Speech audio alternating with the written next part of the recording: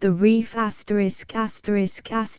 The Reef by Edith Wharton. Contents Book II 234 v6 7 8 Book 2 9 x 11 12 13 14 15 16 Book 3 17 18 19 xxxxixxii Book 4 23 xxiv xxv xxv ixx8 xx Book vxxxxxxx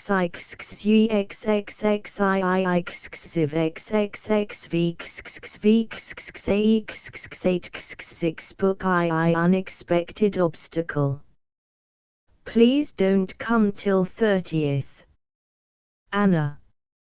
All the way from Charing Cross to Dover the train had hammered the words of the telegram into George Darrow's ears, ringing every change of irony on its commonplace syllables, rattling them out like a discharge of musketry, letting them, one by one, drip slowly and coldly into his brain, or shaking, tossing, transposing them like the dice in some game of the gods of malice. And now, as he emerged from his compartment at the pier, and stood facing the wind-swept platform and the angry sea beyond, they leapt out at him as if from the crest of the waves, stung and blinded him with a fresh fury of derision. Unexpected obstacle. Please don't come till 30th. Anna. She had put him off at the very last moment, and for the second time, put him off with all her sweet reasonableness, and for one of her usual good reasons. He was certain that this reason, like the other, the visit of her husband's uncle's widow, would be good. But it was that very certainty which chilled him. The fact of her dealing so reasonably with their case shed an ironic light on the idea that there had been any exceptional warmth in the greeting she had given him after their 12 years apart. They had found each other again, in London, some 3 months previously, at a dinner at the American Embassy, and when she had caught sight of him her smile had been like a red rose pinned on her widow's mourning. He still felt the throb of surprise with which, among the stereotyped faces of the season's diners, he had come upon her unexpected face, with the dark hair banded above grave eyes in which he had recognized every little curve and shadow as he would have recognized, after half a lifetime, the details of a room he had played in as a child. And as, in the plumed starred crowd, she had stood out for him, slender, secluded and different, so he had felt, the instant their glances met, that he as sharply detached himself for her.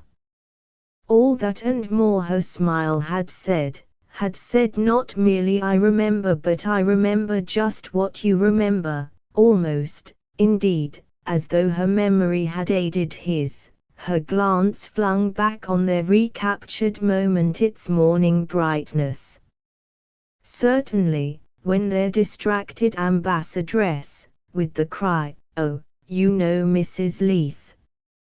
That's perfect, for General Farnham has failed me," had waved them together for the march to the dining room, Darrow had felt a slight pressure of the arm on his, a pressure faintly but unmistakably emphasizing the exclamation, "Isn't it wonderful, in London, in the season, in a mob?" Little enough, on the part of most women, but it was a sign of Mrs. Leith's quality that every movement, every syllable, told with her. Even in the old days, as an intent grave-eyed girl, she had seldom misplaced her light strokes, and Darrow, on meeting her again, had immediately felt how much finer and surer an instrument of expression she had become. Their evening together had been a long confirmation of this feeling. She had talked to him, shyly yet frankly, of what had happened to her during the years when they had so strangely failed to meet. She had told him of her marriage to Fraser Leith, and of her subsequent life in France, where her husband's mother, left a widow in his youth, had been remarried to the Marquise de Chantel, and where, partly in consequence of this second union, the son had permanently settled himself.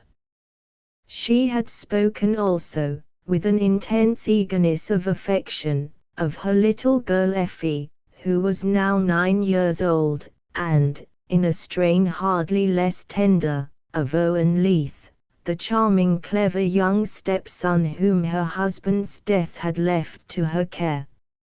A porter, stumbling against Darrow's bags, roused him to the fact that he still obstructed the platform, inert and encumbering as his luggage.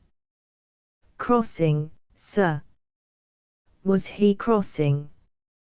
He really didn't know, but for lack of any more compelling impulse he followed the porter to the luggage van, singled out his property, and turned to march behind it down the gangway.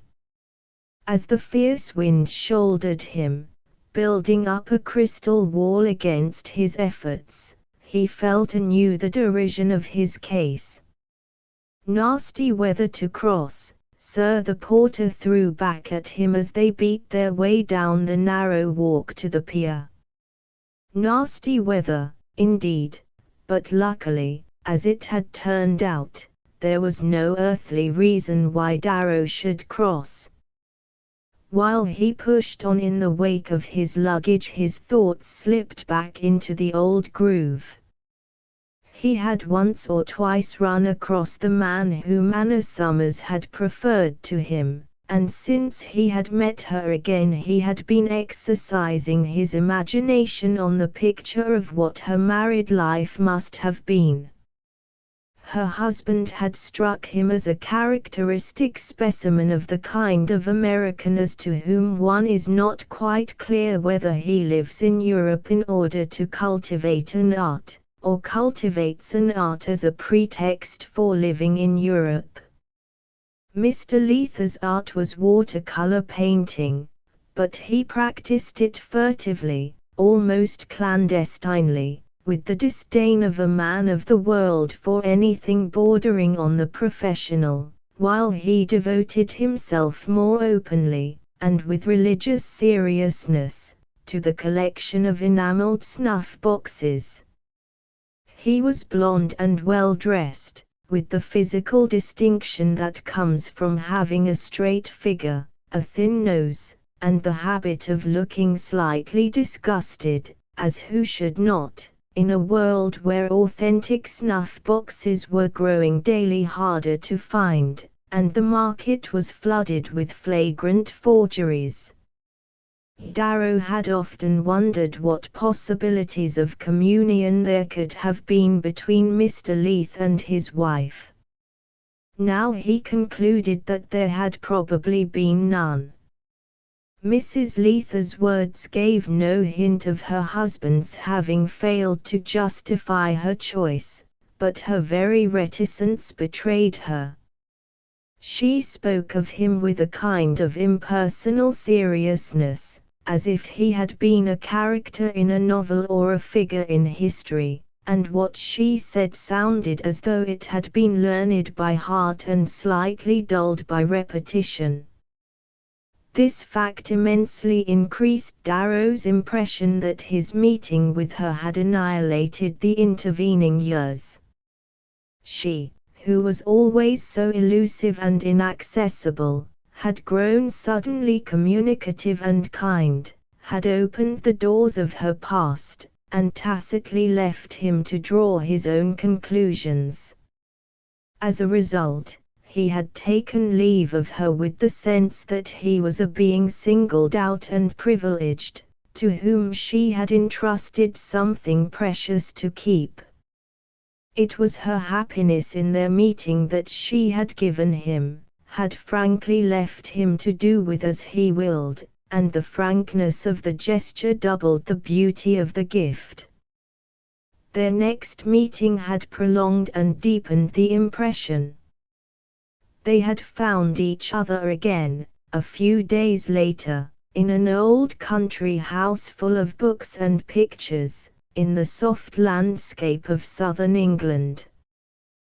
The presence of a large party, with all its aimless and agitated displacements, had served only to isolate the pair and give them, at least to the young man's fancy, a deeper feeling of communion, and their days there had been like some musical prelude, where the instruments, breathing low, seem to hold back the waves of sound that press against them. Mrs. Leith, on this occasion, was no less kind than before, but she contrived to make him understand that what was so inevitably coming was not to come too soon.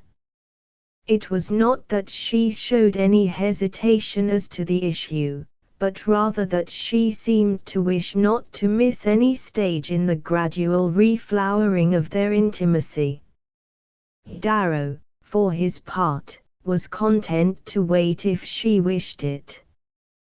He remembered that once, in America, when she was a girl, and he had gone to stay with her family in the country, she had been out when he arrived, and her mother had told him to look for her in the garden. She was not in the garden, but beyond it he had seen her approaching down a long shady path. Without hastening her steps she had smiled and signed to him to wait, and charmed by the lights and shadows that played upon her as she moved, and by the pleasure of watching her slow advance toward him, he had obeyed her and stood still. And so she seemed now to be walking to him down the years, the light and shade of old memories and new hopes playing variously on her, and each step giving him the vision of a different grace. She did not waver or turn aside. He knew she would come straight to where he stood, but something in her eyes said wait, and again he obeyed and waited. On the fourth day an unexpected event threw out his calculations. Summoned to town by the arrival in England of her husband's mother, she left without giving Darrow the chance he had counted on, and he cursed himself for a dilatory blunderer. Still, his disappointment was tempered by the certainty of being with her again before she left for France, and they did in fact see each other in London. There, however, the atmosphere had changed with the conditions. He could not say that she avoided him, or even that she was a shade less glad to see him, but she was beset by family duties and, as he thought, a little too readily resigned to them. The Marquise de Chantal, as Darrow soon perceived, had the same mild formidableness as the late Mr. Leith, a sort of insistent self-effacement before which every one about her gave way. It was perhaps the shadow of this lady's presence, pervasive even during her actual brief eclipses, that subdued and silenced Mrs. Leith. The latter was, moreover, preoccupied about her stepson, who, soon after receiving his degree at Harvard, had been rescued from a stormy love affair, and finally, after some months of troubled drifting, had yielded to his stepmother's counsel and gone up to Oxford for a year of supplementary study.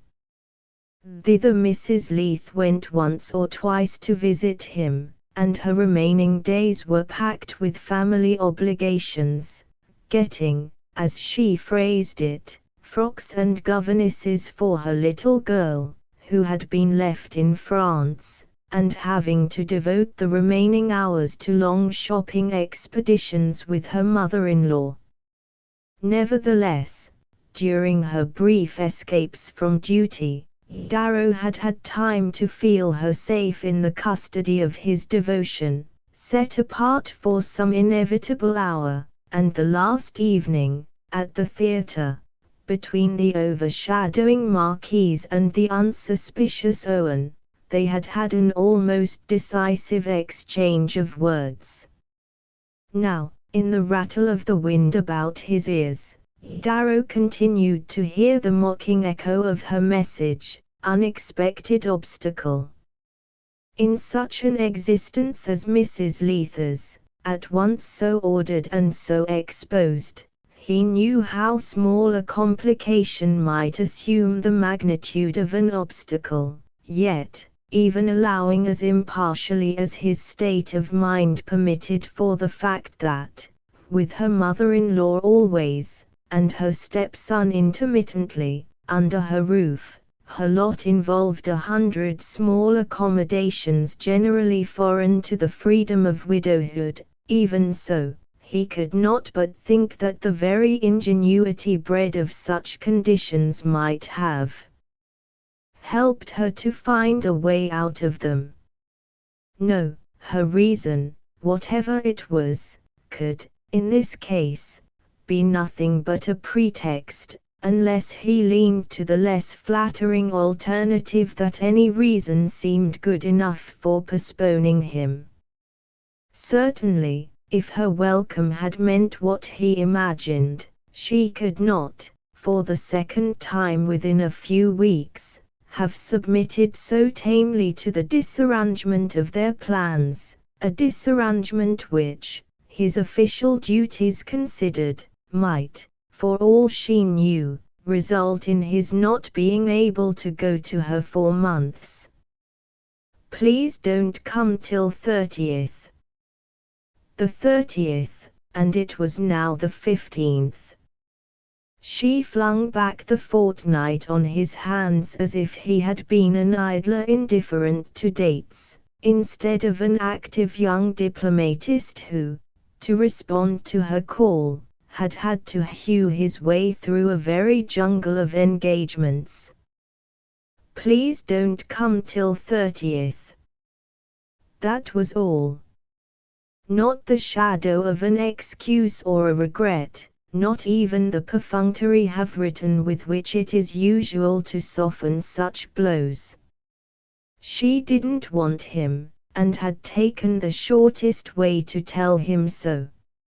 Even in his first moment of exasperation it struck him as characteristic that she should not have padded her postponement with a fib.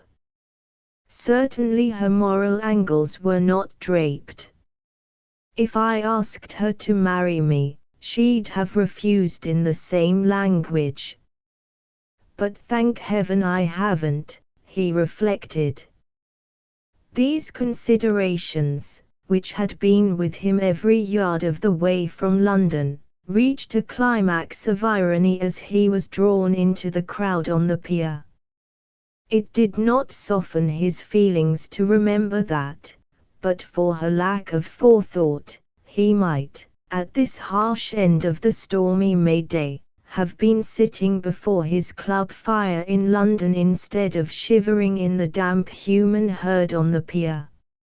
Admitting the sex's traditional right to change, she might at least have advised him of hers by telegraphing directly to his rooms.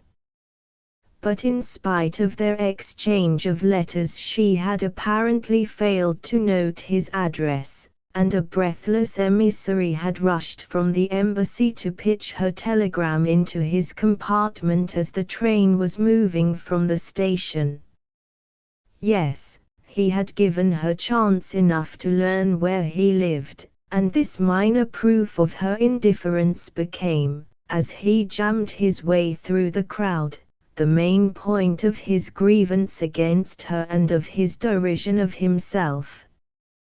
Halfway down the pier, the prod of an umbrella increased his exasperation by rousing him to the fact that it was raining. Instantly the narrow ledge became a battleground of thrusting, slanting, parrying domes. The wind rose with the rain, and the harried wretches exposed to this double assault wreaked on their neighbors the vengeance they could not take on the elements. Darrow, whose healthy enjoyment of life made him in general a good traveler, tolerant of agglutinated humanity, felt himself obscurely outraged by these promiscuous contacts. It was as though all the people about him had taken his measure and known his plight, as though they were contemptuously bumping and shoving him like the inconsiderable thing he had become. "She doesn't want you, doesn't want you, doesn't want you," their umbrellas and their elbows seemed to say. He had rashly vowed, when the telegram was flung into his window, "At any rate I won't turn back," as though it might cause the sender a malicious joy to have him retrace his steps rather than keep on to Paris. Now he perceived the absurdity of the vow, and thanked his stars that he need not plunge, to no purpose, into the fury of waves outside the harbor. With this thought in his mind he turned back to look for his porter, but the contiguity of dripping umbrellas made signaling impossible and, perceiving that he had lost sight of the man, he scrambled up again to the platform. As he reached it, a descending umbrella caught him in the collarbone, and the next moment, bent sideways by the wind, it turned inside out and soared up, kite-wise, at the end of a helpless female arm. Darrow caught the umbrella, lowered its inverted ribs, and looked up at the face it exposed to him. "Wait a minute," he said, "you can't stay here." As he spoke, a surge of the crowd drove the owner of the umbrella abruptly down on him. Darrow steadied her with extended arms, and regaining her footing she cried out, oh dear, it's in ribbons." Her lifted face, fresh and flushed in the driving rain, woke in him a memory of having seen it at a distant time and in a vaguely unsympathetic setting, but it was no moment to follow up such clues, and the face was obviously one to make its way on its own merits. Its possessor had dropped her bag and bundles to clutch at the tattered umbrella. "I bought it only yesterday at the stores, and, yes, it's utterly done for," she lamented. Darrow smiled at the intensity of her distress. It was food for the moralist that, side by side with such catastrophes as his, human nature was still agitating itself over its microscopic woes. "Here's mine if you want it," he shouted back at her through the shouting of the gale. The offer caused the young lady to look at him more intently. "Why, it's Mr. Darrow," she exclaimed, and then, all radiant recognition, "Oh, thank you. We'll share it, if you will." She knew him, then, and he knew her, but how and where had they met? He put aside the problem for subsequent solution, and drawing her into a more sheltered corner, bade her wait till he could find his porter. When, a few minutes later, he came back with his recovered property, and the news that the boat would not leave till the tide had turned, she showed no concern. "Not for 2 hours. How lucky, then I can find my trunk." Ordinarily Darrow would have felt little disposed to involve himself in the adventure of a young female who had lost her trunk, but at the moment he was glad of any pretext for activity. Even should he decide to take the next up train from Dover, he still had a yawning hour to fill, and the obvious remedy was to devote it to the loveliness in distress under his umbrella. "You've lost a trunk.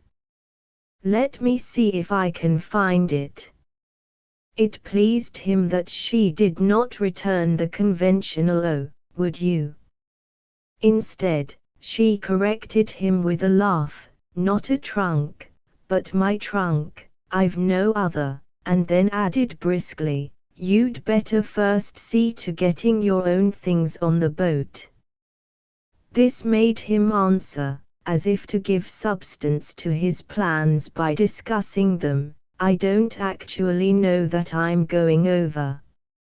"Not going over?" "Well, perhaps not by this boat." Again he felt a stealing indecision. "I may probably have to go back to London.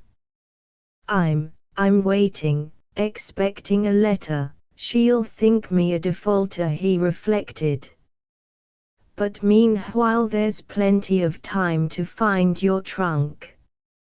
He picked up his companion's bundles, and offered her an arm which enabled her to press her slight person more closely under his umbrella, and as, thus linked, they beat their way back to the platform, pulled together and apart like marionettes on the wires of the wind, he continued to wonder where he could have seen her.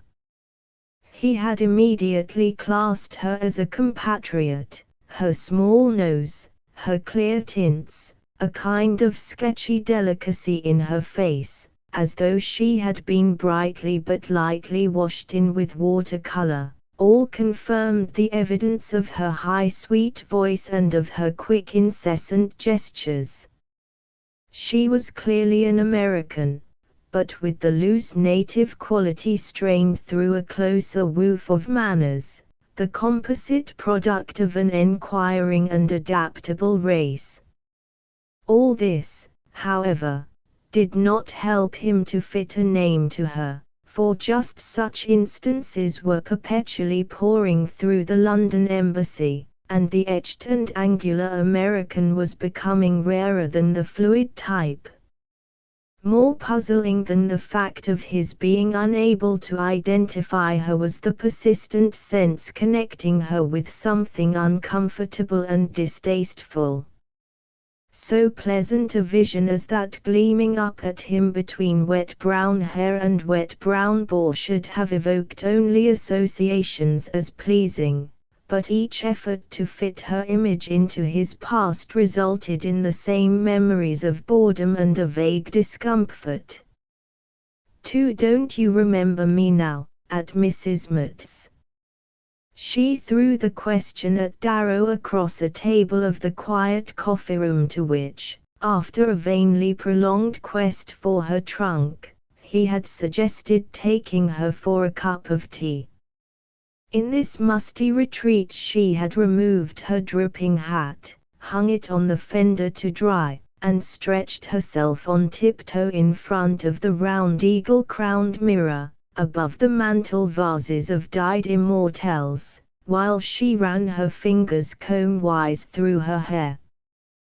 The gesture had acted on Darrow's numb feelings as the glow of the fire acted on his circulation, and when he had asked, "Aren't your feet wet, too?" and, after frank inspection of a stout-shod sole, she had answered cheerfully, "No. Luckily I had on my new boots," he began to feel that human intercourse would still be tolerable if it were always as free from formality. The removal of his companion's hat, besides provoking this reflection, gave him his first full sight of her face, and this was so favorable that the name she now pronounced fell on him with a quite disproportionate shock of dismay. Oh, Mrs. Mutz, was it there? He remembered her now, of course, remembered her as one of the shadowy sidling presences in the background of that awful house in Chelsea, one of the dumb appendages of the shrieking unescapable Mrs. Mutt, into whose talons he had fallen in the course of his headlong pursuit of Lady Ulrica Crispin. Oh, the taste of stale follies! How insipid it was, yet how it clung. I used to pass you on the stairs, she reminded him. Yes, he had seen her slip by, he recalled it now, as he dashed up to the drawing-room in quest of Lady Ulrica. The thought made him steal a longer look. How could such a face have been merged in the Mutt mob? Its fugitive slanting lines, that lent themselves to all manner of tender tilts and foreshortenings, had the freakish grace of some young head of the Italian comedy. The hair stood up from her forehead in a boyish elf lock, and its color matched her auburn eyes flecked with black, and the little brown spot on her cheek, between the ear that was meant to have a rose behind it and the chin that should have rested on a ruff.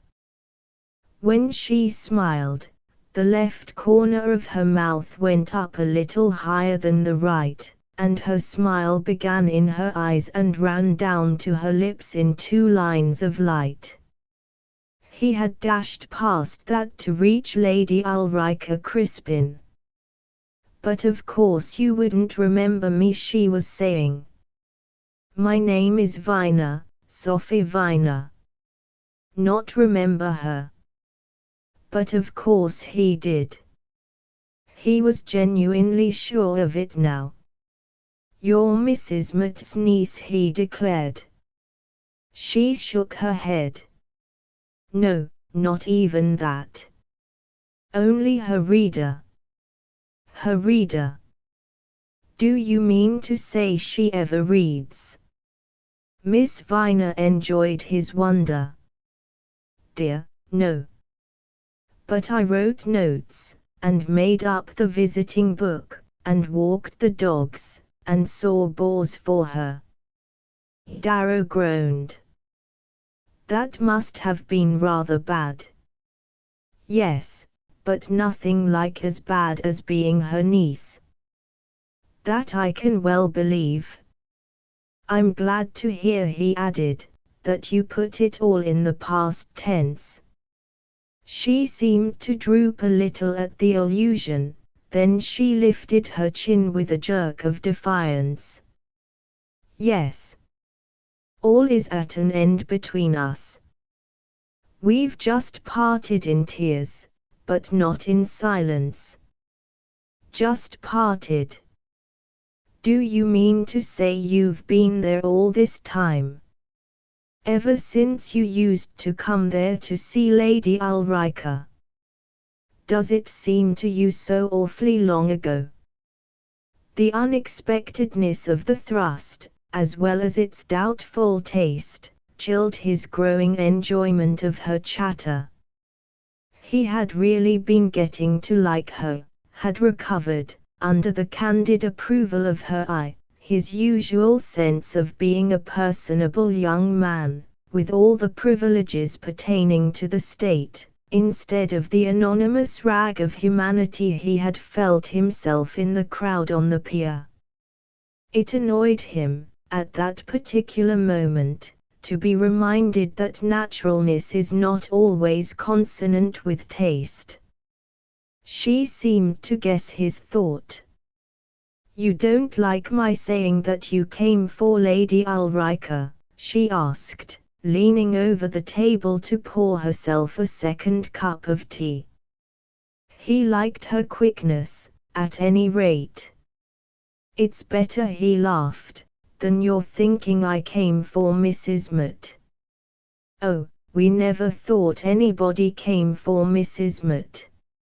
It was always for something else, the music, or the cook, when there was a good one, or the other people, generally one of the other people. I see.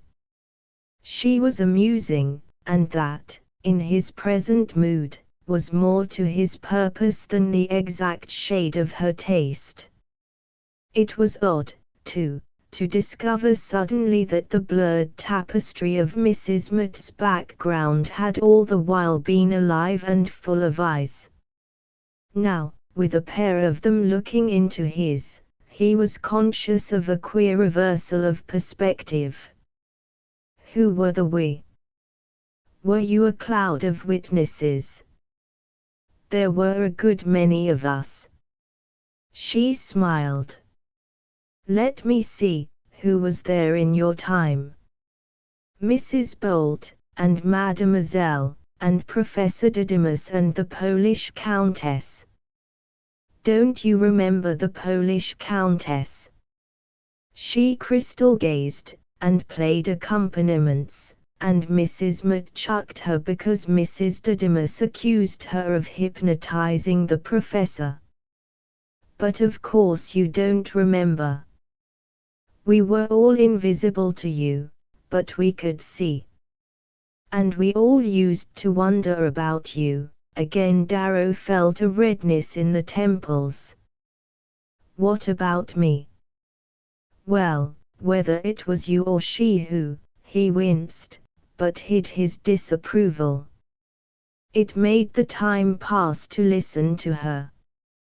And what, if one may ask, was your conclusion? Well, Mrs. Bolt and Mademoiselle and the Countess naturally thought it was she, but Professor Didymus and Jimmy Brans, especially Jimmy, just a moment, who on earth is Jimmy Brans? She exclaimed in wonder. You were absorbed, not to remember Jimmy Brans. He must have been right about you, after all. She let her amused scrutiny dwell on him. But how could you? She was false from head to foot. False. In spite of time and satiety, the male instinct of ownership rose up and repudiated the charge. Miss Viner caught his look and laughed. Oh, I only meant externally. You see, she often used to come to my room after tennis, or to touch up in the evenings, when they were going on, and I assure you she took a part like a puzzle. In fact, I used to say to Jimmy, just to make him wild, I'll bet you anything you like there's nothing wrong, because I know she'd never dare you. She broke the word in two, and her quick blush made her face like a shallow petaled rose shading to the deeper pink of the center. The situation was saved, for Darrow, by an abrupt rush of memories, and he gave way to a mirth which she as frankly echoed. Of course, she gasped through her laughter, I only said it to tease Jimmy. Her amusement obscurely annoyed him. Oh, you're all alike, he exclaimed, moved by an unaccountable sense of disappointment. She caught him up in a flash. She didn't miss things. You say that because you think I'm spiteful and envious. Yes, I was envious of Lady Ulrica. Oh, not on account of you or Jimmy Brans. Simply because she had almost all the things I've always wanted, clothes and fun and motors, and admiration and yachting and Paris. Why, Paris alone would be enough. And how do you suppose a girl can see that sort of thing about her day after day, and never wonder why some women, who don't seem to have any more right to it, have it all tumbled into their laps, while others are writing dinner invitations, and straightening out accounts, and copying visiting lists, and finishing golf stockings, and matching ribbons, and seeing that the dogs get their sulphur. One looks in one's glass, after all. She launched the closing words at him on a cry that lifted them above the petulance of vanity, but his sense of her words was lost in the surprise of her face. Under the flying clouds of her excitement, it was no longer a shallow flower cup but a darkening gleaming mirror that might give back strange depths of feeling. The girl had stuff in her, he saw it, and she seemed to catch the perception in his eyes. "That's the kind of education I got at Mrs. Mott's, and I never had any other," she said with a shrug. "Good Lord, were you there so long?" "5 years. I stuck it out longer than any of the others." She spoke as though it were something to be proud of. "Well, thank God you're out of it now." Again a just perceptible shadow crossed her face. "Yes, I'm out of it now fast enough." "And what, if I may ask, are you doing next?" She brooded a moment behind drooped lids, then, with a touch of hauteur, "I'm going to Paris, to study for the stage." "The stage?" Darrow stared at her, dismayed. All his confused contradictory impressions assumed a new aspect at this announcement, and to hide his surprise he added lightly, "Ah, then you will have Paris, after all." "Hardly Lady Ulrica's Paris. It's not likely to be roses, roses all the way." "It's not, indeed." Real compassion prompted him to continue, "Have you any influence you can count on?" She gave a somewhat flippant little laugh. "None but my own. I've never had any other to count on." He passed over the obvious reply. "But have you any idea how the profession is overcrowded?" "I know I'm trite, I've a very clear idea. But I couldn't go on as I was." "Of course not. But since, as you say, you'd stuck it out longer than any of the others, couldn't you at least have held on till you were sure of some kind of an opening?" She made no reply for a moment, then she turned a listless glance to the rain-beaten window. "Oughtn't we be starting?" she asked, with a lofty assumption of indifference that might have been Lady Ulrica's. Darrow, surprised by the change, but accepting her rebuff as a phase of what he guessed to be a confused and tormented mood, rose from his seat and lifted her jacket from the chair back on which she had hung it to dry. As he held it toward her, she looked up at him quickly. "The truth is, we quarreled," she broke out, "and I left last night without my dinner, and without my salary." "Ah," he groaned, with a sharp perception of all the sordid dangers that might attend such a break with Mrs. Mott. "And without a character," she added, as she slipped her arms into the jacket. "And without a trunk, as it appears. But didn't you say that, before going, there'd be time for another look at the station?" There was time for another look at the station, but the look again resulted in disappointment, since her trunk was nowhere to be found in the huge heap disgorged by the newly arrived London express.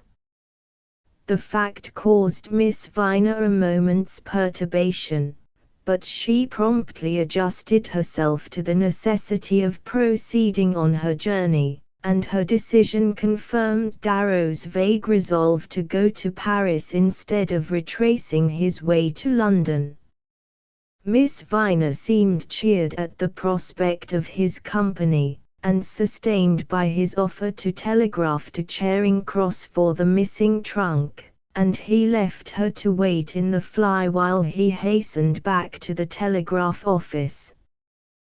The enquiry dispatched, he was turning away from the desk when another thought struck him, and he went back and indited a message to his servant in London. If any letters with French postmark received since departure, forward immediately to Terminus Hotel Galerie du Nord, Paris. Then he rejoined Miss Viner, and they drove off through the rain to the pier. Almost as soon as the train left Calais, her head had dropped back into the corner, and she had fallen asleep. Sitting opposite, in the compartment from which he had contrived to have other travellers excluded, Darrow looked at her curiously. He had never seen a face that changed so quickly. A moment since it had danced like a field of daisies in a summer breeze. Now, under the pallid oscillating light of the lamp overhead, it wore the hard stamp of experience, as of a soft thing chilled into shape before its curves had rounded, and it moved him to see that care already stole upon her when she slept. The story she had imparted to him in the wheezing, shaking cabin, and at the Calais buffet, where he had insisted on offering her the dinner she had missed at Mrs. Mott's, had given a distincter outline to her figure. From the moment of entering the New York boarding school, to which a preoccupied guardian had hastily consigned her after the death of her parents, she had found herself alone in a busy and indifferent world. Her youthful history might, in fact, have been summed up in the statement that everybody had been too busy to look after her. Her guardian, a drudge in a big banking house, was absorbed by the office; the guardian's wife, by her health and her religion; and an elder sister, Laura, married, unmarried, remarried, and pursuing, through all these alternating phases, some vaguely artistic ideal on which the guardian and his wife looked askance, had, as Darrow conjectured, taken their disapproval as a pretext for not troubling herself about poor Sophie, to whom, perhaps for this reason, she had remained the incarnation of remote romantic possibilities.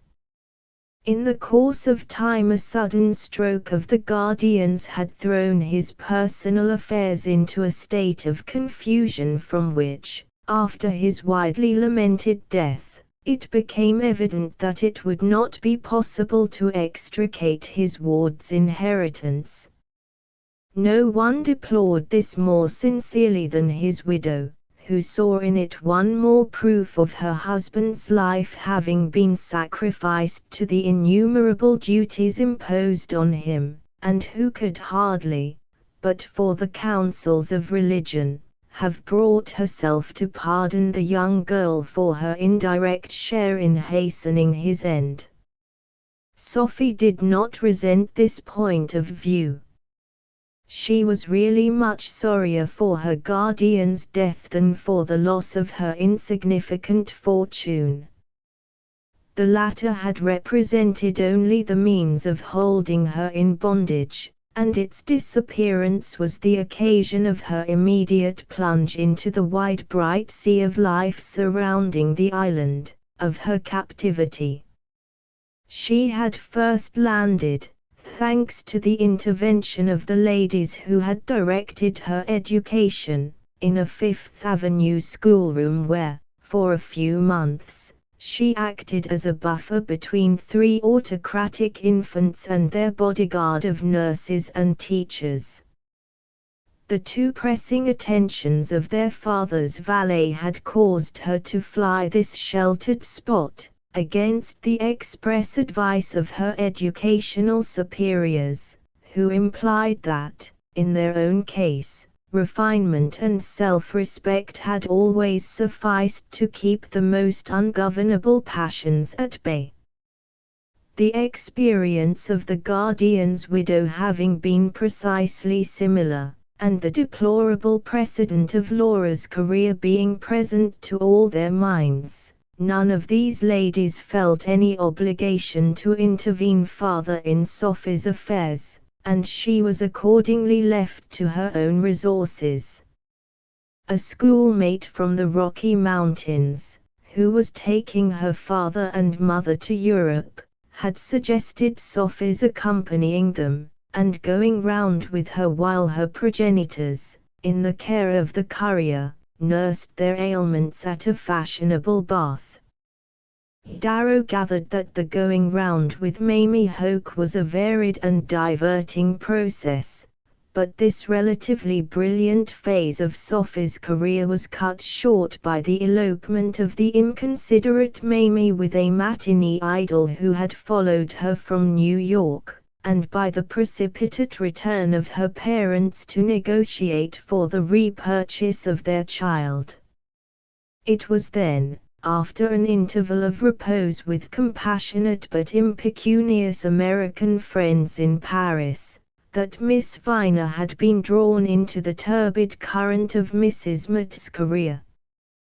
The impecunious compatriots had found Mrs. Mott for her, and it was partly on their account, because they were such dears, and so unconscious, poor confiding things, of what they were letting her in for, that Sophie had stuck it out so long in the dreadful house in Chelsea.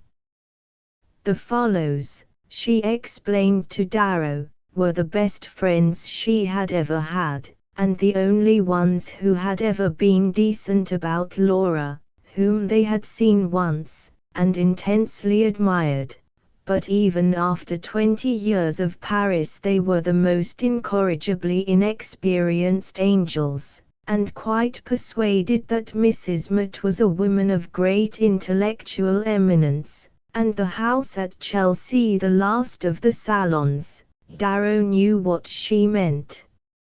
And she hadn't liked to undeceive them, knowing that to do so would be virtually to throw herself back on their hands, and feeling, moreover, after her previous experiences, the urgent need of gaining, at any cost, a name for stability, besides which, she threw it off with a slight laugh, no other chance, in all these years, had happened to come to her. She had brushed in this outline of her career with light rapid strokes, and in a tone of fatalism oddly untinged by bitterness. Darrow perceived that she classified people according to their greater or less luck in life, but she appeared to harbor no resentment against the undefined power which dispensed the gift in such unequal measure. Things came one's way or they didn't, and meanwhile one could only look on, and make the most of small compensations, such as watching the show at Mrs. Mott's, and talking over the Lady Ulricas and other footlight figures. And at any moment, of course, a turn of the kaleidoscope might suddenly toss a bright spangle into the grey pattern of one's days. This light-hearted philosophy was not without charm to a young man accustomed to more traditional views. George Darrow had had a fairly varied experience of feminine types, but the women he had frequented had either been pronouncedly ladies or they had not. Grateful to both for ministering to the more complex masculine nature, and disposed to assume that they had been evolved, if not designed, to that end, he had instinctively kept the two groups apart in his mind, avoiding that intermediate society which attempts to conciliate both theories of life. Bohemianism seemed to him a cheaper convention than the other two, and he liked, above all, people who went as far as they could in their own line, liked his ladies and their rivals to be equally unashamed of showing for exactly what they were. He had not indeed, the fact of Lady Ulrica was there to remind him, been without his experience of a third type, but that experience had left him with a contemptuous distaste for the woman who uses the privileges of one class to shelter the customs of another. As to young girls, he had never thought much about them since his early love for the girl who had become Mrs. Leith. That episode seemed, as he looked back on it, to bear no more relation to reality than a pale decorative design to the confused richness of a summer landscape. He no longer understood the violent impulses and dreamy pauses of his own young heart, or the inscrutable abandonments and reluctances of hers.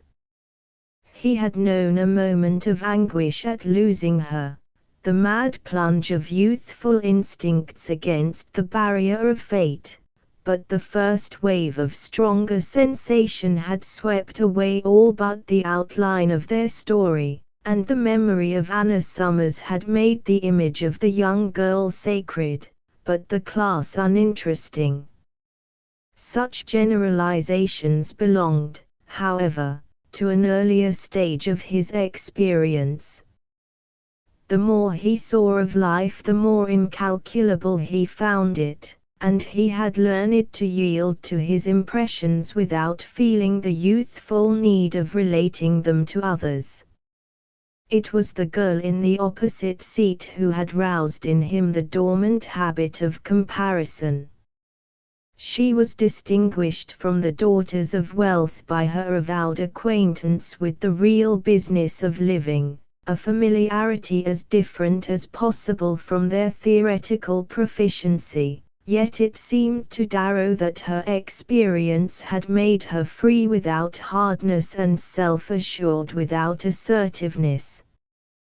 The rush into Amiens, and the flash of the station lights into their compartment, broke Miss Viner's sleep, and without changing her position she lifted her lids and looked at Darrow. There was neither surprise nor bewilderment in the look. She seemed instantly conscious, not so much of where she was, as of the fact that she was with him, and that fact seemed enough to reassure her. She did not even turn her head to look out, her eyes continued to rest on him with a vague smile which appeared to light her face from within, while her lips kept their sleepy droop. Shouts and the hurried tread of travellers came to them through the confusing cross-lights of the platform. A head appeared at the window, and Darrow threw himself forward to defend their solitude, but the intruder was only a train hand going his round of inspection. He passed on, and the lights and cries of the station dropped away, merged in a wider haze and a hollower resonance, as the train gathered itself up with a long shake and rolled out again into the darkness. Miss Viner's head sank back against the cushion, pushing out a dusky wave of hair above her forehead. The swaying of the train loosened a lock over her ear, and she shook it back with a movement like a boy's, while her gaze still rested on her companion. "You're not too tired?" She shook her head with a smile. "We shall be in before midnight. We're very nearly on time." He verified the statement by holding up his watch to the lamp. She nodded dreamily. "It's all right. I telegraphed Mrs. Farlow that they mustn't think of coming to the station, but they'll have told the concierge to look out for me. You'll let me drive you there?" She nodded again, and her eyes closed. It was very pleasant to Darrow that she made no effort to talk or to dissemble her sleepiness. He sat watching her till the upper lashes met and mingled with the lower, and their blent shadow lay on her cheek. Then he stood up and drew the curtain over the lamp, drowning the compartment in a bluish twilight. As he sank back into his seat he thought how differently Anna Summers, or even Anna Leith, would have behaved. She would not have talked too much, she would not have been either restless or embarrassed, but her adaptability, her appropriateness, would not have been nature but tact. The oddness of the situation would have made sleep impossible, or, if weariness had overcome her for a moment, she would have waked with a start, wondering where she was, and how she had come there, and if her hair were tidy, and nothing short of hairpins and a glass would have restored her self-possession. The reflection set him wondering whether the sheltered girl's bringing up might not unfit her for all subsequent contact with life. How much nearer to it had Mrs. Leith been brought by marriage and motherhood, and the passage of 14 years. What were all her reticences and evasions but the result of the deadening process of forming a lady? The freshness he had marveled at was like the unnatural whiteness of flowers forced in the dark. As he looked back at their few days together he saw that their intercourse had been marked, on her part, by the same hesitations and reserves which had chilled their earlier intimacy. Once more they had had their hour together and she had wasted it. As in her girlhood, her eyes had made promises which her lips were afraid to keep. She was still afraid of life, of its ruthlessness, its danger and mystery. She was still the petted little girl who cannot be left alone in the dark. His memory flew back to their youthful story, and long-forgotten details took shape before him. How frail and faint the picture was! They seemed, he and she, like the ghostly lovers of the Grecian urn, forever pursuing without ever clasping each other. To this day he did not quite know what had parted them. The break had been as fortuitous as the fluttering apart of two seed vessels on a wave of summer air. The very slightness, vagueness, of the memory gave it an added poignancy. He felt the mystic pang of the parent for a child which has just breathed and died. Why had it happened thus, when the least shifting of influences might have made it all so different? If she had been given to him then he would have put warmth in her veins and light in her eyes, would have made her a woman through and through. Musing thus, he had the sense of waste that is the bitterest harvest of experience.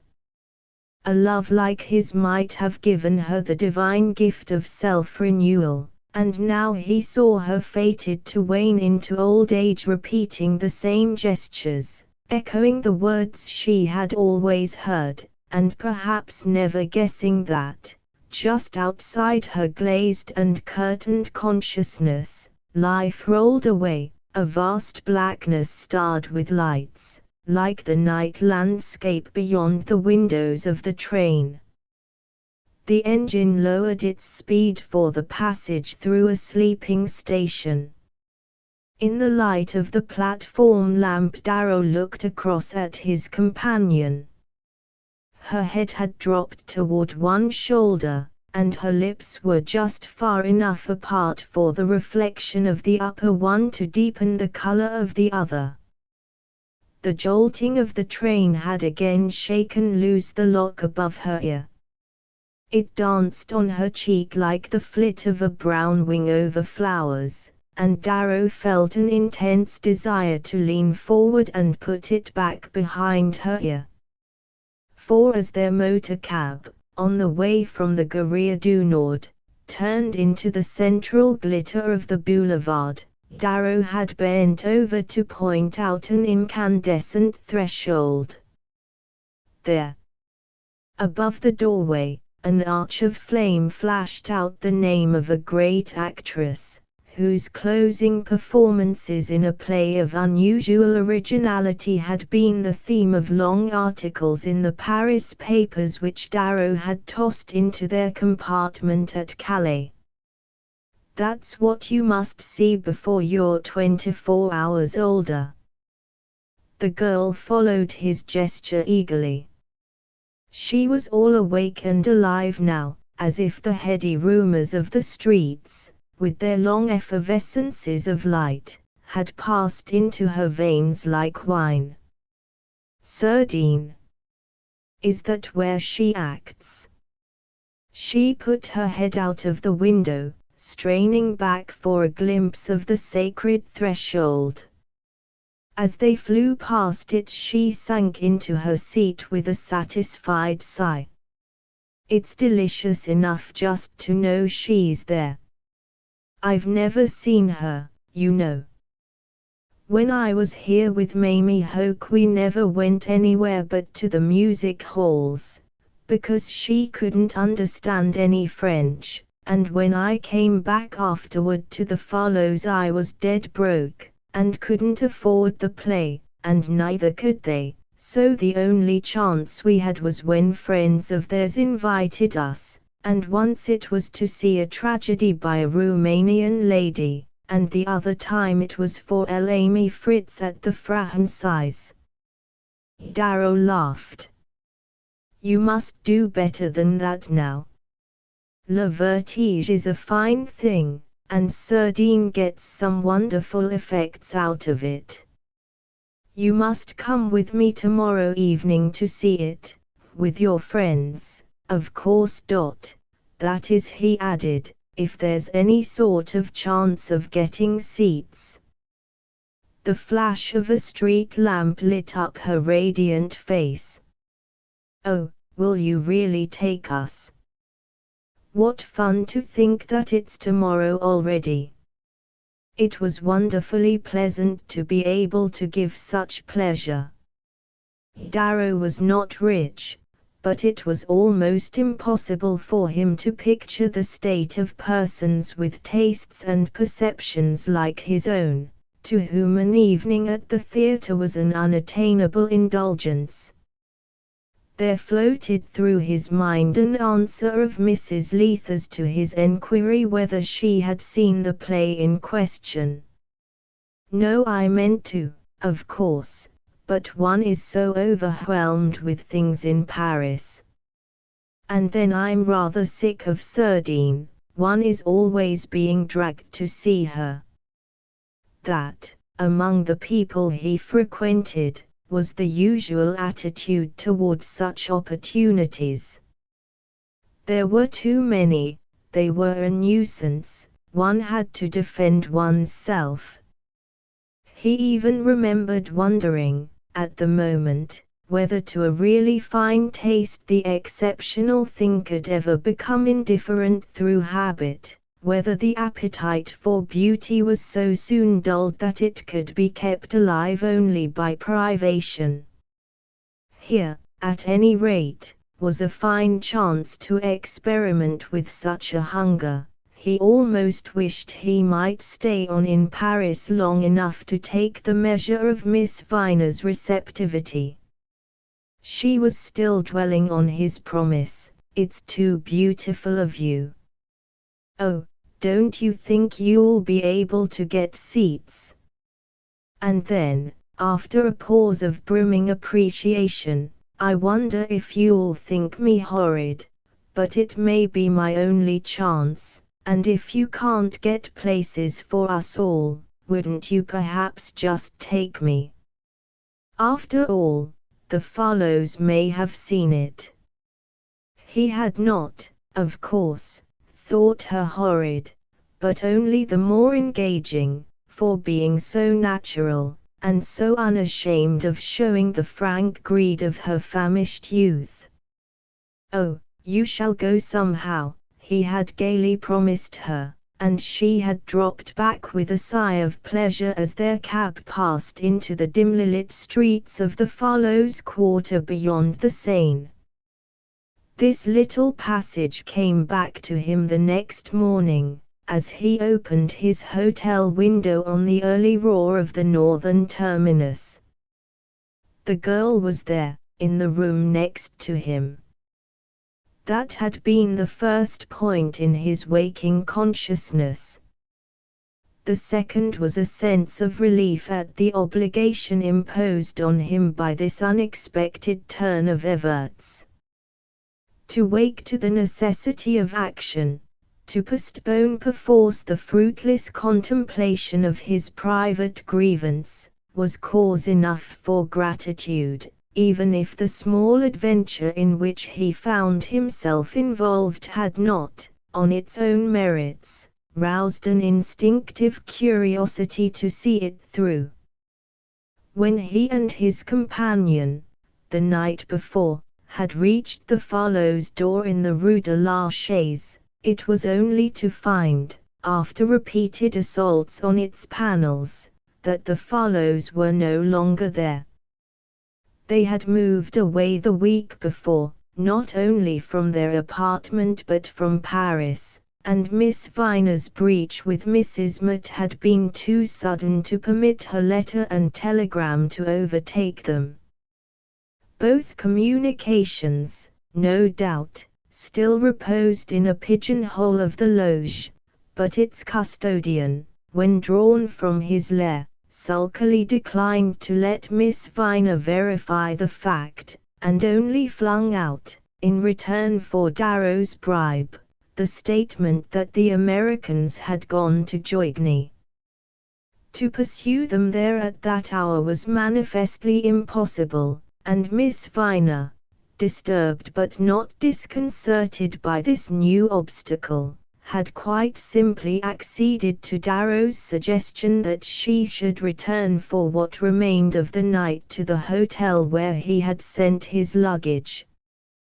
The drive back through the dark hush before dawn, with the nocturnal blaze of the boulevard fading around them like the false lights of a magician's palace, had so played on her impressionability that she seemed to give no farther thought to her own predicament.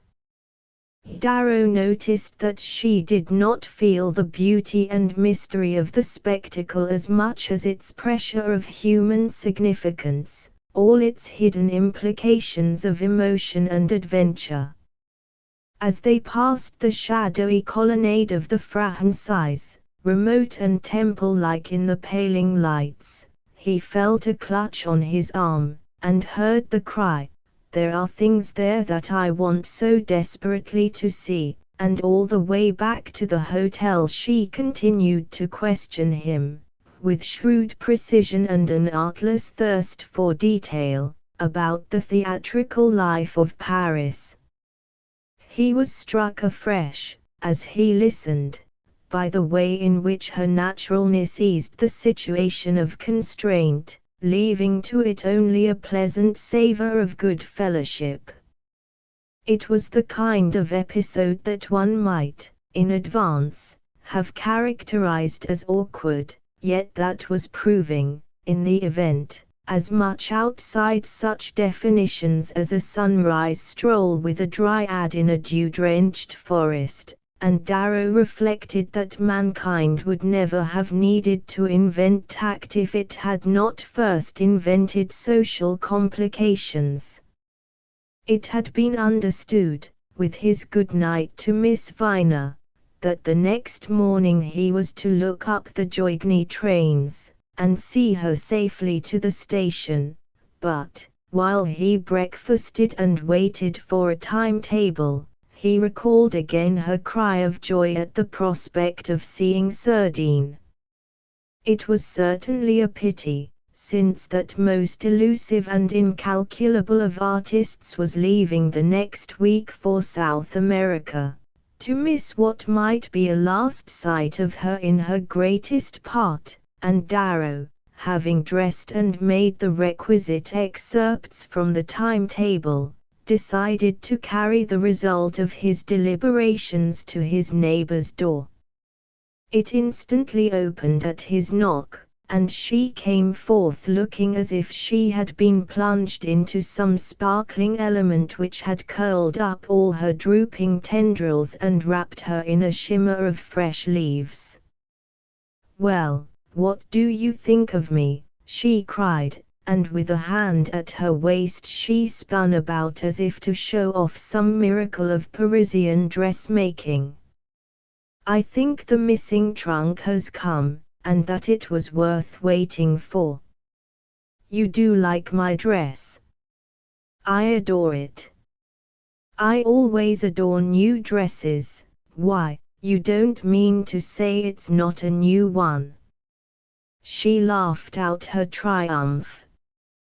"No, no, no. My trunk hasn't come, and this is only my old rag of yesterday, but I never knew the trick to fail." And, as he stared, "You see," she joyously explained, "I've always had to dress in all kinds of dreary leftovers, and sometimes, when everybody else was smart and new, it used to make me awfully miserable.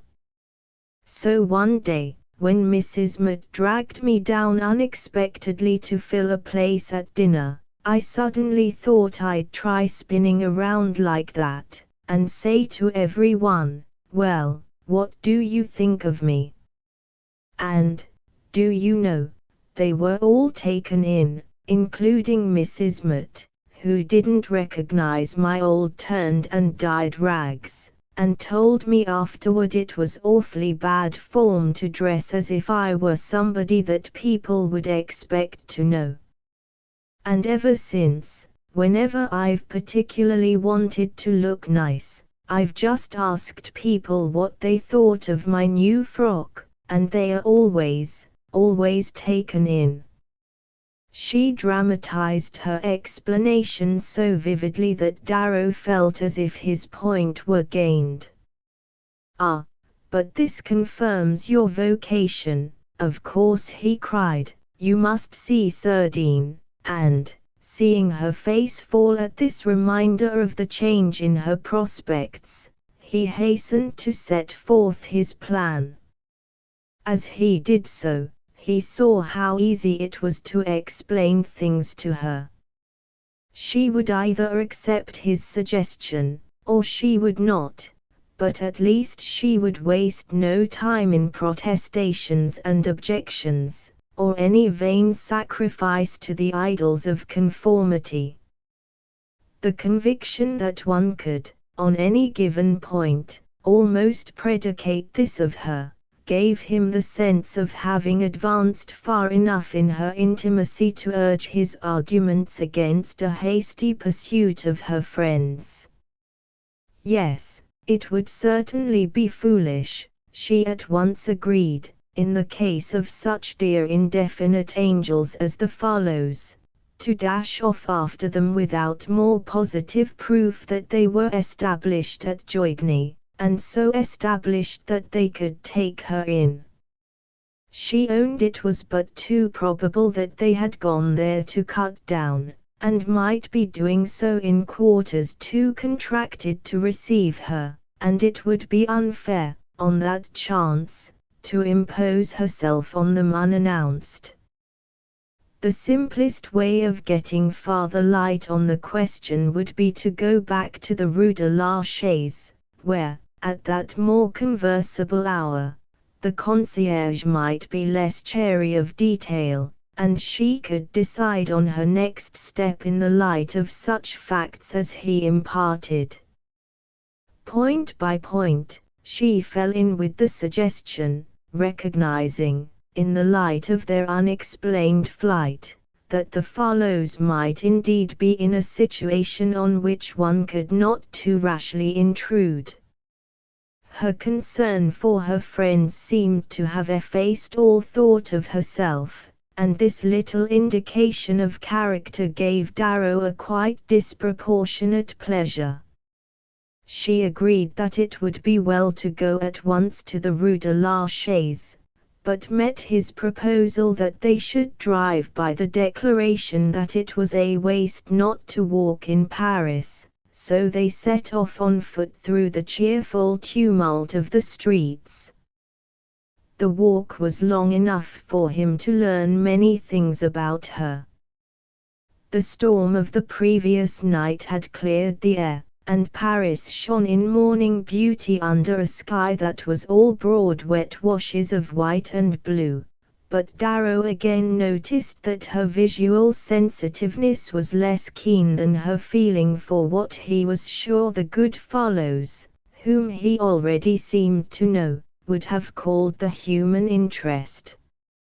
She seemed hardly conscious of sensations of form and color, or of any imaginative suggestion, and the spectacle before them, always, in its scenic splendor, so moving to her companion, broke up, under her scrutiny, into 1,000 minor points: the things in the shops, the types of character and manner of occupation shown in the passing faces, the street signs, the names of the hotels they passed, the motley brightness of the flower carts, the identity of the churches and public buildings that caught her eye.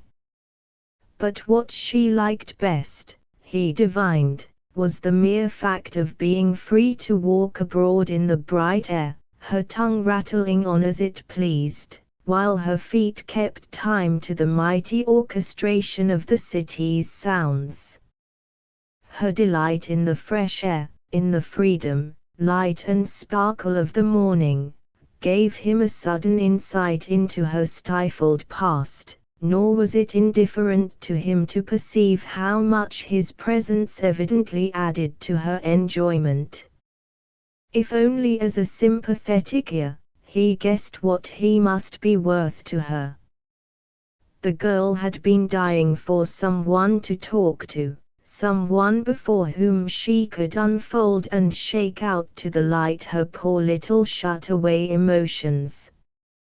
Years of repression were revealed in her sudden burst of confidence, and the pity she inspired made Darrow long to fill her few free hours to the brim. She had the gift of rapid definition, and his questions as to the life she had led with the fellows, during the interregnum between the Hoke and Materas, called up before him a queer little corner of Parisian existence. The fellows themselves, he a painter, she a magazine writer, rose before him in all their incorruptible simplicity, an elderly New England couple, with vague yearnings for enfranchisement, who lived in Paris as if it were a Massachusetts suburb, and dwelt hopefully on the higher side of the Gallic nature. With equal vividness she set before him the component figures of the circle from which Mrs. Farlow drew the inner glimpses of French life appearing over her name in a leading New England journal, the Romanian lady who had sent them tickets for her tragedy, an elderly French gentleman who, on the strength of a week's stay at Folkestone, translated English fiction for the provincial press, a lady from Wichita, Kansas, who advocated free love and the abolition of the corset, a clergyman's widow from Torquay who had written an English lady's guide to foreign galleries, and a Russian sculptor who lived on nuts and was almost certainly an anarchist. It was this nucleus, and its outer ring of musical, architectural and other American students, which posed successively to Mrs. Farlow's versatile fancy as a center of university life, a salon of the Faubourg Saint-Germain, a group of Parisian intellectuals or a cross-section of Montmartre, but even her faculty for extracting from it the most varied literary effects had not sufficed to create a permanent demand for the inner glimpses, and there were days when, Mr. Follow's landscapes being equally unmarketable, a temporary withdrawal to the country, subsequently utilized as peeps into chateau life, became necessary to the courageous couple. 5 years of Mrs. Mott's world, while increasing Sophie's tenderness for the Follows, had left her with few illusions as to their power of advancing her fortunes, and she did not conceal from Darrow that her theatrical projects were of the vaguest. They hung mainly on the problematical goodwill of an ancient comedienne, with whom Mrs. Follow had a slight acquaintance, extensively utilized in stars of the French footlights and behind the scenes at the Franchise, and who had once, with signs of approval, heard Miss Viner recite the Nuit de Mai. "But of course I know how much that's worth," the girl broke off, with one of her flashes of shrewdness. "And besides, it isn't likely that a poor old fossil like Mme. Doll could get anybody to listen to her now, even if she really thought I had talent. But she might introduce me to people, or at least give me a few tips. If I could manage to earn enough to pay for lessons, I'd go straight to some of the big people and work with them. I'm rather hoping the Follows may find me a chance of that kind, an engagement with some American family in Paris who would want to be gone round with like the Hoax, and who'd leave me time enough to study." In the Rue de la Chaise they learned little except the exact address of the Follows, and the fact that they had sublet their flat before leaving. This information obtained, Darrow proposed to Miss Viner that they should stroll along the quays to a little restaurant looking out on the Seine, and there, over the Plat du Gers, consider the next step to be taken. The long walk had given her cheeks a glow indicative of wholesome hunger, and she made no difficulty about satisfying it in Darrow's company. Regaining the river they walked on in the direction of Notre Dame, delayed now and again by the young man's irresistible tendency to linger over the bookstalls, and by his ever-fresh response to the shifting beauties of the scene. For 2 years his eyes had been subdued to the atmospheric effects of London, to the mysterious fusion of darkly piled city and low-lying bituminous sky, and the transparency of the French air, which left the green gardens and silvery stones so classically clear yet so softly harmonized, struck him as having a kind of conscious intelligence. Every line of the architecture, every arch of the bridges, the very sweep of the strong bright river between them, while contributing to this effect, sent forth each a separate appeal to some sensitive memory, so that, for Darrow, a walk through the Paris streets was always like the unrolling of a vast tapestry from which countless stored fragrances were shaken out. It was a proof of the richness and multiplicity of the spectacle that it served, without incongruity, for so different a purpose as the background of Miss Viner's enjoyment. As a mere drop scene for her personal adventure, it was just as much in its place as in the evocation of great perspectives of feeling. For her, as he again perceived when they were seated at their table in a low window above the Seine, Paris was Paris by virtue of all its entertaining details, its endless ingenuities of pleasantness. Where else, for instance, could one find the dear little dishes of hors d'oeuvre, the symmetrically laid anchovies and radishes, the thin golden shells of butter, or the wood strawberries and brown jars of cream that gave to their repast the last refinement of rusticity?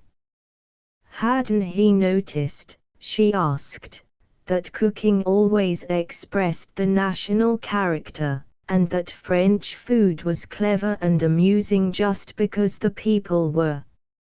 And in private houses, everywhere, how the dishes always resembled the talk, how the very same platitudes seemed to go into people's mouths and come out of them. Couldn't he see just what kind of menu it would make, if a fairy waved a wand and suddenly turned the conversation at a London dinner into joints and puddings? She always thought it a good sign when people liked Irish stew. It meant that they enjoyed changes and surprises, and taking life as it came, and such a beautiful Parisian version of the dish as the Navarin that was just being set before them was like the very best kind of talk, the kind when one could never tell beforehand just what was going to be said. Darrow, as he watched her enjoyment of their innocent feast, wondered if her vividness and vivacity were signs of her calling. She was the kind of girl in whom certain people would instantly have recognized the histrionic gift. But experience had led him to think that, except at the creative moment, the divine flame burns low in its possessors. The one or two really intelligent actresses he had known had struck him, in conversation, as either bovine or primitively jolly. He had a notion that, save in the mind of genius, the creative process absorbs too much of the whole stuff of being to leave much surplus for personal expression, and the girl before him, with her changing face and flexible fancies, seemed destined to work in life itself rather than in any of its counterfeits. The coffee and liqueurs were already on the table when her mind suddenly sprang back to the Farlows. She jumped up with one of her subversive movements and declared that she must telegraph at once. Darrow called for writing materials and room was made at her elbow for the parched ink bottle and saturated blotter of the Parisian restaurant, but the mere sight of these jaded implements seemed to paralyze Miss Viner's faculties. She hung over the telegraph form with anxiously drawn brow, the tip of the pen handle pressed against her lip, and at length she raised her troubled eyes to Darrow's. "I simply can't think how to say it." "What, that you're staying over to see Sardine?" "But am I, really?" The joy of it flamed over her face. Darrow looked at his watch. "You could hardly get an answer to your telegram in time to take a train to Joigny this afternoon, even if you found your friends could have you." She mused for a moment, tapping her lip with the pen. "But I must let them know I'm here. I must find out as soon as possible if they can have me." She laid the pen down despairingly. "I never could write a telegram," she sighed. "Try a letter, then, and tell them you'll arrive tomorrow." This suggestion produced immediate relief, and she gave an energetic dab at the ink bottle, but after another interval of uncertain scratching she paused again. "Oh, it's fearful. I don't know what on earth to say. I wouldn't for the world have them know how beastly Mrs. Mott's been." Darrow did not think it necessary to answer. It was no business of his, after all. He lit a cigar and leaned back in his seat, letting his eyes take their fill of indolent pleasure. In the throes of invention she had pushed back her hat, loosening the stray lock which had invited his touch the night before. After looking at it for a while he stood up and wandered to the window. Behind him he heard her pen scrape on. "I don't want to worry them, I'm so certain they've got bothers of their own." The faltering scratches ceased again. "I wish I weren't such an idiot about writing, all the words get frightened and scurry away when I try to catch them." He glanced back at her with a smile as she bent above her task like a schoolgirl struggling with a composition. Her flushed cheek and frowning brow showed that her difficulty was genuine and not an artless device to draw him to her side. She was really powerless to put her thoughts in writing, and the inability seemed characteristic of her quick impressionable mind, and of the incessant come and go of her sensations. He thought of Annalisa's letters, or rather of the few he had received, years ago, from the girl who had been Anna Summers. He saw the slender firm strokes of the pen, recalled the clear structure of the phrases, and, by an abrupt association of ideas, remembered that, at that very hour, just such a document might be awaiting him at the hotel. What if it were there, indeed, and had brought him a complete explanation of her telegram? The revulsion of feeling produced by this thought made him look at the girl with sudden impatience. She struck him as positively stupid, and he wondered how he could have wasted half his day with her, when all the while Mrs. Letha's letter might be lying on his table. At that moment, if he could have chosen, he would have left his companion on the spot, but he had her on his hands, and must accept the consequences. Some odd intuition seemed to make her conscious of his change of mood, for she sprang from her seat, crumpling the letter in her hand. "I'm too stupid, but I won't keep you any longer. I'll go back to the hotel and write there." Her color deepened, and for the first time, as their eyes met, he noticed a faint embarrassment in hers. Could it be that his nearness was, after all, the cause of her confusion?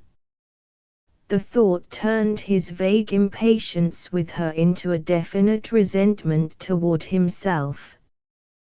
There was really no excuse for his having blundered into such an adventure. Why had he not shipped the girl off to Joigny by the evening train, instead of urging her to delay, and using Sardine as a pretext? Paris was full of people he knew, and his annoyance was increased by the thought that some friend of Mrs. Letha's might see him at the play, and report his presence there with a suspiciously good-looking companion.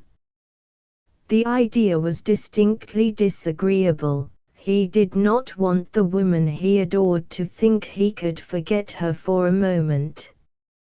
And by this time he had fully persuaded himself that a letter from her was awaiting him, and had even gone so far as to imagine that its contents might annul the writer's telegraphed injunction, and call him to her side at once. At the porter's desk a brief pas de lettres fell destructively on the fabric of these hopes. Mrs. Leith had not written, she had not taken the trouble to explain her telegram. Darrow turned away with a sharp pang of humiliation. Her frugal silence mocked his prodigality of hopes and fears. He had put his question to the porter once before, on returning to the hotel after luncheon, and now, coming back again in the late afternoon, he was met by the same denial. The second post was in, and had brought him nothing.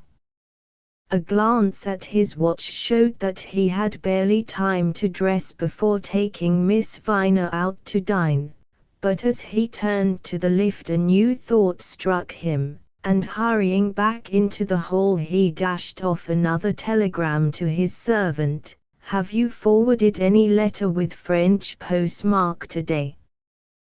Telegraph answer terminus."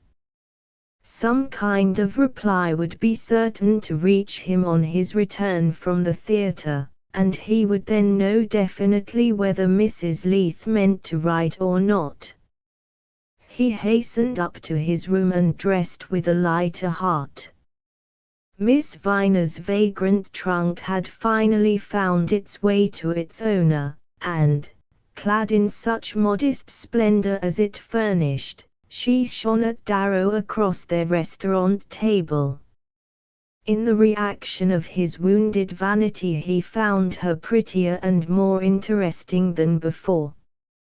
Her dress, sloping away from the throat, showed the graceful set of her head on its slender neck, and the wide brim of her hat arched above her hair like a dusky halo. Pleasure danced in her eyes and on her lips, and as she shone on him between the candle shades Darrow felt that he should not be at all sorry to be seen with her in public. He even sent a careless glance about him in the vague hope that it might fall on an acquaintance. At the theatre her vivacity sank into a breathless hush, and she sat intent in her corner of their baignoire, with the gaze of a neophyte about to be initiated into the sacred mysteries. Darrow placed himself behind her, that he might catch her profile between himself and the stage. He was touched by the youthful seriousness of her expression. In spite of the experiences she must have had, and of the 24 years to which she owned, she struck him as intrinsically young, and he wondered how so evanescent a quality could have been preserved in the desiccating mater. As the play progressed he noticed that her immobility was traversed by swift flashes of perception. She was not missing anything, and her intensity of attention when Sardine was on the stage drew an anxious line between her brows.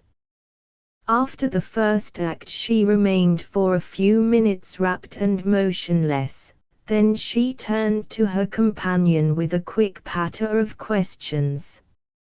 He gathered from them that she had been less interested in following the general drift of the play than in observing the details of its interpretation. Every gesture and inflection of the great actresses had been marked and analyzed, and Darrow felt a secret gratification in being appealed to as an authority on the histrionic art. His interest in it had hitherto been merely that of the cultivated young man curious of all forms of artistic expression, but in reply to her questions he found things to say about it which evidently struck his listener as impressive and original, and with which he himself was not, on the whole, dissatisfied. Miss Viner was much more concerned to hear his views than to express her own, and the deference with which she received his comments called from him more ideas about the theatre than he had ever supposed himself to possess. With the second act she began to give more attention to the development of the play, though her interest was excited rather by what she called the story than by the conflict of character producing it. Oddly combined with her sharp apprehension of things theatrical, her knowledge of technical dodges and green-room precedents, her glibness about lines and curtains, was the primitive simplicity of her attitude toward the tale itself, as toward something that was really happening and at which one assisted as at a street accident or a quarrel overheard in the next room. She wanted to know if Darrow thought the lovers really would be involved in the catastrophe that threatened them, and when he reminded her that his predictions were disqualified by his having already seen the play, she exclaimed, "Oh, then, please don't tell me what's going to happen," and the next moment was questioning him about Sardine's theatrical situation and her private history. On the latter point some of her enquiries were of a kind that it is not in the habit of young girls to make, or even to know how to make, but her apparent unconsciousness of the fact seemed rather to reflect on her past associates than on herself. When the second act was over, Darrow suggested their taking a turn in the foyer, and seated on one of its cramped red velvet sofas they watched the crowd surge up and down in a glare of lights and gilding. Then, as she complained of the heat, he led her through the press to the congested café at the foot of the stairs, where orangeades were thrust at them between the shoulders of packed consommateurs, and Darrow, lighting a cigarette while she sucked her straw, knew the primitive complacency of the man at whose companion other men stare. On a corner of their table lay a smeared copy of a theatrical journal. It caught Sophie's eye, and after poring over the page she looked up with an excited exclamation. "They're giving Oedipe tomorrow afternoon at the Franchise. I suppose you've seen it heaps and heaps of times." He smiled back at her. "You must see it too." "We'll go tomorrow." She sighed at his suggestion, but without discarding it. "How can I? The last train for Joigny leaves at 4. But you don't know yet that your friends will want you." "I shall know tomorrow early. I asked Mrs. Farlow to telegraph as soon as she got my letter." A twinge of compunction shot through Darrow. Her words recalled to him that on their return to the hotel after luncheon she had given him her letter to post, and that he had never thought of it again. No doubt it was still in the pocket of the coat he had taken off when he dressed for dinner. In his perturbation he pushed back his chair, and the movement made her look up at him. "What's the matter?" "Nothing. Only, you know, I don't fancy that letter can have caught this afternoon's post." "Not caught it? Why not?" "Why, I'm afraid it will have been too late." He bent his head to light another cigarette. She struck her hands together with a gesture which, to his amusement, he noticed she had caught from Sardine. "Oh, dear, I hadn't thought of that. But surely it will reach them in the morning." "Sometime in the morning, I suppose. You know the French provincial post is never in a hurry. I don't believe your letter would have been delivered this evening in any case." As this idea occurred to him he felt himself almost absolved. "Perhaps, then, I ought to have telegraphed." "I'll telegraph for you in the morning if you say so." The bell announcing the close of the enter-act shrilled through the café, and she sprang to her feet. "Oh, come, come. We mustn't miss it." Instantly forgetful of the Farlows, She slipped her arm through his and turned to push her way back to the theater. As soon as the curtain went up, she as promptly forgot her companion. Watching her from the corner to which he had returned, Darrow saw that great waves of sensation were beating deliciously against her brain. It was as though every starved sensibility were throwing out feelers to the mounting tide, as though everything she was seeing, hearing, imagining, rushed in to fill the void of all she had always been denied. Darrow, as he observed her, again felt a detached enjoyment in her pleasure. She was an extraordinary conductor of sensation. She seemed to transmit it physically, in emanations that set the blood dancing in his veins. He had not often had the opportunity of studying the effects of a perfectly fresh impression on so responsive a temperament, and he felt a fleeting desire to make its chords vibrate for his own amusement. At the end of the next act she discovered with dismay that in their transit to the café she had lost the beautiful pictured program he had bought for her. She wanted to go back and hunt for it, but Darrow assured her that he would have no trouble in getting her another. When he went out in quest of it, she followed him protestingly to the door of the box, and he saw that she was distressed at the thought of his having to spend an additional franc for her. This frugality smote Darrow by its contrast to her natural bright profusion, and again he felt the desire to right so clumsy an injustice. When he returned to the box she was still standing in the doorway, and he noticed that his were not the only eyes attracted to her. Then another impression sharply diverted his attention. Above the fagged faces of the Parisian crowd he had caught the fresh fair countenance of Owen Leith signaling a joyful recognition. The young man, slim and eager, had detached himself from two companions of his own type, and was seeking to push through the press to his stepmother's friend.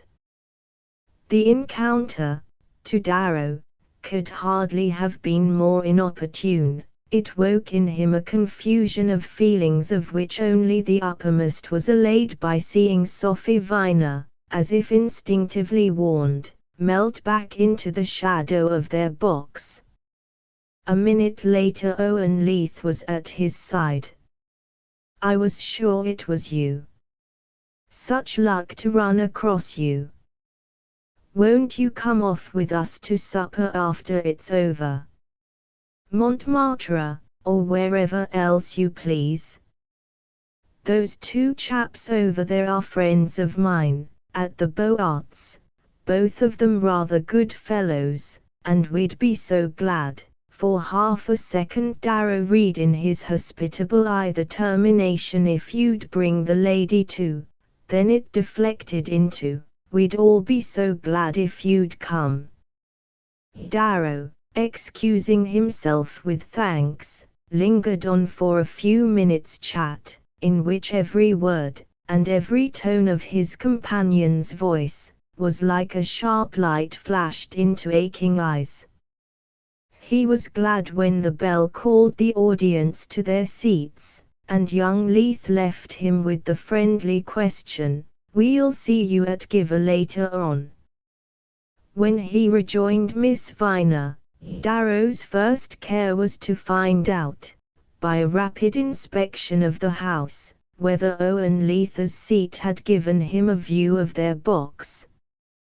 But the young man was not visible from it, and Darrow concluded that he had been recognized in the corridor and not at his companion's side. He scarcely knew why it seemed to him so important that this point should be settled, Certainly his sense of reassurance was less due to regard for Miss Viner than to the persistent vision of grave offended eyes. During the drive back to the hotel, this vision was persistently kept before him by the thought that the evening post might have brought a letter from Mrs. Leith. Even if no letter had yet come, his servant might have telegraphed to say that one was on its way, and at the thought his interest in the girl at his side again cooled to the fraternal, the almost fatherly. She was no more to him, after all, than an appealing young creature to whom it was mildly agreeable to have offered an evening's diversion, and when, as they rolled into the illuminated court of the hotel, she turned with a quick movement which brought her happy face close to his, he leaned away, affecting to be absorbed in opening the door of the cab.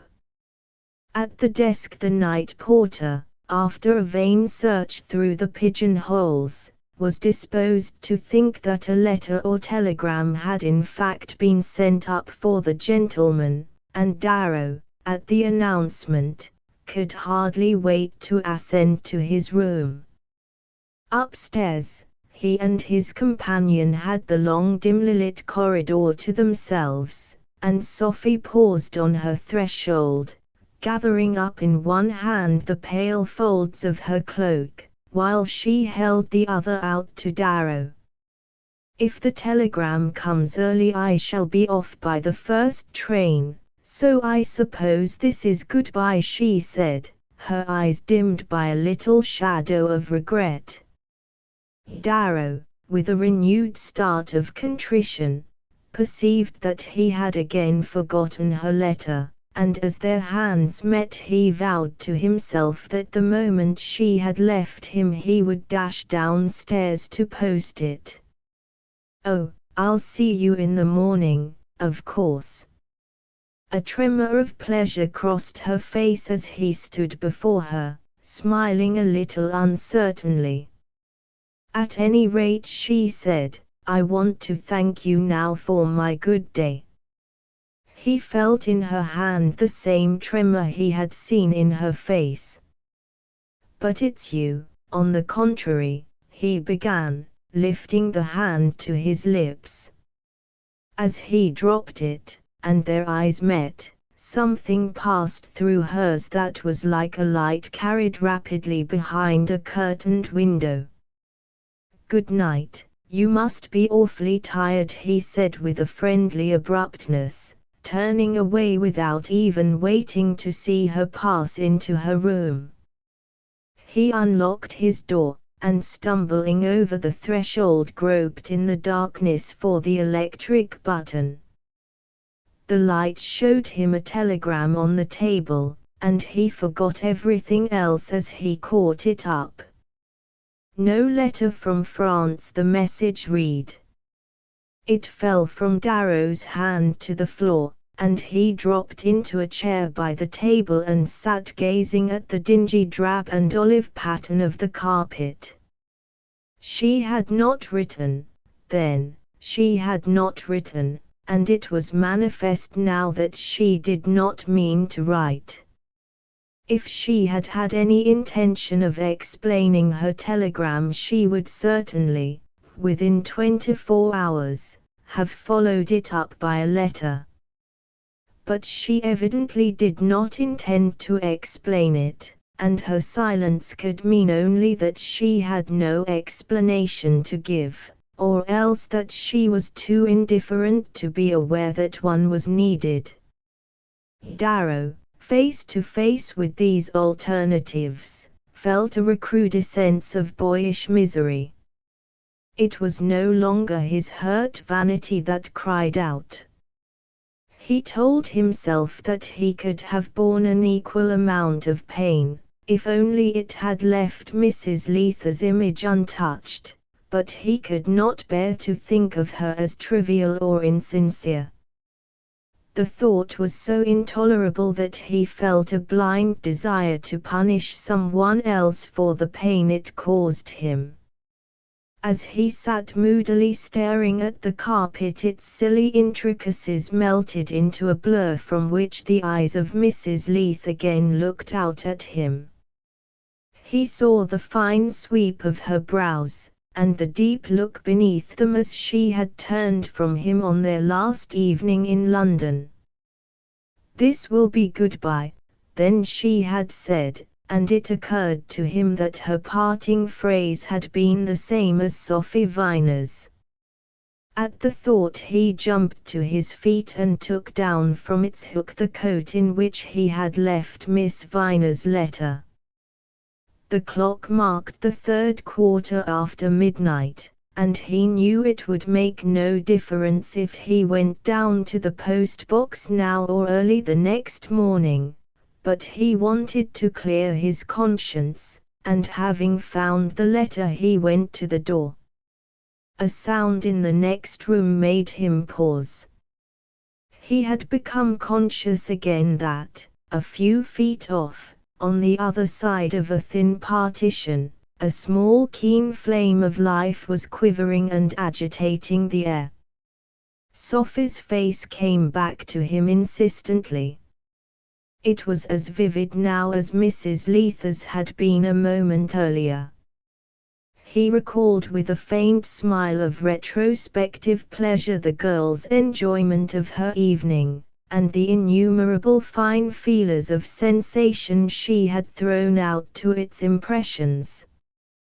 It gave him a curiously close sense of her presence to think that at that moment she was living over her enjoyment as intensely as he was living over his unhappiness.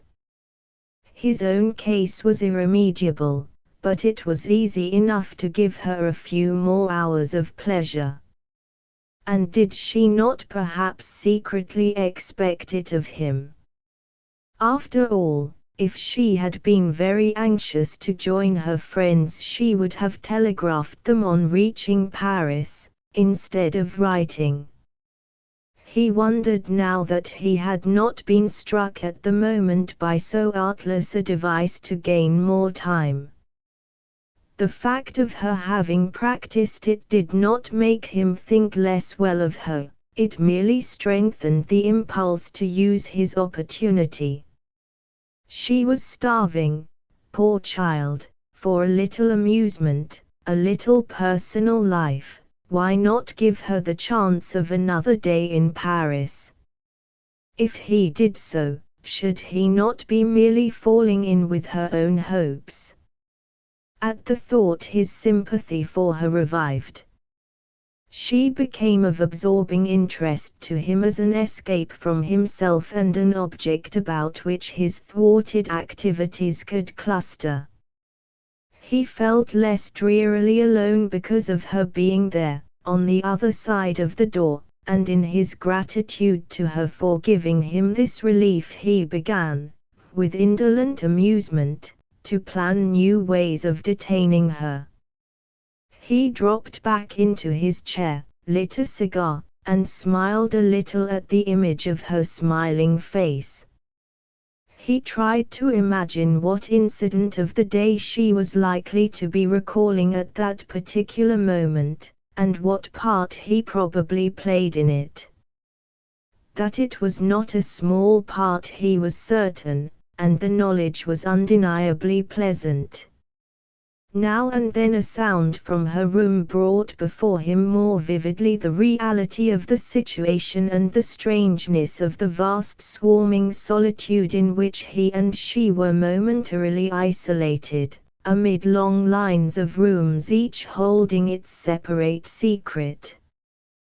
The nearness of all these other mysteries enclosing theirs gave Darrow a more intimate sense of the girl's presence, and through the fumes of his cigar his imagination continued to follow her to and fro, traced the curve of her slim young arms as she raised them to undo her hair, pictured the sliding down of her dress to the waist and then to the knees, and the whiteness of her feet as she slipped across the floor to bed. He stood up and shook himself with a yawn, throwing away the end of his cigar. His glance, in following it, lit on the telegram which had dropped to the floor. The sounds in the next room had ceased, and once more he felt alone and unhappy. Opening the window, he folded his arms on the sill and looked out on the vast light-spangled mass of the city, and then up at the dark sky, in which the morning planet stood. 6 at the Theatre Français. The next afternoon, Darrow yawned and fidgeted in his seat. The day was warm, the theatre crowded and airless, and the performance, it seemed to him, intolerably bad. He stole a glance at his companion, wondering if she shared his feelings. Her rapt profile betrayed no unrest, but politeness might have caused her to feign an interest that she did not feel. He leaned back impatiently, stifling another yawn, and trying to fix his attention on the stage. Great things were going forward there, and he was not insensible to the stern beauties of the ancient drama. But the interpretation of the play seemed to him as airless and lifeless as the atmosphere of the theatre. The players were the same whom he had often applauded in those very parts, and perhaps that fact added to the impression of staleness and conventionality produced by their performance. Surely it was time to infuse new blood into the veins of the moribund art. He had the impression that the ghosts of actors were giving a spectral performance on the shores of Styx. Certainly it was not the most profitable way for a young man with a pretty companion to pass the golden hours of a spring afternoon. The freshness of the face at his side, reflecting the freshness of the season, suggested dapplings of sunlight through new leaves, the sound of a brook in the grass, the ripple of tree shadows over breezy meadows. When at length the fateful march of the Cawthorns was stayed by the single pause in the play, and Darrow had led Miss Viner out on the balcony overhanging the square before the theatre, he turned to see if she shared his feelings. But the rapturous look she gave him checked the depreciation on his lips. "Oh, why did you bring me out here? One ought to creep away and sit in the dark till it begins again. Is that the way they made you feel? Didn't they you, as if the gods were there all the while, just behind them, pulling the strings?" Her hands were pressed against the railing, her face shining and darkening under the wing-beats of successive impressions. Darrow smiled in enjoyment of her pleasure.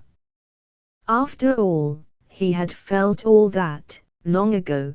Perhaps it was his own fault, rather than that of the actors, that the poetry of the play seemed to have evaporated. But no, he had been right in judging the performance to be dull and stale. It was simply his companion's inexperience, her lack of occasions to compare and estimate, that made her think it brilliant. "I was afraid you were bored and wanted to come away." "Bored?" She made a little aggrieved grimace. "You mean you thought me too ignorant and stupid to appreciate it?" "No, not that." The hand nearest him still lay on the railing of the balcony, and he covered it for a moment with his. As he did so he saw the color rise and tremble in her cheek. "Tell me just what you think," he said, bending his head a little, and only half aware of his words. She did not turn her face to his, but began to talk rapidly, trying to convey something of what she felt. but she was evidently unused to analyzing her aesthetic emotions, and the tumultuous rush of the drama seemed to have left her in a state of panting wonder, as though it had been a storm or some other natural cataclysm. She had no literary or historic associations to which to attach her impressions. Her education had evidently not comprised a course in Greek literature. But she felt what would probably have been unperceived by many a young lady who had taken a first in classics: the ineluctable fatality of the tale, the dread sway in it of the same mysterious luck which pulled the threads of her own small destiny. It was not literature to her, it was fact, as actual, as nearby, as what was happening to her at the moment and what the next hour held in store. Seen in this light, the play regained for Darrow its supreme and poignant reality. He pierced to the heart of its significance through all the artificial accretions with which his theories of art and the conventions of the stage had clothed it, and saw it as he had never seen it, as life. After this there could be no question of flight, and he took her back to the theatre, content to receive his own sensations through the medium of hers. But with the continuation of the play, and the oppression of the heavy air, his attention again began to wander, straying back over the incidents of the morning. He had been with Sophie Viner all day, and he was surprised to find how quickly the time had gone. She had hardly attempted, as the hours passed, to conceal her satisfaction on finding that no telegram came from the Farlows. "They'll have written," she had simply said, and her mind had at once flown on to the golden prospect of an afternoon at the theatre. The intervening hours had been disposed of in a stroll through the lively streets, and a repast, luxuriously lingered over, under the chestnut boughs of a restaurant in the Champs-Élysées. Everything entertained and interested her, and Darrow remarked, with an amused detachment, that she was not insensible to the impression her charms produced. Yet there was no hard edge of vanity in her sense of her prettiness. She seemed simply to be aware of it as a note in the general harmony, and to enjoy sounding the note as a singer enjoys singing. After luncheon, as they sat over their coffee, she had again asked an immense number of questions and delivered herself of a remarkable variety of opinions. Her questions testified to a wholesome and comprehensive human curiosity, and her comments showed, like her face and her whole attitude, an odd mingling of precocious wisdom and disarming ignorance. When she talked to him about life, the word was often on her lips. She seemed to him like a child playing with a tiger's cub, and he said to himself that some day the child would grow up, and so would the tiger. Meanwhile, such expertness qualified by such candor made it impossible to guess the extent of her personal experience, or to estimate its effect on her character. She might be any one of a dozen definable types, or she might, more disconcertingly to her companion and more perilously to herself, be a shifting and uncrystallized mixture of them all. Her talk, as usual, had promptly reverted to the stage. She was eager to learn about every form of dramatic expression which the metropolis of things theatrical had to offer, and her curiosity ranged from the official temples of the art to its less hallowed haunts. Her searching enquiries about a play whose production, on one of the latter scenes, had provoked a considerable amount of scandal, led Darrow to throw out laughingly, "To see that you'll have to wait till you're married," and his answer had sent her off at a tangent. "Oh, I never mean to marry," she had rejoined in a tone of youthful finality. "I seem to have heard that before."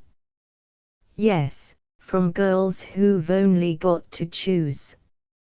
Her eyes had grown suddenly almost old. "I'd like you to see the only men who've ever wanted to marry me. One was the doctor on the steamer, when I came abroad with the hoax. He'd been cashiered from the Navy for drunkenness. The other was a deaf widower with 3 grown-up daughters, who kept a clock shop in Bayswater.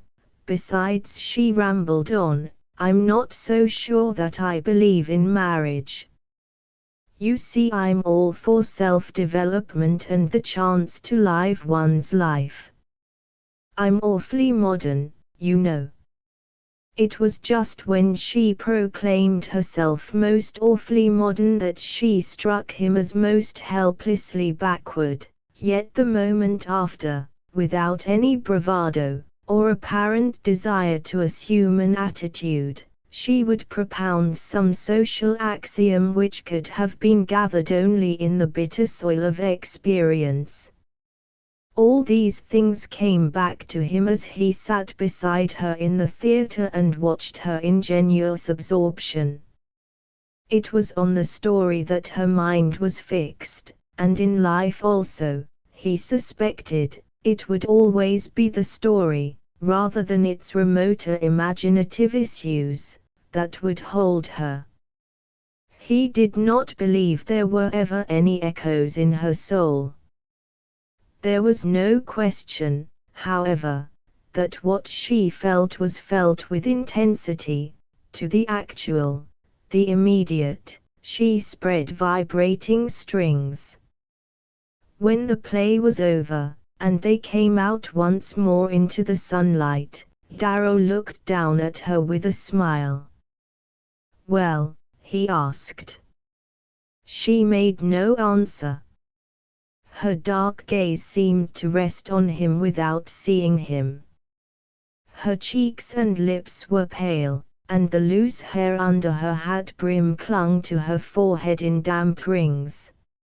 She looked like a young priestess still dazed by the fumes of the cavern.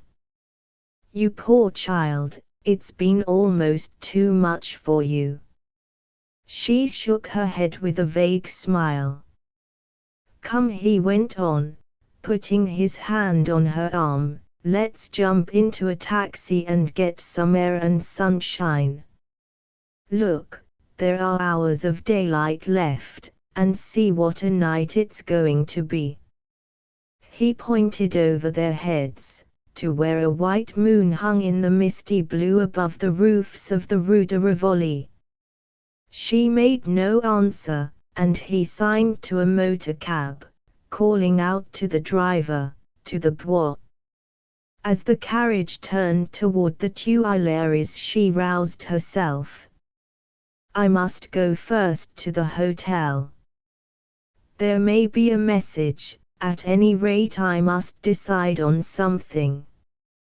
Darrow saw that the reality of the situation had suddenly forced itself upon her.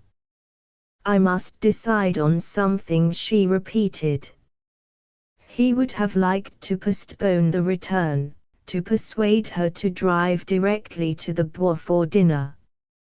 It would have been easy enough to remind her that she could not start for Joigny that evening, and that therefore it was of no moment whether she received the Follow's answer then or a few hours later. But for some reason he hesitated to use this argument, which had come so naturally to him the day before. After all, he knew she would find nothing at the hotel, so what did it matter if they went there? The porter, interrogated, was not sure. He himself had received nothing for the lady, but in his absence his subordinate might have sent a letter upstairs. Darrow and Sophie mounted together in the lift, and the young man, while she went into her room, unlocked his own door and glanced at the empty table. For him at least no message had come, and on her threshold, a moment later, she met him with the expected, "No, there's nothing." He feigned an unregretful surprise. "So much the better. And now, shall we drive out somewhere? Or would you rather take a boat to Bellevue? Have you ever dined there, on the terrace, by moonlight? It's not at all bad. And there's no earthly use in sitting here waiting." She stood before him in perplexity. "But when I wrote yesterday I asked them to telegraph. I suppose they are horribly hard up, the poor dears, and they thought a letter would do as well as a telegram." The color had risen to her face. "That's why I wrote instead of telegraphing. I haven't a penny to spare myself." Nothing she could have said could have filled her listener with a deeper contrition. He felt the red in his own face as he recalled the motive with which he had credited her in his midnight musings. But that motive, after all, had simply been trumped up to justify his own disloyalty. He had never really believed in it. The reflection deepened his confusion, and he would have liked to take her hand in his and confess the injustice he had done her. She may have interpreted his change of color as an involuntary protest at being initiated into such shabby details, for she went on with a laugh, "I suppose you can hardly understand what it means to have to stop and think whether one can afford a telegram. But I've always had to consider such things. And I mustn't stay here any longer now. I must try to get a night train for Joigny. Even if the Farlows can't take me in, I can go to the hotel. It will cost less than staying here." She paused again and then exclaimed, "I ought to have thought of that sooner. I ought to have telegraphed yesterday. But I was sure I should hear from them today, and I wanted, oh, I did so awfully want to stay." She threw a troubled look at Darrow. "Do you happen to remember," she asked, "what time it was when you posted my letter?" 7. Darrow was still standing on her threshold. As she put the question he entered the room and closed the door behind him. His heart was beating a little faster than usual and he had no clear idea of what he was about to do or say, beyond the definite conviction that, whatever passing impulse of expiation moved him, he would not be fool enough to tell her that he had not sent her letter. He knew that most wrongdoing works, on the whole, less mischief than its useless confession, and this was clearly a case where a passing folly might be turned, by avowal, into a serious offense. "I'm so sorry, but you must let me help you." "You will let me help you," he said. He took her hands and pressed them together between his, counting on a friendly touch to help out the insufficiency of words. He felt her yield slightly to his clasp, and hurried on without giving her time to answer. "Isn't it a pity to spoil our good time together by regretting anything you might have done to prevent our having it?" She drew back, freeing her hands. Her face, losing its look of appealing confidence, was suddenly sharpened by distrust. You didn't forget to post my letter." Darrow stood before her, constrained and ashamed, and ever more keenly aware that the betrayal of his distress must be a greater offense than its concealment. "What an insinuation!" he cried, throwing out his hands with a laugh. Her face instantly melted to laughter. "Well, then, I won't be sorry. I won't regret anything except that our good time is over." The words were so unexpected that they routed all his resolves. If she had gone on doubting him, he could probably have gone on deceiving her, but her unhesitating acceptance of his word made him hate the part he was playing. At the same moment a doubt shot up its serpent head in his own bosom. Was it not he rather than she who was childishly trustful? Was she not almost too ready to take his word, and dismiss once for all the tiresome question of the letter? Considering what her experiences must have been, such trustfulness seemed open to suspicion. But the moment his eyes fell on her he was ashamed of the thought, and knew it for what it really was, another pretext to lessen his own delinquency. "Why should our good time be over?" he asked. "Why shouldn't it last a little longer?" She looked up, her lips parted in surprise, but before she could speak he went on, "I want you to stay with me. I want you, just for a few days, to have all the things you've never had. It's not always May and Paris, why not make the most of them now? You know me, we're not strangers, why shouldn't you treat me like a friend?" While he spoke she had drawn away a little, but her hand still lay in his.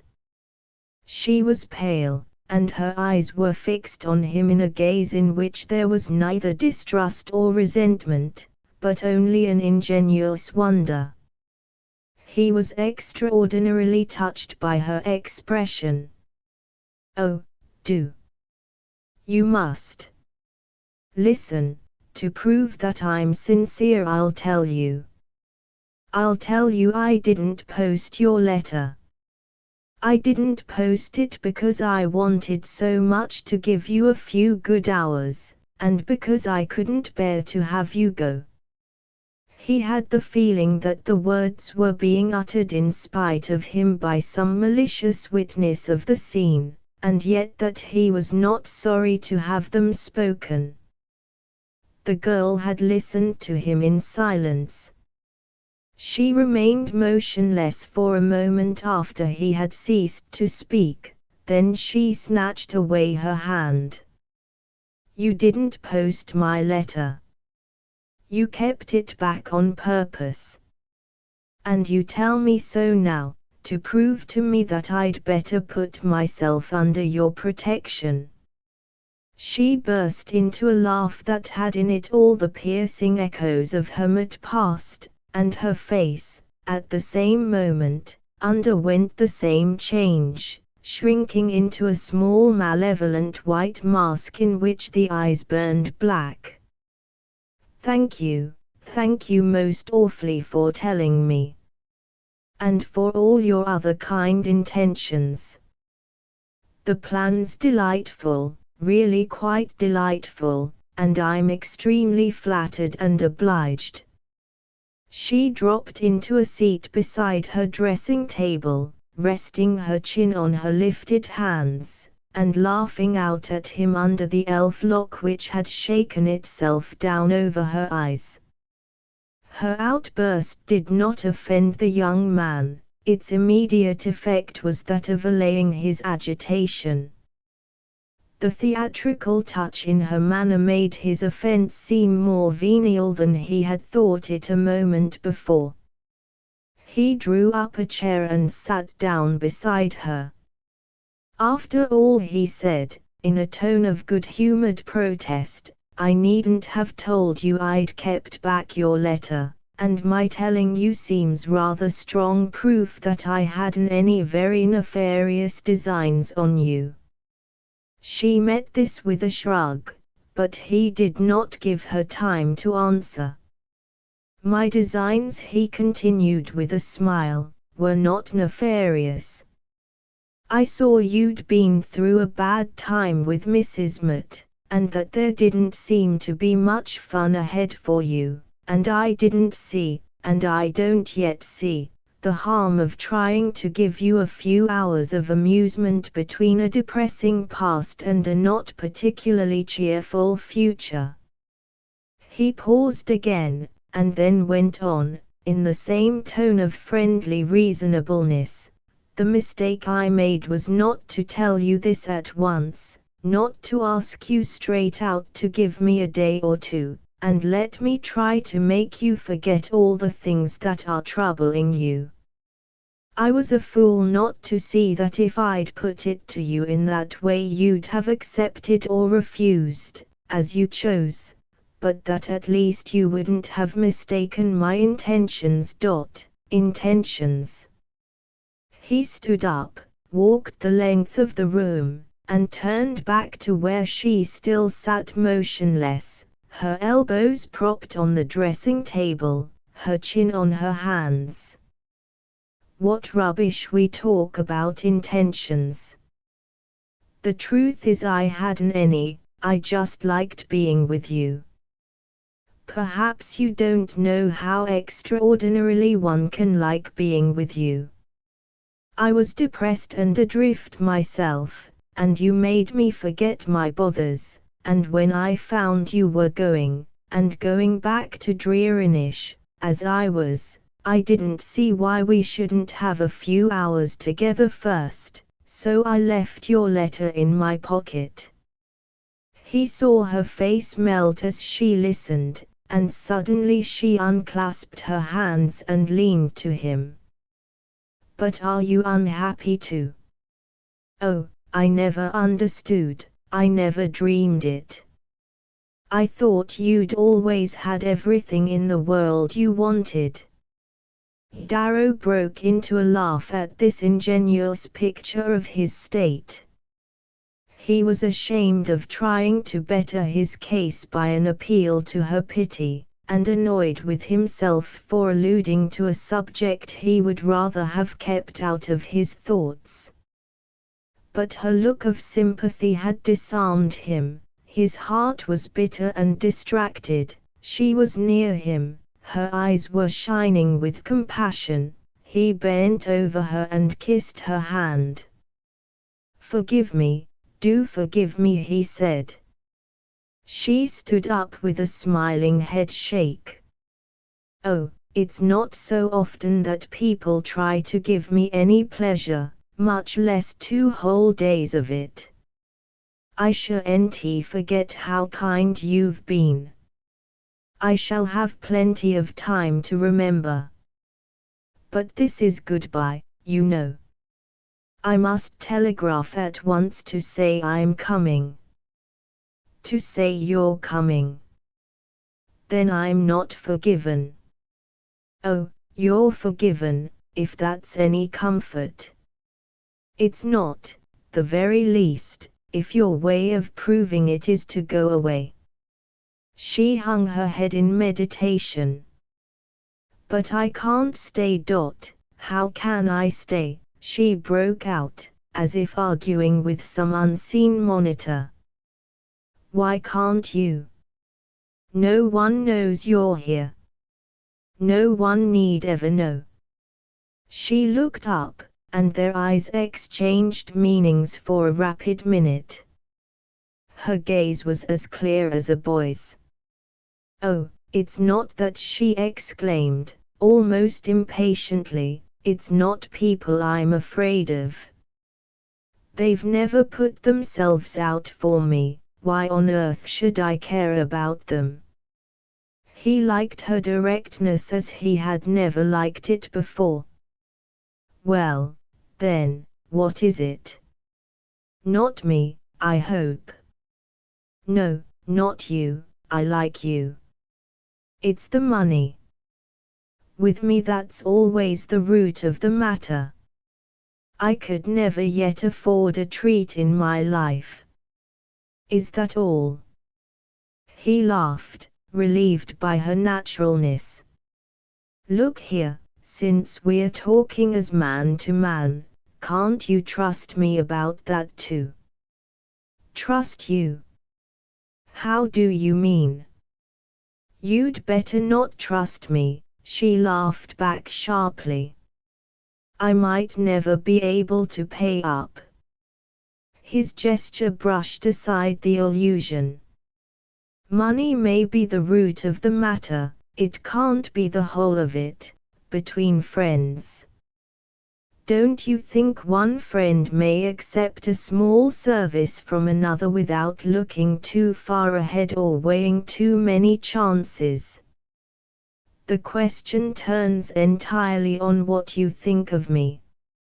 If you like me well enough to be willing to take a few days' holiday with me, just for the pleasure of the thing, and the pleasure you'll be giving me, let's shake hands on it.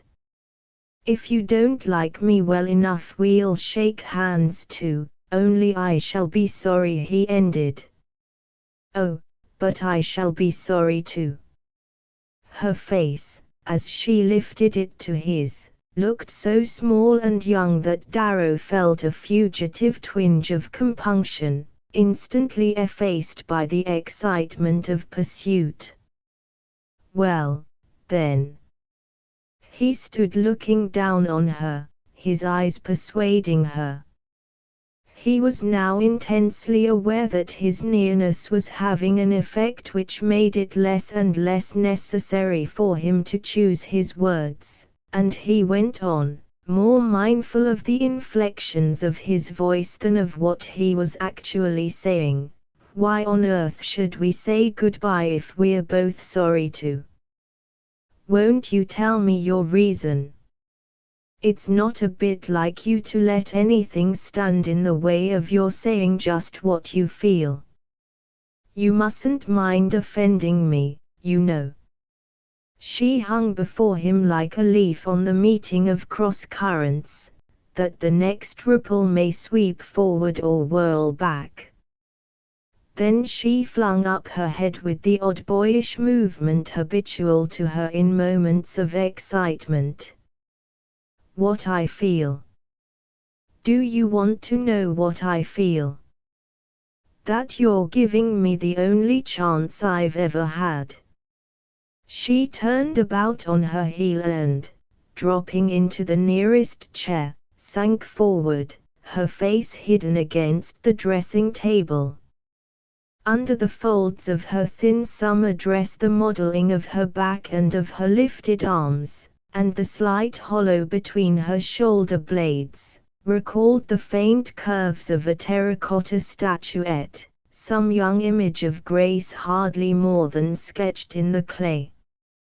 Darrow, as he stood looking at her, reflected that her character, for all its seeming firmness, its flashing edges of opinion, was probably no less immature. He had not expected her to yield so suddenly to his suggestion, or to confess her yielding in that way. At first he was slightly disconcerted, then he saw how her attitude simplified his own. Her behavior had all the indecision and awkwardness of inexperience. It showed that she was a child after all, and all he could do, all he had ever meant to do, was to give her a child's holiday to look back to. For a moment he fancied she was crying, but the next she was on her feet and had swept round on him, a face she must have turned away only to hide the first rush of her pleasure. For a while they shone on each other without speaking, then she sprang to him and held out both hands. Is it true? Is it really true? Is it really going to happen to me? He felt like answering, "You're the very creature to whom it was bound to happen," but the words had a double sense that made him wince, and instead he caught her proffered hands and stood looking at her across the length of her arms, without attempting to bend them or to draw her closer. He wanted her to know how her words had moved him, but his thoughts were blurred by the rush of the same emotion that possessed her, and his own words came with an effort. He ended by giving her back a laugh as frank as her own, and declaring, as he dropped her hands, "All that and more too, you'll see." 8 all day, since the late reluctant dawn, the rain had come down in torrents. It streamed against Darrow's high-perched windows, reduced their vast prospect of roofs and chimneys to a black oily huddle, and filled the room with the drab twilight of an underground aquarium. The streams descended with the regularity of a third day's rain, when trimming and shuffling are over, and the weather has settled down to do its worst. There were no variations of rhythm, no lyrical ups and downs. The grey lines streaking the panes were as dense and uniform as a page of unparagraphed narrative. George Darrow had drawn his armchair to the fire. The timetable he had been studying lay on the floor, and he sat staring with dull acquiescence into the boundless blur of rain, which affected him like a vast projection of his own state of mind. Then his eyes traveled slowly about the room. It was exactly 10 days since his hurried unpacking had strewn it with the contents of his portmanteau. His brushes and razors were spread out on the blotched marble of the chest of drawers. A stack of newspapers had accumulated on the center table under the electrolia, and half a dozen paper novels lay on the mantelpiece among cigar cases and toilet bottles. But these traces of his passage had made no mark on the featureless dullness of the room, its look of being the makeshift setting of innumerable transient collocations. There was something sardonic, almost sinister, in its appearance of having deliberately made up for its anonymous part, all in non-committal drabs and browns, with a carpet and paper that nobody would remember, and chairs and tables as impersonal as railway porters. Darrow picked up the timetable and tossed it onto the table. Then he rose to his feet, lit a cigar and went to the window. Through the rain he could just discover the face of a clock in a tall building beyond the railway roofs. He pulled out his watch, compared the two timepieces, and started the hands of his with such a rush that they flew past the hour and he had to make them repeat the circuit more deliberately. He felt a quite disproportionate irritation at the trifling blunder. When he had corrected it he went back to his chair and threw himself down, leaning back his head against his hands. Presently his cigar went out, and he got up, hunted for the matches, lit it again and returned to his seat. The room was getting on his nerves. During the first few days, while the skies were clear, he had not noticed it, or had felt for it only the contemptuous indifference of the traveler toward a provisional shelter. But now that he was leaving it, was looking at it for the last time, it seemed to have taken complete possession of his mind, to be soaking itself into him like an ugly indelible blot. Every detail pressed itself on his notice with the familiarity of an accidental confidant. Whichever way he turned, he felt the nudge of a transient intimacy. The one fixed point in his immediate future was that his leave was over and that he must be back at his post in London the next morning. Within 24 hours he would again be in a daylight world of recognized activities, himself a busy, responsible, relatively necessary factor in the big whirring social and official machine. That fixed obligation was the fact he could think of with the least discomfort, yet for some unaccountable reason it was the one on which he found it most difficult to fix his thoughts. Whenever he did so, the room jerked him back into the circle of its insistent associations. It was extraordinary with what a microscopic minuteness of loathing he hated it all. The grimy carpet and wallpaper, the black marble mantelpiece, the clock with a gilt allegory under a dusty bell, the high-bolstered brown counterpaned bed, the framed card of printed rules under the electric light switch, and the door of communication with the next room. He hated the door most of all. At the outset, he had felt no special sense of responsibility. He was satisfied that he had struck the right note, and convinced of his power of sustaining it.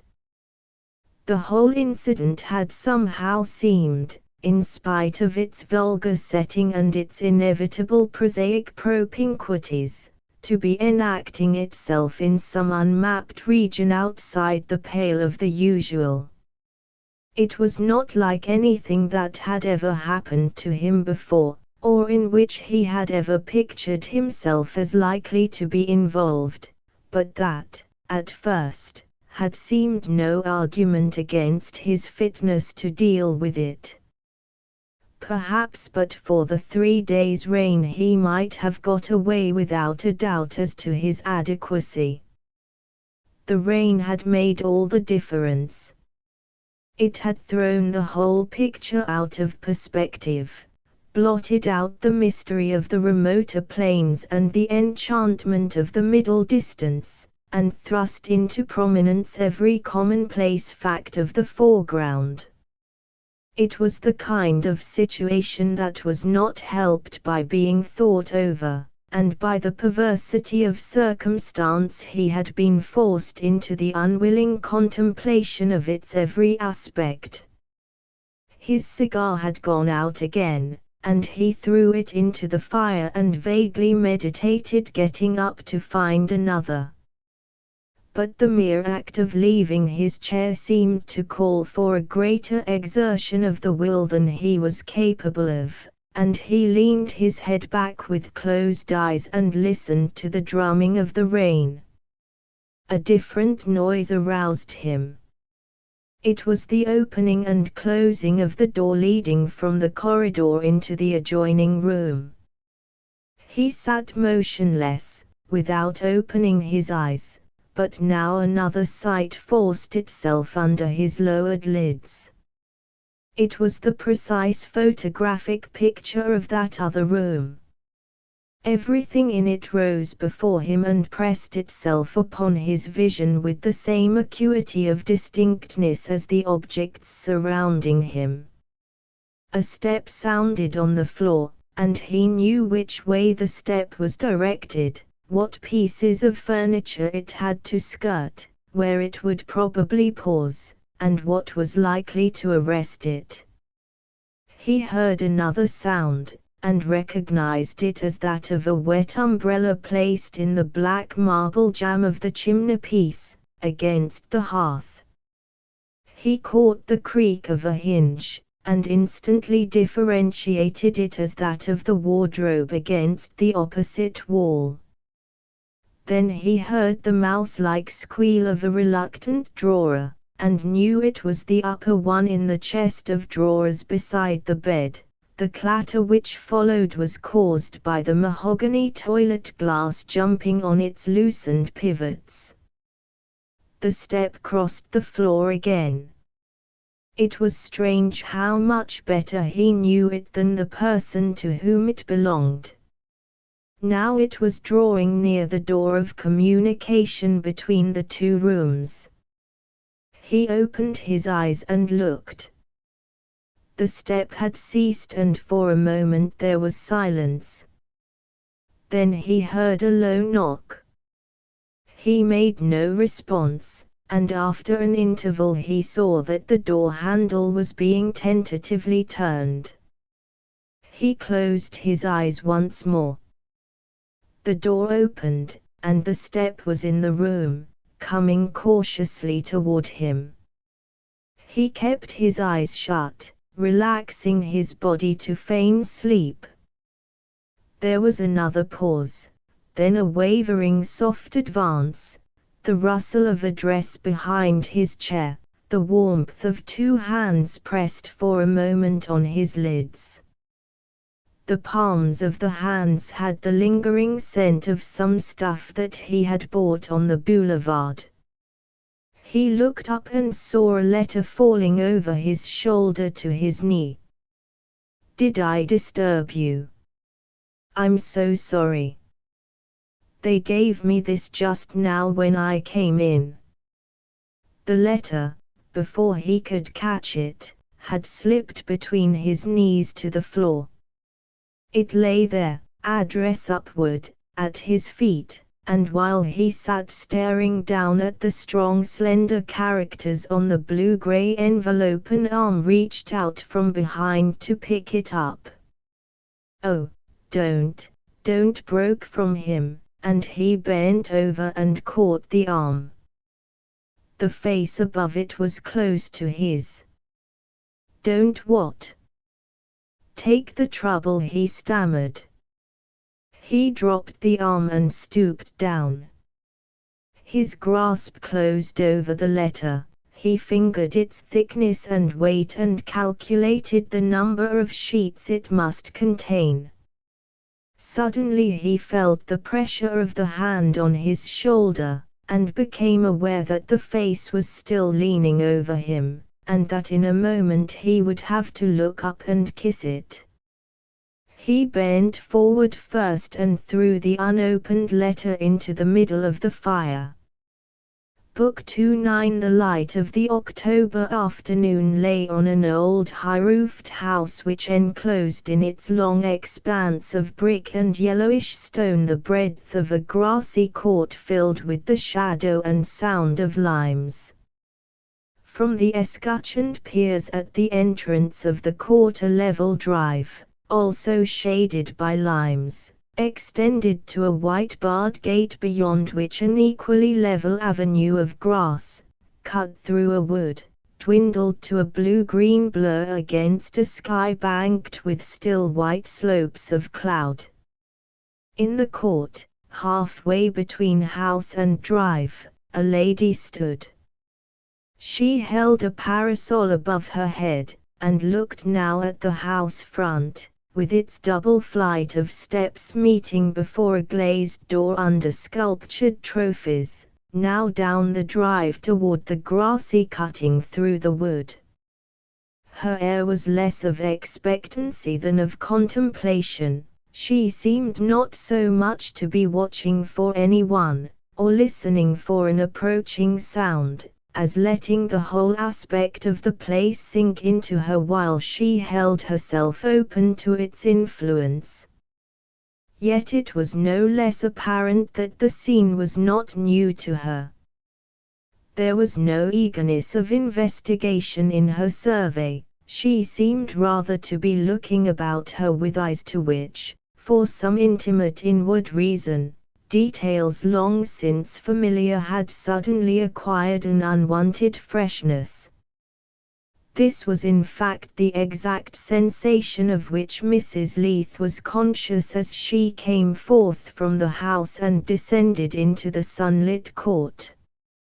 She had come to meet her stepson, who was likely to be returning at that hour from an afternoon's shooting in one of the more distant plantations, and she carried in her hand the letter which had sent her in search of him, but with her first step out of the house all thought of him had been effaced by another series of impressions.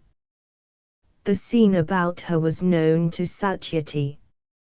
She had seen Giver at all seasons of the year, and for the greater part of every year, since the far-off day of her marriage, the day when, ostensibly driving through its gates at her husband's side, she had actually been carried there on a cloud of iris-winged visions.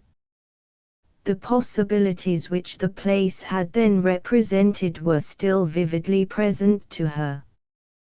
The mere phrase "a French chateau" had called up to her youthful fancy a throng of romantic associations, poetic, pictorial and emotional, and the serene face of the old house seated in its park among the poplar-bordered meadows of Middle France, had seemed, on her first sight of it, to hold out to her a fate as noble and dignified as its own mien. Though she could still call up that phase of feeling, it had long since passed, and the house had for a time become to her the very symbol of narrowness and monotony.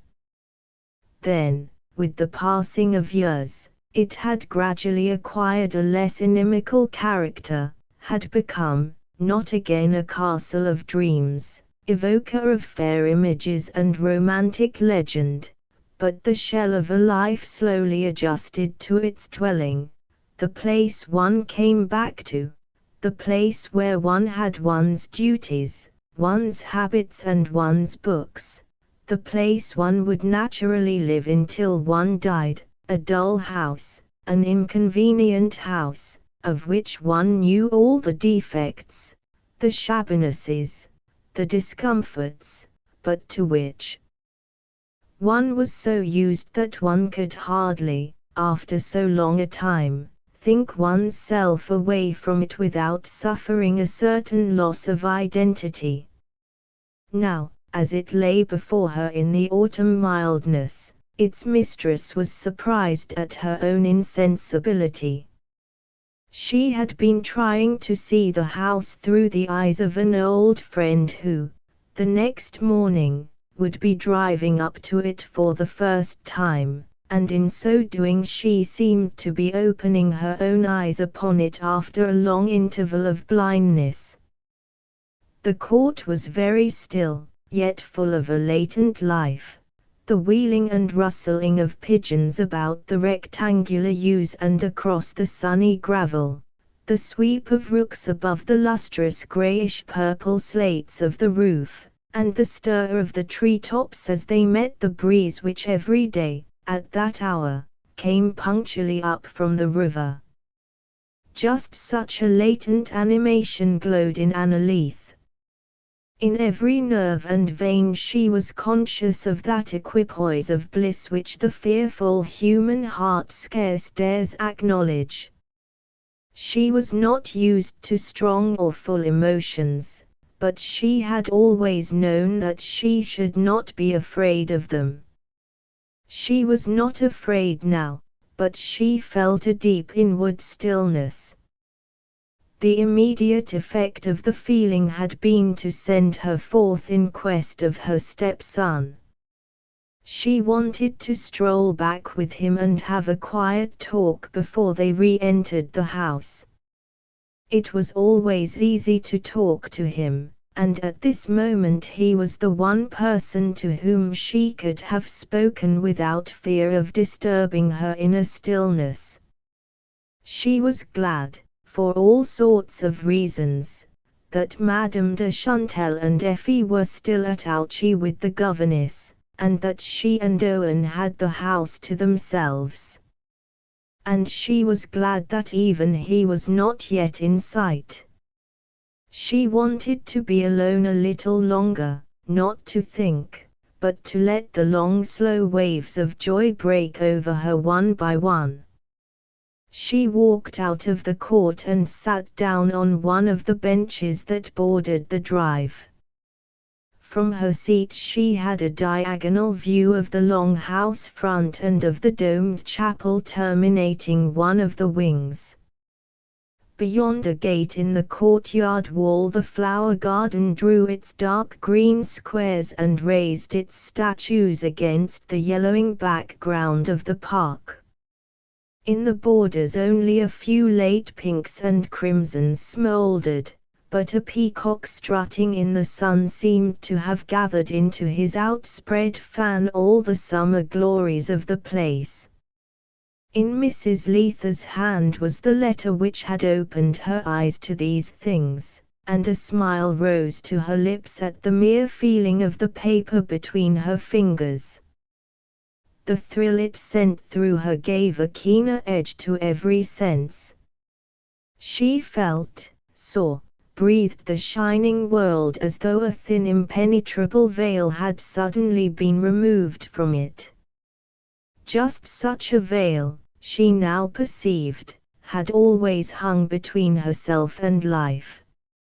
It had been like the stage gauze which gives an elusive air of reality to the painted scene behind it, yet proves it, after all, to be no more than a painted scene. She had been hardly aware, in her girlhood, of differing from others in this respect. In the well-regulated, well-fed Summers world the unusual was regarded as either immoral or ill-bred, and people with emotions were not visited. Sometimes, with a sense of groping in a topsy-turvy universe, Anna had wondered why everybody about her seemed to ignore all the passions and sensations which formed the stuff of great poetry and memorable action.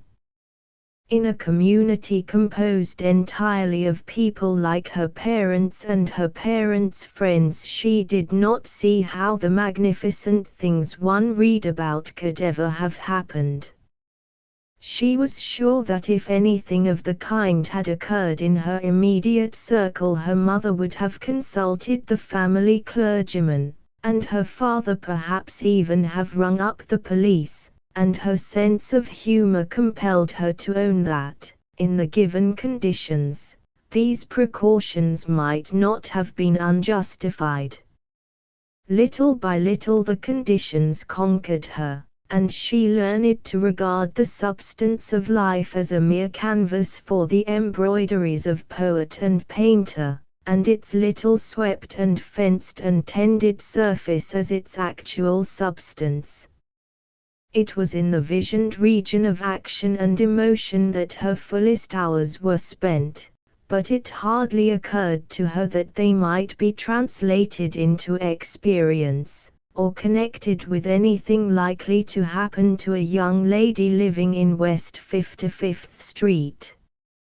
She perceived, indeed, that other girls, leading outwardly the same life as herself, and seemingly unaware of her world of hidden beauty, were yet possessed of some vital secret which escaped her. There seemed to be a kind of freemasonry between them. They were wider awake than she, more alert, and surer of their wants if not of their opinions.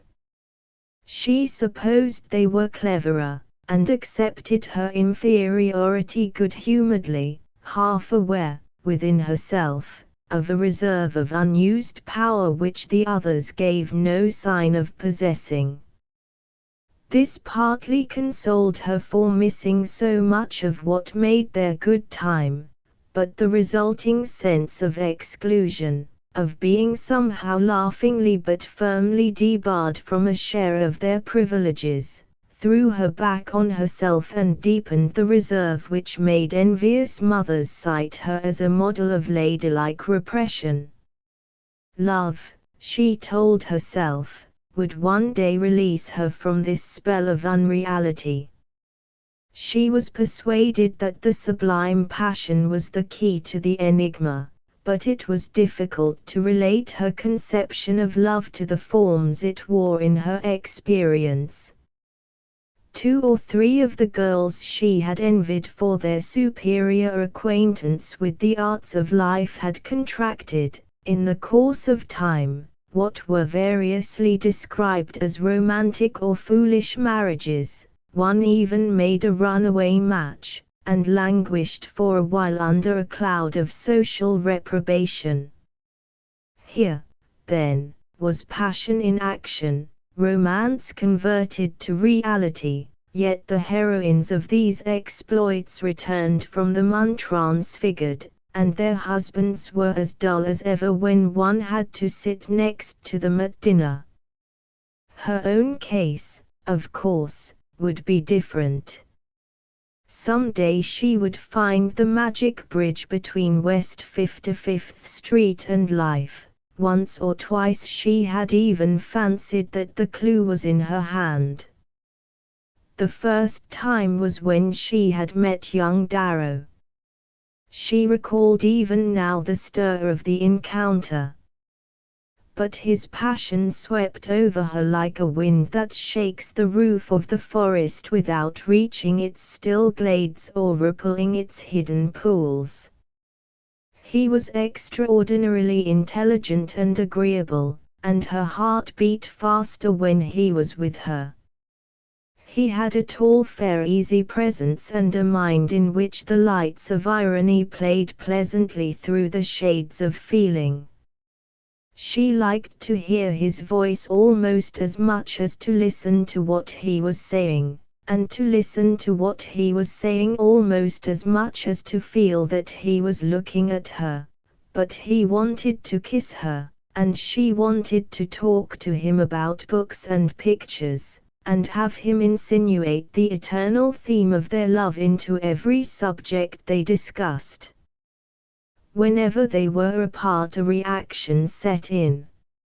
She wondered how she could have been so cold, called herself a prude and an idiot, questioned if any man could really care for her, and got up in the dead of night to try new ways of doing her hair. But as soon as he reappeared, her head straightened itself on her slim neck and she sped her little shafts of irony, or flew her little kites of erudition, while hot and cold waves swept over her, and the things she really wanted to say choked in her throat and burned the palms of her hands. Often she told herself that any silly girl who had waltzed through a season would know better than she how to attract a man and hold him, but when she said a man she did not really mean George Darrow. Then one day, at a dinner, she saw him sitting next to one of the silly girls in question, the heroine of the elopement which had shaken West 55th Street to its base. The young lady had come back from her adventure no less silly than when she went, and across the table the partner of her flight, a fat young man with eyeglasses, sat stolidly eating terrapin and talking about polo and investments. The young woman was undoubtedly as silly as ever, yet after watching her for a few minutes Miss Summers perceived that she had somehow grown luminous, perilous, obscurely menacing to nice girls and the young men they intended eventually to accept. Suddenly, at the sight, a rage of possessorship awoke in her. She must save Darrow, assert her right to him at any price. Pride and reticence went down in a hurricane of jealousy. She heard him laugh, and there was something new in his laugh. She watched him talking. He sat slightly sideways, a faint smile beneath his lids, lowering his voice as he lowered it when he talked to her. She caught the same inflections, but his eyes were different. It would have offended her once if he had looked at her like that. Now her one thought was that none but she had a right to be so looked at. And that girl of all others.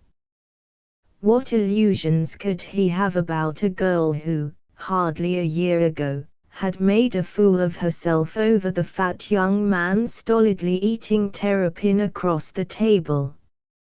If that was where romance and passion ended, it was better to take to district visiting or algebra. All night she lay awake and wondered, what was she saying to him? How shall I learn to say such things? And she decided that her heart would tell her, that the next time they were alone together the irresistible word would spring to her lips. He came the next day, and they were alone, and all she found was, "I didn't know that you and Kitty Mayne were such friends."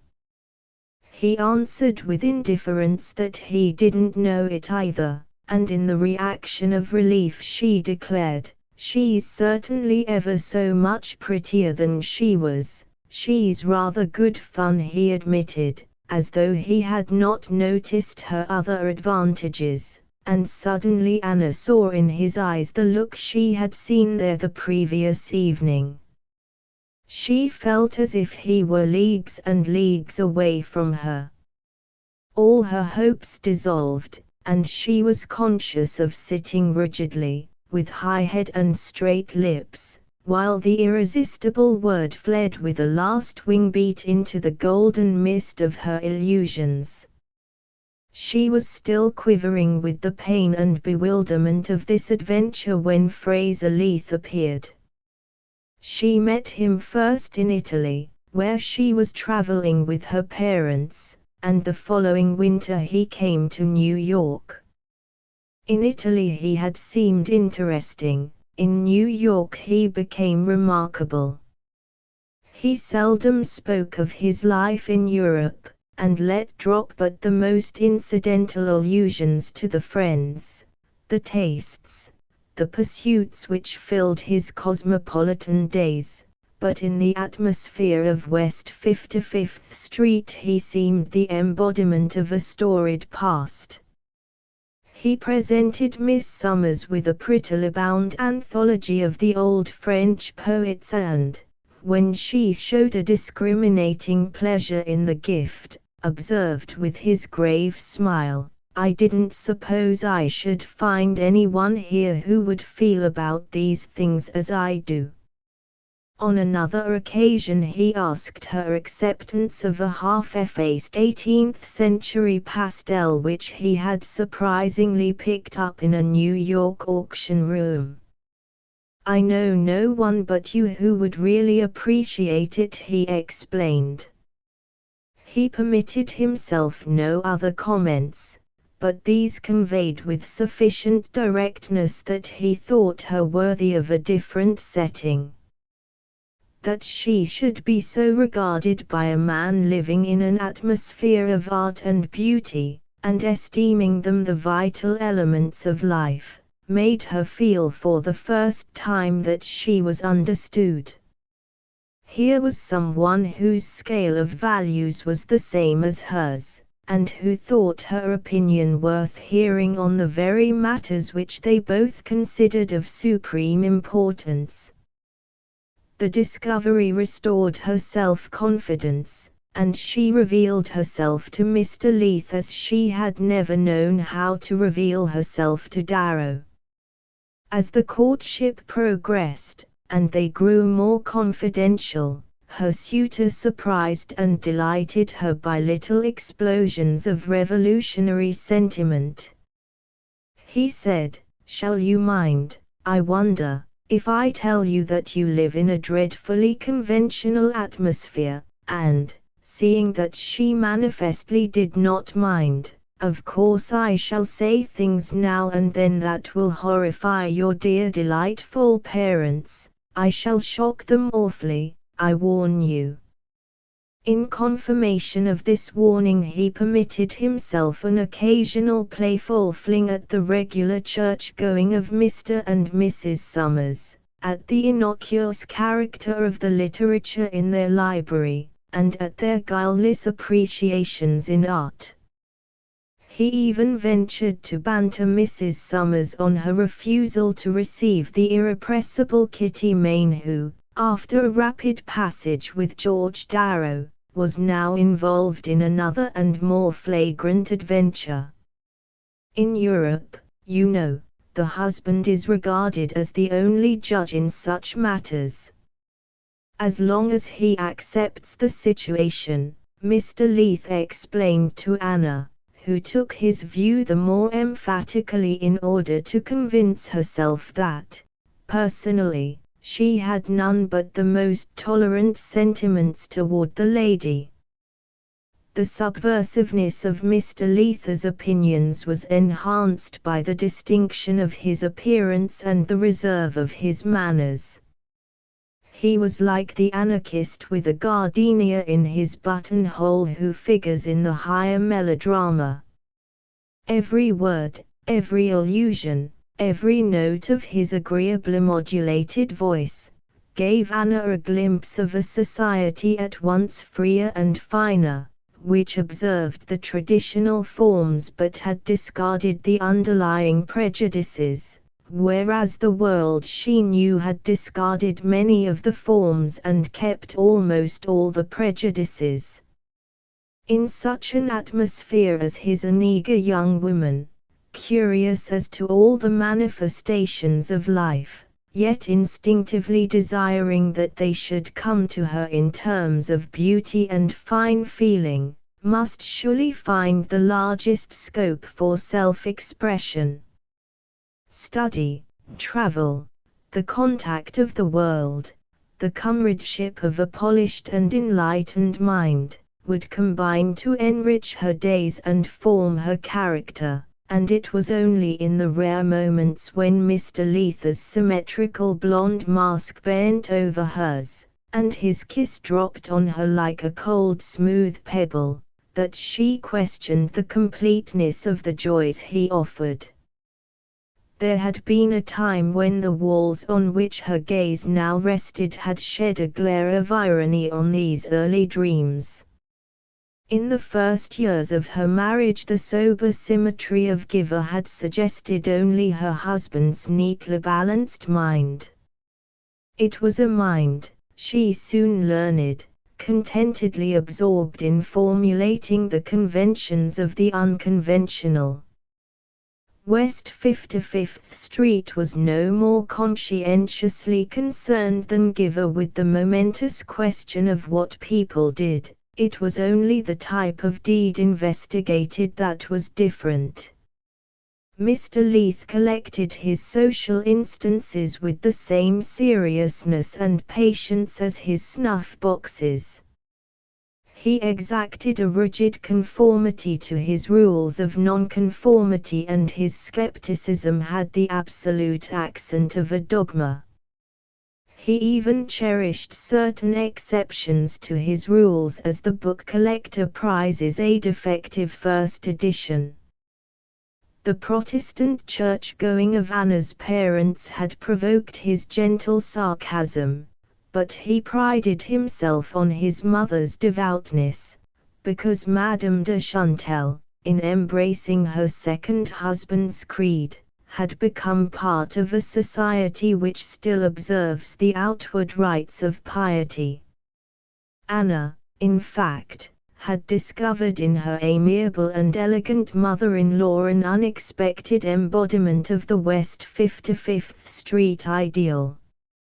Mrs. Summers and Madame de Chantal, however strongly they would have disagreed as to the authorized source of Christian dogma, would have found themselves completely in accord on all the momentous minutiae of drawing-room conduct, yet Mr. Leith treated his mother's foibles with a respect which Anna's experience of him forbade her to attribute wholly to filial affection. In the early days, when she was still questioning the Sphinx instead of trying to find an answer to it, she ventured to tax her husband with his inconsistency. "You say your mother won't like it if I call on that amusing little woman who came here the other day, and was let in by mistake, but Madame de Chantel tells me she lives with her husband, and when Mother refused to visit Kitty Mayne you said." Mr. Leather's smile arrested her. "My dear child, I don't pretend to apply the principles of logic to my poor mother's prejudices. But if you admit that they are prejudices, there are prejudices and prejudices. My mother, of course, got hers from Monsieur de Chantel, and they seem to me as much in their place in this house as the potpourri in your hawthorn jar. They preserve a social tradition of which I should be sorry to lose the least perfume. Of course I don't expect you, just at first, to feel the difference, to see the nuance. In the case of little Madame de Vireville, for instance, you point out that she's still under her husband's roof. Very true, and if she were merely a Paris acquaintance, especially if you had met her, as one still might, in the right kind of house in Paris, I should be the last to object to your visiting her. But in the country it's different. Even the best provincial society is what you would call narrow, I don't deny it, and if some of our friends met Madame de Vireville at Giver, well, it would produce a bad impression. You're inclined to ridicule such considerations, but gradually you'll come to see their importance, and meanwhile, do trust me when I ask you to be guided by my mother. It is always well for a stranger in an old society to err a little on the side of what you call its prejudices, but I should rather describe as its traditions." After that she no longer tried to laugh or argue her husband out of his convictions. They were convictions, and therefore unassailable. Nor was any insincerity implied in the fact that they sometimes seemed to coincide with hers. There were occasions when he really did look at things as she did, but for reasons so different as to make the distance between them all the greater.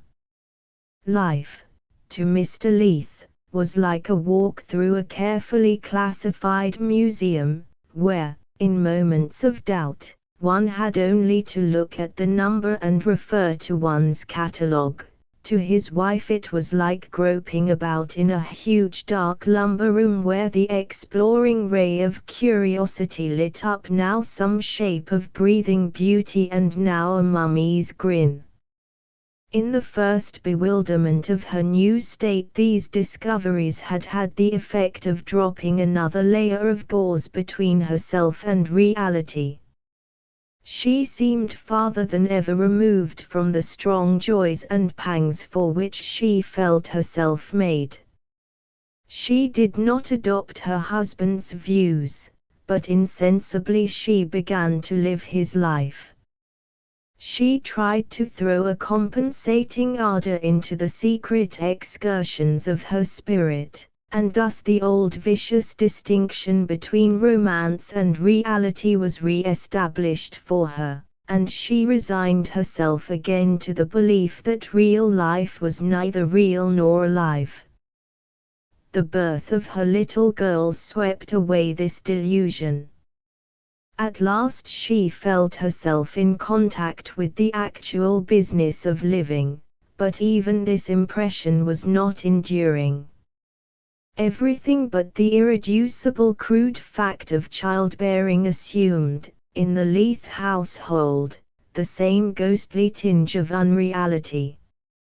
Her husband, at the time, was all that his own ideal of a husband required.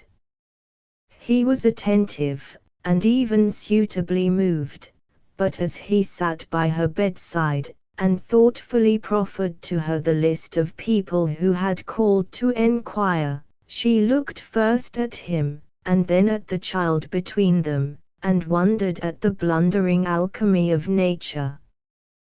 With the exception of the little girl herself, everything connected with that time had grown curiously remote and unimportant. The days that had moved so slowly as they passed seemed now to have plunged down headlong steeps of time, and as she sat in the autumn sun, with Darrow's letter in her hand, the history of Anna Leith appeared to its heroine like some grey shadowy tale that she might have read in an old book, one night as she was falling asleep. Two brown blurs emerging from the farther end of the wood vista gradually defined themselves as her stepson and an attendant gamekeeper. They grew slowly upon the bluish background, with occasional delays and re-effacements, and she sat still, waiting till they should reach the gate at the end of the drive, where the keeper would turn off to his cottage and Owen continue on to the house. She watched his approach with a smile. From the first days of her marriage she had been drawn to the boy, but it was not until after Effie's birth that she had really begun to know him. The eager observation of her own child had shown her how much she had still to learn about the slight fair boy whom the holidays periodically restored to Giver. Owen, even then, both physically and morally, furnished her with the oddest of commentaries on his father's mien and mind. He would never, the family sighingly recognized, be nearly as handsome as Mr. Leith, but his rather charmingly unbalanced face, with its brooding forehead and petulant boyish smile, suggested to Anna what his father's countenance might have been could one have pictured its neat features disordered by a rattling breeze. She even pushed the analogy farther, and descried in her stepson's mind a quaintly twisted reflection of her husband's. With his bursts of door-slamming activity, his fits of bookish indolence, his crude revolutionary dogmatizing and his flashes of precocious irony, the boy was not unlike a boisterous embodiment of his father's theories. It was as though Fraser Leith's ideas, accustomed to hang like marionettes on their pegs, should suddenly come down and walk. There were moments, indeed, when Owen's humours must have suggested to his progenitor the gambols of an infant Frankenstein, but to Anna they were the voice of her secret rebellions, and her tenderness to her stepson was partly based on her severity toward herself. As he had the courage she had lacked, so she meant him to have the chances she had missed, and every effort she made for him helped to keep her own hopes alive. Her interest in Owen led her to think more often of his mother, and sometimes she would slip away and stand alone before her predecessor's portrait. Since her arrival at Giver the picture, a full-length by a once fashionable artist, had undergone the successive displacements of an exiled consort removed farther and farther from the throne, and Anna could not help noting that these stages coincided with the gradual decline of the artist's fame. She had a fancy that if his credit had been in the ascendant the first Mrs. Leith might have continued to throne over the drawing-room mantelpiece, even to the exclusion of her successor's effigy. Instead of this, her peregrinations had finally landed her in the shrouded solitude of the billiard-room, an apartment which no one ever entered, but where it was understood that the light was better or might have been if the shutters had not been always closed. Here the poor lady, elegantly dressed, and seated in the middle of a large lonely canvas, in the blank contemplation of a gilt console, had always seemed to Anna to be waiting for visitors who never came. Of course they never came, you poor thing. I wonder how long it took you to find out that they never would. Anna had more than once apostrophized her, with a derision addressed rather to herself than to the dead, but it was only after Effie's birth that it occurred to her to study more closely the face in the picture, and speculate on the kind of visitors that Owen's mother might have hoped for. She certainly doesn't look as if they would have been the same kind as mine, but there's no telling, from a portrait that was so obviously done to please the family, and that leaves Owen so unaccounted for. Well, they never came, the visitors, they never came, and she died of it. She died of it long before they buried her, I'm certain of that. Those are stone-dead eyes in the picture. The loneliness must have been awful, if even Owen couldn't keep her from dying of it. And to feel it so she must have had feelings, real live ones, the kind that twitch and tug. And all she had to look at all her life was a gilt console, yes, that's it, a gilt console screwed to the wall. That's exactly and absolutely what he is. She did not mean, if she could help it, that either Effie or Owen should know that loneliness, or let her know it again. They were three, now, to keep each other warm, and she embraced both children in the same passion of motherhood, as though one were not enough to shield her from her predecessor's fate.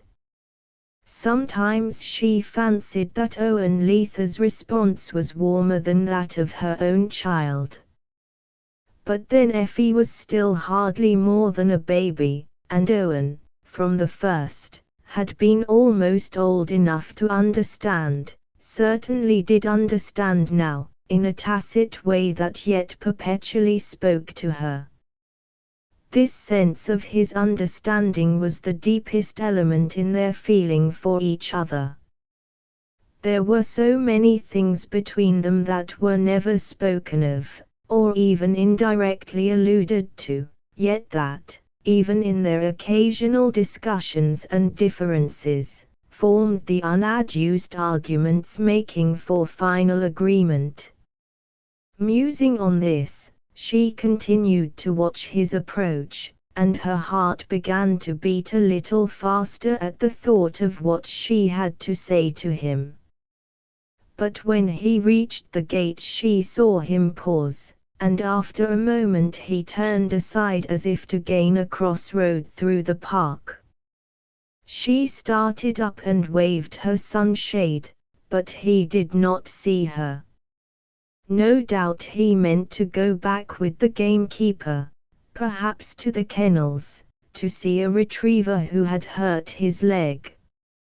Suddenly she was seized by the whim to overtake him. She threw down the parasol, thrust her letter into her bodice, and catching up her skirts began to run. She was slight and light, with a natural ease and quickness of gait, but she could not recall having run a yard since she had romped with Owen in his school days, nor did she know what impulse moved her now. She only knew that run she must, that no other motion, short of flight, would have been buoyant enough for her humor. She seemed to be keeping pace with some inward rhythm, seeking to give bodily expression to the lyric rush of her thoughts. The earth always felt elastic under her, and she had a conscious joy in treading it, but never had it been as soft and springy as today.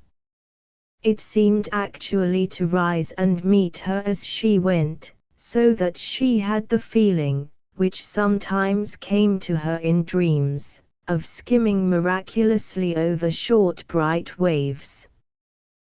The air, too, seemed to break in waves against her, sweeping by on its current all the slanted lights and moist sharp perfumes of the failing day.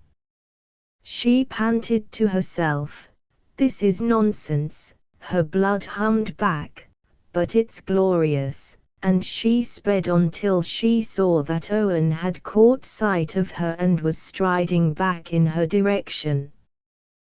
Then she stopped and waited, flushed and laughing, her hands clasped against the letter in her breast. "No, I'm not mad," she called out, "but there's something in the air today, don't you feel it? And I wanted to have a little talk with you," she added as he came up to her, smiling at him and linking her arm in his. He smiled back, but above the smile she saw the shade of anxiety which, for the last 2 months, had kept its fixed line between his handsome eyes. "Owen, don't look like that." "I don't want you to," she said imperiously. He laughed. "You said that exactly like Effie. What do you want me to do?" "To race with you as I do Effie." "But I shouldn't have a show," he protested, still with the little frown between his eyes. "Where are you going?" she asked. "To the kennels." "But there's not the least need. The vet has seen Gary and he's all right." "If there's anything you wanted to tell me, did I say there was? I just came out to meet you. I wanted to know if you'd had good sport." The shadow dropped on him again. "None at all. The fact is I didn't try. Jean and I have just been knocking about in the woods. I wasn't in a sanguinary mood." They walked on with the same light gait, so nearly of a height that keeping step came as naturally to them as breathing. Anna stole another look at the young face on a level with her own. "You did say there was something you wanted to tell me," her stepson began after a pause. "Well, there is." She slackened her pace involuntarily, and they came to a pause and stood facing each other under the limes. "Is Darrow coming?" he asked. She seldom blushed, but at the question a sudden heat suffused her. She held her head high. "Yes, he's coming. I've just heard.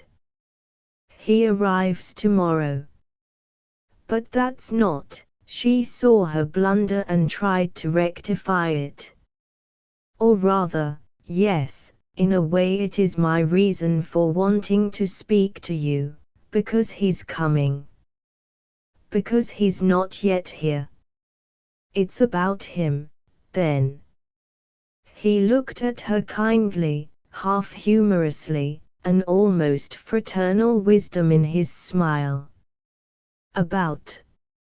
No, no, I meant that I wanted to speak today because it's our last day alone together." "Oh, I see." He had slipped his hands into the pockets of his tweed shooting jacket and lounged along at her side, his eyes bent on the moist ruts of the drive, as though the matter had lost all interest for him. "Owen," he stopped again and faced her. "Look here, my dear, it's no sort of use." "What's no use?" "Anything on earth you can any of you say." She challenged him, "Am I one of any of you?" He did not yield. "Well, then, anything on earth that even you can say."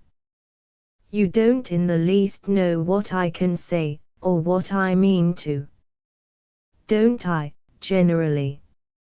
She gave him this point, but only to make another. "Yes, but this is particularly. I want to say. Owen, You've been admirable all through." He broke into a laugh in which the odd elder brotherly note was once more perceptible. "Admirable," she emphasized. "And so has she." "Oh, and so have you to her." His voice broke down to boyishness. "I've never lost sight of that for a minute. It's been altogether easier for her, though," he threw off presently. "On the whole, I suppose it has." "Well," she summed up with a laugh, "aren't you all the better pleased to be told you've behaved as well as she?" "Oh, you know, I've not done it for you," he tossed back at her, without the least note of hostility in the affected lightness of his tone. "Haven't you, though, perhaps, the least bit? Because, after all, you knew I understood. You've been awfully kind about pretending to." She laughed. "You don't believe me. You must remember I had your grandmother to consider." "Yes, and my father, and Effie, I suppose, and the outraged shades of Giver." He paused, as if to lay more stress on the boyish sneer. "Do you likewise include the late Monsieur de Chantel?" His stepmother did not appear to resent the thrust. She went on, in the same tone of affectionate persuasion, "Yes, I must have seemed to you too subject to Giver. Perhaps I have been. But you know that was not my real object in asking you to wait, to say nothing to your grandmother before her return." He considered. "Your real object, of course, was to gain time." "Yes, but for whom?" "Why not for you?" "For me?" He flushed up quickly. "You don't mean—" She laid her hand on his arm and looked gravely into his handsome eyes. "I mean that when your grandmother gets back from Alchy I shall speak to her, you'll speak to her. Yes, if only you'll promise to give me time for her to send for Adelaide Painter." "Oh, she'll undoubtedly send for Adelaide Painter." The allusion touched a spring of mirth in both their minds, and they exchanged a laughing look. "Only you must promise not to rush things. You must give me time to prepare Adelaide too," Mrs. Leith went on. "Prepare her too?" He drew away for a better look at her. "Prepare her for what?" "Why, to prepare your grandmother. For your marriage." "Yes, that's what I mean. I'm going to see you through, you know." His feint of indifference broke down and he caught her hand. "Oh, you dear divine thing. I didn't dream, I know you didn't." She dropped her gaze and began to walk on slowly. "I can't say you've convinced me of the wisdom of the step. Only I seem to see that other things matter more, and that not missing things matters most. Perhaps I've changed, or your not changing has convinced me. I'm certain now that you won't budge. And that was really all I ever cared about. Oh, as to not budging, I told you so months ago, you might have been sure of that. And how can you be any surer today than yesterday?" "I don't know. I suppose one learns something every day, not at Giver." He laughed, and shot a half-ironic look at her. "But you haven't really been at Giver lately, not for months." "Don't you suppose I've noticed that, my dear?" She echoed his laugh to merge it in an underlying sigh. Poor giver, poor empty giver. With so many rooms full and yet not a soul in it, except of course my grandmother, who is its soul. They had reached the gateway of the court and stood looking with a common accord at the long soft-hued facade on which the autumn light was dying. "It looks so made to be happy in," she murmured. "Yes, today, today." He pressed her arm a little. "Oh, you darling, to have given it that look for me." He paused, and then went on in a lower voice, "Don't you feel we owe it to the poor old place to do what we can to give it that look? You, too, I mean. Come, let's make it grin from wing to wing. I've such a mad desire to say outrageous things to it, haven't you? After all, in old times there must have been living people here." Loosening her arm from his, she continued to gaze up at the house front, which seemed, in the plaintive decline of light, to send her back the mute appeal of something doomed. "It is beautiful," she said. "A beautiful memory. Quite perfect to take out and turn over when I'm grinding at the law in New York, and you're—" He broke off and looked at her with a questioning smile. "Come. Tell me. You and I don't have to say things to talk to each other. When you turn suddenly absent-minded and mysterious, I always feel like saying, 'Come back.' All is discovered." She returned his smile. "You know as much as I know. I promise you that." He wavered, as if for the first time uncertain how far he might go. "I don't know Darrow as much as you know him," he presently risked. She frowned a little. "You said just now we didn't need to say things. Was I speaking?"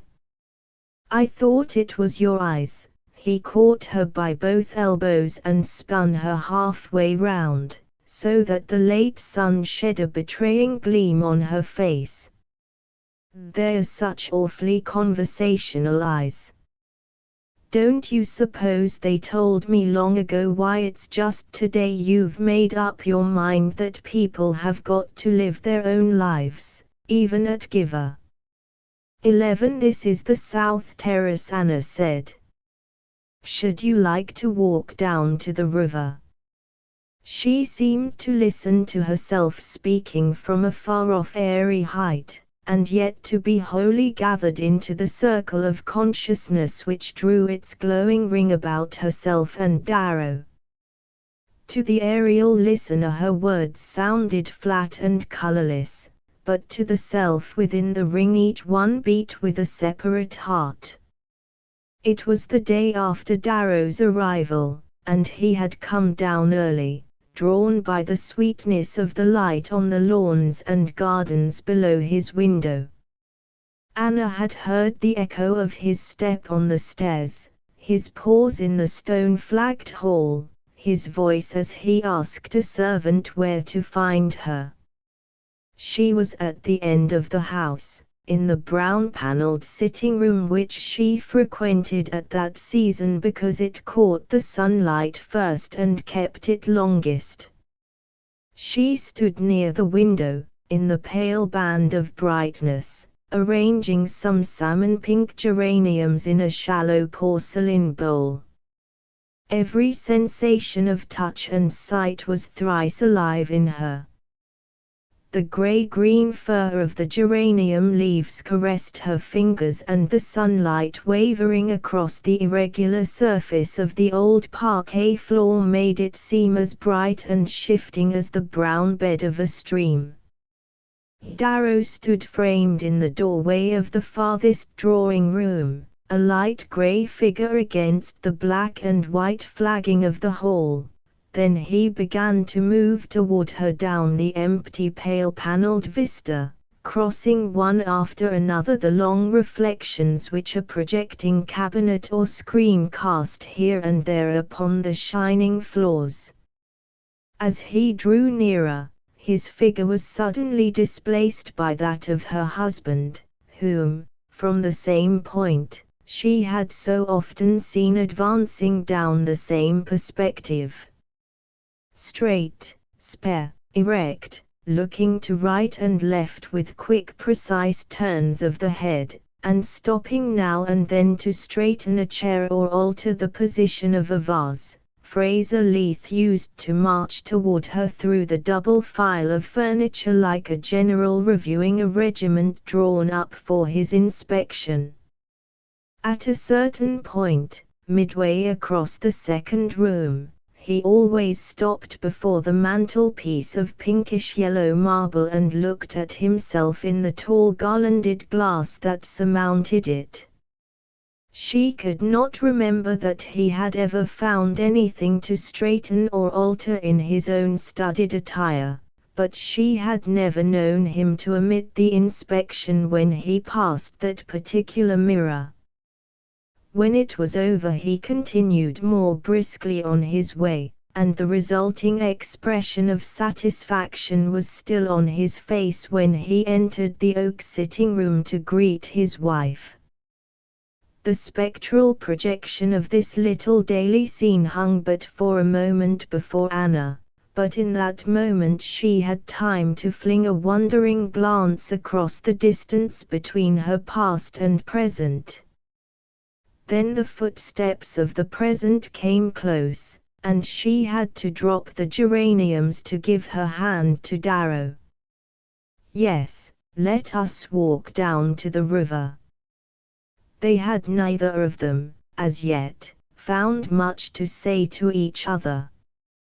Darrow had arrived late on the previous afternoon, and during the evening they had had between them Owen Leith and their own thoughts.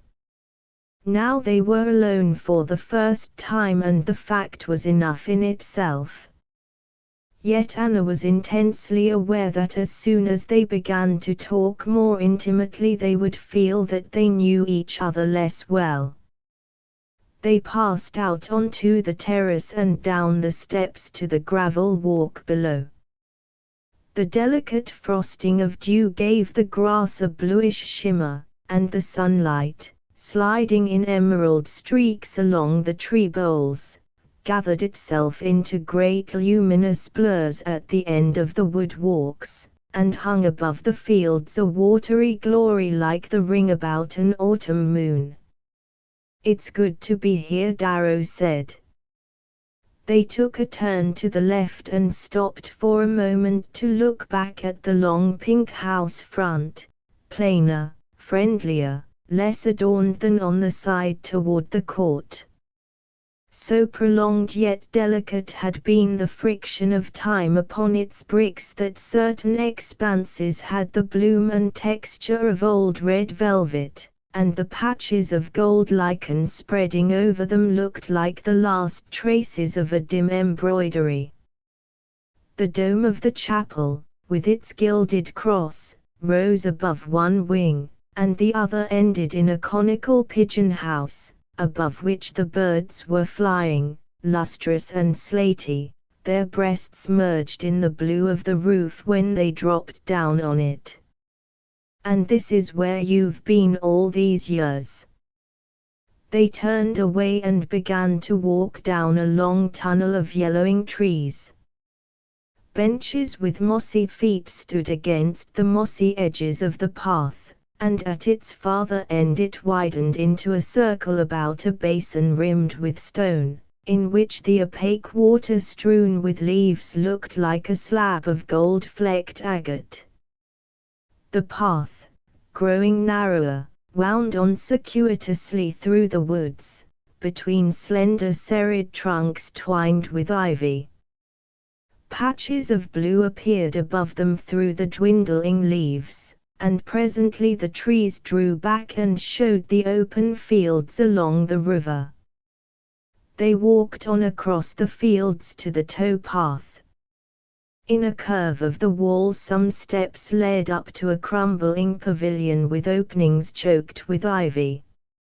Anna and Darrow seated themselves on the bench projecting from the inner wall of the pavilion and looked across the river at the slopes divided into blocks of green and fawn color, and at the chalk-tinted village lifting its squat church tower and grey roofs against the precisely drawn lines of the landscape.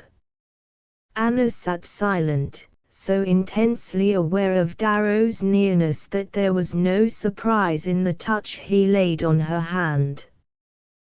They looked at each other, and he smiled and said, "There are to be no more obstacles now."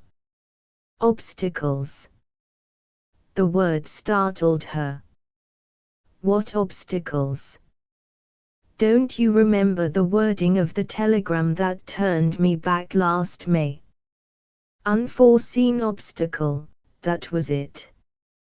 What was the earth-shaking problem, by the way? Finding a governess for Effie, wasn't it? But I gave you my reason, the reason why it was an obstacle. I wrote you fully about it. Yes, I know you did. He lifted her hand and kissed it. How far off it all seems, and how little it all matters today. She looked at him quickly. Do you feel that? I suppose I'm different. I want to draw all those wasted months into today, to make them a part of it. But they are, to me. You reach back and take everything, back to the first days of all. She frowned a little, as if struggling with an inarticulate perplexity. It's curious how, in those first days, too, something that I didn't understand came between us. Oh, in those days we neither of us understood, did we? It's part of what's called the bliss of being young. Yes, I thought that, too, thought it, I mean, in looking back. But it couldn't, even then, have been as true of you as of me, and now he said, the only thing that matters is that we're sitting here together. He dismissed the rest with a lightness that might have seemed conclusive evidence of her power over him. But she took no pride in such triumphs. It seemed to her that she wanted his allegiance and his adoration not so much for herself as for their mutual love, and that in treating lightly any past phase of their relation he took something from its present beauty. The color rose to her face. Between you and me everything matters. Of course. She felt the unperceiving sweetness of his smile. That's why he went on, everything for me, is here and now, on this bench, between you and me. She caught at the phrase. That's what I meant, it's here and now, we can't get away from it. Get away from it. Do you want to? Again. Her heart was beating unsteadily. Something in her, fitfully and with reluctance, struggled to free itself, but the warmth of his nearness penetrated every sense as the sunlight steeped the landscape. Then, suddenly, she felt that she wanted no less than the whole of her happiness. Again. But wasn't it you, the last time? She paused, the tremor in her of Psyche holding up the lamp. But in the interrogative light of her pause her companion's features underwent no change. The last time. Last spring. But it was you who, for the best of reasons, as you've told me, turned me back from your very door last spring. She saw that he was good-humoredly ready to thresh out for her sentimental satisfaction, a question which, for his own, time had so conclusively dealt with, and the sense of his readiness reassured her. I wrote as soon as I could, she rejoined. I explained the delay and asked you to come. And you never even answered my letter. It was impossible to come then. I had to go back to my post. And impossible to write and tell me so. Your letter was a long time coming. I had waited a week, 10 days. I had some excuse for thinking, when it came, that you were in no great hurry for an answer. You thought that, really, after reading it. I thought it. Her heart leaped up to her throat. Then why are you here today? He turned on her with a quick look of wonder.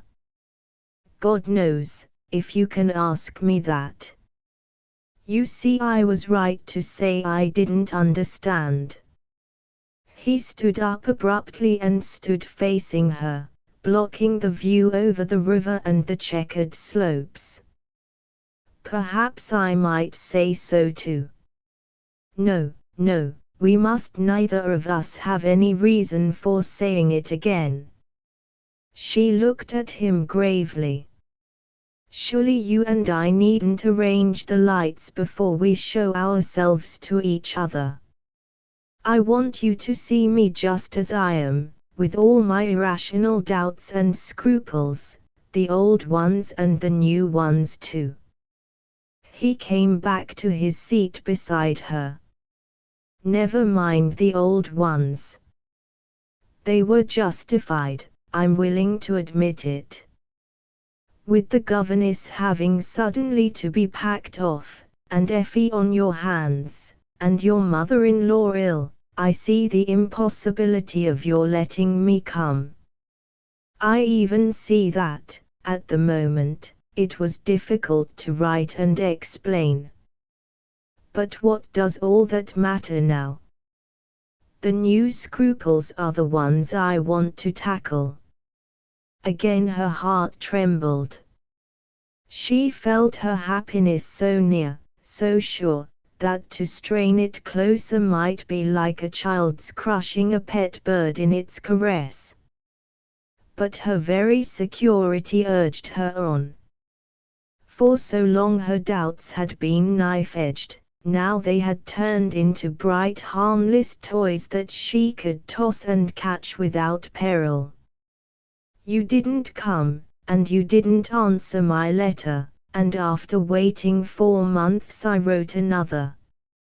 And I answered that one, and I'm here. Yes. She held his eyes. But in my last letter I repeated exactly what I'd said in the first, the one I wrote you last June. I told you then that I was ready to give you the answer to what you'd asked me in London, and in telling you that, I told you what the answer was. My dearest. My dearest. Darrow murmured. You ignored that letter. All summer you made no sign.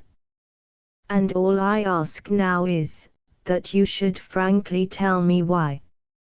I can only repeat what I've just said. I was hurt and unhappy and I doubted you. I suppose if I'd cared less I should have been more confident.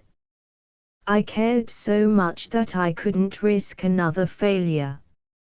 For you'd made me feel that I'd miserably failed. So I shut my eyes and set my teeth and turned my back. There's the whole pusillanimous truth of it. Oh, if it's the whole truth, she let him clasp her. "There's my torment, you see. I thought that was what your silence meant till I made you break it. Now I want to be sure that I was right. What can I tell you to make you sure? You can let me tell you everything first." She drew away, but without taking her hands from him. "Owen saw you in Paris," she began. She looked at him and he faced her steadily. The light was full on his pleasantly browned face, his grey eyes, his frank white forehead. She noticed for the first time a seal ring in a setting of twisted silver on the hand he had kept on hers. "In Paris?" "Oh, yes. So he did. He came back and told me. I think you talked to him a moment in a theatre. I asked if you'd spoken of my having put you off, or if you'd sent me any message. He didn't remember that you had. In a crush, in a Paris foyer. My dear. It was absurd of me. But Owen and I have always been on odd kind of brother and sister terms. I think he guessed about us when he saw you with me in London. So he teased me a little and tried to make me curious about you, and when he saw he'd succeeded he told me he hadn't had time to say much to you because you were in such a hurry to get back to the lady you were with." He still held her hands, but she felt no tremor in his, and the blood did not stir in his brown cheek. He seemed to be honestly turning over his memories. "Yes, and what else did he tell you?" "Oh, not much, except that she was awfully pretty.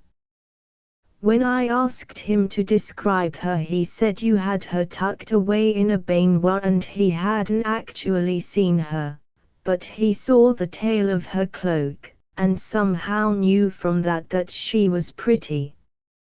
One does, you know. I think he said the cloak was pink." Darrow broke into a laugh. "Of course it was, they always are. So that was at the bottom of your doubts?" "Not at first. I only laughed. But afterward, when I wrote you and you didn't answer, oh, you do see," she appealed to him. He was looking at her gently. "Yes, I see. It's not as if this were a light thing between us. I want you to know me as I am. If I thought that at that moment, when you were on your way here, almost," he dropped her hand and stood up. "Yes, yes, I understand. But do you?" Her look followed him. "I'm not a goose of a girl. I know, of course I know, but there are things a woman feels, when what she knows doesn't make any difference. It's not that I want you to explain, I mean about that particular evening. It's only that I want you to have the whole of my feeling. I didn't know what it was till I saw you again. I never dreamed I should say such things to you. I never dreamed I should be here to hear you say them." He turned back and lifting a floating end of her scarf put his lips to it. "But now that you have, I know," he smiled down at her. "You know that this is no light thing between us. Now you may ask me anything you please." "That was all I wanted to ask you." For a long moment they looked at each other without speaking. She saw the dancing spirit in his eyes turn grave and darken to a passionate sternness. He stooped and kissed her, and she sat as if folded in wings. 12. It was in the natural order of things that, on the way back to the house, their talk should have turned to the future. Anna was not eager to define it. She had an extraordinary sensitiveness to the impalpable elements of happiness, and as she walked at Darrow's side her imagination flew back and forth, spinning luminous webs of feeling between herself and the scene about her. Every heightening of emotion produced for her a new effusion of beauty in visible things, and with it the sense that such moments should be lingered over and absorbed like some unrenewable miracle. She understood Darrow's impatience to see their plans take shape. She knew it must be so, she would not have had it otherwise, but to reach a point where she could fix her mind on his appeal for dates and decisions was like trying to break her way through the silver tangle of an April wood. Darrow wished to use his diplomatic opportunities as a means of studying certain economic and social problems with which he presently hoped to deal in print, and with this in view he had asked for, and obtained, a South American appointment. Anna was ready to follow where he led, and not reluctant to put new sights as well as new thoughts between herself and her past. She had, in a direct way, only Effie and Effie's education to consider, and there seemed, after due reflection, no reason why the most anxious regard for these should not be conciliated with the demands of Darrow's career. Effie, it was evident, could be left to Madame de Chantel's care till the couple should have organized their life, and she might even, as long as her future stepfather's work retained him in distant posts, continue to divide her year between Giver and the Antipodes. As for Owen, who had reached his legal majority 2 years before, and was soon to attain the age fixed for the taking over of his paternal inheritance, the arrival of this date would reduce his stepmother's responsibility to a friendly concern for his welfare. This made for the prompt realization of Darrow's wishes, and there seemed no reason why the marriage should not take place within the 6 weeks that remained of his leave. They passed out of the woodwalk into the open brightness of the garden. The noon sunlight sheeted with gold the bronze flanks of the polygonal yews. Chrysanthemums, russet, saffron and orange, glowed like the efflorescence of an enchanted forest. Belts of red begonia purpling to wine color ran like smoldering flame among the borders, and above this outspread tapestry the house extended its harmonious length, the soberness of its lines softened to grace in the luminous misty air. Darrow stood still, and Anna felt that his glance was traveling from her to the scene about them and then back to her face. "You're sure you're prepared to give up, Giver? You look so made for each other." "Oh, Giver," she broke off suddenly, feeling as if her too careless tone had delivered all her past into his hands, and with one of her instinctive movements of recoil she added, "When Owen marries I shall have to give it up." "When Owen marries? That's looking some distance ahead. I want to be told that meanwhile you'll have no regrets." She hesitated. Why did he press her to uncover to him her poor starved past? A vague feeling of loyalty, a desire to spare what could no longer harm her, made her answer evasively, "There will probably be no meanwhile. Owen may marry before long." She had not meant to touch on the subject, for her stepson had sworn her to provisional secrecy, but since the shortness of Darrow's leave necessitated a prompt adjustment of their own plans, it was, after all, inevitable that she should give him at least a hint of Owen's. Owen marry? Why, he always seems like a fawn in flannels. I hope he's found a dryad. There might easily be one left in these blue and gold woods. I can't tell you yet where he found his dryad, but she is one, I believe. At any rate she'll become the giver woods better than I do. Only there may be difficulties, well. At that age they're not always to be wished away. She hesitated. Owen, at any rate, has made up his mind to overcome them, and I've promised to see him through. She went on, after a moment's consideration, to explain that her stepson's choice was, for various reasons, not likely to commend itself to his grandmother.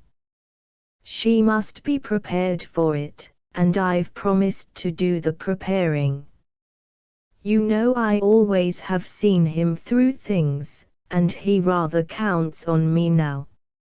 She fancied that Darrow's exclamation had in it a faint note of annoyance, and wondered if he again suspected her of seeking a pretext for postponement. But once Owen's future is settled, you won't, surely, for the sake of what you call seeing him through, ask that I should go away again without you. He drew her closer as they walked. Owen will understand, if you don't. Since he's in the same case himself, I'll throw myself on his mercy. He'll see that I have the first claim on you, he won't even want you not to see it. Owen sees everything, I'm not afraid of that. But his future isn't settled. He's very young to marry, too young, his grandmother is sure to think, and the marriage he wants to make is not likely to convince her to the contrary. You don't mean that it's like his first choice? Oh, no. But it's not what Madame de Chantal would call a good match, it's not even what I call a wise one. Yet you're backing him up. Yet I'm backing him up. She paused. I wonder if you'll understand. What I've most wanted for him, and shall want for Effie, is that they shall always feel free to make their own mistakes, and never, if possible, be persuaded to make other people's. Even if Owen's marriage is a mistake, and has to be paid for, I believe he'll learn and grow in the paying. Of course I can't make Madame de Chantal see this, but I can remind her that, with his character, his big rushes of impulse, his odd intervals of ebb and apathy, she may drive him into some worse blunder if she thwarts him now. And you mean to break the news to her as soon as she comes back from Ouchy? As soon as I see my way to it. She knows the girl and likes her, that's our hope. And yet it may, in the end, prove our danger, make it harder for us all, when she learns the truth, than if Owen had chosen a stranger. I can't tell you more till I've told her. I've promised Owen not to tell anyone. All I ask you is to give me time, to give me a few days at any rate. She's been wonderfully nice, as she would call it, about you, and about the fact of my having soon to leave Giver, but that, again, may make it harder for Owen. At any rate, you can see, can't you, how it makes me want to stand by him. You see, I couldn't bear it if the least fraction of my happiness seemed to be stolen from his, as if it were a little scrap of happiness that had to be pieced out with other people's. She clasped her hands on Darrow's arm. I want our life to be like a house with all the windows lit. I'd like to string lanterns from the roof and chimneys. She ended with an inward tremor. All through her exposition and her appeal she had told herself that the moment could hardly have been less well chosen. In Darrow's place she would have felt, as he doubtless did, that her carefully developed argument was only the disguise of an habitual indecision. It was the hour of all others when she would have liked to affirm herself by brushing aside every obstacle to his wishes, yet it was only by opposing them that she could show the strength of character she wanted him to feel in her. But as she talked she began to see that Darrow's face gave back no reflection of her words, that he continued to wear the abstracted look of a man who is not listening to what is said to him. It caused her a slight pang to discover that his thoughts could wander at such a moment. Then, with a flush of joy she perceived the reason. In some undefinable way she had become aware, without turning her head, that he was steeped in the sense of her nearness, absorbed in contemplating the details of her face and dress, and the discovery made the words throng to her lips. She felt herself speak with ease, authority, conviction. She said to herself, "He doesn't care what I say, it's enough that I say it, even if it's stupid he'll like me better for it." She knew that every inflection of her voice, every gesture, every characteristic of her person, its very defects, the fact that her forehead was too high, that her eyes were not large enough, that her hands, though slender, were not small, and that the fingers did not taper, she knew that these deficiencies were so many channels through which her influence streamed to him. That she pleased him in spite of them, perhaps because of them, that he wanted her as she was, and not as she would have liked to be, and for the first time she felt in her veins the security and lightness of happy love. They reached the court and walked under the limes toward the house. The hall door stood wide, and through the windows opening on the terrace the sun slanted across the black and white floor, the faded tapestry chairs, and Darrow's traveling coat and cap, which lay among the cloaks and rugs piled on a bench against the wall. The sight of these garments, lying among her own wraps, gave her a sense of homely intimacy. It was as if her happiness came down from the skies and took on the plain dress of daily things. At last she seemed to hold it in her hand. As they entered the hall her eye lit on an unstamped note conspicuously placed on the table. From Owen. He must have rushed off somewhere in the motor. She felt a secret stir of pleasure at the immediate inference that she and Darrow would probably lunch alone. Then she opened the note and stared at it in wonder.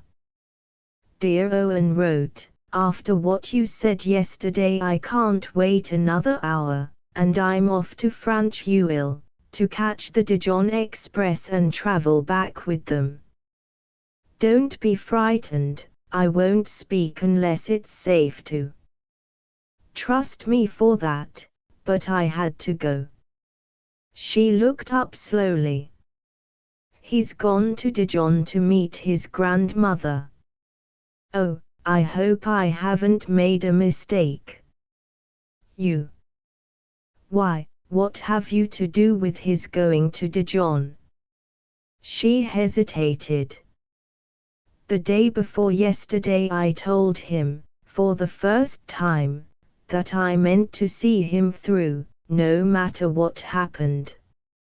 And I'm afraid he's lost his head, and will be imprudent and spoil things. You see, I hadn't meant to say a word to him till I'd had time to prepare Madame de Chantal. She felt that Darrow was looking at her and reading her thoughts, and the color flew to her face. Yes, it was when I heard you were coming that I told him. I wanted him to feel as I felt. It seemed too unkind to make him wait.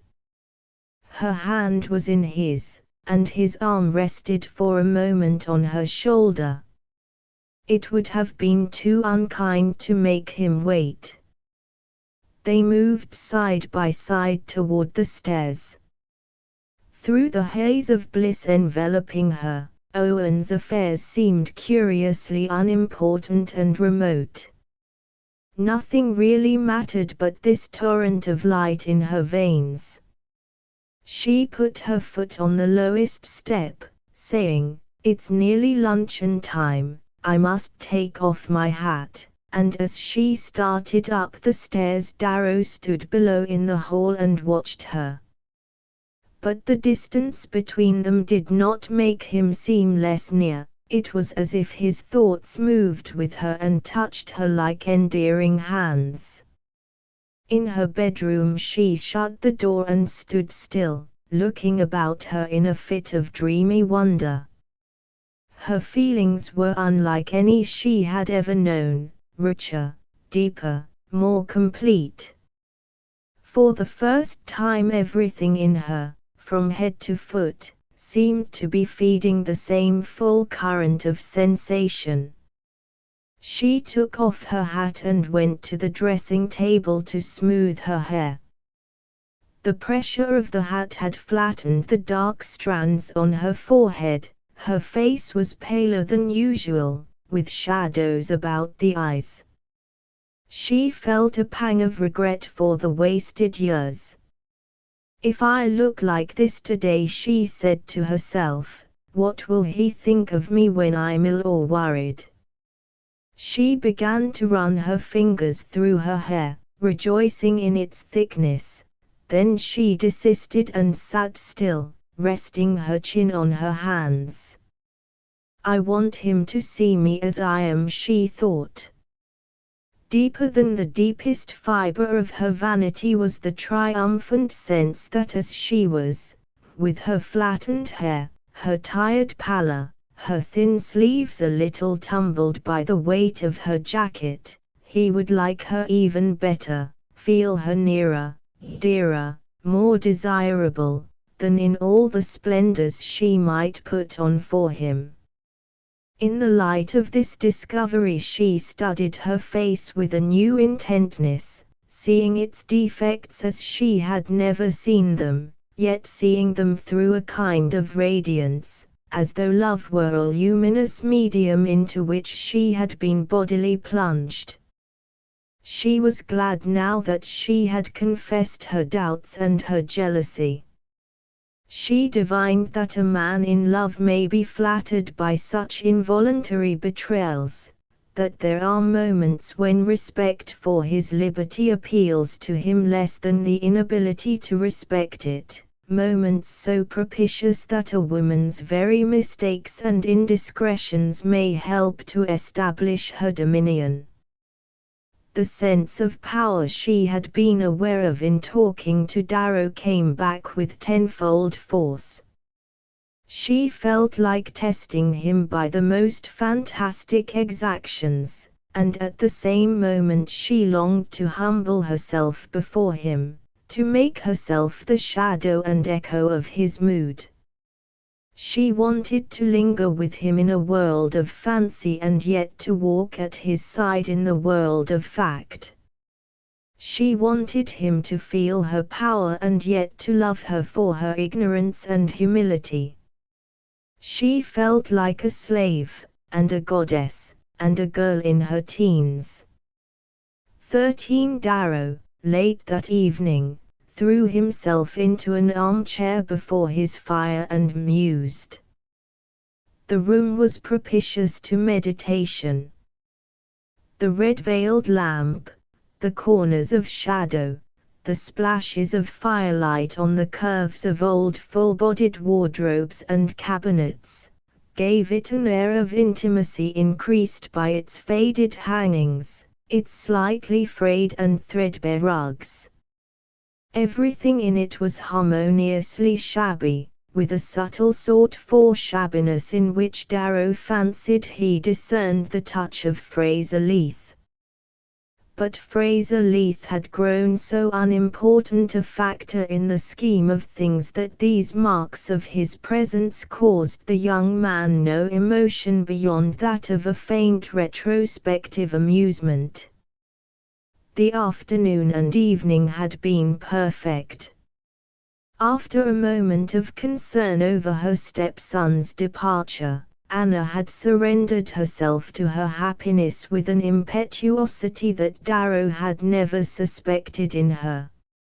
Early in the afternoon they had gone out in the motor, traversing miles of sober-tinted landscape in which, here and there, a scarlet vineyard flamed, clattering through the streets of stony villages, coming out on low slopes above the river, or winding through the pale gold of narrow wood roads with the blue of clear-cut hills at their end. Over everything lay a faint sunshine that seemed dissolved in the still air, and the smell of wet roots and decaying leaves was merged in the pungent scent of burning underbrush. Once, at the turn of a wall, they stopped the motor before a ruined gateway and, stumbling along a road full of ruts, stood before a little old deserted house, fantastically carved and chimneyed, which lay in a moat under the shade of ancient trees. They paced the paths between the trees, found a mouldy temple of love on an islet among reeds and plantains, and, sitting on a bench in the stable yard, watched the pigeons circling against the sunset over their cot of patterned brick. Then the motor flew on into the dusk. When they came in they sat beside the fire in the oak drawing-room, and Darrow noticed how delicately her head stood out against the somber panelling, and mused on the enjoyment there would always be in the mere fact of watching her hands as they moved about among the tea-things.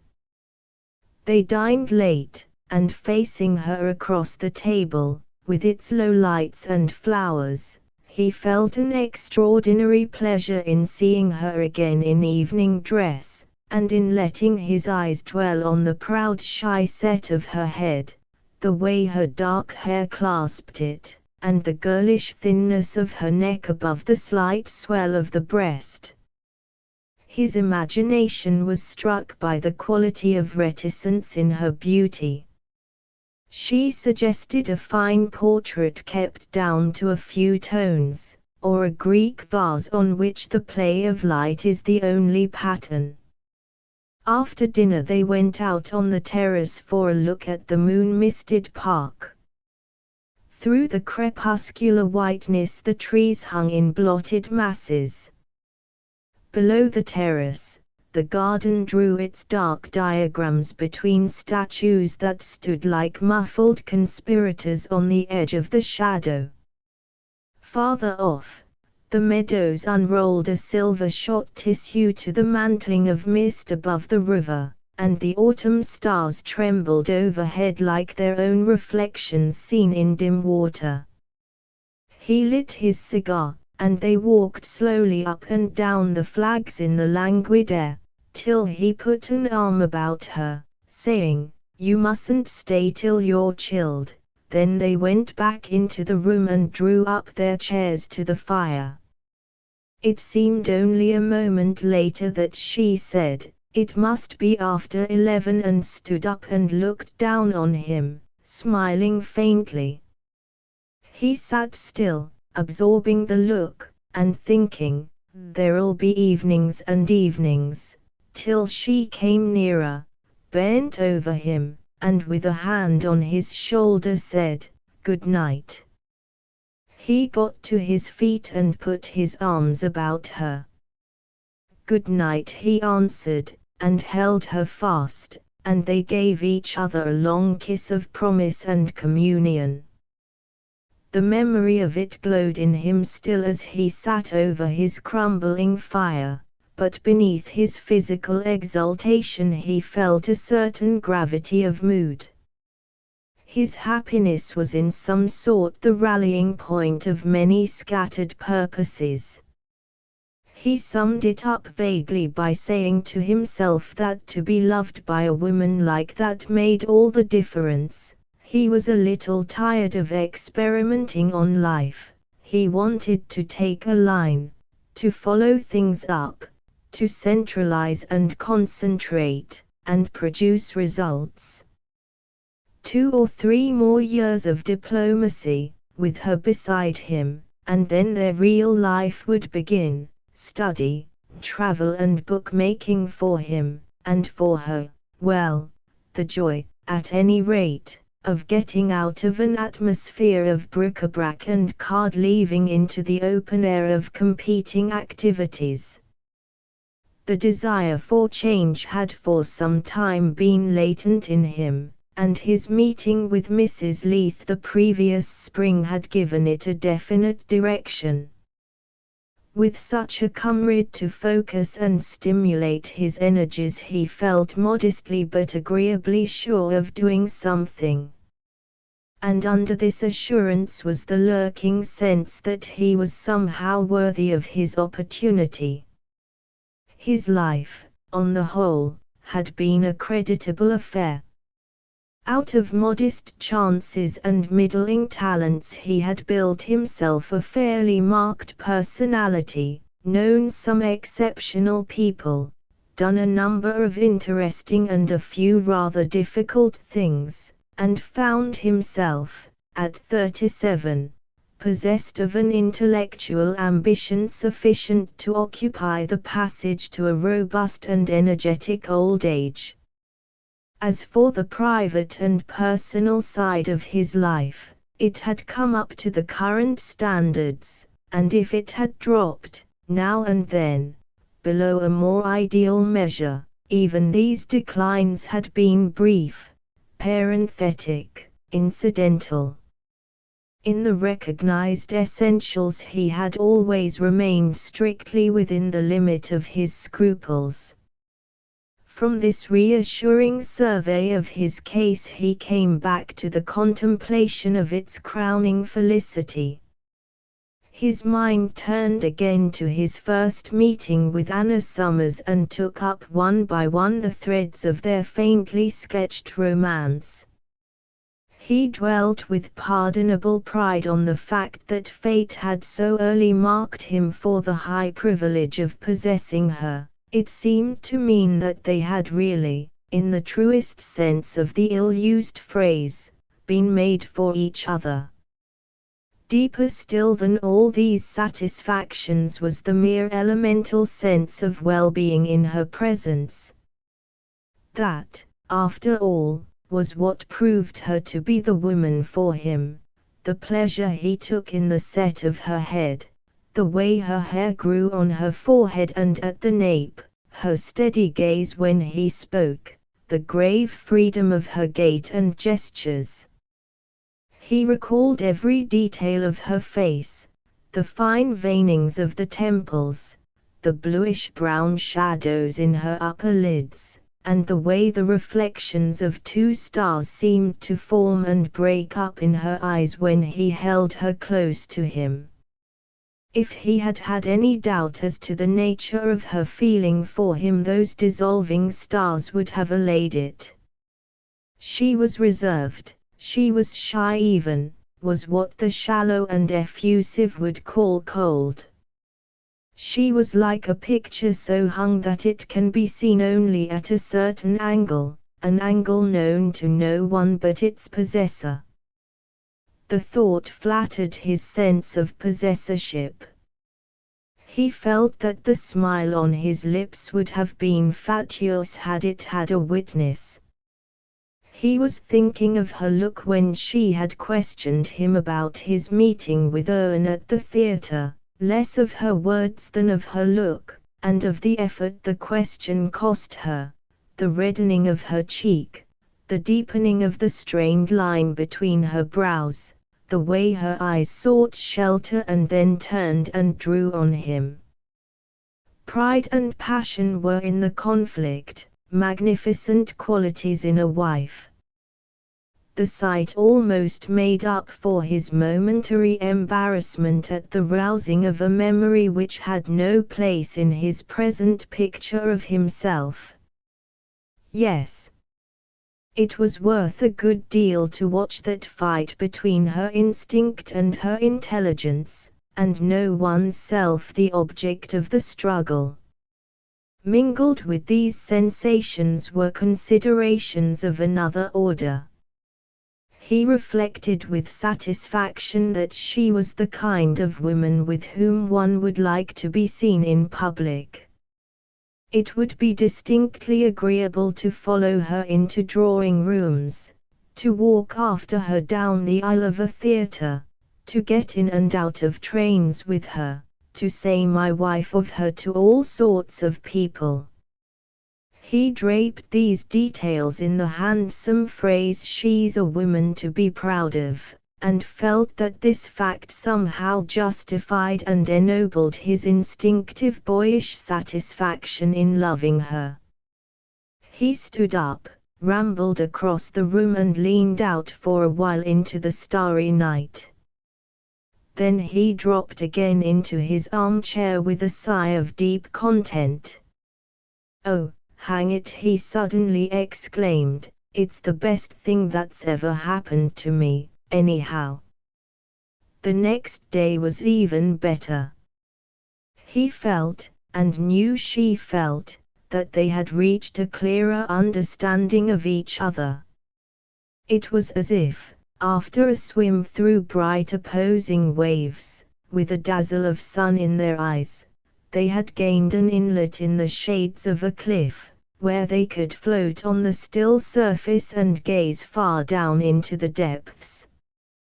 Now and then, as they walked and talked, he felt a thrill of youthful wonder at the coincidence of their views and their experiences, at the way their minds leapt to the same point in the same instant. The old delusion, I suppose, he smiled to himself. Will nature never tire of the trick?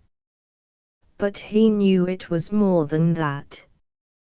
There were moments in their talk when he felt, distinctly and unmistakably, the solid ground of friendship underneath the whirling dance of his sensations. "How I should like her if I didn't love her," he summed it up, wondering at the miracle of such a union.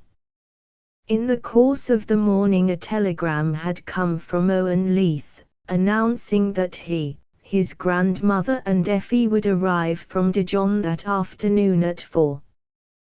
The station of the main line was 8 or 10 miles from Giver, and Anna, soon after 3, left in the motor to meet the travellers. When she had gone, Darrow started for a walk, planning to get back late, in order that the reunited family might have the end of the afternoon to themselves. He roamed the countryside till long after dark, and the stable clock of Giver was striking 7 as he walked up the avenue to the court. In the hall, coming down the stairs, he encountered Anna.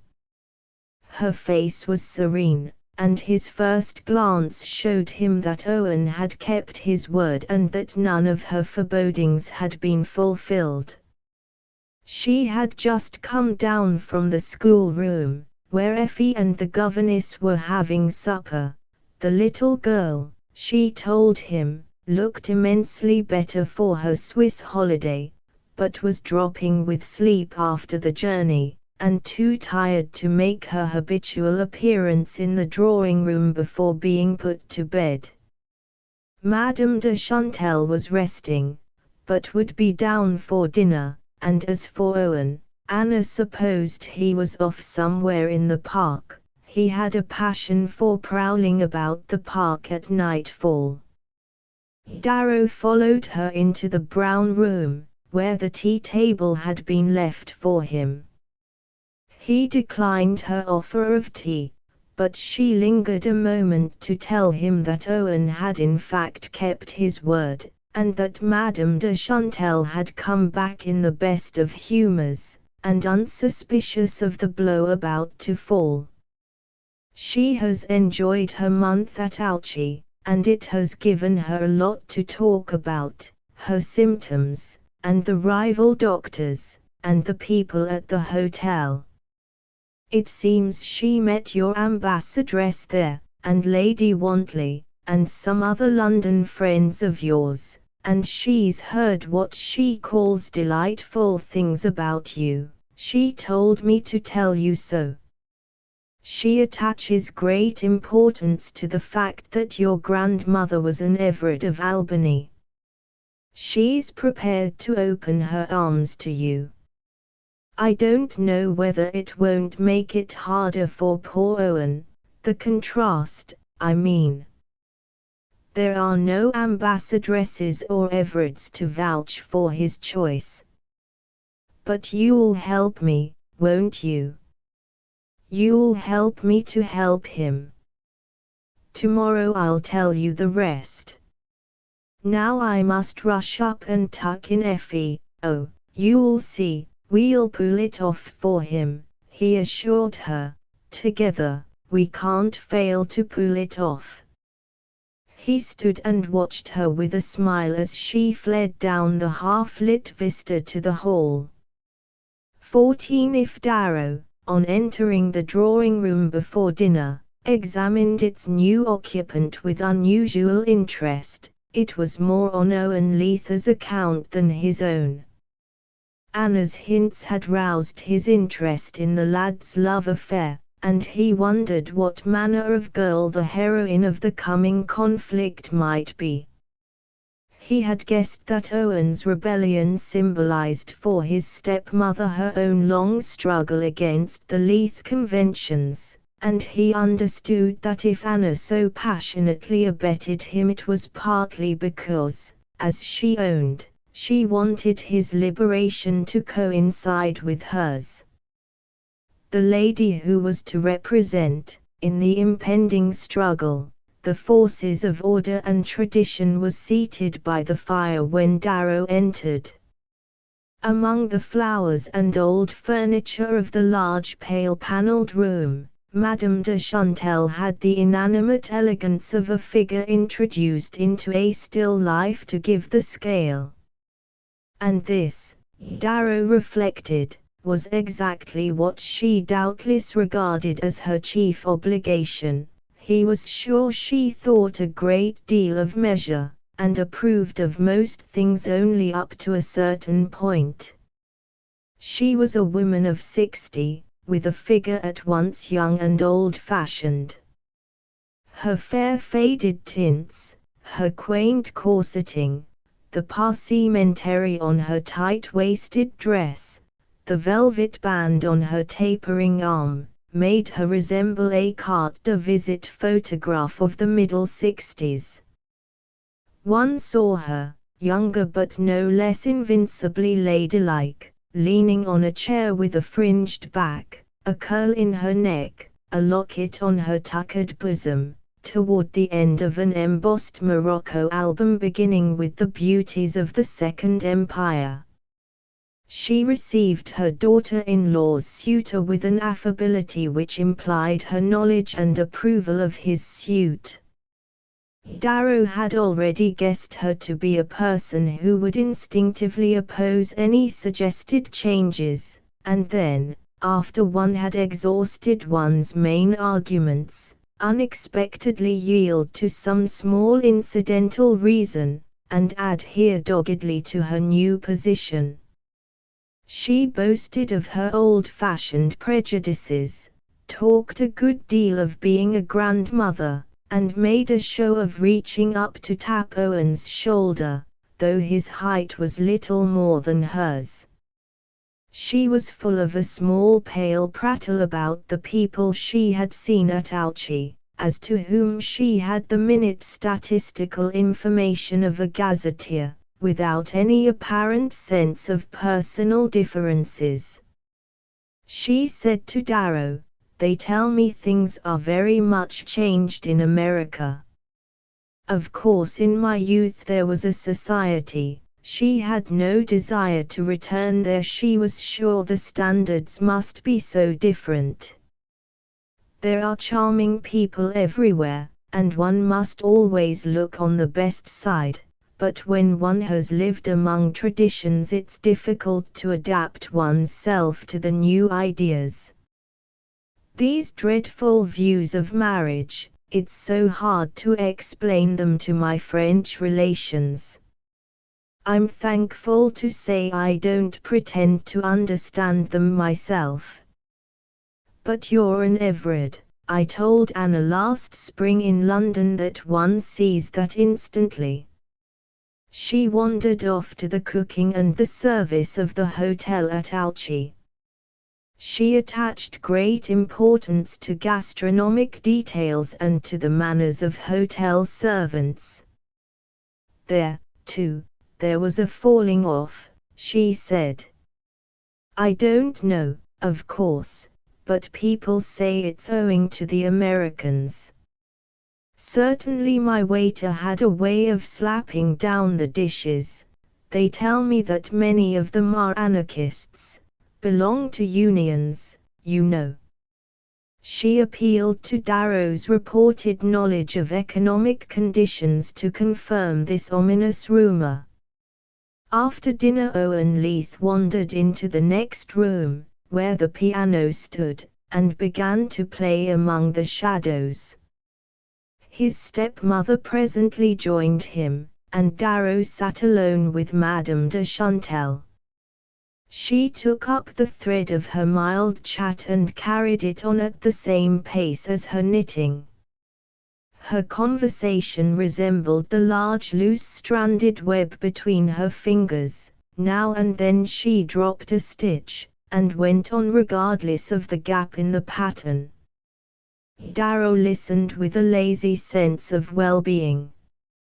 In the mental lull of the after-dinner hour, with harmonious memories murmuring through his mind, and the soft tints and shadowy spaces of the fine old room charming his eyes to indolence, Madame de Chantal's discourse seemed not out of place. He could understand that, in the long run, the atmosphere of Giver might be suffocating, but in his present mood its very limitations had a grace. Presently he found the chance to say a word in his own behalf, and thereupon measured the advantage, never before particularly apparent to him, of being related to the Everards of Albany. Madame de Chantal's conception of her native country, to which she had not returned since her 20th year, reminded him of an ancient geographer's map of the Hyperborean regions. It was all a foggy blank, from which only one or two fixed outlines emerged, and one of these belonged to the Everards of Albany.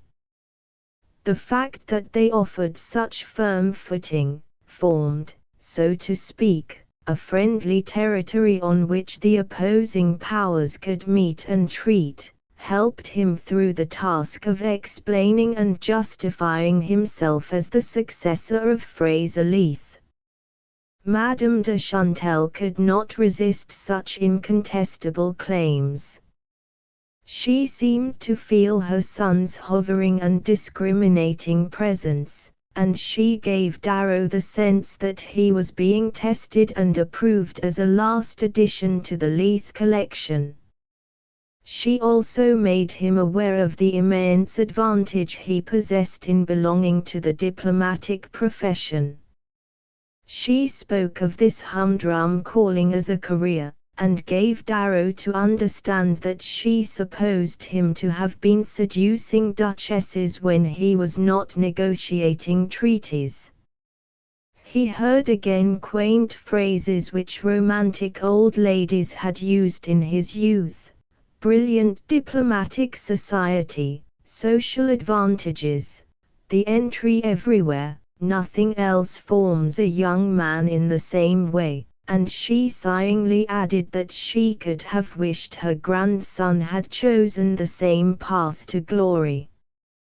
Darrow prudently suppressed his own view of the profession, as well as the fact that he had adopted it provisionally, and for reasons less social than sociological, and the talk presently passed on to the subject of his future plans. Here again, Madame de Chantal's awe of the career made her admit the necessity of Anna's consenting to an early marriage.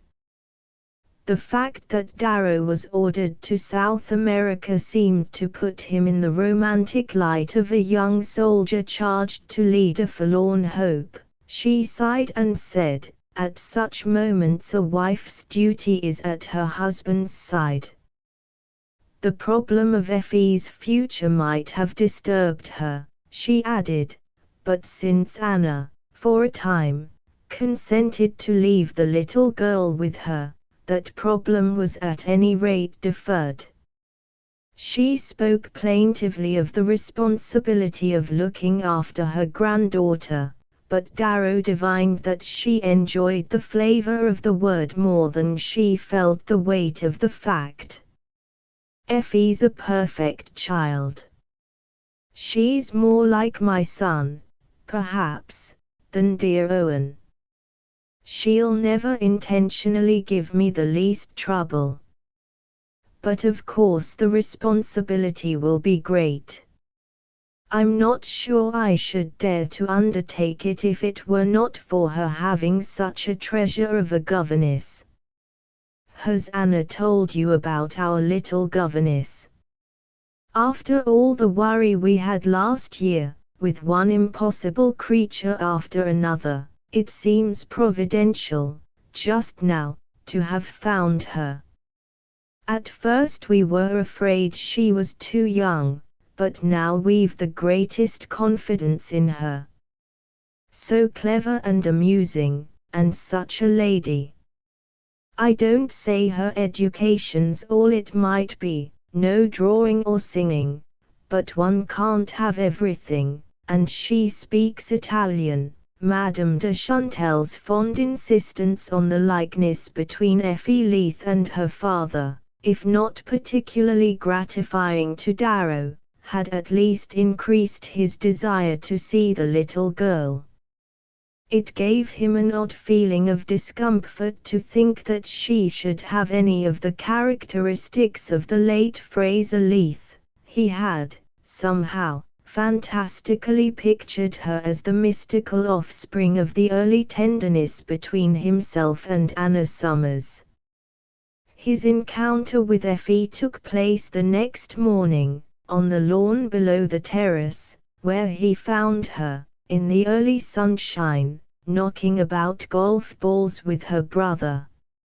Almost at once, and with infinite relief, he saw that the resemblance of which Madame de Chantal boasted was mainly external.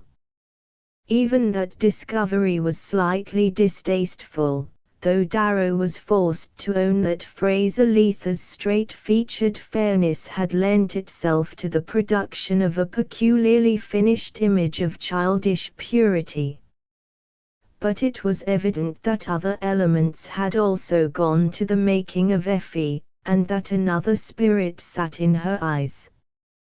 Her serious handshake, her pretty greeting, were worthy of the Leith tradition, and he guessed her to be more malleable than Owen, more subject to the influences of Giver, but the shout with which she returned to her romp had in it the note of her mother's emancipation. He had begged a holiday for her, and when Mrs. Leith appeared he and she and the little girl went off for a ramble. Anna wished her daughter to have time to make friends with Darrow before learning in what relation he was to stand to her, and the three roamed the woods and fields till the distant chime of the stable clock made them turn back for luncheon. Effie, who was attended by a shaggy terrier, had picked up 2 or 3 subordinate dogs at the stable, and as she trotted on ahead with her yapping escort, Anna hung back to throw a look at Darrow. "Yes," he answered it, "she's exquisite." "Oh, I see what I'm asking of you. But she'll be quite happy here, won't she?" "And you must remember it won't be for long," Anna sighed her acquiescence. "Oh, she'll be happy here. It's her nature to be happy. She'll apply herself to it, conscientiously, as she does to her lessons, and to what she calls being good, in a way, you see, that's just what worries me. Her idea of being good is to please the person she's with, she puts her whole dear little mind on it. And so, if ever she's with the wrong person, but surely there's no danger of that just now. Madame de Chantel tells me that you've at last put your hand on a perfect governess." Anna, without answering, glanced away from him toward her daughter. "It's lucky, at any rate," Darrow continued, "that Madame de Chantel thinks her so." "Oh, I think very highly of her too. Highly enough to feel quite satisfied to leave her with Effie. Yes. She's just the person for Effie. Only, of course, one never knows. She's young, and she might take it into her head to leave us." After a pause she added, "I'm naturally anxious to know what you think of her." When they entered the house the hands of the hall clock stood within a few minutes of the luncheon hour. Anna led Effie off to have her hair smoothed and Darrow wandered into the oak sitting room, which he found untenanted. The sun lay pleasantly on its brown walls, on the scattered books and the flowers in old porcelain vases. In his eyes lingered the vision of the dark-haired mother mounting the stairs with her little fair daughter. The contrast between them seemed a last touch of grace in the complex harmony of things. He stood in the window, looking out at the park, and brooding inwardly upon his happiness. He was roused by Effie's voice and the scamper of her feet down the long floors behind him. "Here he is! Here he is!" she cried, flying over the threshold. He turned and stooped to her with a smile, and as she caught his hand he perceived that she was trying to draw him toward someone who had paused behind her in the doorway, and whom he supposed to be her mother. "Here he is," Effie repeated, with her sweet impatience. The figure in the doorway came forward and Darrow, looking up, found himself face to face with Sophie Viner. They stood still, a yard or two apart, and looked at each other without speaking. As they paused there, a shadow fell across one of the terrace windows, and Owen Leith stepped whistling into the room. In his rough shooting clothes, with the glow of exercise under his fair skin, He looked extraordinarily light-hearted and happy. Darrow, with a quick side glance, noticed this, and perceived also that the glow on the youth's cheek had deepened suddenly to red. He too stopped short, and the three stood there motionless for a barely perceptible beat of time. During its lapse, Darrow's eyes had turned back from Owen's face to that of the girl between them. He had the sense that, whatever was done, it was he who must do it, and that it must be done immediately. He went forward and held out his hand. "How do you do, Miss Viner?" She answered, "How do you do?" in a voice that sounded clear and natural, and the next moment he again became aware of steps behind him, and knew that Mrs. Leith was in the room. To his strained senses there seemed to be another just measurable pause before Anna said, looking gaily about the little group, "Has Owen introduced you? This is Effie's friend, Miss Viner." Effie, still hanging on her governess's arm, pressed herself closer with a little gesture of appropriation, and Miss Viner laid her hand on her pupil's hair. Darrow felt that Anna's eyes had turned to him. "I think Miss Viner and I have met already, several years ago in London." "I remember," said Sophie Viner, in the same clear voice. "How charming. Then we're all friends." "But luncheon must be ready," said Mrs. Leith. She turned back to the door, and the little procession moved down the two long drawing rooms, with Effie waltzing on ahead. 15 Madame de Chantal and Anna had planned, for the afternoon, a visit to a remotely situated acquaintance whom the introduction of the motor had transformed into a neighbor. Effie was to pay for her morning's holiday by an hour or two in the schoolroom, and Owen suggested that he and Darrow should betake themselves to a distant covert in the desultory quest for pheasants. Darrow was not an ardent sportsman, but any pretext for physical activity would have been acceptable at the moment, and he was glad both to get away from the house and not to be left to himself. When he came downstairs the motor was at the door, and Anna stood before the hall mirror, swathing her hat in veils. She turned at the sound of his step and smiled at him for a long full moment. "I'd no idea you knew Miss Viner," she said, as he helped her into her long coat. "It came back to me, luckily, that I'd seen her 2 or 3 times in London, several years ago.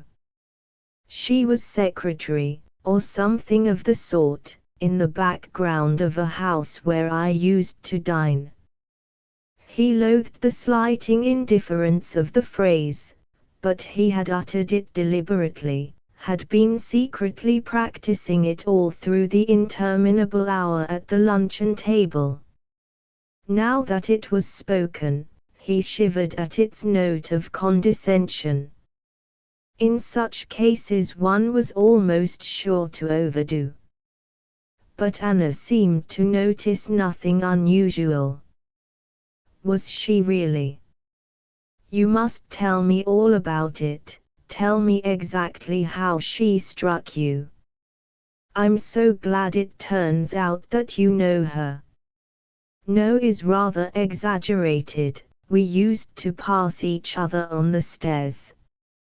Madame de Chantal and Owen appeared together as he spoke, and Anna, gathering up her wraps, said, "You'll tell me about that, then.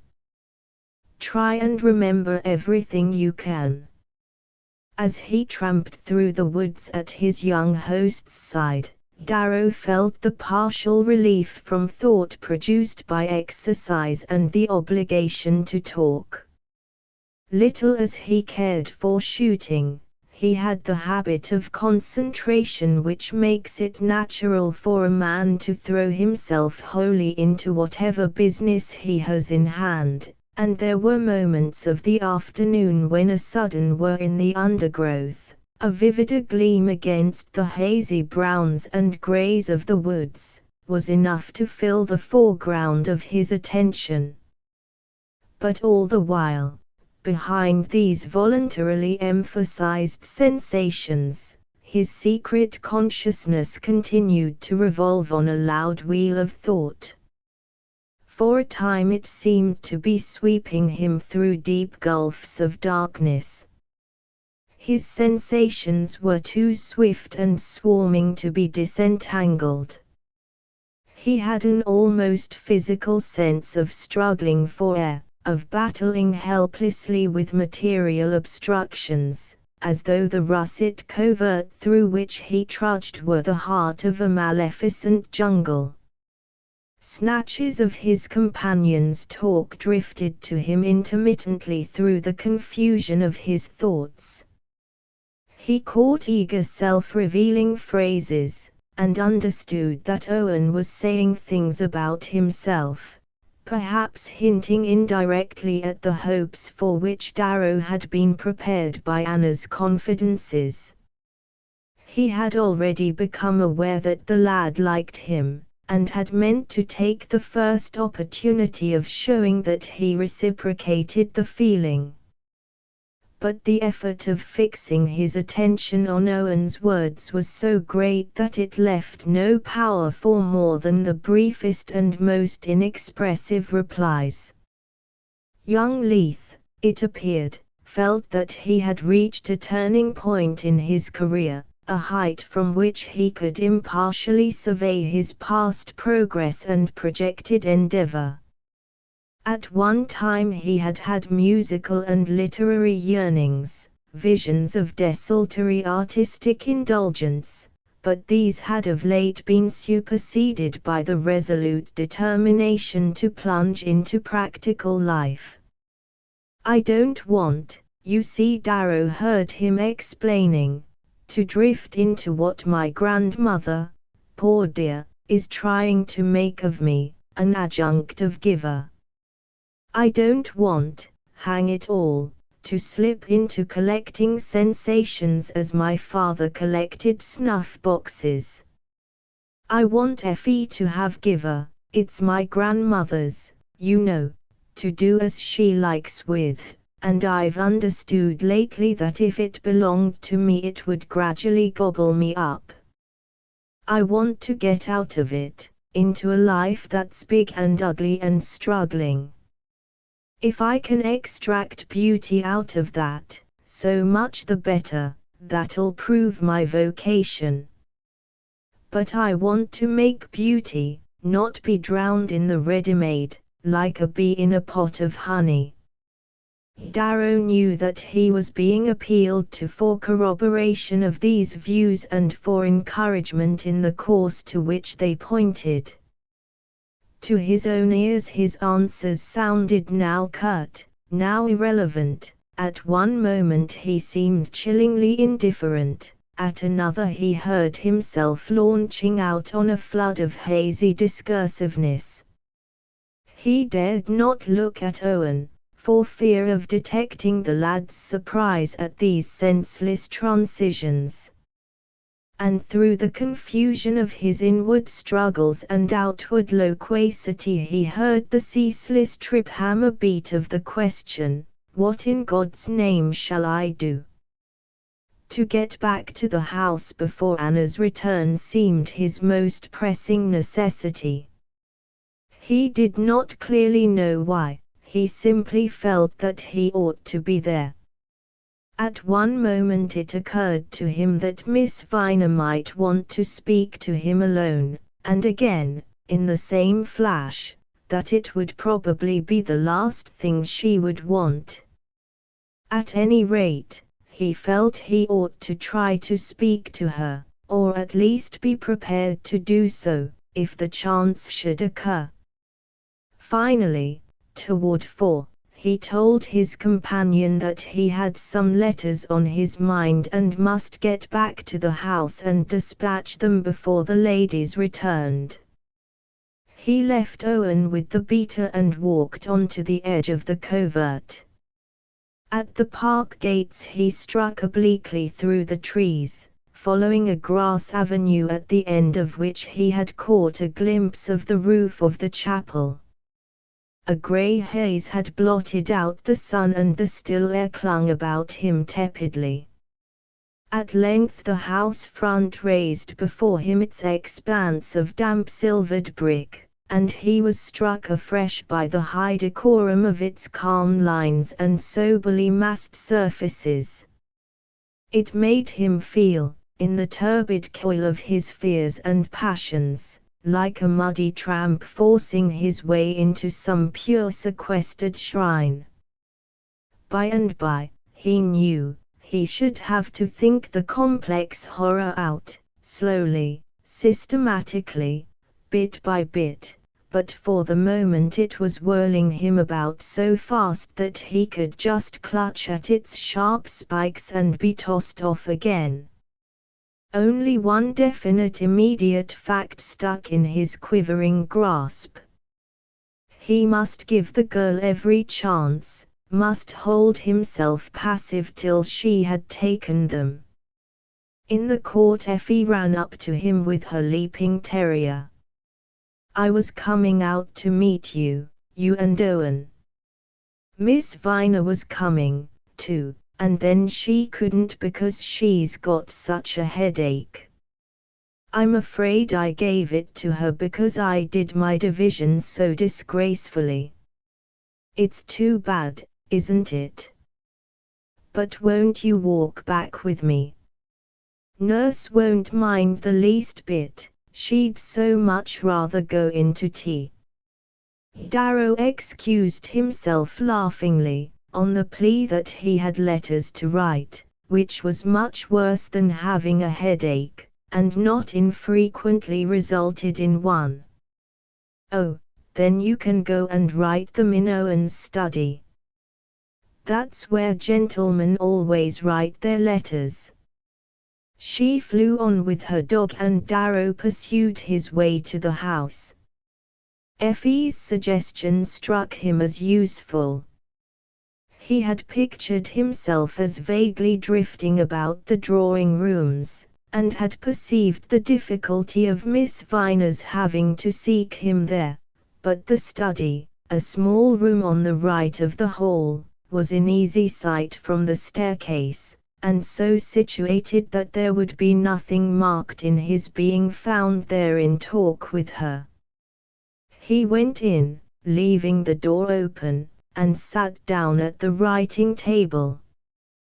The room was a friendly heterogeneous place, the one repository, in the well-ordered and amply servanted house, of all its unclassified odds and ends, Effie's croquet box and fishing rods, Owen's guns and golf sticks and rackets, his stepmother's flower baskets and gardening implements, even Madame de Chantel's embroidery frame, and the back numbers of the Catholic Weekly.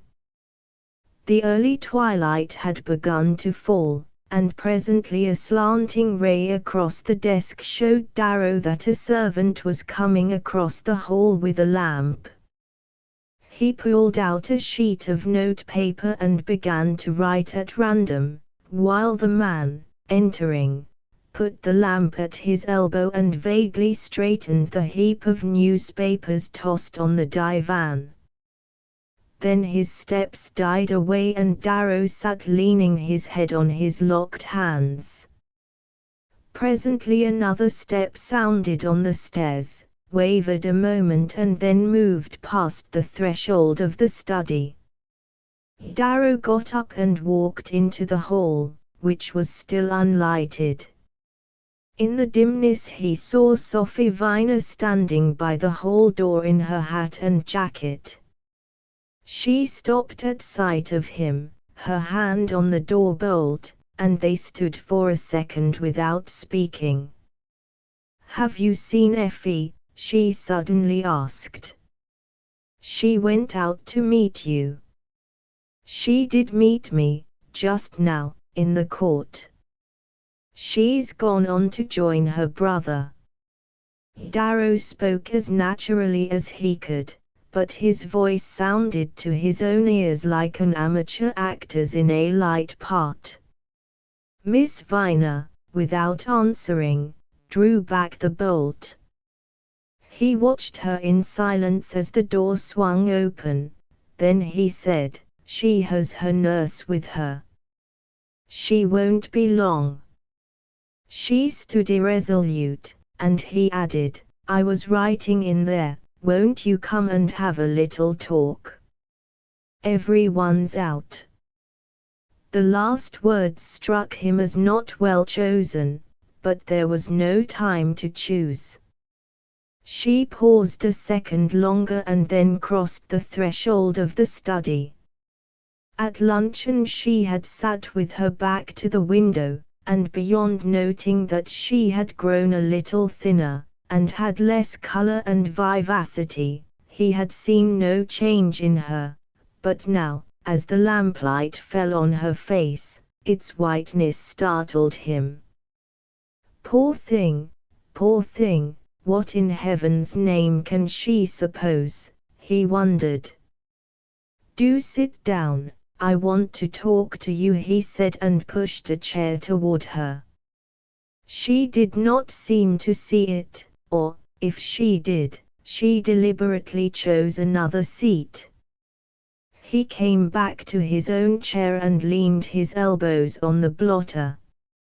She faced him from the farther side of the table.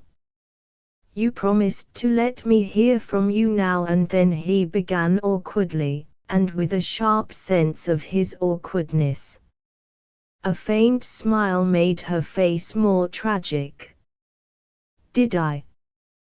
There was nothing to tell. I've had no history, like the happy countries." He waited a moment before asking, "You are happy here?" "I was," she said with a faint emphasis. "Why do you say was? You're surely not thinking of going? There can't be kinder people anywhere."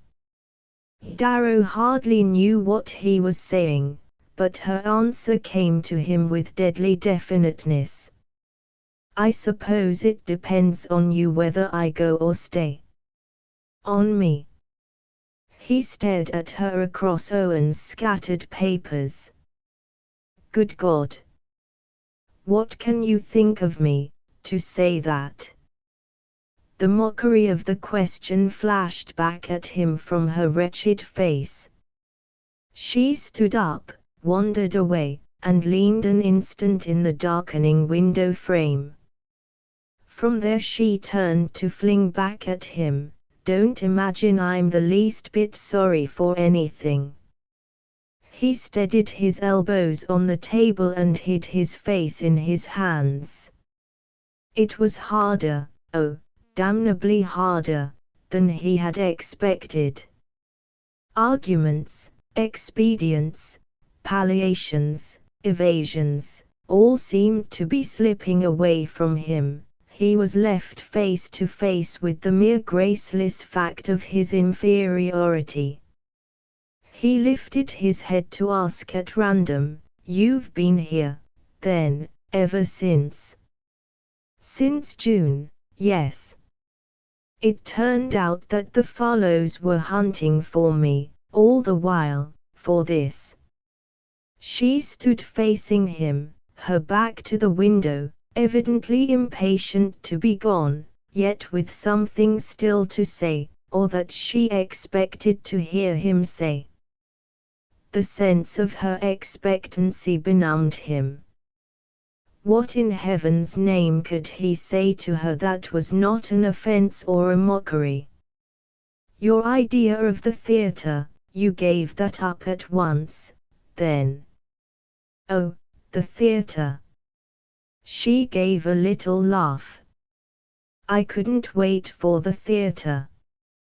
I had to take the first thing that offered. I took this. He pushed on haltingly. I'm glad, extremely glad, you're happy here. I'd counted on your letting me know if there was anything I could do. The theatre, now, if you still regret it, if you're not contented here. I know people in that line in London. I'm certain I can manage it for you when I get back. She moved up to the table and leaned over it to ask, in a voice that was hardly above a whisper, then you do want me to leave?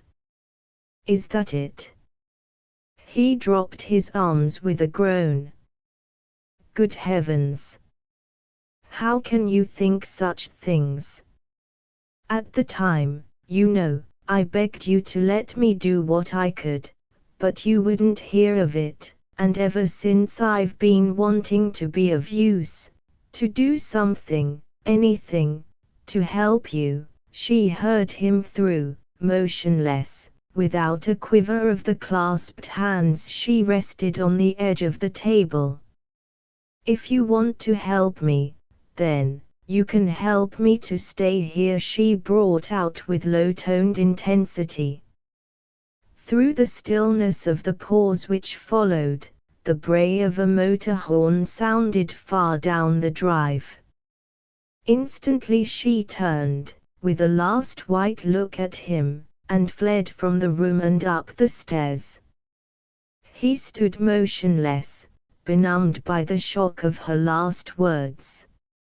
She was afraid, then, afraid of him, sick with fear of him. The discovery beat him down to a lower depth. The motor horn sounded again, close at hand, and he turned and went up to his room. His letter writing was a sufficient pretext for not immediately joining the party about the tea table, and he wanted to be alone and try to put a little order into his tumultuous thinking. Upstairs, the room held out the intimate welcome of its lamp and fire. Everything in it exhaled the same sense of peace and stability which, 2 evenings before, had lulled him to complacent meditation. His armchair again invited him from the hearth, but he was too agitated to sit still, and with sunk head and hands clasped behind his back he began to wander up and down the room. His 5 minutes with Sophie Viner had flashed strange lights into the shadowy corners of his consciousness. The girl's absolute candor, her hard ardent honesty, was for the moment the vividest point in his thoughts. He wondered anew, as he had wondered before, at the way in which the harsh discipline of life had stripped her of false sentiment without laying the least touch on her pride. When they had parted, 5 months before, she had quietly but decidedly rejected all his offers of help, even to the suggestion of his trying to further her theatrical aims. She had made it clear that she wished their brief alliance to leave no trace on their lives save that of its own smiling memory. But now that they were unexpectedly confronted in a situation which seemed, to her terrified fancy, to put her at his mercy, her first impulse was to defend her right to the place she had won, and to learn as quickly as possible if he meant to dispute it. While he had pictured her as shrinking away from him in a tremor of self-effacement, she had watched his movements, made sure of her opportunity, and come straight down to have it out with him. He was so struck by the frankness and energy of the proceeding that for a moment he lost sight of the view of his own character implied in it. Poor thing, he could only go on saying, and with the repetition of the words the picture of himself as she must see him pitiably took shape again. He understood then, for the first time, how vague, in comparison with hers, had been his own vision of the part he had played in the brief episode of their relation. The incident had left in him a sense of exasperation and self-contempt, but that, as he now perceived, was chiefly, if not altogether, as it bore on his preconceived ideal of his attitude toward another woman. He had fallen below his own standard of sentimental loyalty, and if he thought of Sophie Viner it was mainly as the chance instrument of his lapse. These considerations were not agreeable to his pride, but they were forced on him by the example of her valiant common sense. If he had cut a sorry figure in the business, he owed it to her not to close his eyes to the fact any longer. But when he opened them, what did he see? The situation, detestable at best, would yet have been relatively simple if protecting Sophie Viner had been the only duty involved in it. The fact that that duty was paramount did not do away with the contingent obligations. It was Darrow's instinct, in difficult moments, to go straight to the bottom of the difficulty, but he had never before had to take so dark a dive as this, and for the minute he shivered on the brink. Well, his first duty, at any rate, was to the girl. He must let her see that he meant to fulfill it to the last jot, and then try to find out how to square the fulfillment with the other problems already in his path. 16 In the Oak Room he found Mrs. Leith, her mother-in-law and Effie. The group, as he came toward it down the long drawing rooms, composed itself prettily about the tea table. The lamps and the fire crossed their gleams on silver and porcelain, on the bright haze of Effie's hair and on the whiteness of Anna's forehead, as she leaned back in her chair behind the tea urn. She did not move at Darrow's approach, but lifted to him a deep gaze of peace and confidence. The look seemed to throw about him the spell of a divine security. He felt the joy of a convalescent suddenly waking to find the sunlight on his face.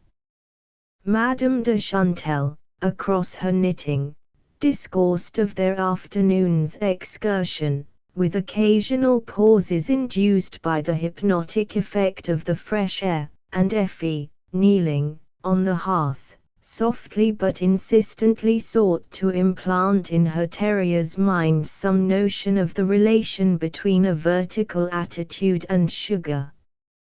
Darrow took a chair behind the little girl, so that he might look across at her mother.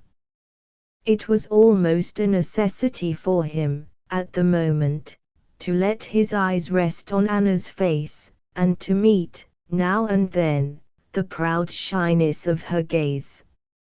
Madame de Chantel presently enquired what had become of Owen, and a moment later the window behind her opened, and her grandson, gun in hand, came in from the terrace. As he stood there in the lamplight, with dead leaves and bits of bramble clinging to his mud-splattered clothes, the scent of the night about him and its chill on his pale bright face, he really had the look of a young fawn strayed in from the forest. Effie abandoned the terrier to fly to him. "Oh, Owen, where in the world have you been? I walked miles and miles with nurse and couldn't find you, and we met Jean and he said he didn't know where you'd gone. Nobody knows where I go, or what I see when I get there, that's the beauty of it," he laughed back at her. But if you're good," he added, "I'll tell you about it one of these days." "Oh, now, Owen, now. I don't really believe I'll ever be much better than I am now." "Let Owen have his tea first," her mother suggested, but the young man, declining the offer, propped his gun against the wall, and, lighting a cigarette, began to pace up and down the room in a way that reminded Darrow of his own caged wanderings. Effie pursued him with her blandishments, and for a while he poured out to her a low-voiced stream of nonsense. Then he sat down beside his stepmother and leaned over to help himself to tea. "Where's Miss Viner?" he asked, as Effie climbed up on him. "Why isn't she here to chain up this ungovernable infant? Poor Miss Viner has a headache. Effie says she went to her room as soon as lessons were over, and sent word that she wouldn't be down for tea." "Ah," said Owen, abruptly setting down his cup. He stood up, lit another cigarette, and wandered away to the piano in the room beyond. From the twilight where he sat, a lonely music, borne on fantastic chords, floated to the group about the tea-table. Under its influence, Madame de Chantelle's meditative pauses increased in length and frequency, and Effie stretched herself on the hearth, her drowsy head against the dog. Presently her nurse appeared, and Anna rose at the same time. "Stop a minute in my sitting room on your way up," she paused to say to Darrow as she went. A few hours earlier, her request would have brought him instantly to his feet. She had given him, on the day of his arrival, an inviting glimpse of the spacious book-lined room above stairs in which she had gathered together all the tokens of her personal tastes, the retreat in which, as one might fancy, Anna Leith had hidden the restless ghost of Anna Summers, and the thought of a talk with her there had been in his mind ever since. But now he sat motionless, as if spellbound by the play of Madame de Chantelle's needles and the pulsations of Owen's fitful music. "She will want to ask me about the girl," he repeated to himself, with a fresh sense of the insidious taint that embittered all his thoughts. The hand of the slender columned clock on the mantelpiece had spanned a half-hour before shame at his own indecision finally drew him to his feet. From her writing table, where she sat over a pile of letters, Anna lifted her happy smile. The impulse to press his lips to it made him come close and draw her upward. She threw her head back, as if surprised at the abruptness of the gesture, then her face leaned to his with the slow droop of a flower. He felt again the sweep of the secret tides, and all his fears went down in them. She sat down in the sofa corner by the fire and he drew an armchair close to her. His gaze roamed peacefully about the quiet room.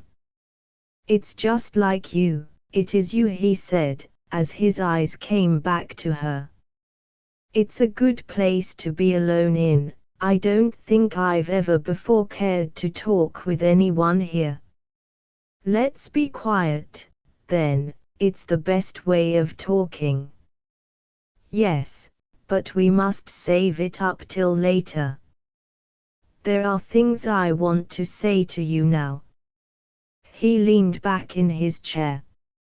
"Say them, then, and I'll listen." "Oh, no, I want you to tell me about Miss Viner." "About Miss Viner?" He summoned up a look of faint interrogation. He thought she seemed surprised at his surprise.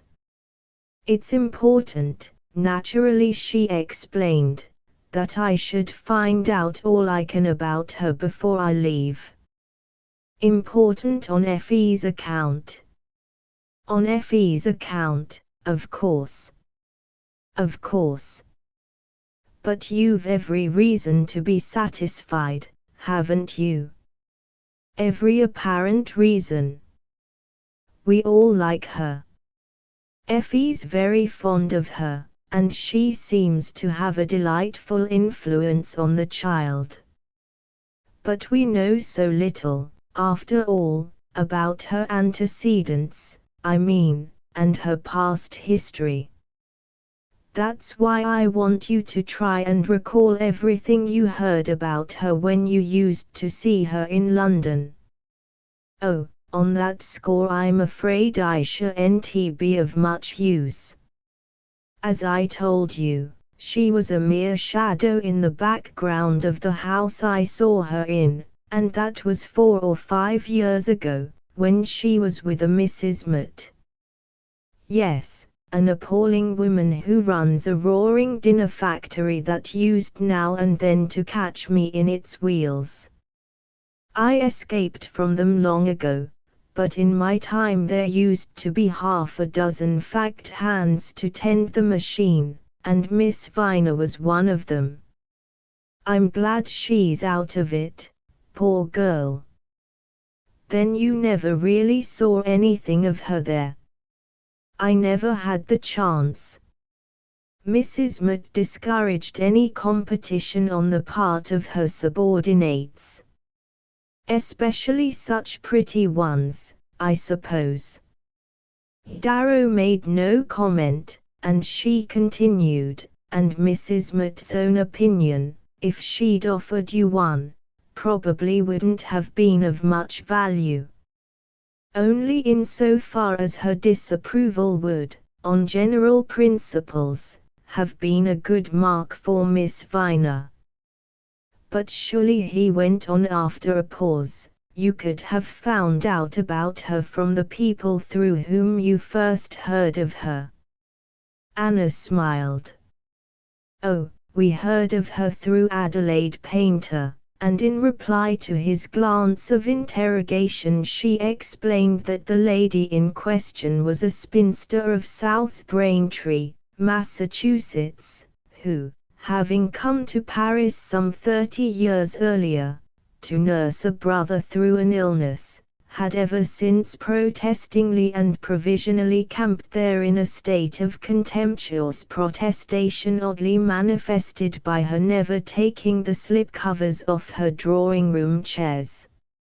Her long residence on Gallic soil had not mitigated her hostility toward the creed and customs of the race, but though she always referred to the Catholic Church as the Scarlet Woman and took the darkest views of French private life, Madame de Chantal placed great reliance on her judgment and experience, and in every domestic crisis the irreducible Adelaide was immediately summoned to give her. It's all the odder because my mother-in-law, since her second marriage, has lived so much in the country that she's practically lost sight of all her other American friends. Besides which, you can see how completely she has identified herself with Monsieur de Chantal's nationality and adopted French habits and prejudices.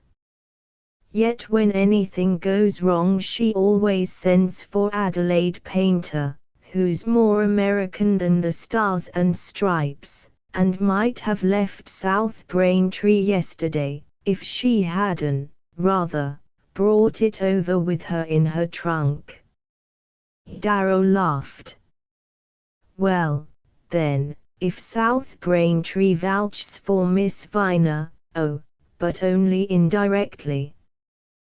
When we had that odious adventure with Mademoiselle Gramillot, who'd been so highly recommended by Monsieur de Chantal's aunt, the Chanoinesse, Adelaide was of course sent for, and she said at once, I'm not the least bit surprised.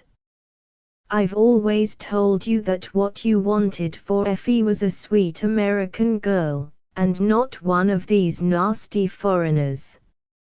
Unluckily she couldn't, at the moment, put her hand on a sweet American, but she presently heard of Miss Viner through the Farlows, an excellent couple who live in the Quartier Latin and write about French life for the American papers.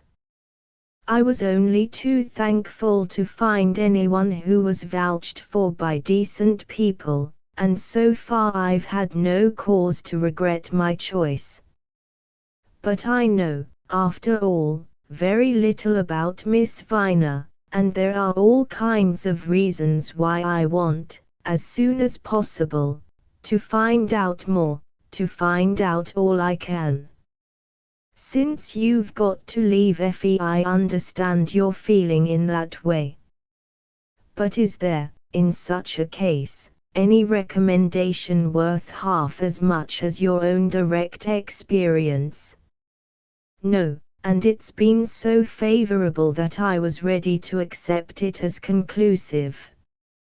Only, naturally, when I found you'd known her in London, I was in hopes you'd give me some more specific reasons for liking her as much as I do. I'm afraid I can give you nothing more specific than my general vague impression that she seems very plucky and extremely nice. You don't, at any rate, know anything specific to the contrary. To the contrary. How should I? I'm not conscious of ever having heard anyone say 2 words about her. I only infer that she must have pluck and character to have stuck it out so long at Mrs. Mott's. Yes, poor thing. She has pluck, certainly, and pride, too, which must have made it all the harder. Anna rose to her feet.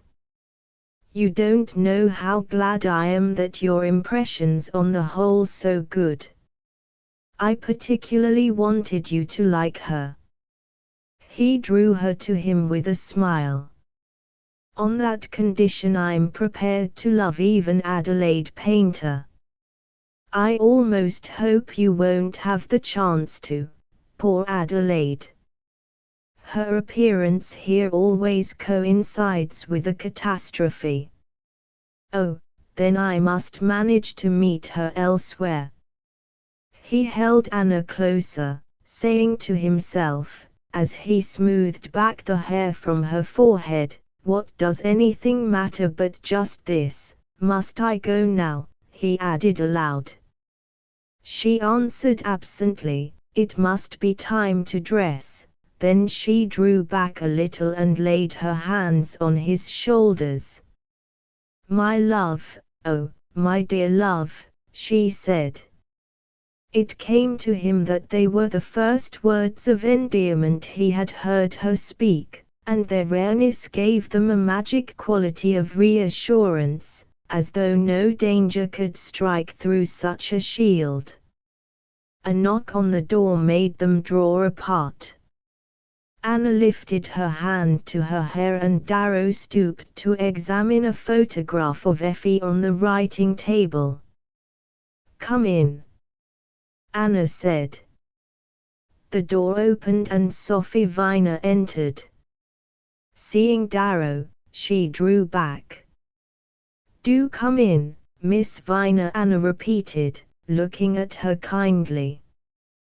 The girl, a quick red in her cheeks, still hesitated on the threshold. "I'm so sorry, but Effie has mislaid her Latin grammar, and I thought she might have left it here. I need it to prepare for tomorrow's lesson." "Is this it?" Darrow asked, picking up a book from the table. "Oh, thank you." He held it out to her and she took it and moved to the door. "Wait a minute, please, Miss Viner," Anna said, and as the girl turned back, she went on with her quiet smile, Effie told us you'd gone to your room with a headache. You mustn't sit up over tomorrow's lessons if you don't feel well. Sophie's blush deepened. But you see, I have to. Latin's one of my weak points, and there's generally only one page of this book between me and Effie. She threw the words off with a half-ironic smile. Do excuse my disturbing you, she added. You didn't disturb me, Anna answered. Darrow perceived that she was looking intently at the girl, as though struck by something tense and tremulous in her face, her voice, her whole mien and attitude. You do look tired. You'd much better go straight to bed. Effie won't be sorry to skip her Latin.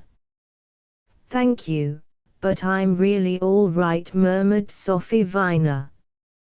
Her glance, making a swift circuit of the room, dwelt for an appreciable instant on the intimate propinquity of armchair and sofa corner, then she turned back to the door. Book 317. At dinner that evening, Madame de Chantelle's slender monologue was thrown out over gulfs of silence. Owen was still in the same state of moody abstraction as when Darrow had left him at the piano, and even Anna's face, to her friend's vigilant eye, revealed not, perhaps, a personal preoccupation, but a vague sense of impending disturbance. She smiled, she bore a part in the talk, her eyes dwelt on Darrow's with their usual deep reliance, but beneath the surface of her serenity his tense perceptions detected a hidden stir. He was sufficiently self-possessed to tell himself that it was doubtless due to causes with which he was not directly concerned. He knew the question of Owen's marriage was soon to be raised, and the abrupt alteration in the young man's mood made it seem probable that he was himself the center of the atmospheric disturbance. For a moment it occurred to Darrow that Anna might have employed her afternoon in preparing Madame de Chantelle for her grandson's impending announcement, but a glance at the elder lady's unclouded brow showed that he must seek elsewhere the clue to Owen's taciturnity and his stepmother's concern. Possibly Anna had found reason to change her own attitude in the matter, and had made the change known to Owen. But this, again, was negatived by the fact that, during the afternoon's shooting, young Leith had been in a mood of almost extravagant expansiveness, and that, from the moment of his late return to the house till just before dinner, there had been, to Darrow's certain knowledge, no possibility of a private talk between himself and his stepmother. This obscured, if it narrowed, the field of conjecture, and Darrow's gropings threw him back on the conclusion that he was probably reading too much significance into the moods of a lad he hardly knew, and who had been described to him as subject to sudden changes of humor. As to Anna's fancied perturbation, it might simply be due to the fact that she had decided to plead Owen's cause the next day, and had perhaps already had a glimpse of the difficulties awaiting her. But Darrow knew that he was too deep in his own perplexities to judge the mental state of those about him. It might be, after all, that the variations he felt in the currents of communication were caused by his own inward tremor. Such, at any rate, was the conclusion he had reached when, shortly after the two ladies left the drawing-room, he bade Owen good night and went up to his room. Ever since the rapid self-colloquy which had followed on his first sight of Sophie Viner, he had known there were other questions to be faced behind the one immediately confronting him. On the score of that one, at least, his mind, if not easy, was relieved. He had done what was possible to reassure the girl, and she had apparently recognized the sincerity of his intention. He had patched up as decent a conclusion as he could to an incident that should obviously have had no sequel, but he had known all along that with the securing of Miss Viner's peace of mind only a part of his obligation was discharged, and that with that part his remaining duty was in conflict. It had been his first business to convince the girl that their secret was safe with him, but it was far from easy to square this with the equally urgent obligation of safeguarding Anna's responsibility toward her child. Darrow was not much afraid of accidental disclosures. Both he and Sophie Viner had too much at stake not to be on their guard. The fear that beset him was of another kind, and had a profounder source. He wanted to do all he could for the girl, but the fact of having had to urge Anna to confide Effie to her was peculiarly repugnant to him. His own ideas about Sophie Viner were too mixed and indeterminate for him not to feel the risk of such an experiment, yet he found himself in the intolerable position of appearing to press it on the woman he desired above all others to protect. Till late in the night his thoughts revolved in a turmoil of indecision. His pride was humbled by the discrepancy between what Sophie Viner had been to him and what he had thought of her. This discrepancy, which at the time had seemed to simplify the incident, now turned out to be its most galling complication. The bare truth, indeed, was that he had hardly thought of her at all, either at the time or since, and that he was ashamed to base his judgment of her on his meager memory of their adventure. The essential cheapness of the whole affair, as far as his share in it was concerned, came home to him with humiliating distinctness. He would have liked to be able to feel that, at the time at least, he had staked something more on it, and had somehow, in the sequel, had a more palpable loss to show. But the plain fact was that he hadn't spent a penny on it, which was no doubt the reason of the prodigious score it had since been rolling up. At any rate, beat about the case as he would, it was clear that he owed it to Anna, and incidentally to his own peace of mind, to find some way of securing Sophie Viner's future without leaving her installed at Giver when he and his wife should depart for their new post. The night brought no aid to the solving of this problem, but it gave him, at any rate, the clear conviction that no time was to be lost. His first step must be to obtain from Miss Viner the chance of another and calmer talk, and he resolved to seek it at the earliest hour. He had gathered that Effie's lessons were preceded by an early scamper in the park, and conjecturing that her governess might be with her he betook himself the next morning to the terrace, whence he wandered on to the gardens and the walks beyond. The atmosphere was still and pale. The muffled sunlight gleamed like gold tissue through grey gauze, and the beach alleys tapered away to a blue haze blent of sky and forest. It was one of those elusive days when the familiar forms of things seem about to dissolve in a prismatic shimmer. The stillness was presently broken by joyful barks, and Darrow, tracking the sound, overtook Effie flying down one of the long alleys at the head of her pack. Beyond her he saw Miss Viner seated near the stone-rimmed basin beside which he and Anna had paused on their first walk to the river. The girl, coming forward at his approach, returned his greeting almost gaily. His first glance showed him that she had regained her composure, and the change in her appearance gave him the measure of her fears. For the first time he saw in her again the sidelong grace that had charmed his eyes in Paris, but he saw it now as in a painted picture.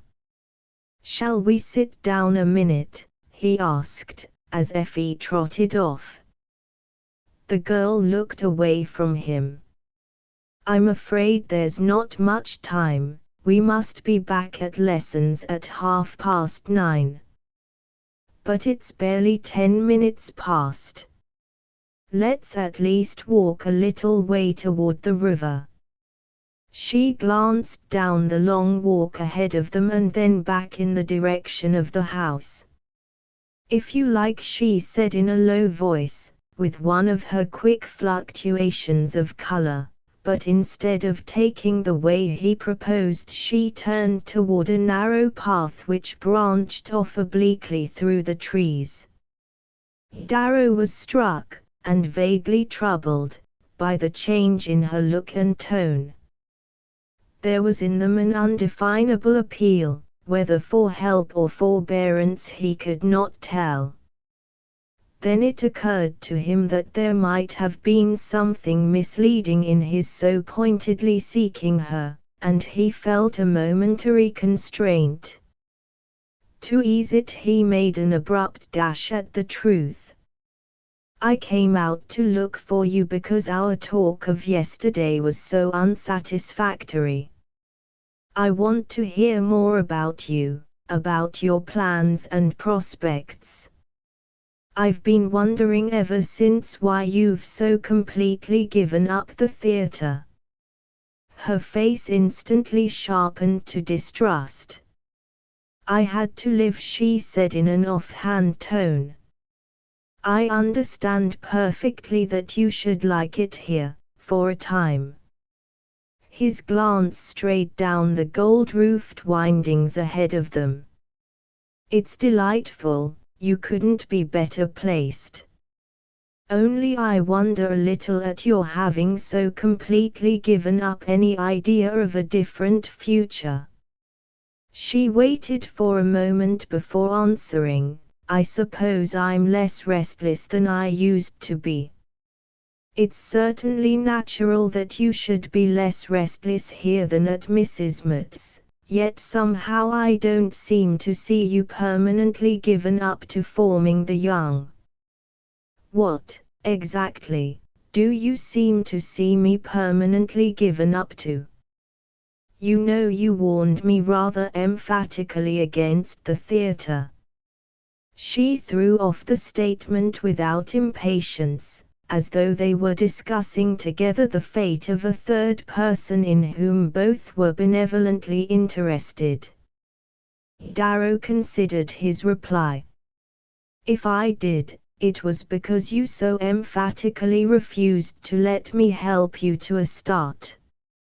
She stopped short and faced him. "And you think I may let you now?" Darrow felt the blood in his cheek. He could not understand her attitude, if indeed she had consciously taken one, and her changes of tone did not merely reflect the involuntary alternations of her mood. It humbled him to perceive once more how little he had to guide him in his judgment of her. He said to himself, "If I'd ever cared a straw for her I should know how to avoid hurting her now," and his insensibility struck him as no better than a vulgar obtuseness. But he had a fixed purpose ahead and could only push on to it. "I hope, at any rate, you'll listen to my reasons. There's been time, on both sides, to think them over since." He caught himself back and hung helpless on the "since," Whatever words he chose, he seemed to stumble among reminders of their past. She walked on beside him, her eyes on the ground. "Then I'm to understand, definitely, that you do renew your offer?" she asked. "With all my heart. If you'll only let me." She raised a hand, as though to check him. "It's extremely friendly of you. I do believe you mean it as a friend, but I don't quite understand why, finding me, as you say, so well placed here, you should show more anxiety about my future than at a time when I was actually, and rather desperately, adrift." "Oh, no, not more. If you show any at all, it must, at any rate, be for different reasons. In fact, it can only be," she went on, with one of her disconcerting flashes of astuteness, "for one of two reasons, either because you feel you ought to help me, or because, for some reason, you think you owe it to Mrs. Leith to let her know what you know of me." Darrow stood still in the path. Behind him he heard Effie's call, and at the child's voice he saw Sophie turn her head with the alertness of one who is obscurely on the watch. The look was so fugitive that he could not have said wherein it differed from her normal professional air of having her pupil on her mind. Effie sprang past them, and Darrow took up the girl's challenge. "What you suggest about Mrs. Leith is hardly worth answering. As to my reasons for wanting to help you, a good deal depends on the words one uses to define rather indefinite things. It's true enough that I want to help you, but the wish isn't due to any past kindness on your part, but simply to my own interest in you. Why not put it that our friendship gives me the right to intervene for what I believe to be your benefit?" She took a few hesitating steps and then paused again. Darrow noticed that she had grown pale and that there were rings of shade about her eyes. "You've known Mrs. Leith a long time?" she asked him suddenly. He paused with a sense of approaching peril. "A long time, yes.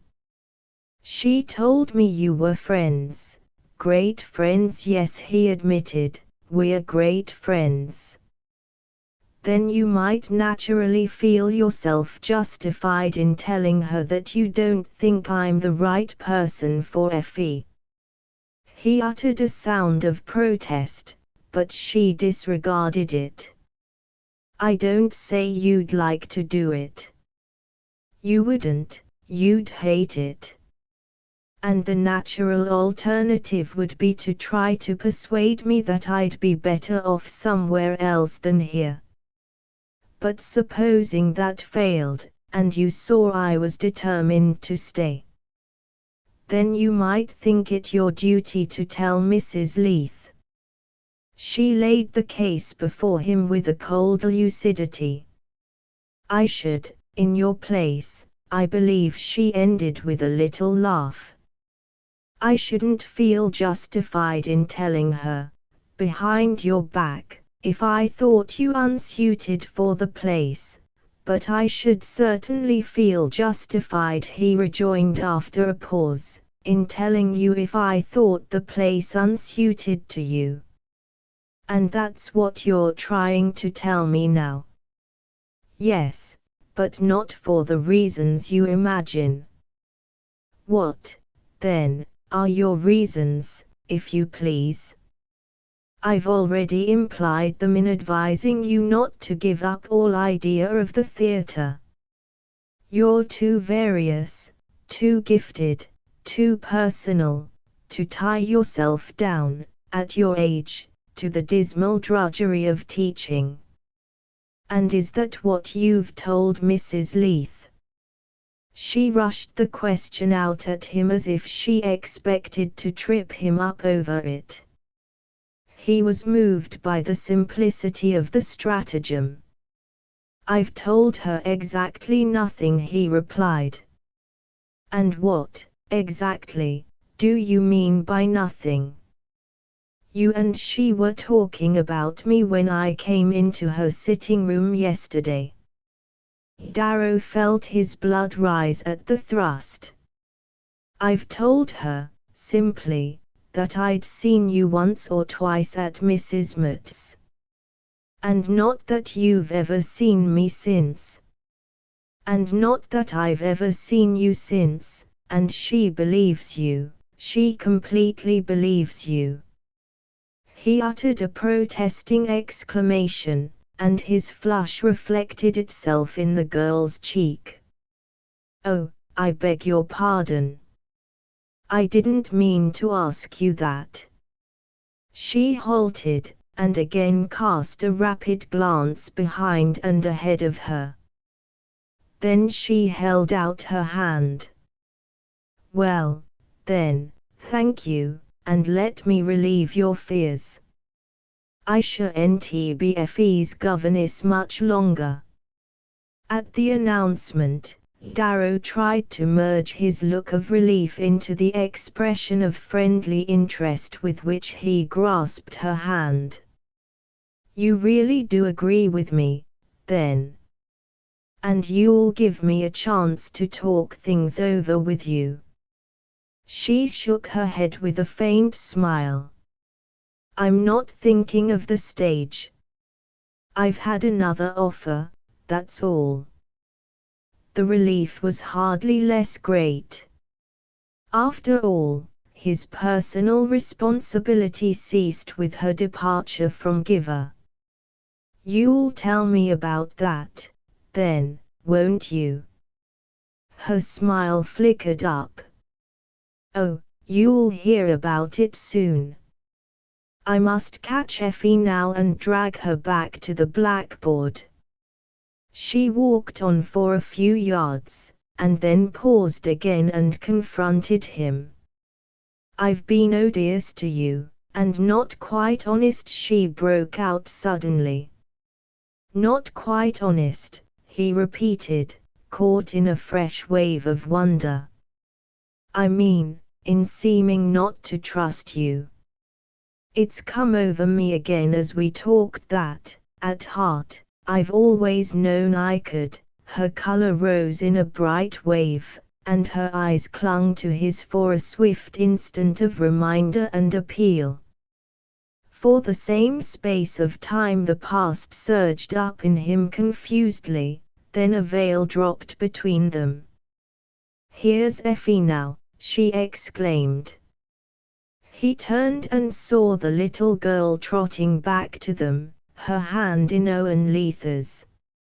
Even through the stir of his subsiding excitement, Darrow was at once aware of the change effected by the young man's approach.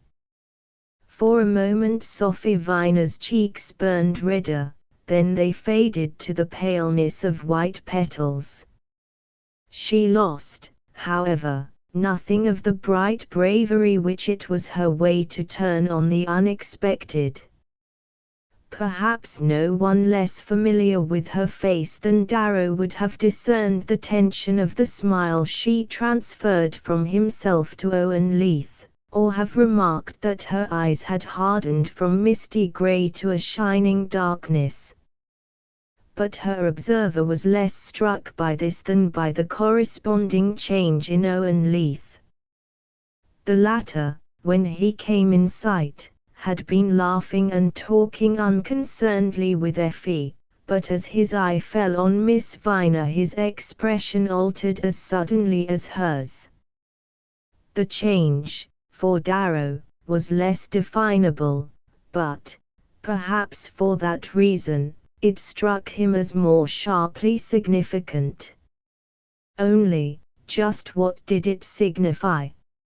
Owen, like Sophie Viner, had the kind of face which seems less the stage on which emotions move than the very stuff they work in. In moments of excitement his odd irregular features seemed to grow fluid, to unmake and remake themselves like the shadows of clouds on a stream. Darrow, through the rapid flight of the shadows, could not seize on any specific indication of feeling. He merely perceived that the young man was unaccountably surprised at finding him with Miss Viner, and that the extent of his surprise might cover all manner of implications. Darrow's first idea was that Owen, if he suspected that the conversation was not the result of an accidental encounter, might wonder at his stepmother's suitor being engaged, at such an hour, in private talk with her little girl's governess. The thought was so disturbing that, as the three turned back to the house, he was on the point of saying to Owen, "I came out to look for your mother." But, in the contingency he feared, even so simple a phrase might seem like an awkward attempt at explanation, and he walked on in silence at Miss Viner's side.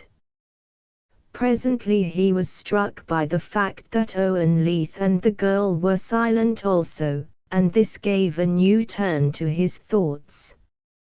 Silence may be as variously shaded as speech, and that which enfolded Darrow and his two companions seemed to his watchful perceptions to be quivering with cross threads of communication.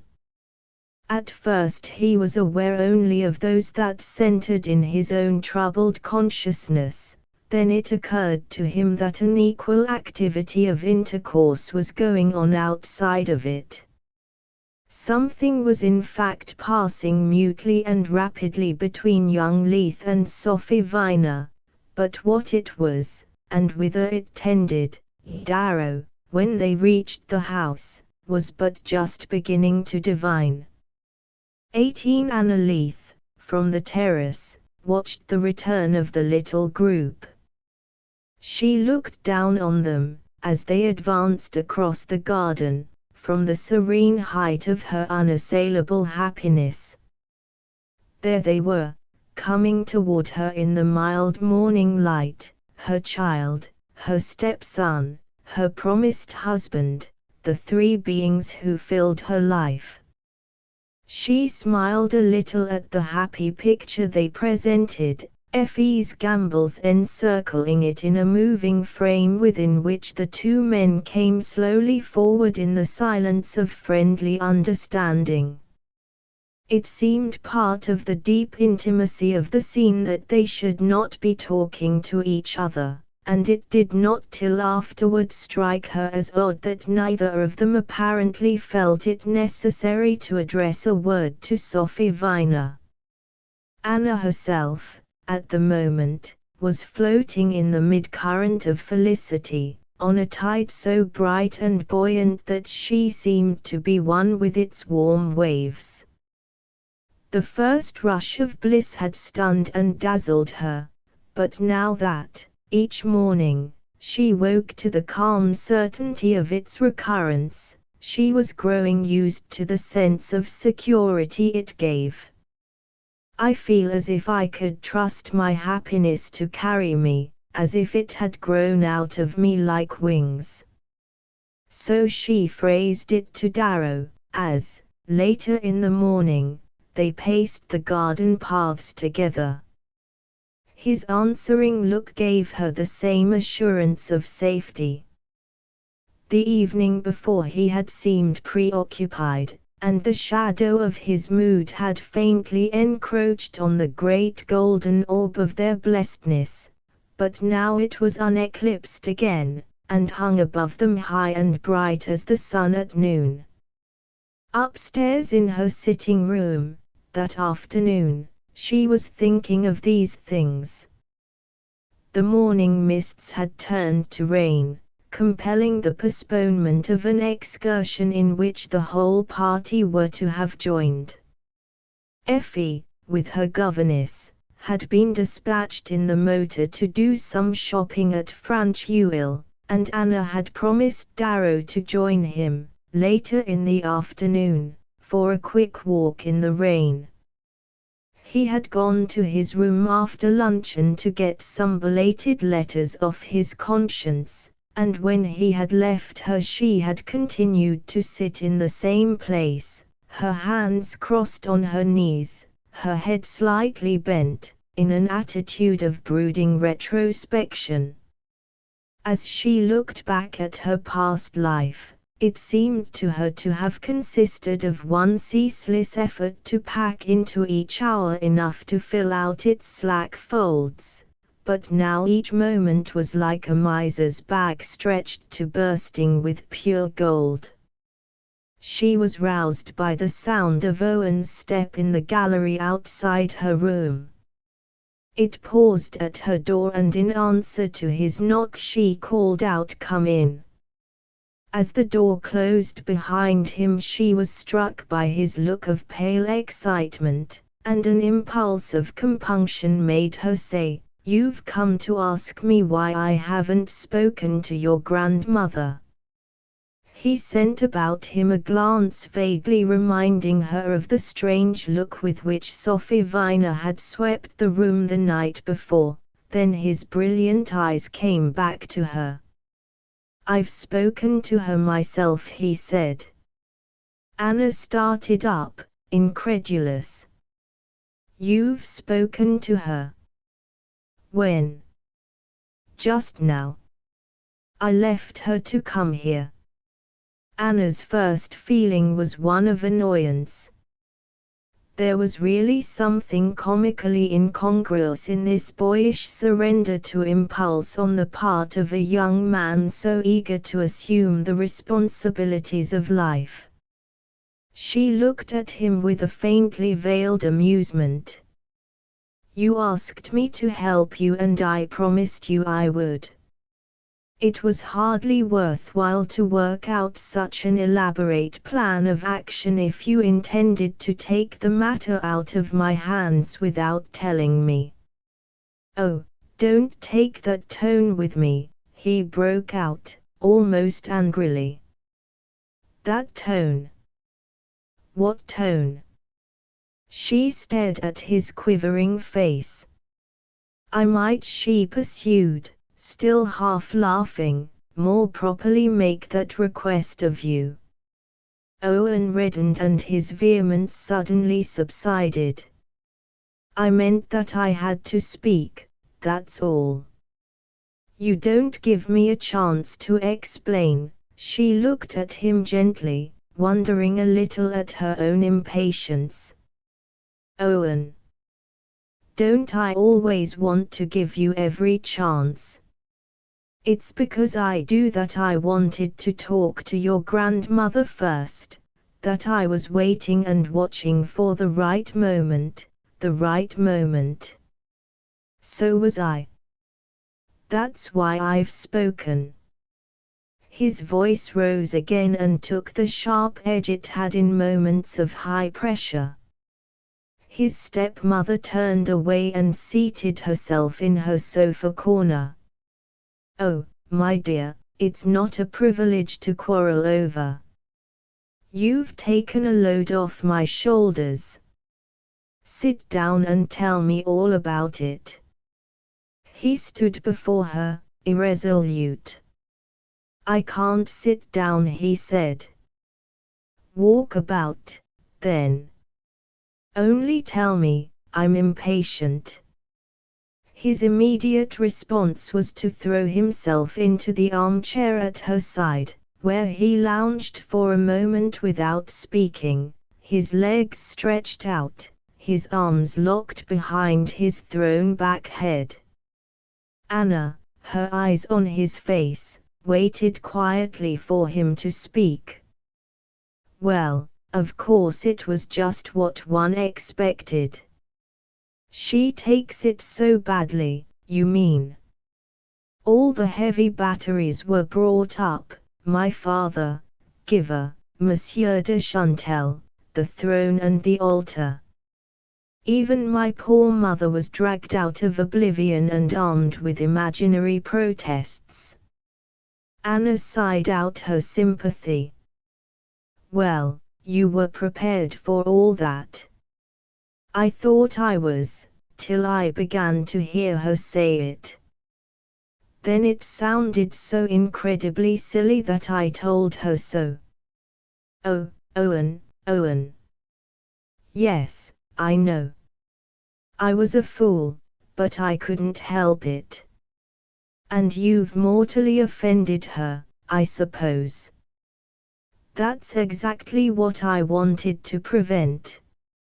She laid a hand on his shoulder.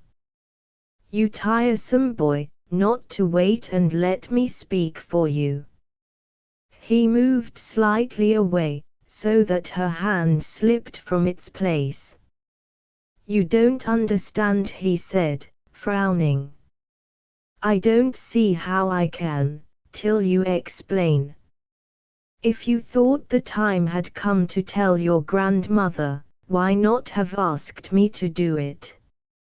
I had my reasons for waiting, but if you'd told me to speak I should have done so, naturally. He evaded her appeal by a sudden turn. What were your reasons for waiting? Anna did not immediately answer. Her stepson's eyes were on her face, and under his gaze she felt a faint disquietude. I was feeling my way. I wanted to be absolutely sure of what? She delayed again for a just perceptible instant. Why, simply of our side of the case. But you told me you were, the other day, when we talked it over before they came back from Ouchy. Oh, my dear, if you think that, in such a complicated matter, every day, every hour, doesn't more or less modify one's surest sureness. That's just what I'm driving at. I want to know what has modified yours. She made a slight gesture of impatience. What does it matter, now the thing's done? I don't know that I could give any clear reason. He got to his feet and stood looking down on her with a tormented brow. But it's absolutely necessary that you should. At his tone her impatience flared up. It's not necessary that I should give you any explanation whatever, since you've taken the matter out of my hands. All I can say is that I was trying to help you, that no other thought ever entered my mind. She paused a moment and then added, if you doubted it, you were right to do what you've done. Oh, I never doubted you, he retorted, with a fugitive stress on the pronoun. His face had cleared to its old look of trust. Don't be offended if I've seemed to, he went on. I can't quite explain myself, either, it's all a kind of tangle, isn't it? That's why I thought I'd better speak at once, or rather why I didn't think at all, but just suddenly blurted the thing out. Anna gave him back his look of conciliation. Well, the how and why don't much matter now. The point is how to deal with your grandmother. You've not told me what she means to do. Oh, she means to send for Adelaide Painter. The name drew a faint note of mirth from him and relaxed both their faces to a smile. Perhaps, Anna added, it's really the best thing for us all. Owen shrugged his shoulders. It's too preposterous and humiliating. Dragging that woman into our secrets. This could hardly be a secret much longer. He had moved to the hearth, where he stood pushing about the small ornaments on the mantel shelf, but at her answer he turned back to her. "You haven't, of course, spoken of it to anyone?" "No, but I intend to now." She paused for his reply, and as it did not come she continued, "If Adelaide Painter's to be told, there's no possible reason why I shouldn't tell Mr. Darrow." Owen abruptly set down the little statuette between his fingers. "None whatever. I want everyone to know." She smiled a little at his over-emphasis, and was about to meet it with a word of banter when he continued, facing her, "You haven't, as yet, said a word to him." "I've told him nothing, except what the discussion of our own plans, his and mine, obliged me to, that you were thinking of marrying, and that I wasn't willing to leave France till I'd done what I could to see you through." At her first words the color had rushed to his forehead, but as she continued she saw his face compose itself and his blood subside. "You're a brick, my dear," he exclaimed. "You had my word, you know." "Yes, yes, I know." His face had clouded again. "And that's all, positively all, you've ever said to him?" "Positively all." "But why do you ask?" He had a moment's embarrassed hesitation. "It was understood, wasn't it, that my grandmother was to be the first to know?" "Well, and so she has been, hasn't she, since you've told her?" He turned back to his restless shifting of the knickknacks. "And you're sure that nothing you've said to Darrow could possibly have given him a hint?" "Nothing I've said to him, certainly." He swung about on her. "Why do you put it in that way?" "In what way?" "Why, as if you thought someone else might have spoken." "Someone else? Who else?" She rose to her feet. "What on earth, my dear boy, can you be driving at?" "I'm trying to find out whether you think he knows anything definite." "Why should I think so?" "Do you?" "I don't know. I want to find out." She laughed at his obstinate insistence.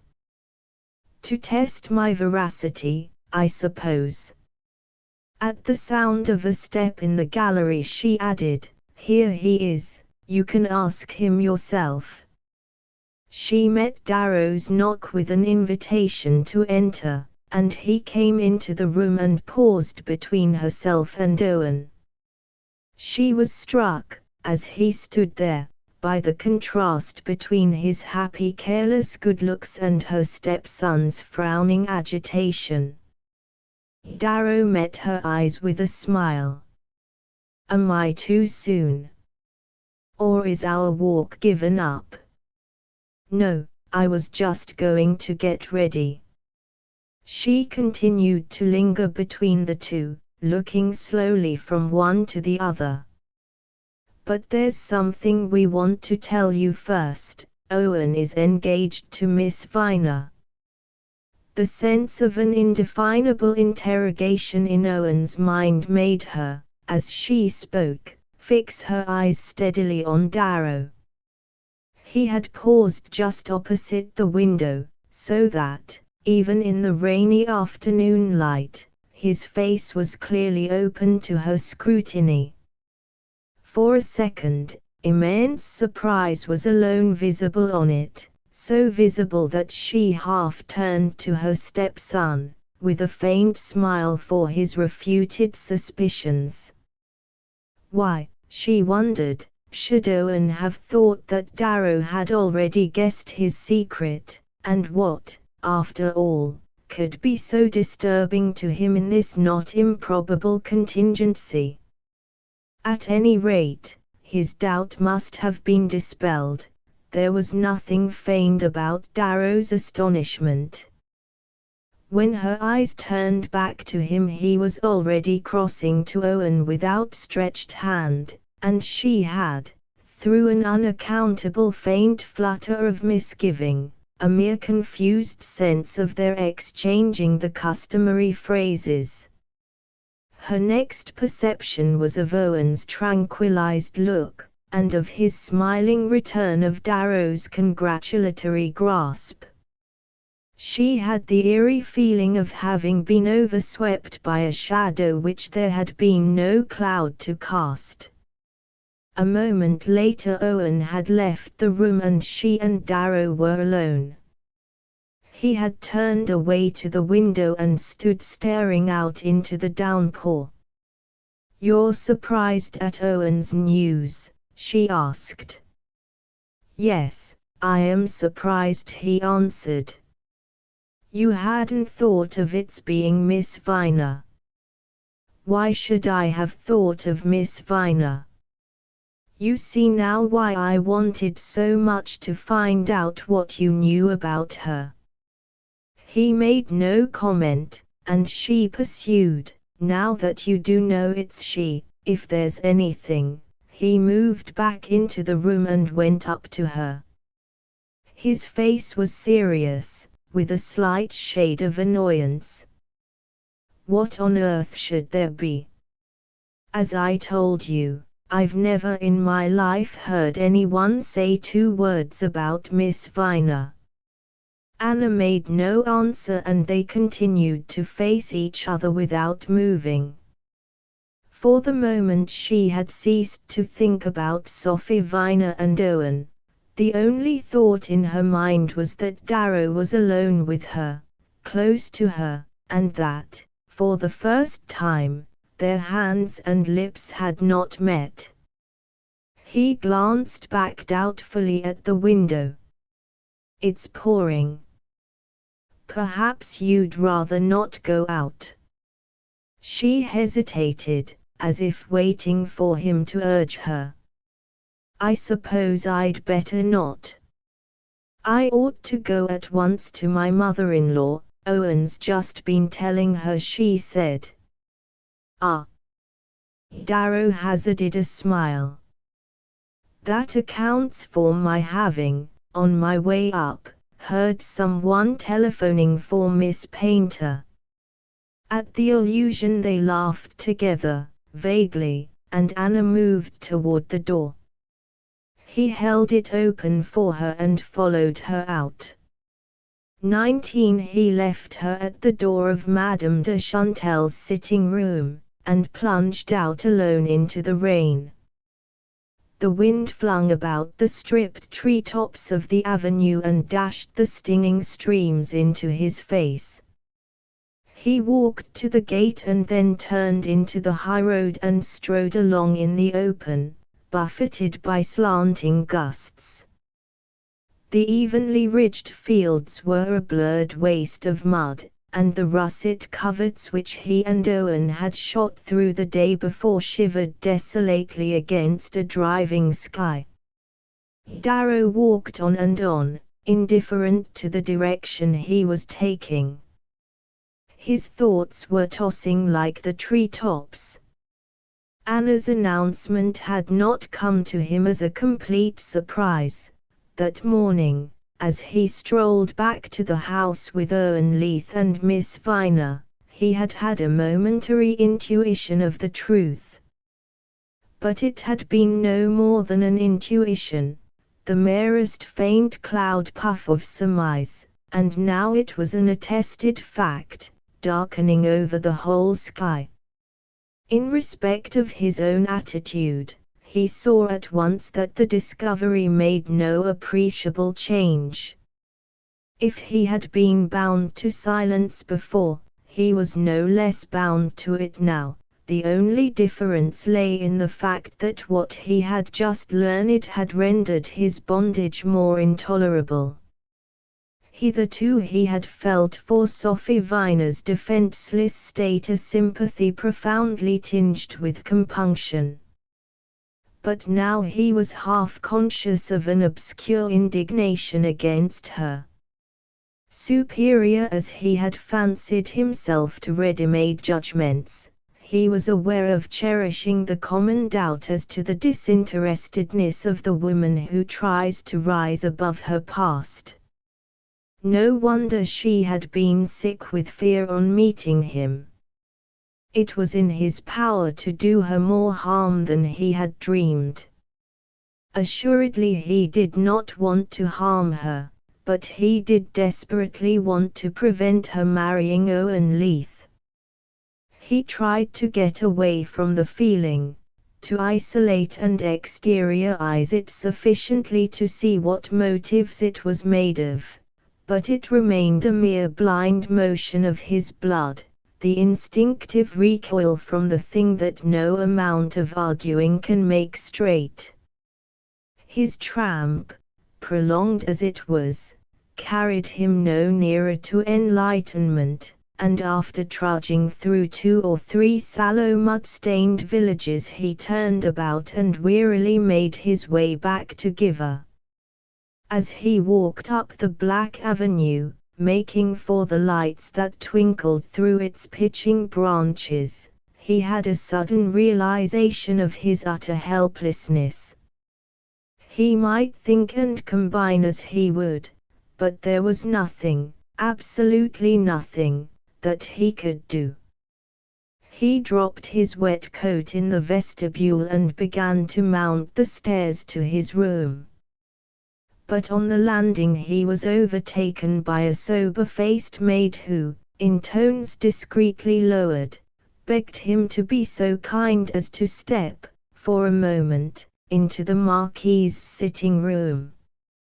Somewhat disconcerted by the summons, he followed its bearer to the door at which, a couple of hours earlier, he had taken leave of Mrs. Leith. It opened to admit him to a large lamp-lit room which he immediately perceived to be empty, and the fact gave him time to note, even through his disturbance of mind, the interesting degree to which Madame de Chantelle's apartment dated and completed her. Its looped and corded curtains, its purple satin upholstery, the Sevres jardinières, the rosewood fire screen, the little velvet tables edged with lace and crowded with silver knickknacks and simpering miniatures, reconstituted an almost perfect setting for the blonde beauty of the 60s. Darrow wondered that Fraser Leith's filial respect should have prevailed over his aesthetic scruples to the extent of permitting such an anachronism among the 18th-century graces of Giver, but a moment's reflection made it clear that, to its late owner, the attitude would have seemed exactly in the traditions of the place. Madame de Chantelle's emergence from an inner room snatched Darrow from these irrelevant musings. She was already beaded and bugled for the evening, and, save for a slight pinkness of the eyelids, her elaborate appearance revealed no mark of agitation, but Darrow noticed that, in recognition of the solemnity of the occasion, she pinched a lace handkerchief between her thumb and forefinger. She plunged at once into the center of the difficulty, appealing to him, in the name of all the Everards, to descend there with her to the rescue of her darling. She wasn't, she was sure, addressing herself in vain to one whose person, whose tone, whose traditions so brilliantly declared his indebtedness to the principles she besought him to defend. Her own reception of Darrow, the confidence she had at once accorded him, must have shown him that she had instinctively felt their unanimity of sentiment on these fundamental questions. She had in fact recognized in him the one person whom, without pain to her maternal piety, she could welcome as her son's successor, and it was almost as to Owen's father that she now appealed to Darrow to aid in rescuing the wretched boy. "Don't think, please, that I'm casting the least reflection on Anna, or showing any want of sympathy for her, when I say that I consider her partly responsible for what's happened. Anna is modern, I believe that's what it's called when you read unsettling books and admire hideous pictures. Indeed, Madame de Chantal continued, leaning confidentially forward, I myself have always more or less lived in that atmosphere. My son, you know, was very revolutionary. Only he didn't, of course, apply his ideas. They were purely intellectual. That's what dear Anna has always failed to understand. And I'm afraid she's created the same kind of confusion in Owen's mind, led him to mix up things you read about with things you do. You know, of course, that she sides with him in this wretched business." Developing at length upon this theme, she finally narrowed down to the point of Darrow's intervention. "My grandson, Mr. Darrow, calls me illogical and uncharitable because my feelings toward Miss Viner have changed since I've heard this news." "Well, you've known her, it appears, for some years. Anna tells me you used to see her when she was a companion, or secretary or something, to a dreadfully vulgar Mrs. Mott. And I ask you as a friend, I ask you as one of us, to tell me if you think a girl who has had to knock about the world in that kind of position, and at the orders of all kinds of people, is fitted to be Owen's wife. I'm not implying anything against her. I liked the girl, Mr. Darrow. But what's that got to do with it? I don't want her to marry my grandson. If I'd been looking for a wife for Owen, I shouldn't have applied to the Farlows to find me one. That's what Anna won't understand, and what you must help me to make her see." Darrow, to this appeal, could oppose only the repeated assurance of his inability to interfere. He tried to make Madame de Chantal see that the very position he hoped to take in the household made his intervention the more hazardous. He brought up the usual arguments, and sounded the expected note of sympathy, but Madame de Chantal's alarm had dispelled her habitual imprecision, and, though she had not many reasons to advance, her argument clung to its point like a frightened sharp-clawed animal. "Well, then," she summed up, in response to his repeated assertions that he saw no way of helping her, "you can, at least, even if you won't say a word to the others, tell me frankly and fairly, and quite between ourselves, your personal opinion of Miss Viner, since you've known her so much longer than we have." He protested that, if he had known her longer, he had known her much less well, and that he had already, on this point, convinced Anna of his inability to pronounce an opinion. Madame de Chantal drew a deep sigh of intelligence. "Your opinion of Mrs. Mott is enough. I don't suppose you pretend to conceal that. And heaven knows what other unspeakable people she's been mixed up with. The only friends she can produce are called Hoke. Don't try to reason with me, Mr. Darrow. There are feelings that go deeper than facts. and I know she thought of studying for the stage. Madame de Chantel raised the corner of her lace handkerchief to her eyes. I'm old-fashioned, like my furniture, she murmured. And I thought I could count on you, Mr. Darrow. When Darrow, that night, regained his room, he reflected with a flash of irony that each time he entered it he brought a fresh troop of perplexities to trouble its serene seclusion.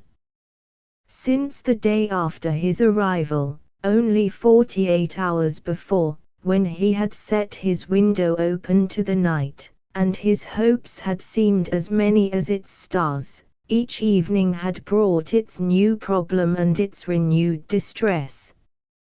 But nothing, as yet, had approached the blank misery of mind with which he now set himself to face the fresh questions confronting him. Sophie Viner had not shown herself at dinner, so that he had had no glimpse of her in her new character, and no means of divining the real nature of the tie between herself and Owen Leith. One thing, however, was clear: whatever her real feelings were, and however much or little she had at stake, if she had made up her mind to marry Owen, she had more than enough skill and tenacity to defeat any arts that poor Madame de Chantel could oppose to her. Darrow himself was in fact the only person who might possibly turn her from her purpose. Madame de Chantel, at haphazard, had hit on the surest means of saving Owen, if to prevent his marriage were to save him.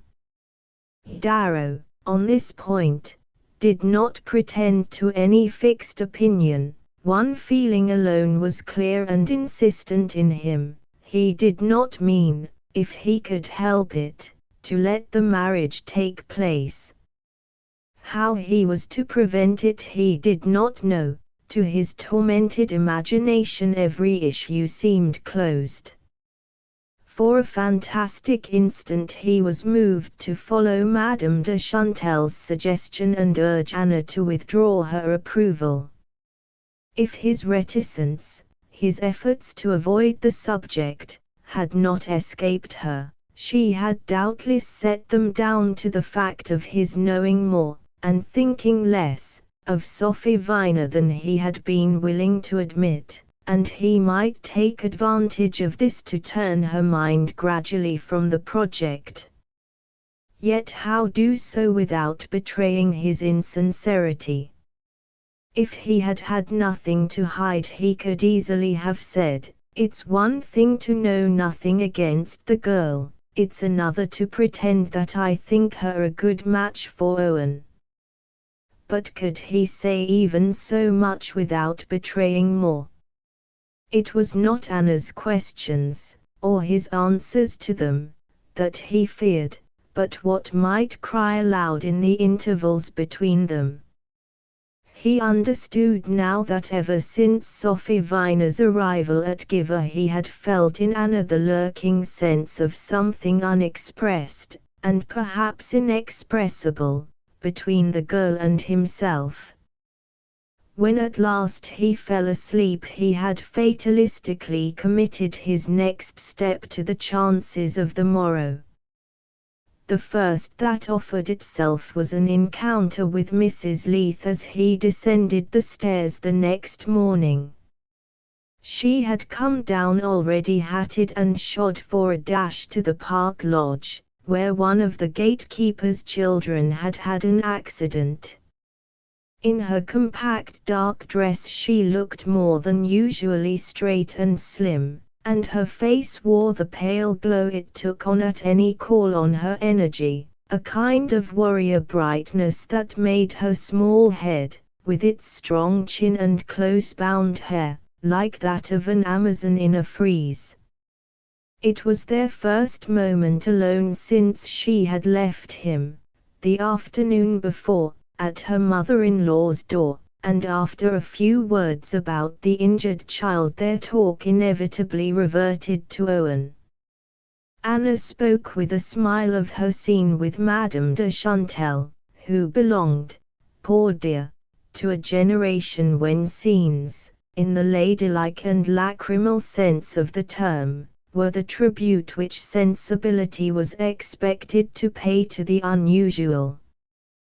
Their conversation had been, in every detail, so exactly what Anna had foreseen that it had clearly not made much impression on her, but she was eager to know the result of Darrow's encounter with her mother-in-law.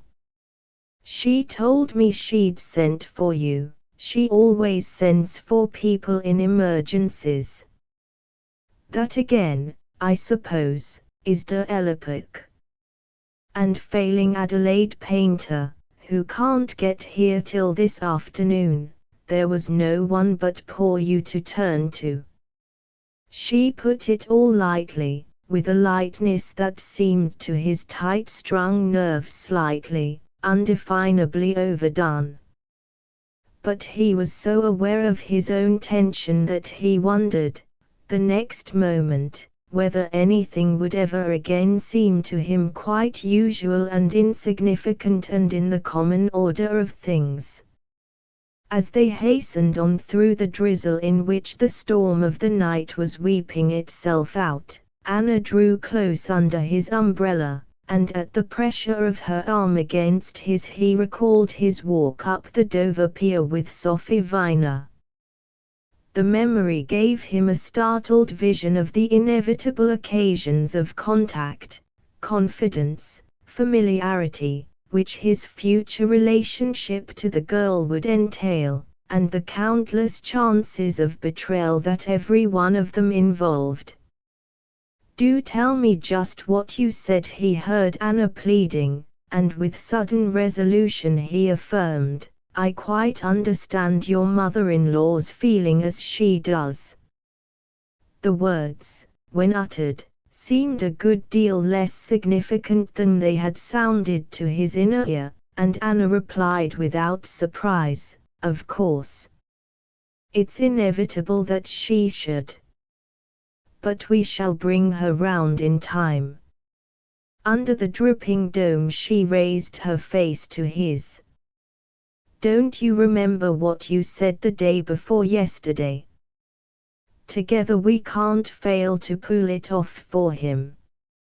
I've told Owen that, so you're pledged and there's no going back." The day before yesterday. Was it possible that, no longer ago, life had seemed a sufficiently simple business for a sane man to hazard such assurances? "Anna," he questioned her abruptly, "why are you so anxious for this marriage?" She stopped short to face him. "Why? But surely I've explained to you, or rather I've hardly had to. You seemed so in sympathy with my reasons." "I didn't know, then, who it was that Owen wanted to marry." The words were out with a spring and he felt a clearer air in his brain. But her logic hemmed him in. "You knew yesterday, and you assured me then that you hadn't a word to say against Miss Viner." The name, once uttered, sounded on and on in his ears. "Of course not. But that doesn't necessarily imply that I think her a good match for Owen." Anna made no immediate answer. When she spoke it was to question, "Why don't you think her a good match for Owen?" "Well, Madame de Chantal's reasons seem to me not quite as negligible as you think." "You mean the fact that she's been Mrs. Mott's secretary, and that the people who employed her before were called Hoke? For, as far as Owen and I can make out, these are the gravest charges against her. Still, one can understand that the match is not what Madame de Chantal had dreamed of." "Oh, perfectly, if that's all you mean." The lodge was in sight, and she hastened her step. He strode on beside her in silence, but at the gate she checked him with the question, "Is it really all you mean?" "Of course," he heard himself declare. "Oh, then I think I shall convince you, even if I can't, like Madame de Chantel, summon all the Everards to my aid." She lifted to him the look of happy laughter that sometimes brushed her with a gleam of spring. Darrow watched her hasten along the path between the dripping chrysanthemums and enter the lodge. After she had gone in, he paced up and down outside in the drizzle, waiting to learn if she had any message to send back to the house, and after the lapse of a few minutes she came out again. "The child," she said, "was badly, though not dangerously, hurt, and the village doctor, who was already on hand, had asked that the surgeon, already summoned from Francheuil, should be told to bring with him certain needful appliances." Owen had started by motor to fetch the surgeon, but there was still time to communicate with the latter by telephone. The doctor furthermore begged for an immediate provision of such bandages and disinfectants as Giver itself could furnish, and Anna bade Darrow address himself to Miss Viner, who would know where to find the necessary things, and would direct one of the servants to bicycle with them to the lodge. Darrow, as he hurried off on this errand, had at once perceived the opportunity it offered of a word with Sophie Viner. What that word was to be he did not know, but now, if ever, was the moment to make it urgent and conclusive. It was unlikely that he would again have such a chance of unobserved talk with her. He had supposed he should find her with her pupil in the schoolroom, but he learned from a servant that Effie had gone to Francheuil with her step-brother, and that Miss Viner was still in her room. Darrow sent her word that he was the bearer of a message from the lodge, and a moment later he heard her coming down the stairs. For a second, as she approached him, the quick tremor of her glance showed her all intent on the same thought as himself. He transmitted his instructions with mechanical precision, and she answered in the same tone, repeating his words with the intensity of attention of a child not quite sure of understanding. Then she disappeared up the stairs. Darrow lingered on in the hall, not knowing if she meant to return, yet inwardly sure she would. At length he saw her coming down in her hat and jacket. The rain still streaked the window panes, and, in order to say something, he said, "You're not going to the lodge yourself?" "I've sent one of the men ahead with the things, but I thought Mrs. Leith might need me." "She didn't ask for you," he returned, wondering how he could detain her, but she answered decidedly, "I'd better go." He held open the door, picked up his umbrella and followed her out. As they went down the steps she glanced back at him. "You've forgotten your mackintosh." "I shan't need it." She had no umbrella, and he opened his and held it out to her. She rejected it with a murmur of thanks and walked on through the thin drizzle, and he kept the umbrella over his own head, without offering to shelter her. Rapidly and in silence they crossed the court and began to walk down the avenue. They had traversed a third of its length before Darrow said abruptly, "Wouldn't it have been fairer, when we talked together yesterday, to tell me what I've just heard from Mrs. Leith?" fairer. She stopped short with a startled look. If I'd known that your future was already settled, I should have spared you my gratuitous suggestions. She walked on, more slowly, for a yard or two. I couldn't speak yesterday. I meant to have told you today. Oh, I'm not reproaching you for your lack of confidence. Only, if you had told me, I should have been more sure of your really meaning what you said to me yesterday.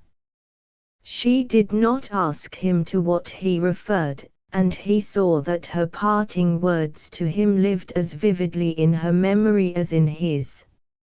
Is it so important that you should be sure? She finally questioned. Not to you, naturally, he returned with involuntary asperity. It was incredible, yet it was a fact, that for the moment his immediate purpose in seeking to speak to her was lost under a rush of resentment at counting for so little in her fate. Of what stuff, then, was his feeling for her made? A few hours earlier she had touched his thoughts as little as his senses, but now he felt old sleeping instincts stir in him. A rush of rain dashed against his face, and, catching Sophie's hat, strained it back from her loosened hair. She put her hands to her head with a familiar gesture. He came closer and held his umbrella over her. At the lodge he waited while she went in. The rain continued to stream down on him and he shivered in the dampness and stamped his feet on the flags. It seemed to him that a long time elapsed before the door opened and she reappeared. He glanced into the house for a glimpse of Anna, but obtained none, yet the mere sense of her nearness had completely altered his mood. The child, Sophie told him, was doing well, but Mrs. Leith had decided to wait till the surgeon came. Darrow, as they turned away, looked through the gates, and saw the doctor's old-fashioned carriage by the roadside. "Let me tell the doctor's boy to drive you back," he suggested, but Sophie answered, "No, I'll walk," and he moved on toward the house at her side. She expressed no surprise at his not remaining at the lodge, and again they walked on in silence through the rain. She had accepted the shelter of his umbrella, but she kept herself at such a carefully measured distance that even the slight swaying movements produced by their quick pace did not once bring her arm in touch with his, and, noticing this, he perceived that every drop of her blood must be alive to his nearness. "What I meant just now," he began, "was that you ought to have been sure of my good wishes." She seemed to weigh the words. "Sure enough for what?" "To trust me a little farther than you did. I've told you that yesterday I wasn't free to speak. Well, since you are now, may I say a word to you?" She paused perceptibly, and when she spoke it was in so low a tone that he had to bend his head to catch her answer. "I can't think what you can have to say.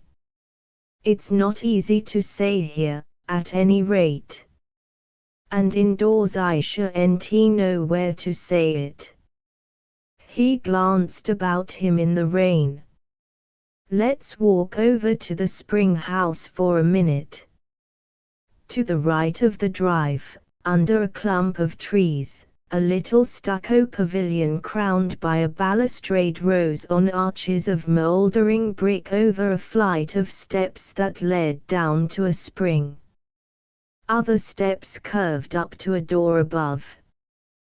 Darrow mounted these, and opening the door entered a small circular room hung with loosened strips of painted paper whereon spectrally faded mandarins executed elongated gestures.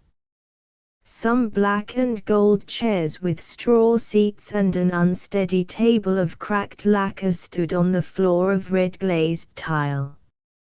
Sophie had followed him without comment. He closed the door after her, and she stood motionless, as though waiting for him to speak.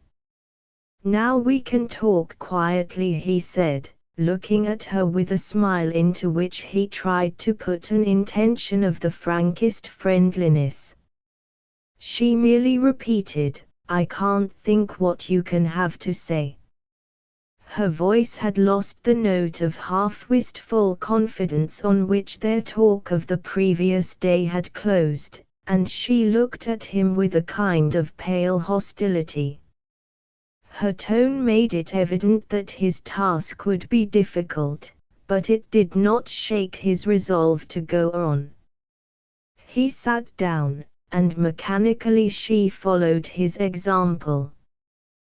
The table was between them and she rested her arms on its cracked edge and her chin on her interlocked hands. He looked at her and she gave him back his look. "Have you nothing to say to me?" he asked at length. A faint smile lifted, in the remembered way, the left corner of her narrowed lips. "About my marriage." "About your marriage." She continued to consider him between half-drawn lids. "What can I say that Mrs. Leith has not already told you?" "Mrs. Leith has told me nothing whatever but the fact, and her pleasure in it." "Well, aren't those the two essential points?" "The essential points to you." "I should have thought, oh, to you, I meant," she put in keenly. He flushed at the retort, but steadied himself and rejoined, "The essential point to me is, of course, that you should be doing what's really best for you." She sat silent, with lowered lashes. At length she stretched out her arm and took up from the table a little threadbare Chinese hand screen. She turned its ebony stem once or twice between her fingers, and as she did so Darrow was whimsically struck by the way in which their evanescent slight romance was symbolized by the fading lines on the frail silk. "Do you think my engagement to Mr. Leith not really best for me?" she asked at length. Darrow, before answering, waited long enough to get his words into the tersest shape, not without a sense, as he did so, of his likeness to the surgeon deliberately poising his lancet for a clean incision. "I'm not sure," he replied, "of its being the best thing for either of you." She took the stroke steadily, but a faint red swept her face like the reflection of a blush.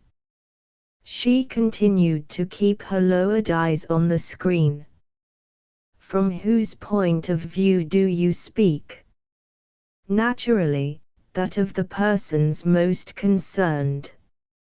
"From Owen's, then, of course." "You don't think me a good match for him?" "From yours, first of all." "I don't think him a good match for you." He brought the answer out abruptly, his eyes on her face. It had grown extremely pale, but as the meaning of his words shaped itself in her mind he saw a curious inner light dawn through her set look. She lifted her lids just far enough for a veiled glance at him, and a smile slipped through them to her trembling lips. For a moment the change merely bewildered him, then it pulled him up with a sharp jerk of apprehension. I don't think him a good match for you, he stammered, groping for the lost thread of his words. She threw a vague look about the chilly rain-dimmed room. And you've brought me here to tell me why? The question roused him to the sense that their minutes were numbered, and that if he did not immediately get to his point there might be no other chance of making it. My chief reason is that I believe he's too young and inexperienced to give you the kind of support you need. At his words her face changed again, freezing to a tragic coldness. She stared straight ahead of her, perceptibly struggling with the tremor of her muscles, and when she had controlled it she flung out a pale-lipped pleasantry. But you see, I've always had to support myself. He's a boy, Darrow pushed on, a charming, wonderful boy, but with no more notion than a boy how to deal with the inevitable daily problems, the trivial, stupid, unimportant things that life is chiefly made up of. I'll deal with them for him, she rejoined.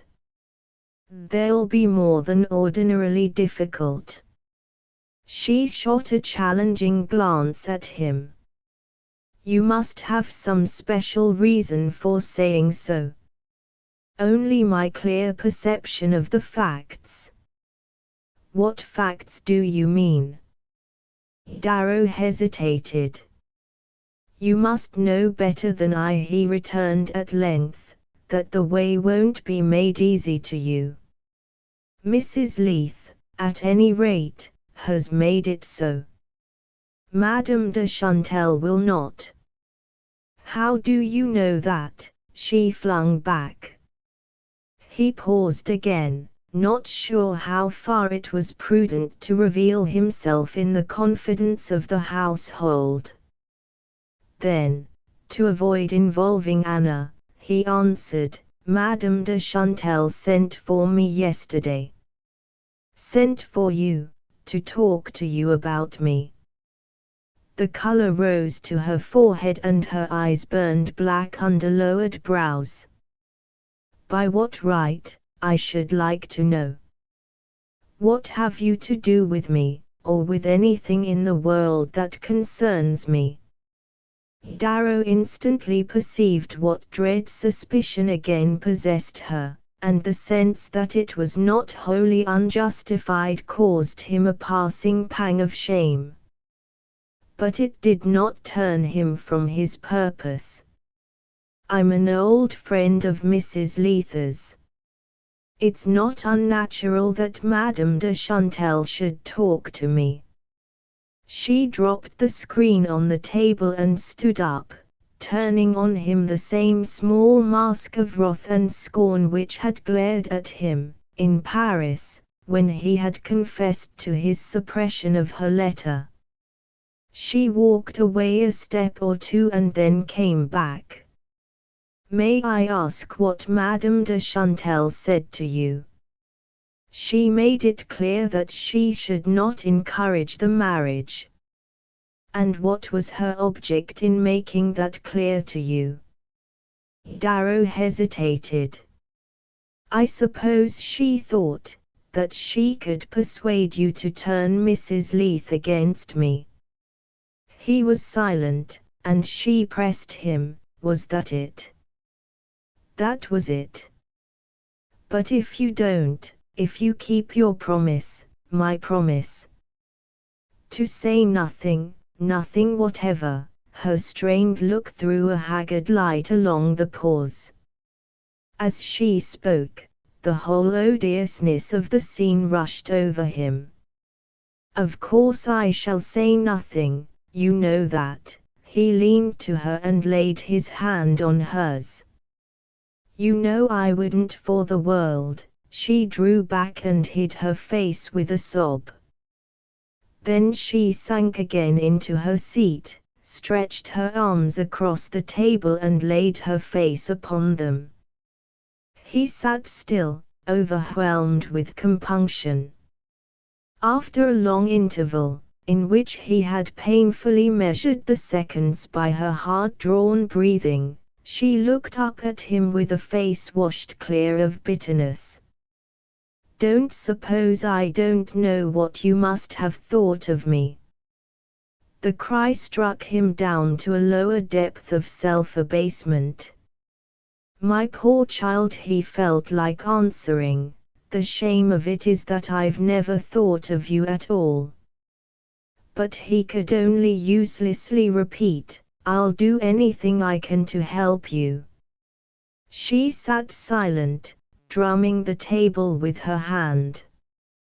He saw that her doubt of him was allayed, and the perception made him more ashamed, as if her trust had first revealed to him how near he had come to not deserving it. Suddenly she began to speak. "You think, then, I've no right to marry him?" "No right? God forbid. I only meant that you'd rather I didn't marry any friend of yours." She brought it out deliberately, not as a question, but as a mere dispassionate statement of fact. Darrow in turn stood up and wandered away helplessly to the window. He stood staring out through its small discolored panes at the dim brown distances, then he moved back to the table. "I'll tell you exactly what I meant. You'll be wretched if you marry a man you're not in love with." He knew the risk of misapprehension that he ran, but he estimated his chances of success as precisely in proportion to his peril. If certain signs meant what he thought they did, he might yet, at what cost he would not stop to think, make his past pay for his future. The girl, at his words, had lifted her head with a movement of surprise. Her eyes slowly reached his face and rested there in a gaze of deep interrogation. He held the look for a moment, then his own eyes dropped and he waited. At length she began to speak. "You're mistaken, you're quite mistaken." He waited a moment longer. "Mistaken?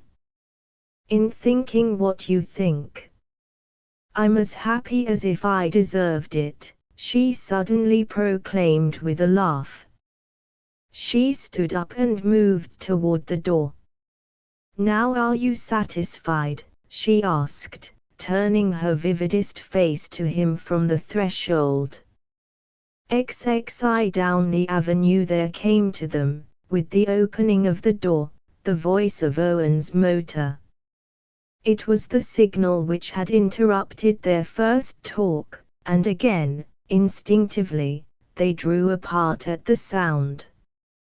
Without a word Darrow turned back into the room, while Sophie Viner went down the steps and walked back alone toward the court. At luncheon the presence of the surgeon, and the non-appearance of Madame de Chantal, who had excused herself on the plea of a headache, combined to shift the conversational center of gravity, and Darrow, under shelter of the necessarily impersonal talk, had time to adjust his disguise and to perceive that the others were engaged in the same rearrangement.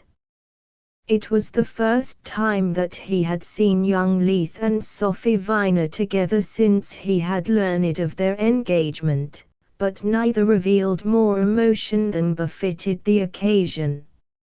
It was evident that Owen was deeply under the girl's charm, and that at the least sign from her his bliss would have broken bounds, but her reticence was justified by the tacitly recognized fact of Madame de Chantal's disapproval. This also visibly weighed on Anna's mind, making her manner to Sophie, if no less kind, yet a trifle more constrained than if the moment of final understanding had been reached. So Darrow interpreted the tension perceptible under the fluent exchange of commonplaces in which he was diligently sharing. But he was more and more aware of his inability to test the moral atmosphere about him. He was like a man in fever testing another's temperature by the touch. After luncheon, Anna, who was to motor the surgeon home, suggested to Darrow that he should accompany them. Effie was also of the party, and Darrow inferred that Anna wished to give her stepson a chance to be alone with his betrothed. On the way back, after the surgeon had been left at his door, the little girl sat between her mother and Darrow, and her presence kept their talk from taking a personal turn. Darrow knew that Mrs. Leith had not yet told Effie of the relation in which he was to stand to her. The premature divulging of Owen's plans had thrown their own into the background, and by common consent they continued, in the little girl's presence, on terms of an informal friendliness. The sky had cleared after luncheon, and to prolong their excursion they returned by way of the ivy-mantled ruin which was to have been the scene of the projected picnic. This circuit brought them back to the park gates not long before sunset, and as Anna wished to stop at the lodge for news of the injured child, Darrow left her there with Effie and walked on alone to the house. He had the impression that she was slightly surprised at his not waiting for her, but his inner restlessness vented itself in an intense desire for bodily movement.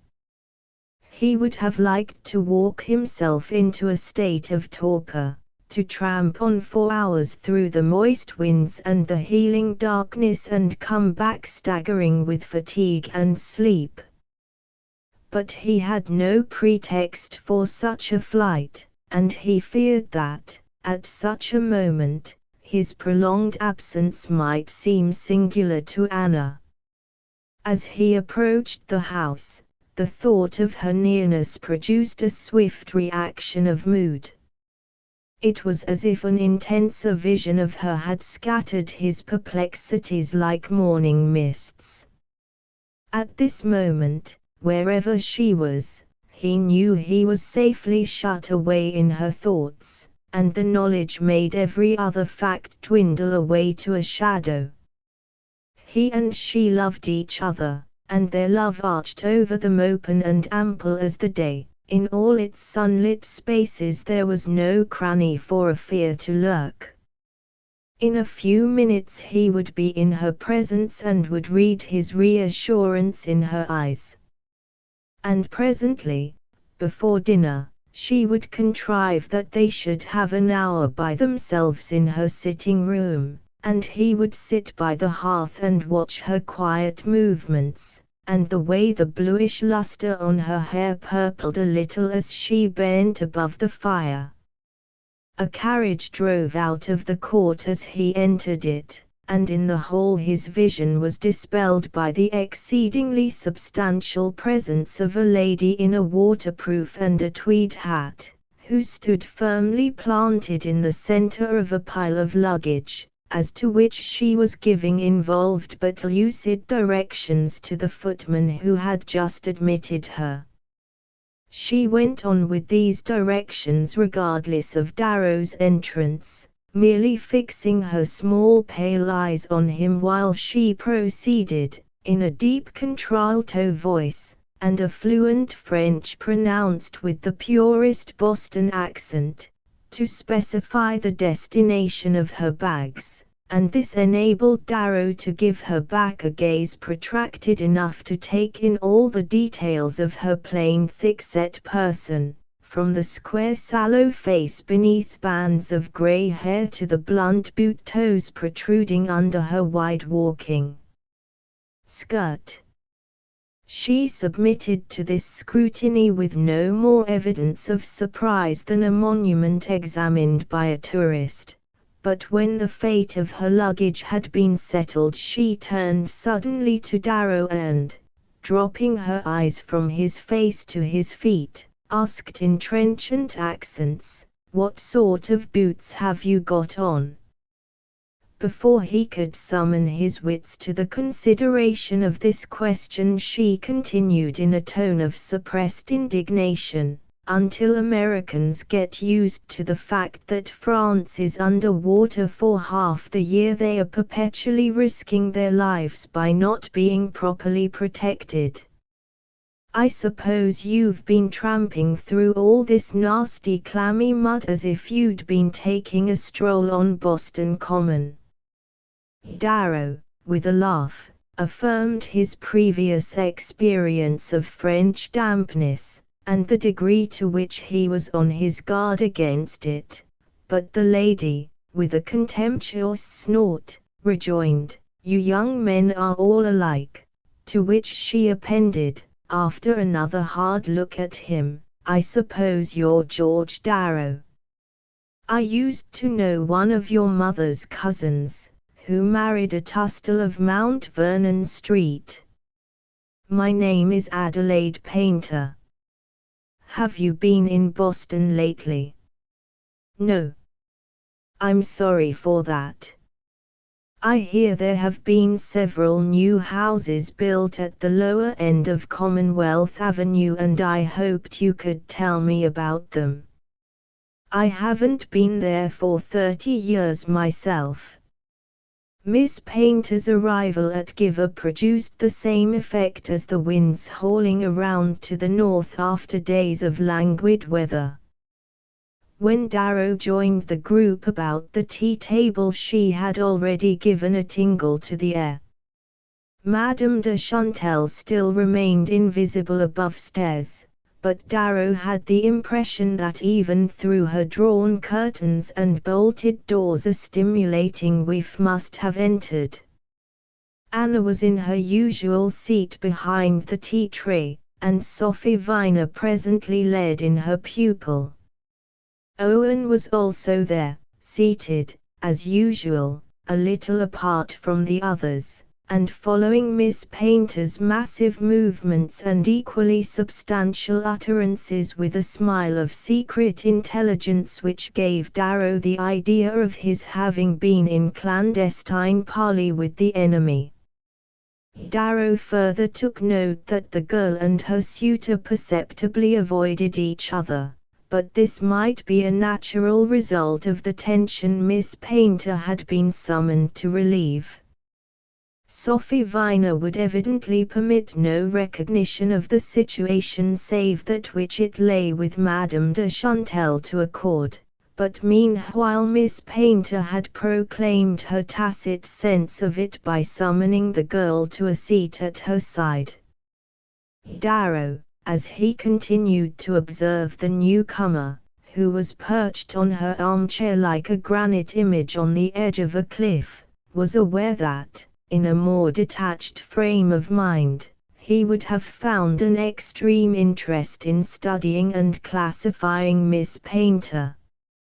It was not that she said anything remarkable, or betrayed any of those unspoken perceptions which give significance to the most commonplace utterances. She talked of the lateness of her train, of an impending crisis in international politics, of the difficulty of buying English tea in Paris and of the enormities of which French servants were capable, and her views on these subjects were enunciated with a uniformity of emphasis implying complete unconsciousness of any difference in their interest and importance. She always applied to the French race the distant epithet of those people, but she betrayed an intimate acquaintance with many of its members, and an encyclopedic knowledge of the domestic habits, financial difficulties and private complications of various persons of social importance. Yet, as she evidently felt no incongruity in her attitude, so she revealed no desire to parade her familiarity with the fashionable, or indeed any sense of it as a fact to be paraded. It was evident that the titled ladies whom she spoke of as Mimi or Simone or Odette were as much those people to her as the Bourne who tampered with her tea and steamed the stamps off her letters, when, by a miracle, I don't put them in the box myself. Her whole attitude was of a vast grim tolerance of things as they came, as though she had been some wonderful automatic machine which recorded facts but had not yet been perfected to the point of sorting or labeling them. All this, as Darrow was aware, still fell short of accounting for the influence she obviously exerted on the persons in contact with her. It brought a slight relief to his state of tension to go on wondering, while he watched and listened, just where the mystery lurked. Perhaps, after all, it was in the fact of her blank insensibility, an insensibility so devoid of egotism that it had no hardness and no grimaces, but rather the freshness of a simpler mental state. After living, as he had, as they all had, for the last few days, in an atmosphere perpetually tremulous with echoes and implications, it was restful and fortifying merely to walk into the big blank area of Miss Paynter's mind, so vacuous for all its accumulated items, so echoless for all its vacuity.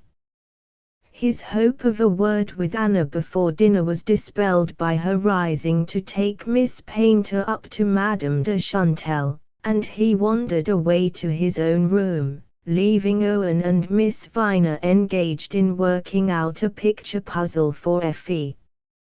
Madame de Chantal, possibly as the result of her friend's ministrations, was able to appear at the dinner table, rather pale and pink-nosed, and casting tenderly reproachful glances at her grandson, who faced them with impervious serenity, and the situation was relieved by the fact that Miss Viner, as usual, had remained in the schoolroom with her pupil. Darrow conjectured that the real clash of arms would not take place till the morrow, and wishing to leave the field open to the contestants he set out early on a solitary walk.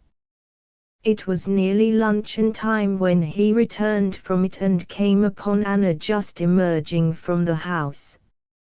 She had on her hat and jacket and was apparently coming forth to seek him, for she said at once, "Madame de Chantal wants you to go up to her." To go up to her. Now. That's the message she sent. She appears to rely on you to do something. She added with a smile, "Whatever it is, let's have it over."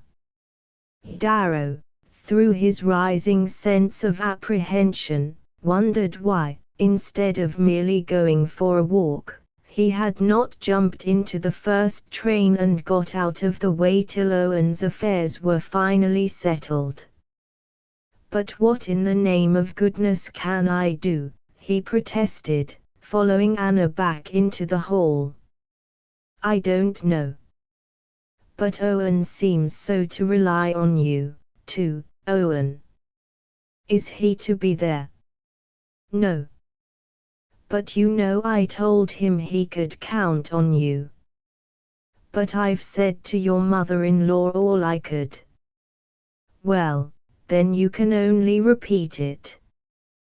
This did not seem to Darrow to simplify his case as much as she appeared to think, and once more he had a movement of recoil. "There's no possible reason for my being mixed up in this affair." Anna gave him a reproachful glance. "Not the fact that I am," she reminded him, but even this only stiffened his resistance. "Why should you be, either?" to this extent? The question made her pause. She glanced about the hall, as if to be sure they had it to themselves, and then, in a lowered voice, "I don't know," she suddenly confessed, "but, somehow, if they are not happy I feel as if we shouldn't be."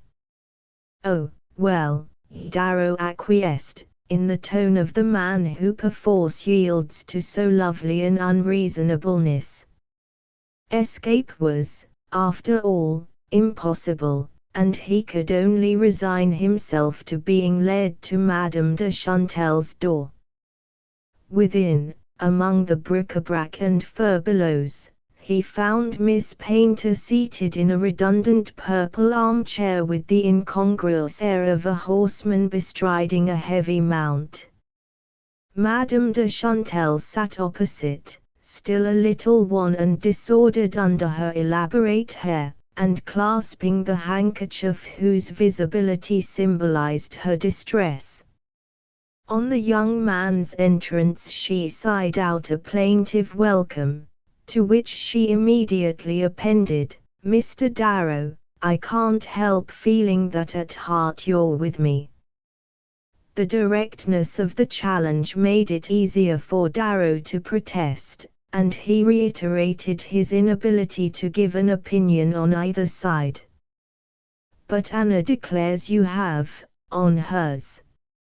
He could not restrain a smile at this faint flaw in an impartiality so scrupulous. Every evidence of feminine inconsequence in Anna seemed to attest her deeper subjection to the most inconsequent of passions. He had certainly promised her his help, but before he knew what he was promising. He met Madame de Chantelle's appeal by replying, "If there were anything I could possibly say I should want it to be in Miss Viner's favor." "You'd want it to be, yes. But could you make it so?"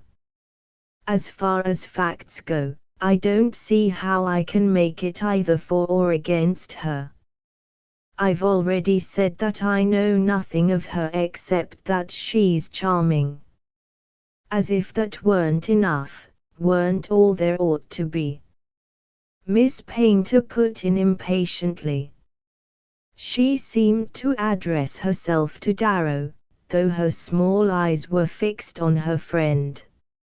"Madame de Chantelle seems to imagine," she pursued, "that a young American girl ought to have a dossier, a police record, or whatever you call it, what those awful women in the streets have here.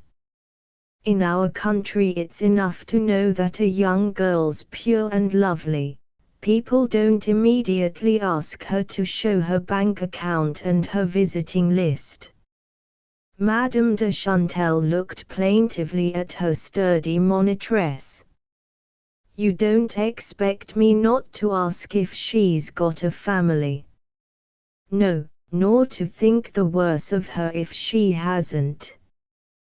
The fact that she's an orphan ought, with your ideas, to be a merit. You won't have to invite her father and mother to give her." "Adelaide, Adelaide," the mistress of Giver lamented.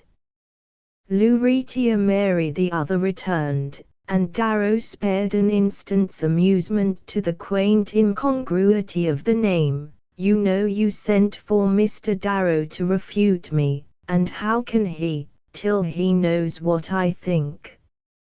You think it's perfectly simple to let Owen marry a girl we know nothing about?" "No, but I don't think it's perfectly simple to prevent him." The shrewdness of the answer increased Darrow's interest in Miss Painter. She had not hitherto struck him as being a person of much penetration, but he now felt sure that her gimlet gaze might bore to the heart of any practical problem. Madame de Chantelle sighed out her recognition of the difficulty. "I haven't a word to say against Miss Viner, but she's knocked about so, as it's called, that she must have been mixed up with some rather dreadful people. If only Owen could be made to see that, if one could get at a few facts, I mean. She says, for instance, that she has a sister, but it seems she doesn't even know her address. If she does, she may not want to give it to you. I dare say the sister's one of the dreadful people. I've no doubt that with a little time you could rake up dozens of them, have her traced, as they call it in detective stories. I don't think you'd frighten Owen, but you might. It's natural enough he should have been corrupted by those foreign ideas. You might even manage to part him from the girl, but you couldn't keep him from being in love with her. I saw that when I looked them over last evening. I said to myself, it's a real old-fashioned American case, as sweet and sound as homemade bread. Well, if you take his loaf away from him, what are you going to feed him with instead? Which of your nasty Paris poisons do you think he'll turn to? Supposing you succeed in keeping him out of a really bad mess, and, knowing the young man as I do, I rather think that, at this crisis, the only way to do it would be to marry him slap off to somebody else. Well, then, who, may I ask, would you pick out? One of your sweet French ingenues, I suppose. With as much mind as a minnow and as much snap as a soft-boiled egg. You might hustle him into that kind of marriage, I dare say you could, but if I know Owen, the natural thing would happen before the first baby was weaned. I don't know why you insinuate such odious things against Owen. Do you think it would be odious of him to return to his real love when he'd been forcibly parted from her? At any rate, it's what your French friends do, every one of them. Only they don't generally have the grace to go back to an old love, and I believe, upon my word, Owen would. Madame de Chantal looked at her with a mixture of awe and exultation. Of course you realize, Adelaide, that in suggesting this you're insinuating the most shocking things against Miss Viner. When I say that if you part two young things who are dying to be happy in the lawful way, it's 10 to 1 they'll come together in an unlawful one. I'm insinuating shocking things against you, Lucretia Mary, in suggesting for a moment that you'll care to assume such a responsibility before your Maker. And you wouldn't, if you talked things straight out with him, instead of merely sending him messages through a miserable sinner like yourself. Darrow expected this assault on her adopted creed to provoke in Madame de Chantal an explosion of pious indignation, but to his surprise she merely murmured, "I don't know what Mr. Darrow'll think of you." "Mr. Darrow probably knows his Bible as well as I do," Miss Painter calmly rejoined, adding a moment later, without the least perceptible change of voice or expression, "I suppose you've heard that Giselle de Folembre's husband accuses her of being mixed up with the Duc d'Arcachon in that business of trying to sell a lot of imitation pearls to Mrs. Homer Pond, the Chicago woman the Duke's engaged to. It seems the jeweler says Giselle brought Mrs. Pond there, and got 25%, which of course she passed on to d'Arcachon. The poor old Duchess is in a fearful state, so afraid her son'll lose Mrs. Pond. When I think that Giselle is old Bradford Wagstaff's granddaughter, I'm thankful he's safe in Mount Auburn. XXII. It was not until late that afternoon that Darrow could claim his postponed hour with Anna. When at last he found her alone in her sitting room, it was with a sense of liberation so great that he sought no logical justification of it. He simply felt that all their destinies were in Miss Paynter's grasp, and that, resistance being useless, he could only enjoy the sweets of surrender. Anna herself seemed as happy, and for more explicable reasons. She had assisted, after luncheon, at another debate between Madame de Chantal and her confidante, and had surmised, when she withdrew from it, that victory was permanently perched on Miss Paynter's banners. I don't know how she does it, unless it's by the dead weight of her convictions. She detests the French so that she'd back up Owen even if she knew nothing, or knew too much, of Miss Viner. She somehow regards the match as a protest against the corruption of European morals. I told Owen that was his great chance, and he's made the most of it. What a tactician you are! You make me feel that I hardly know the rudiments of diplomacy. Darrow smiled at her, abandoning himself to a perilous sense of well-being. She gave him back his smile. I'm afraid I think nothing short of my own happiness is worth wasting any diplomacy on. That's why I mean to resign from the service of my country, he rejoined with a laugh of deep content. The feeling that both resistance and apprehension were vain was working like wine in his veins. He had done what he could to deflect the course of events, now he could only stand aside and take his chance of safety. Underneath this fatalistic feeling was the deep sense of relief that he had, after all, said and done nothing that could in the least degree affect the welfare of Sophie Viner. That fact took a millstone off his neck. Meanwhile he gave himself up once more to the joy of Anna's presence.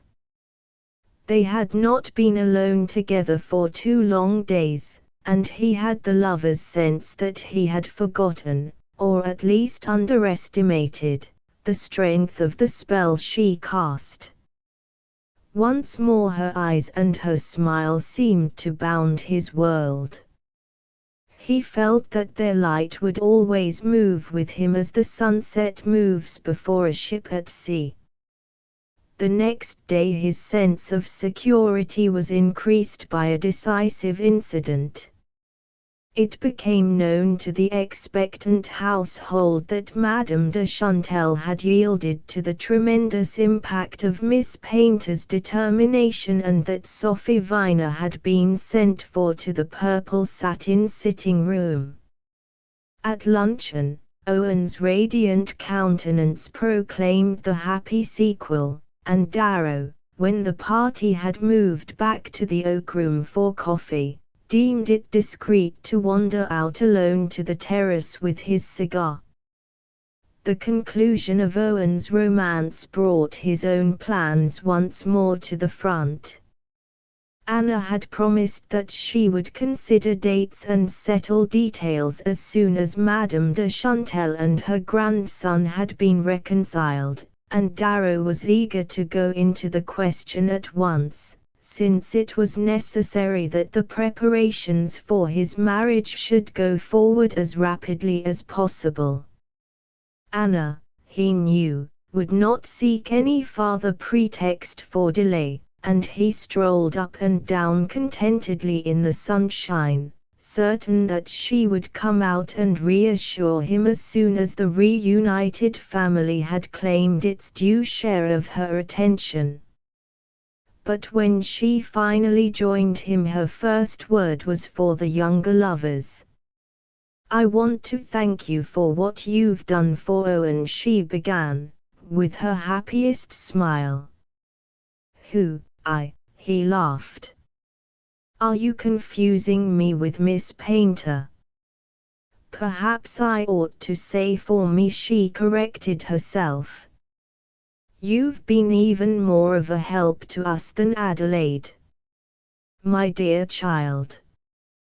What on earth have I done?" "You've managed to hide from Madame de Chantal that you don't really like poor Sophie."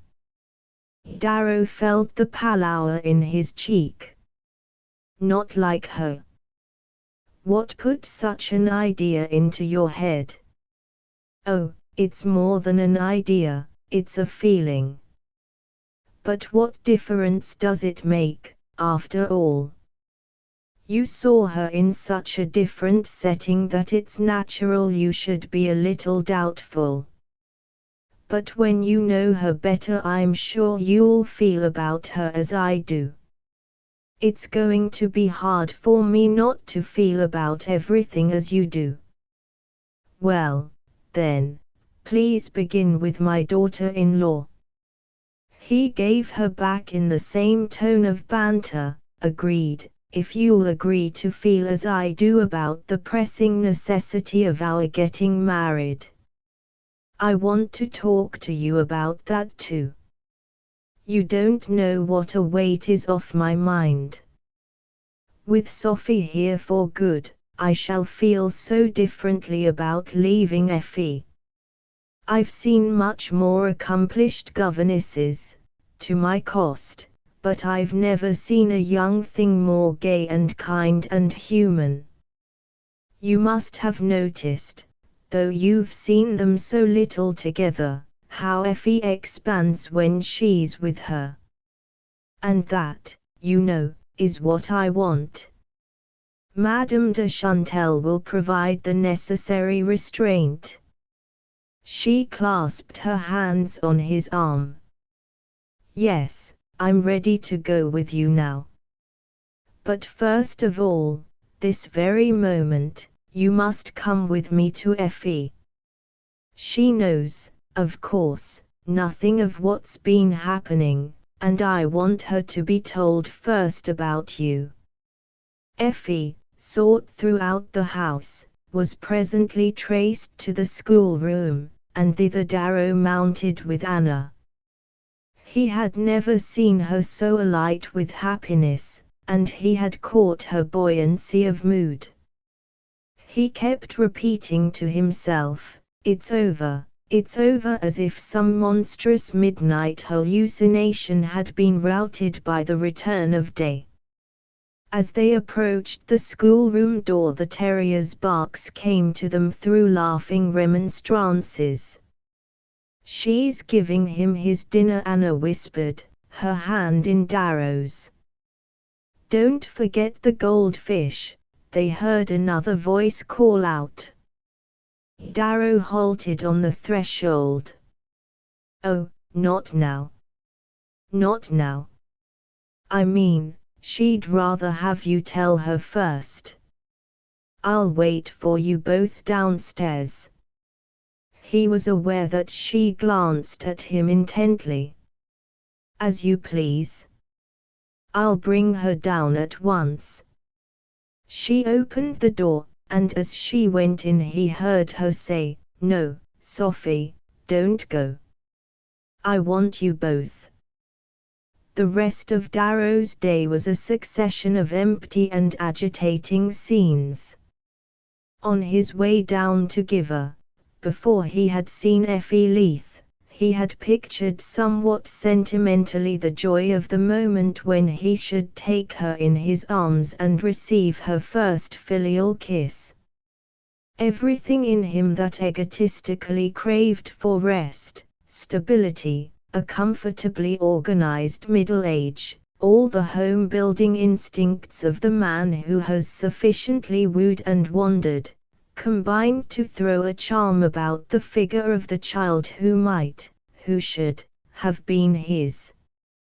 Effie came to him trailing the cloud of glory of his first romance, giving him back the magic hour he had missed and mourned. And how different the realization of his dream had been. The child's radiant welcome, her unquestioning acceptance of this new figure in the family group, had been all that he had hoped and fancied. If Mother was so awfully happy about it, and Owen and Granny, too, how nice and cozy and comfortable it was going to be for all of them, her beaming look seemed to say, and then, suddenly, the small pink fingers he had been kissing were laid on the one flaw in the circle, on the one point which must be settled before Effie could, with complete unqualified assurance, admit the newcomer to full equality with the other gods of her Olympus. "And is Sophie awfully happy about it too?" she had asked, loosening her hold on Darrow's neck to tilt back her head and include her mother in her questioning look. "Why, dearest, didn't you see she was?" Anna had exclaimed, leaning to the group with radiant eyes. "I think I should like to ask her," the child rejoined, after a minute's shy consideration, and as Darrow set her down her mother laughed. "Do, darling, do.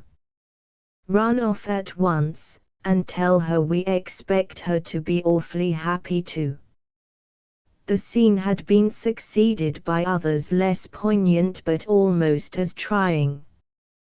Darrow cursed his luck in having, at such a moment, to run the gauntlet of a house full of interested observers.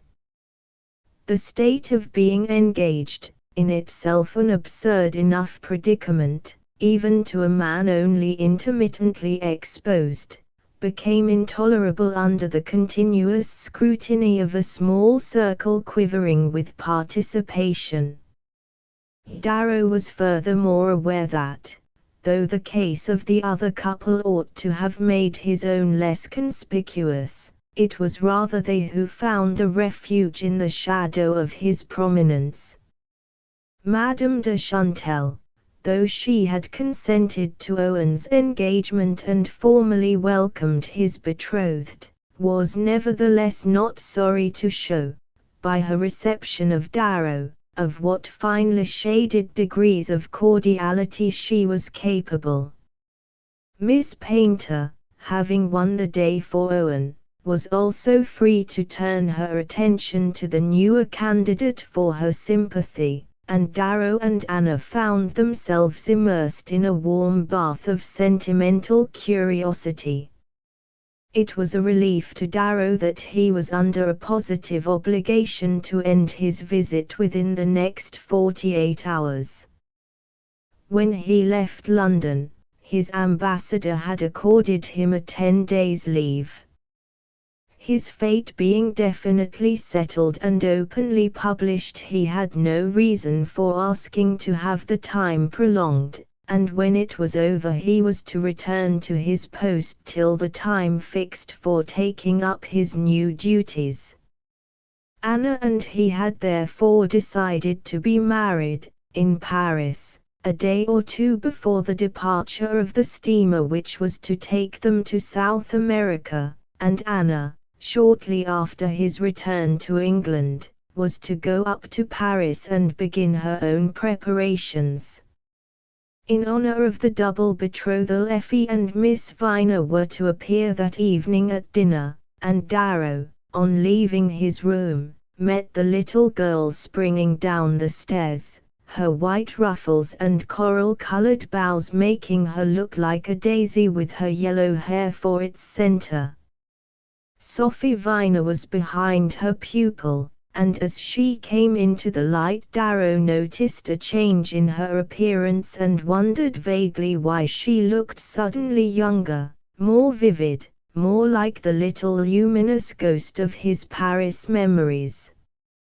Then it occurred to him that it was the first time she had appeared at dinner since his arrival at Giver, and the first time, consequently, that he had seen her in evening dress.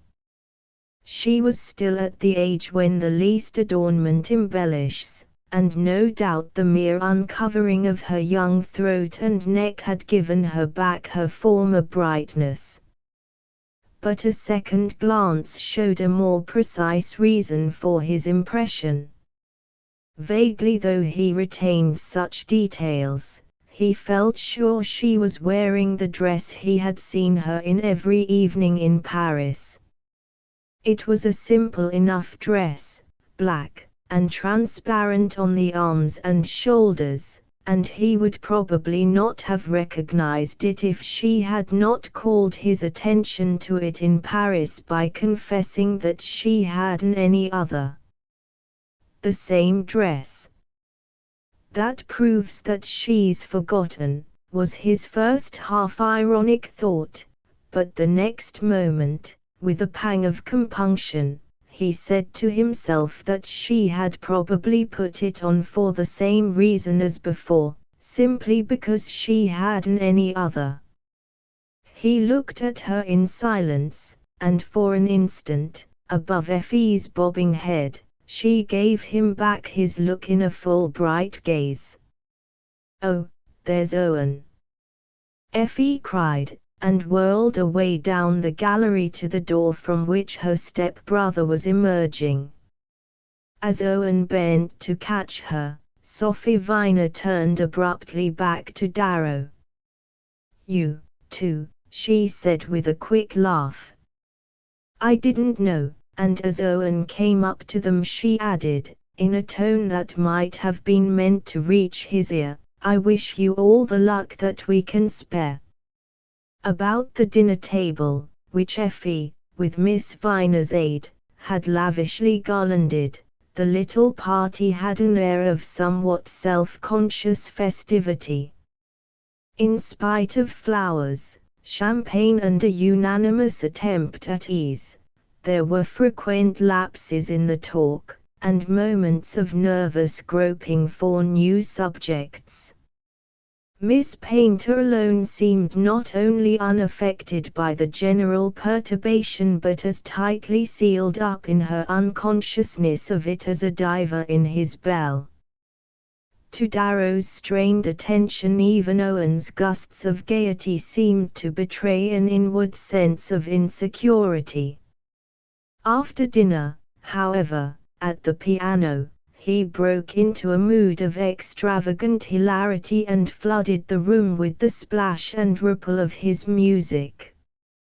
Darrow, sunk in a sofa corner in the lee of Miss Painter's granite bulk, smoked and listened in silence, his eyes moving from one figure to another. Madame de Chantal, in her armchair near the fire, clasped her little granddaughter to her with the gesture of a drawing-room niobe, and Anna, seated near them, had fallen into one of the attitudes of vivid calm which seemed to Darrow to express her inmost quality. Sophie Viner, after moving uncertainly about the room, had placed herself beyond Mrs. Leith, in a chair near the piano, where she sat with head thrown back and eyes attached to the musician, in the same rapt fixity of attention with which she had followed the players at the Franchise. The accident of her having fallen into the same attitude, and of her wearing the same dress, gave Darrow, as he watched her, a strange sense of double consciousness. To escape from it, his glance turned back to Anna, but from the point at which he was placed his eyes could not take in the one face without the other, and that renewed the disturbing duality of the impression. Suddenly Owen broke off with a crash of chords and jumped to his feet. "What's the use of this, with such a moon to say it for us?" Behind the uncurtained window a low golden orb hung like a ripe fruit against the glass. "Yes, let's go out and listen," Anna answered. Owen threw open the window, and with his gesture a fold of the heavy star-sprinkled sky seemed to droop into the room like a drawn-in curtain. The air that entered with it had a frosty edge, and Anna bade Effie run to the hall for wraps. Darrow said, "You must have one too," and started toward the door, but Sophie, following her pupil, cried back, "We'll bring things for everybody." Owen had followed her, and in a moment the three reappeared, and the party went out on the terrace. The deep blue purity of the night was unveiled by mist, and the moonlight rimmed the edges of the trees with a silver blur and blanched to unnatural whiteness the statues against their walls of shade. Darrow and Anna, with Effie between them, strolled to the farther corner of the terrace. Below them, between the fringes of the park, the lawn sloped dimly to the fields above the river. For a few minutes they stood silently side by side, touched to peace beneath the trembling beauty of the sky. When they turned back, Darrow saw that Owen and Sophie Viner, who had gone down the steps to the garden, were also walking in the direction of the house. As they advanced, Sophie paused in a patch of moonlight, between the sharp shadows of the yews, and Darrow noticed that she had thrown over her shoulders a long cloak of some light color, which suddenly evoked her image as she had entered the restaurant at his side on the night of their first dinner in Paris. A moment later they were all together again on the terrace, and when they re-entered the drawing room the older ladies were on their way to bed. Effie, emboldened by the privileges of the evening, was for coaxing Owen to round it off with a game of forfeits or some such reckless climax, but Sophie, resuming her professional role, sounded the summons to bed. In her pupil's wake she made her round of good nights, but when she proffered her hand to Anna, the latter ignoring the gesture held out both arms. "Good night, dear child," she said impulsively, and drew the girl to her kiss. Book 423. The next day was Darrow's last at Giver, and, foreseeing that the afternoon and evening would have to be given to the family, he had asked Anna to devote an early hour to the final consideration of their plans. He was to meet her in the brown sitting room at 10, and they were to walk down to the river and talk over their future in the little pavilion abutting on the wall of the park. It was just a week since his arrival at Giver, and Anna wished, before he left, to return to the place where they had sat on their first afternoon together. Her sensitiveness to the appeal of inanimate things, to the color and texture of whatever wove itself into the substance of her emotion, made her want to hear Darrow's voice, and to feel his eyes on her, in the spot where bliss had first flowed into her heart. That bliss, in the interval, had wound itself into every fold of her being. Passing, in the first days, from a high shy tenderness to the rush of a secret surrender, it had gradually widened and deepened, to flow on in redoubled beauty. She thought she now knew exactly how and why she loved Darrow, and she could see her whole sky reflected in the deep and tranquil current of her love. Early the next day, in her sitting room, she was glancing through the letters which it was Effie's morning privilege to carry up to her. Effie meanwhile circled inquisitively about the room, where there was always something new to engage her infant fancy, and Anna, looking up, saw her suddenly arrested before a photograph of Darrow which, the day before, had taken its place on the writing table. Anna held out her arms with a faint blush. "You do like him, don't you, dear?" "Oh, most awfully," dearest Effie, against her breast, leaned back to assure her with a limpid look. "And so do Granny and Owen, and I do think Sophie does too," she added, after a moment's earnest pondering. "I hope so," Anna laughed. She checked the impulse to continue. "Has she talked to you about him, that you're so sure?" She did not know what had made the question spring to her lips, but she was glad she had closed them before pronouncing it. Nothing could have been more distasteful to her than to clear up such obscurities by turning on them the tiny flame of her daughter's observation.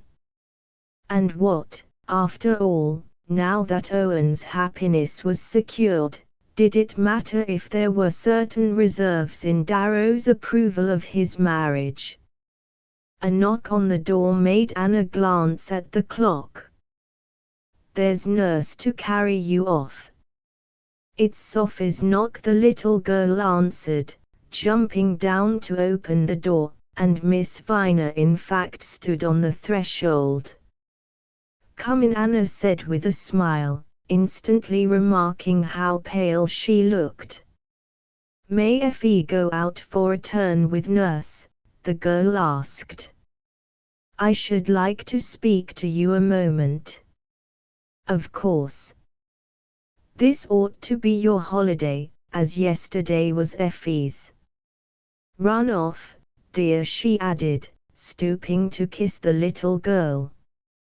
When the door had closed, she turned back to Sophie Viner with a look that sought her confidence. "I'm so glad you came, my dear. We've got so many things to talk about, just you and I together." The confused intercourse of the last days had, in fact, left little time for any speech with Sophie but such as related to her marriage and the means of overcoming Madame de Chantelle's opposition to it. Anna had exacted of Owen that no one, not even Sophie Viner, should be given a hint of her own projects till all contingent questions had been disposed of. She had felt, from the outset, a secret reluctance to intrude her secure happiness on the doubts and fears of the young pair. From the sofa corner to which she had dropped back she pointed to Darrow's chair. "Come and sit by me, dear. I wanted to see you alone. There's so much to say that I hardly know where to begin." She leaned forward, her hands clasped on the arms of the sofa, her eyes bent smilingly on Sophie's.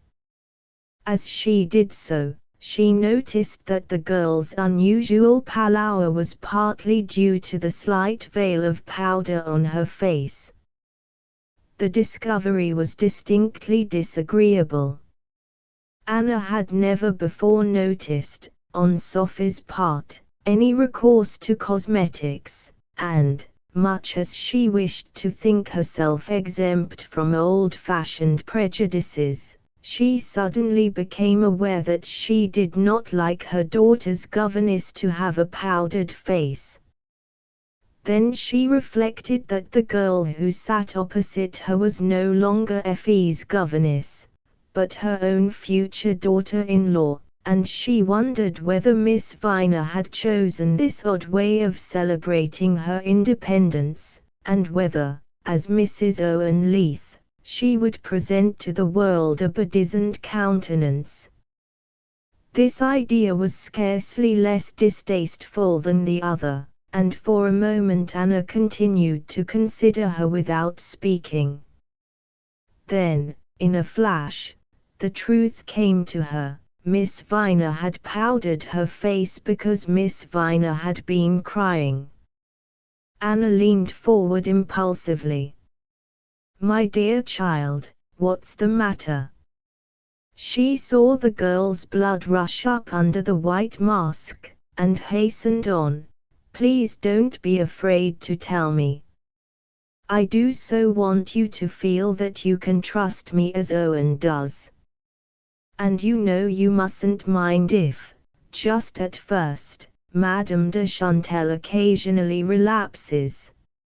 She spoke eagerly, persuasively, almost on a note of pleading. She had, in truth, so many reasons for wanting Sophie to like her: her love for Owen, her solicitude for Effie, and her own sense of the girl's fine mettle.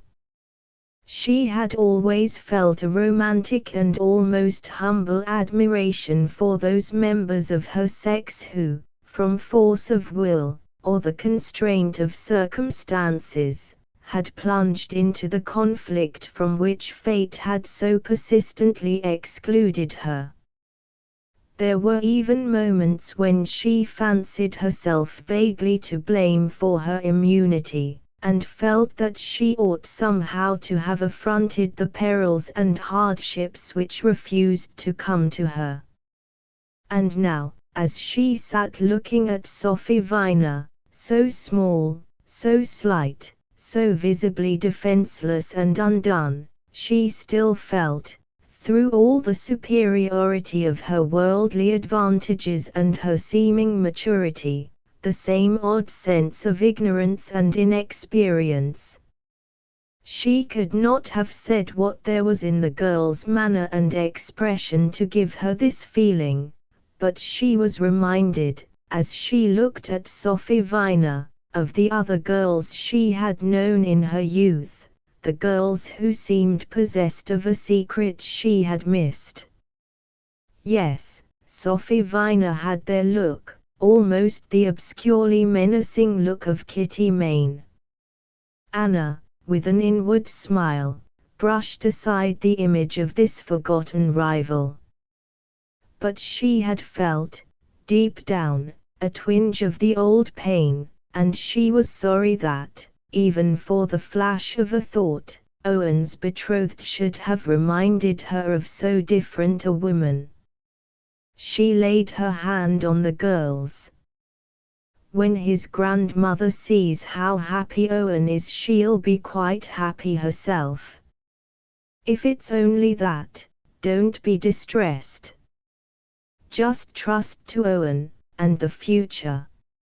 Sophie Viner, with an almost imperceptible recoil of her whole slight person, had drawn her hand from under the palm enclosing it.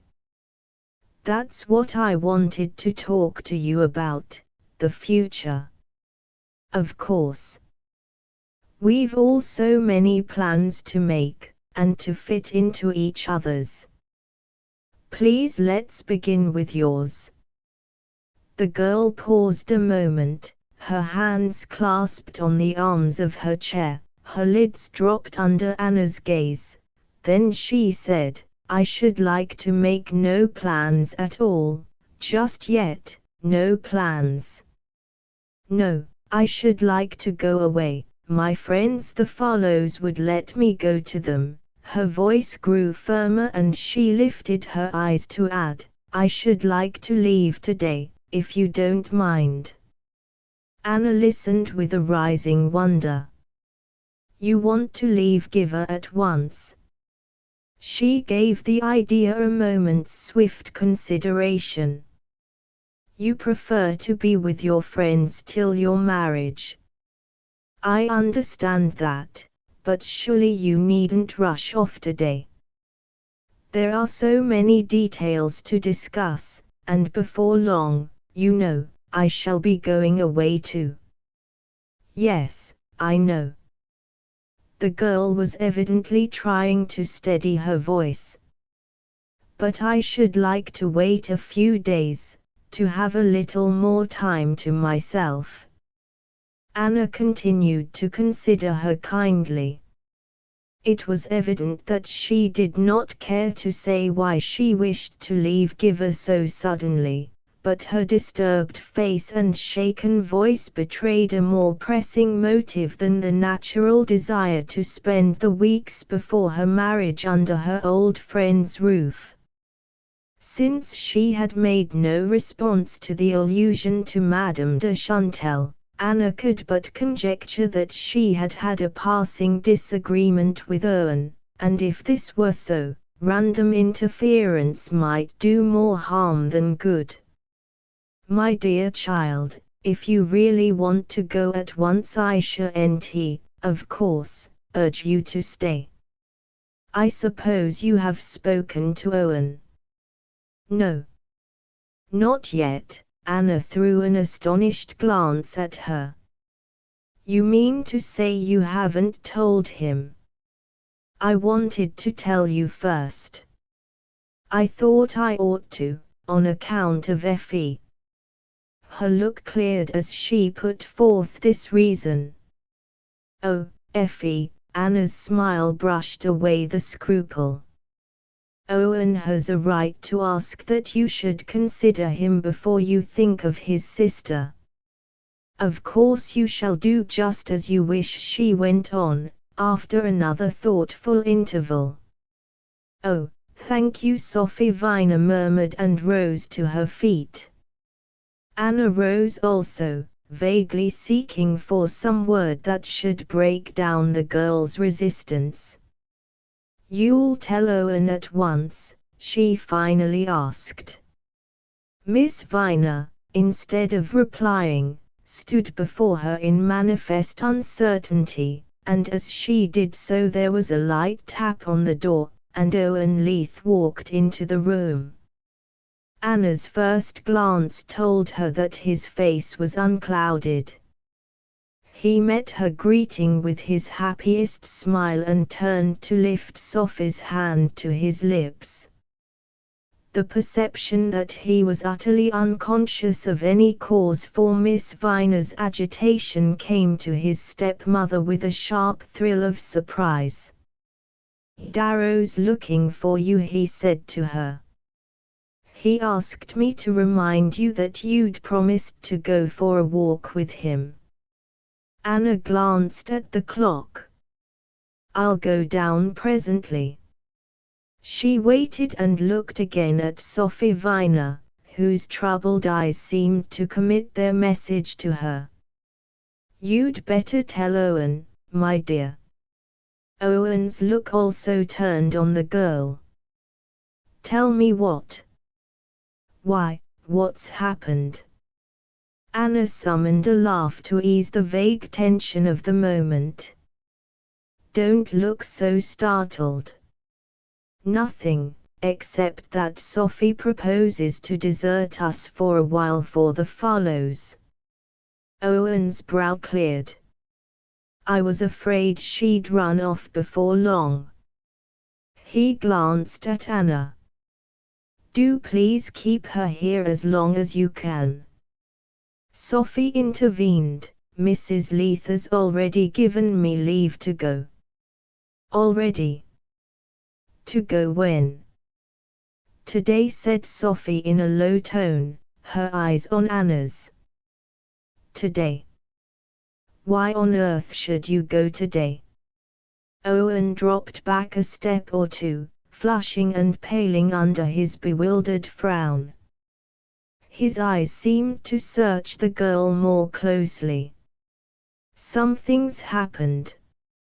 He too looked at his stepmother. "I suppose she must have told you what it is." Anna was struck by the suddenness and vehemence of his appeal.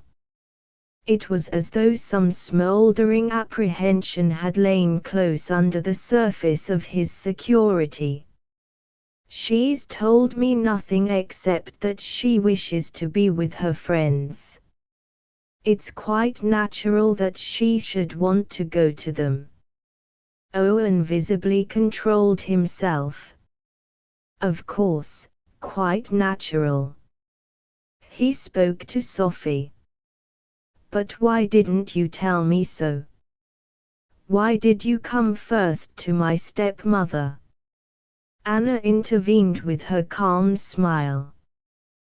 That seems to me quite natural, too. Sophie was considerate enough to tell me first because of Effie. He weighed it. Very well, then, that's quite natural, as you say. And of course she must do exactly as she pleases. He still kept his eyes on the girl. Tomorrow, he abruptly announced, I shall go up to Paris to see you. Oh, no, no, she protested. Owen turned back to Anna. Now do you say that nothing's happened? Under the influence of his agitation, Anna felt a vague tightening of the heart. She seemed to herself like someone in a dark room about whom unseen presences are groping. If it's anything that Sophie wishes to tell you, no doubt she'll do so. I'm going down now, and I'll leave you here to talk it over by yourselves. As she moved to the door, the girl caught up with her. But there's nothing to tell, why should there be?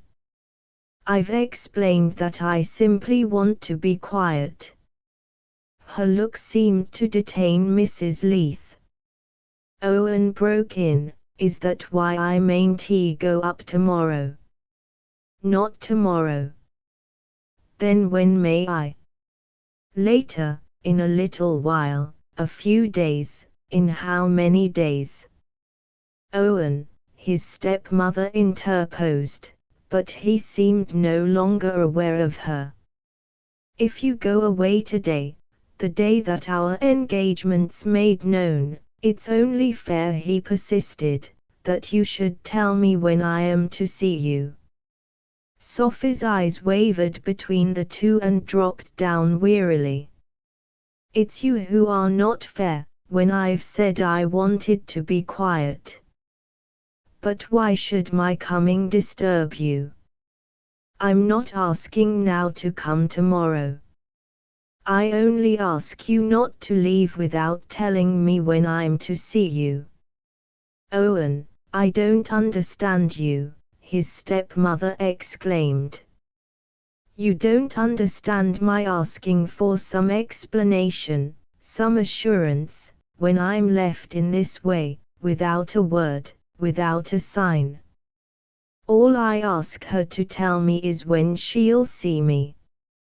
Anna turned back to Sophie Viner, who stood straight and tremulous between the two. After all, my dear, he's not unreasonable. I'll write, the girl repeated. What will you write? He pressed her vehemently. Oh, and Anna exclaimed, you are unreasonable. He turned from Sophie to his stepmother. I only want her to say what she means, that she's going to write to break off our engagement. Isn't that what you're going away for? Anna felt the contagion of his excitement. She looked at Sophie, who stood motionless, her lips set, her whole face drawn to a silent fixity of resistance. You ought to speak, my dear, you ought to answer him. I only ask him to wait. Yes, Owen broke in, and you won't say how long. Both instinctively addressed themselves to Anna, who stood, nearly as shaken as themselves, between the double shock of their struggle. She looked again from Sophie's inscrutable eyes to Owen's stormy features. Then she said, what can I do, when there's clearly something between you that I don't know about? Oh, if it were between us. Can't you see it's outside of us, outside of her, dragging at her, dragging her away from me? Owen wheeled round again upon his stepmother. Anna turned from him to the girl. Is it true that you want to break your engagement? If you do, you ought to tell him now. Owen burst into a laugh. She doesn't dare to, she's afraid I'll guess the reason. A faint sound escaped from Sophie's lips, but she kept them close on whatever answer she had ready. If she doesn't wish to marry you, why should she be afraid to have you know the reason? She's afraid to have you know it, not me. To have me know it. He laughed again, and Anna, at his laugh, felt a sudden rush of indignation. Owen, you must explain what you mean. He looked at her hard before answering, then, ask Darrow, he said. Owen, Owen. Sophie Viner murmured. Anna stood looking from one to the other. It had become apparent to her in a flash that Owen's retort, though it startled Sophie, did not take her by surprise, and the discovery shot its light along dark distances of fear. The immediate inference was that Owen had guessed the reason of Darrow's disapproval of his marriage, or that, at least, he suspected Sophie Viner of knowing and dreading it. This confirmation of her own obscure doubt sent a tremor of alarm through Anna. For a moment she felt like exclaiming, "All this is really no business of mine, and I refuse to have you mix me up in it," but her secret fear held her fast. Sophie Viner was the first to speak. "I should like to go now," she said in a low voice, taking a few steps toward the door. Her tone woke Anna to the sense of her own share in the situation. "I quite agree with you, my dear, that it's useless to carry on this discussion. But since Mr. Darrow's name has been brought into it, for reasons which I fail to guess, I want to tell you that you're both mistaken if you think he's not in sympathy with your marriage. If that's what Owen means to imply, the idea's a complete delusion." She spoke the words deliberately and incisively, as if hoping that the sound of their utterance would stifle the whisper in her bosom. Sophie's only answer was a vague murmur, and a movement that brought her nearer to the door, but before she could reach it Owen had placed himself in her way. "I don't mean to imply what you think," he said, addressing his stepmother but keeping his eyes on the girl. "I don't say Darrow doesn't like our marriage, I say it's Sophie who's hated it since Darrow's been here." He brought out the charge in a tone of forced composure, but his lips were white and he grasped the doorknob to hide the tremor of his hand. Anna's anger surged up with her fears. "You're absurd, Owen. I don't know why I listen to you. Why should Sophie dislike Mr. Darrow, and if she does, why should that have anything to do with her wishing to break her engagement? I don't say she dislikes him. I don't say she likes him. I don't know what it is they say to each other when they are shut up together alone." "Shut up together alone?" Anna stared. Owen seemed like a man in delirium. Such an exhibition was degrading to them all. But he pushed on without seeing her look. "Yes, the first evening she came, in the study, the next morning, early, in the park, yesterday, again, in the spring house, when you were at the lodge with the doctor. I don't know what they say to each other, but they've taken every chance they could to say it, and to say it when they thought that no one saw them. Anna longed to silence him, but no words came to her. It was as though all her confused apprehensions had suddenly taken definite shape. There was something, yes, there was something. Darrow's reticences and evasions had been more than a figment of her doubts. The next instant brought a recoil of pride. She turned indignantly on her stepson. "I don't half understand what you've been saying, but what you seem to hint is so preposterous, and so insulting both to Sophie and to me, that I see no reason why we should listen to you any longer." Though her tone steadied Owen, she perceived at once that it would not deflect him from his purpose. He spoke less vehemently, but with all the more precision.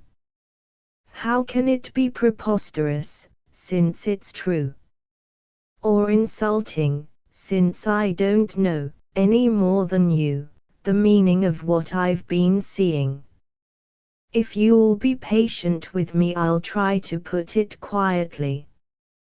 What I mean is that Sophie has completely changed since she met Darrow here, and that, having noticed the change, I'm hardly to blame for having tried to find out its cause." Anna made an effort to answer him with the same composure. "You're to blame, at any rate, for so recklessly assuming that you have found it out. You seem to forget that, till they met here, Sophie and Mr. Darrow hardly knew each other. If so, it's all the stranger that they've been so often closeted together." "Owen, Owen," the girl sighed out. He turned his haggard face to her. "Can I help it, if I've seen and known what I wasn't meant to? For God's sake, give me a reason, any reason I can decently make out with. Is it my fault if, the day after you arrived, when I came back late through the garden, the curtains of the study hadn't been drawn, and I saw you there alone with Darrow?" Anna laughed impatiently. "Really, Owen, if you make it a grievance that two people who are staying in the same house should be seen talking together." "They were not talking." "That's the point, not talking." "How do you know?" "You could hardly hear them from the garden."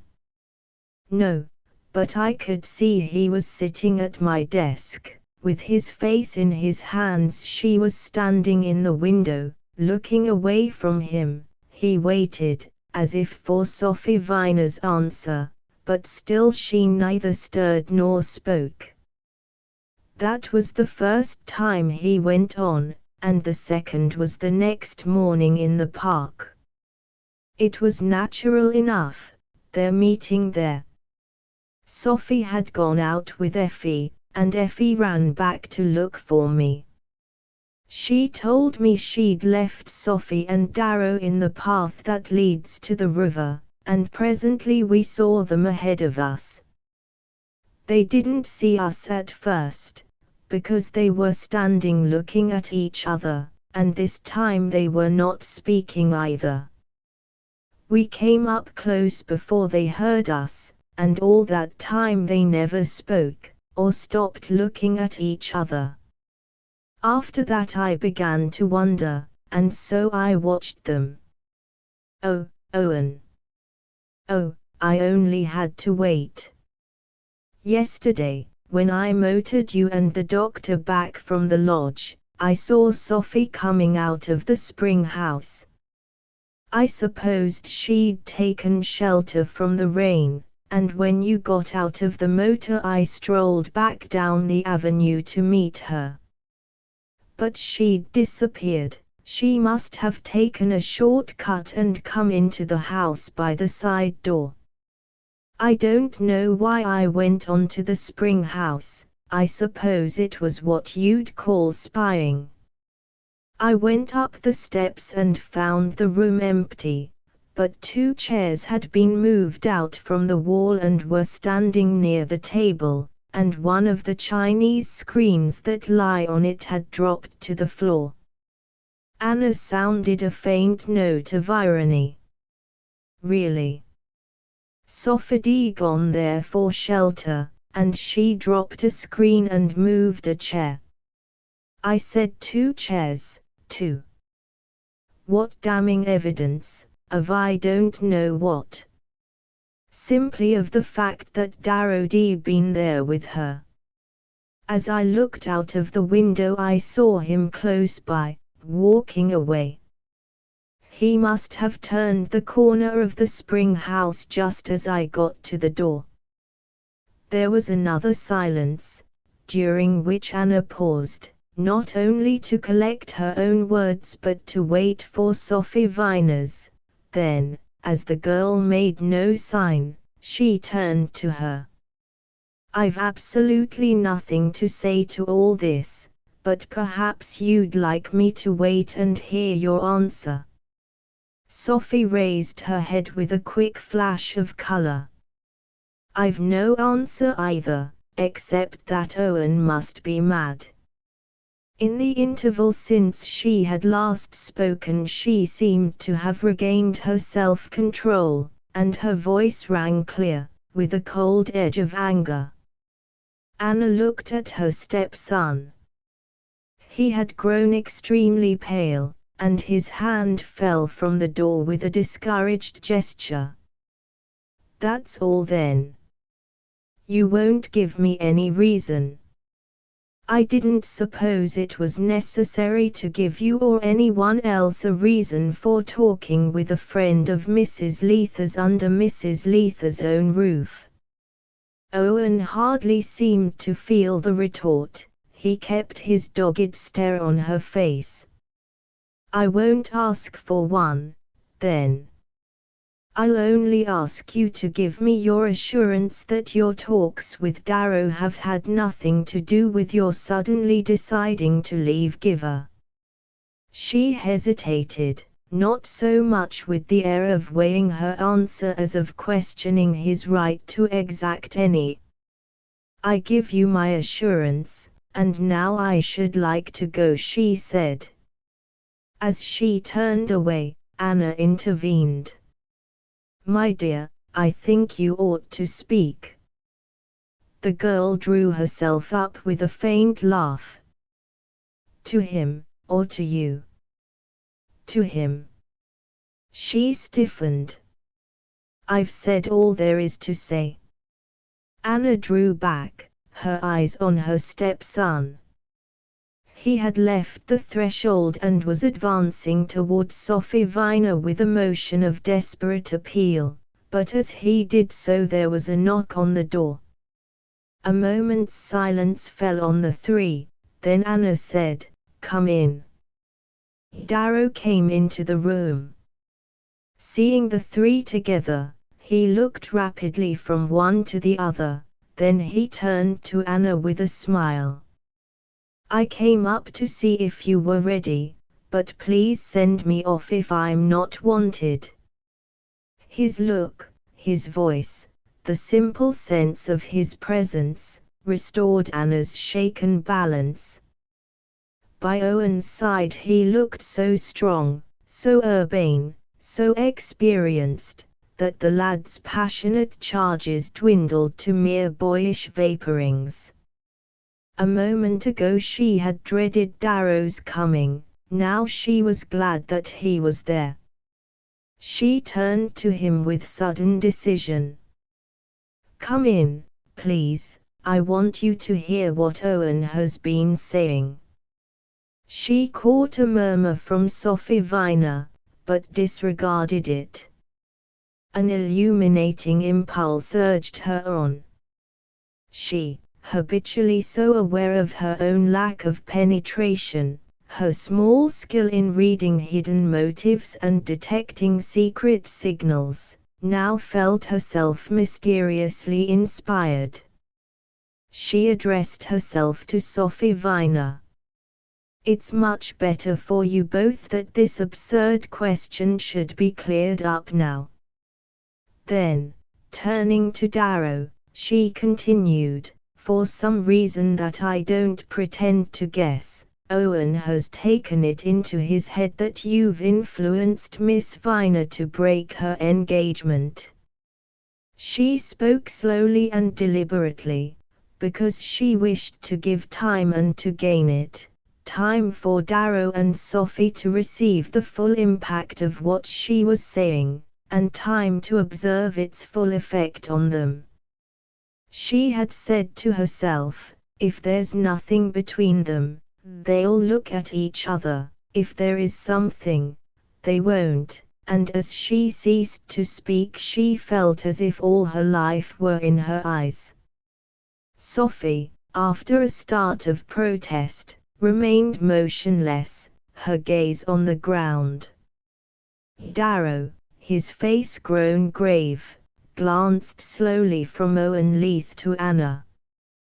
With his eyes on the latter he asked, "Has Miss Viner broken her engagement?" A moment's silence followed his question, then the girl looked up and said, "Yes."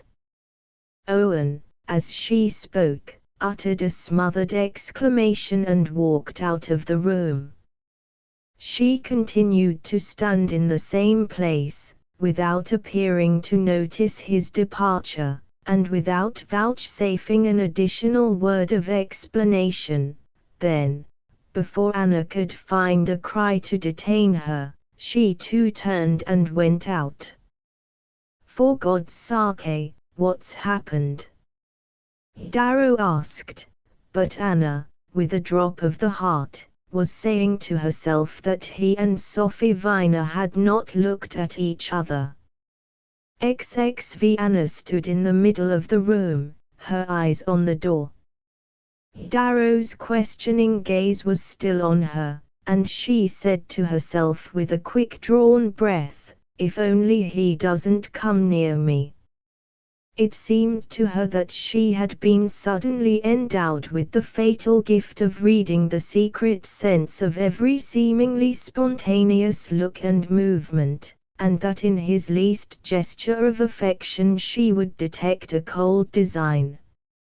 For a moment longer he continued to look at her enquiringly, then he turned away and took up his habitual stand by the mantelpiece. She drew a deep breath of relief. "Won't you please explain?" he said. "I can't explain, I don't know. I didn't even know, till she told you, that she really meant to break her engagement.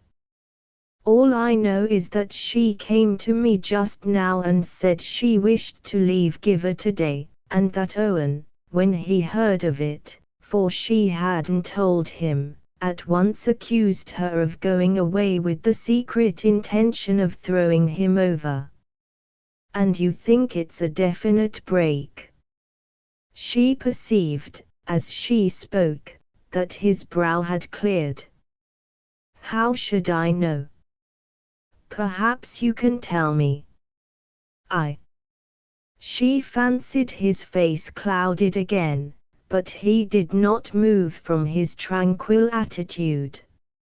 "As I told you," she went on, "Owen has worked himself up to imagining that for some mysterious reason you've influenced Sophie against him."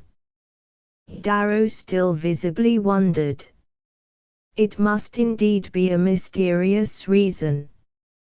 He knows how slightly I know Miss Viner. Why should he imagine anything so wildly improbable? I don't know that either. But he must have hinted at some reason." "No, he admits he doesn't know your reason.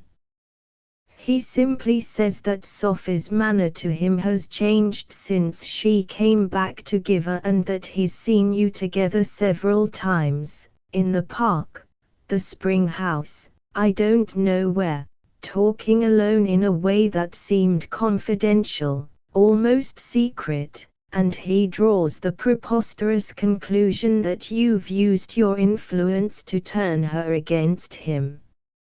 My influence? What kind of influence? He doesn't say.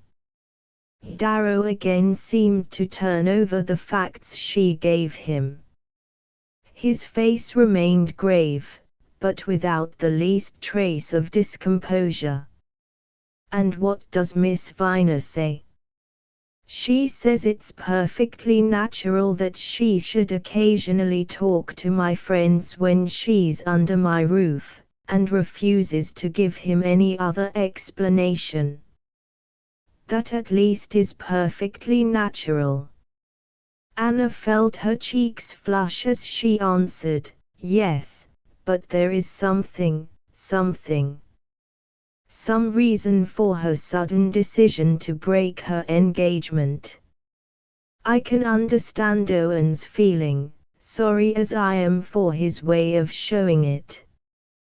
The girl owes him some sort of explanation, and as long as she refuses to give it, his imagination is sure to run wild.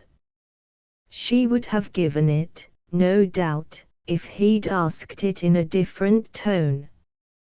I don't defend Owen's tone, but she knew what it was before she accepted him. She knows he's excitable and undisciplined. Well, she's been disciplining him a little, probably the best thing that could happen. Why not let the matter rest there? Leave Owen with the idea that you have been the cause of the break. He met the question with his easy smile. Oh, as to that, leave him with any idea of me he chooses. But leave him, at any rate, free. Free, she echoed in surprise. Simply let things be. You've surely done all you could for him and Miss Viner. If they don't hit it off, it's their own affair. What possible motive can you have for trying to interfere now? Her gaze widened to a deeper wonder. Why, naturally, what he says of you. I don't care a straw what he says of me.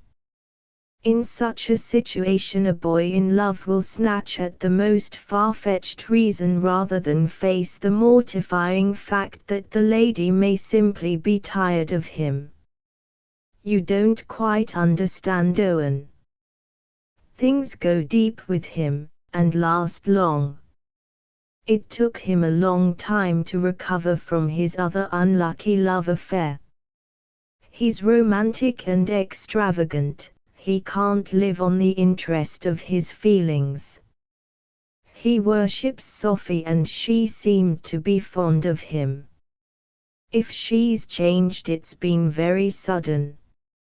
And if they part like this, angrily and inarticulately, it will hurt him horribly, hurt his very soul. But that, as you say, is between the two. What concerns me is his associating you with their quarrel. Owen's like my own son. If you'd seen him when I first came here, you'd know why. We were like two prisoners who talk to each other by tapping on the wall. He's never forgotten it, nor I. Whether he breaks with Sophie, or whether they make it up, I can't let him think you had anything to do with it. She raised her eyes entreatingly to Darrow's, and read in them the forbearance of the man resigned to the discussion of non-existent problems. I'll do whatever you want me to, he said, but I don't yet know what it is. His smile seemed to charge her with inconsequence, and the prick to her pride made her continue, after all, it's not so unnatural that Owen, knowing you and Sophie to be almost strangers, should wonder what you were saying to each other when he saw you talking together. She felt a warning tremor as she spoke, as though some instinct deeper than reason surged up in defense of its treasure. But Darrow's face was unstirred save by the flit of his half-amused smile. "Well, my dear, and couldn't you have told him?" She faltered out through her blush. "You seem to forget, one and all of you, the position you put me in when I came down here, your appeal to me to see Owen through, your assurance to him that I would, Madame de Chantel's attempt to win me over, and most of all, my own sense of the fact you've just recalled to me, the importance, for both of us, that Owen should like me. It seemed to me that the first thing to do was to get as much light as I could on the whole situation, and the obvious way of doing it was to try to know Miss Viner better. Of course I've talked with her alone, I've talked with her as often as I could. I've tried my best to find out if you were right in encouraging Owen to marry her." She listened with a growing sense of reassurance, struggling to separate the abstract sense of his words from the persuasion in which his eyes and voice enveloped them. I do see," she murmured. "You must see, also, that I could hardly say this to Owen without offending him still more, and perhaps increasing the breach between Miss Viner and himself. What sort of figure should I cut if I told him I'd been trying to find out if he'd made a proper choice? In any case, it's none of my business to offer an explanation of what she justly says doesn't need one. If she declines to speak, it's obviously on the ground that Owen's insinuations are absurd, and that surely pledges me to silence." Yes, I see," Anna repeated.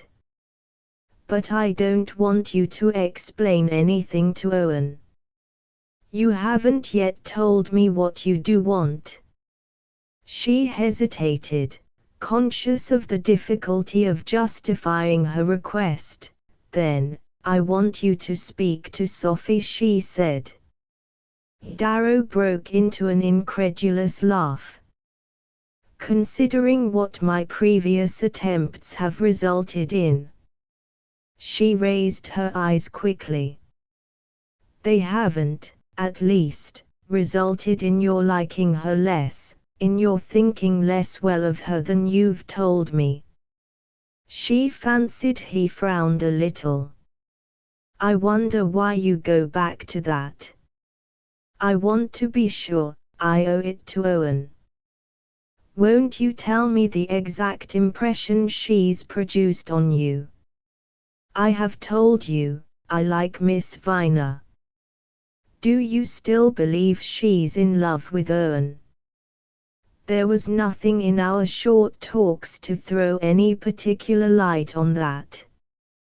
"You still believe, though, that there's no reason why he shouldn't marry her?" Again he betrayed a restrained impatience. "How can I answer that without knowing her reasons for breaking with him?" "That's just what I want you to find out from her." "And why in the world should she tell me?" "Because, whatever grievance she has against Owen, she can certainly have none against me. She can't want to have Owen connect me in his mind with this wretched quarrel, and she must see that he will until he's convinced you've had no share in it." Darrow's elbow dropped from the mantelpiece and he took a restless step or two across the room.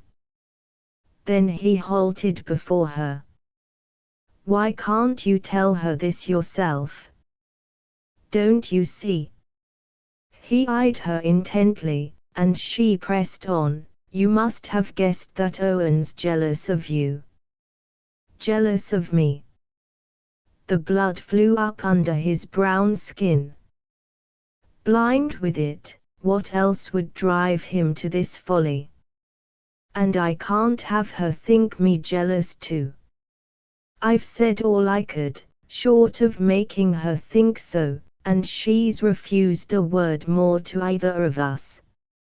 Our only chance now is that she should listen to you, that you should make her see the harm her silence may do." Darrow uttered a protesting exclamation. "It's all too preposterous, what you suggest. I can't, at any rate, appeal to her on such a ground as that." Anna laid her hand on his arm. "Appeal to her on the ground that I'm almost Owen's mother, and that any estrangement between you and him would kill me. She knows what he is, she'll understand. Tell her to say anything, do anything, she wishes, but not to go away without speaking, not to leave that between us when she goes." She drew back a step and lifted her face to his, trying to look into his eyes more deeply than she had ever looked, but before she could discern what they expressed he had taken hold of her hands and bent his head to kiss them. "You'll see her. You'll see her," she entreated, and he answered, "I'll do anything in the world you want me to." XXVI Darrow waited alone in the sitting room. No place could have been more distasteful as the scene of the talk that lay before him, but he had acceded to Anna's suggestion that it would seem more natural for her to summon Sophie Viner than for him to go in search of her. As his troubled pacings carried him back and forth, a relentless hand seemed to be tearing away all the tender fibers of association that bound him to the peaceful room. Here, in this very place, he had drunk his deepest draughts of happiness, had had his lips at the fountain-head of its overflowing rivers. But now that source was poisoned and he would taste no more of an untainted cup. For a moment he felt an actual physical anguish, then his nerves hardened for the coming struggle. He had no notion of what awaited him, but after the first instinctive recoil he had seen in a flash the urgent need of another word with Sophie Viner. He had been insincere in letting Anna think that he had consented to speak because she asked it. In reality he had been feverishly casting about for the pretext she had given him, and for some reason this trivial hypocrisy weighed on him more than all his heavy burden of deceit. At length he heard a step behind him and Sophie Viner entered. When she saw him she paused on the threshold and half drew back. "I was told that Mrs. Leith had sent for me." "Mrs. Leith did send for you. She'll be here presently, but I asked her to let me see you first." He spoke very gently, and there was no insincerity in his gentleness. He was profoundly moved by the change in the girl's appearance. At sight of him she had forced a smile, but it lit up her wretchedness like a candle flame held to a dead face. She made no reply, and Darrow went on, "You must understand my wanting to speak to you, after what I was told just now." She interposed, with a gesture of protest, "I'm not responsible for Owen's ravings." "Of course."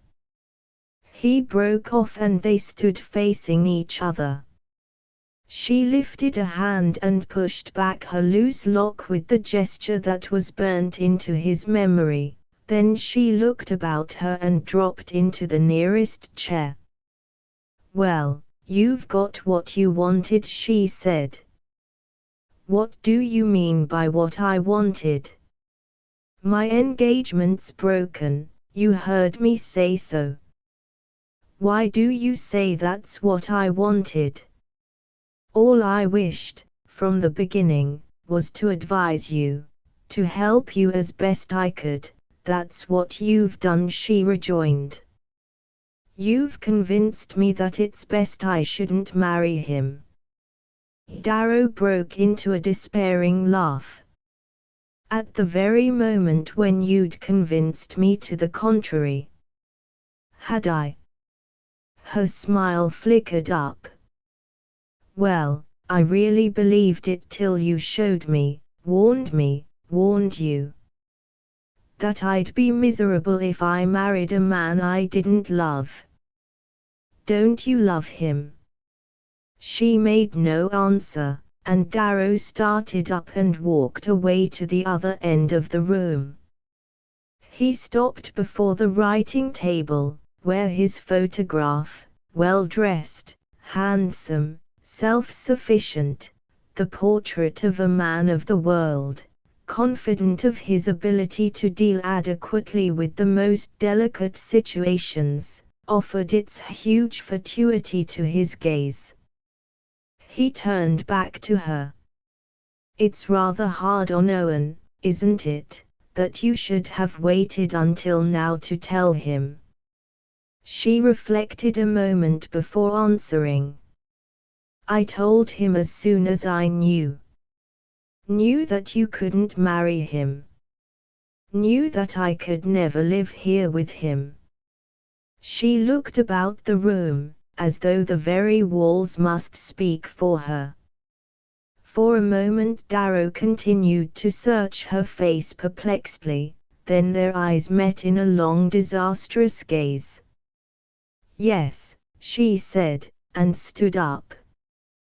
Below the window they heard Effie whistling for her dogs, and then, from the terrace, her mother calling her. There, that for instance Sophie Viner said. Darrow broke out, it's I who ought to go. She kept her small pale smile. What good would that do any of us, now?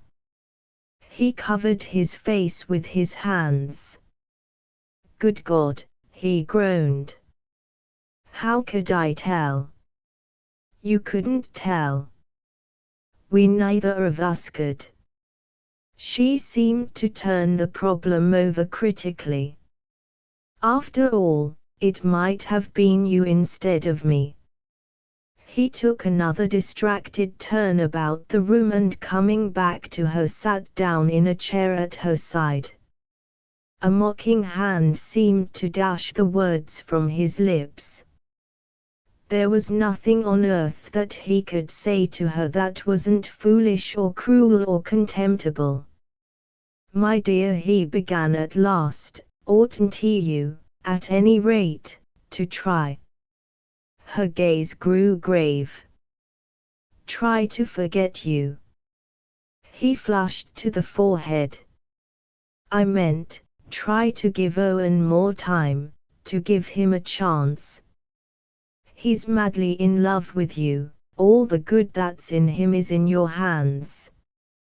His stepmother felt that from the first. And she thought, she believed, she thought I could make him happy. Would she think so now? Now. I don't say now. But later.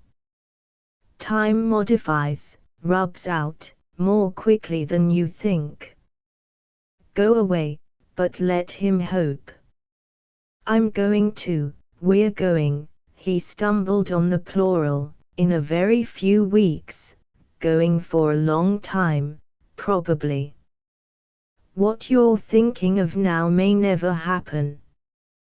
We may not all be here together again for years.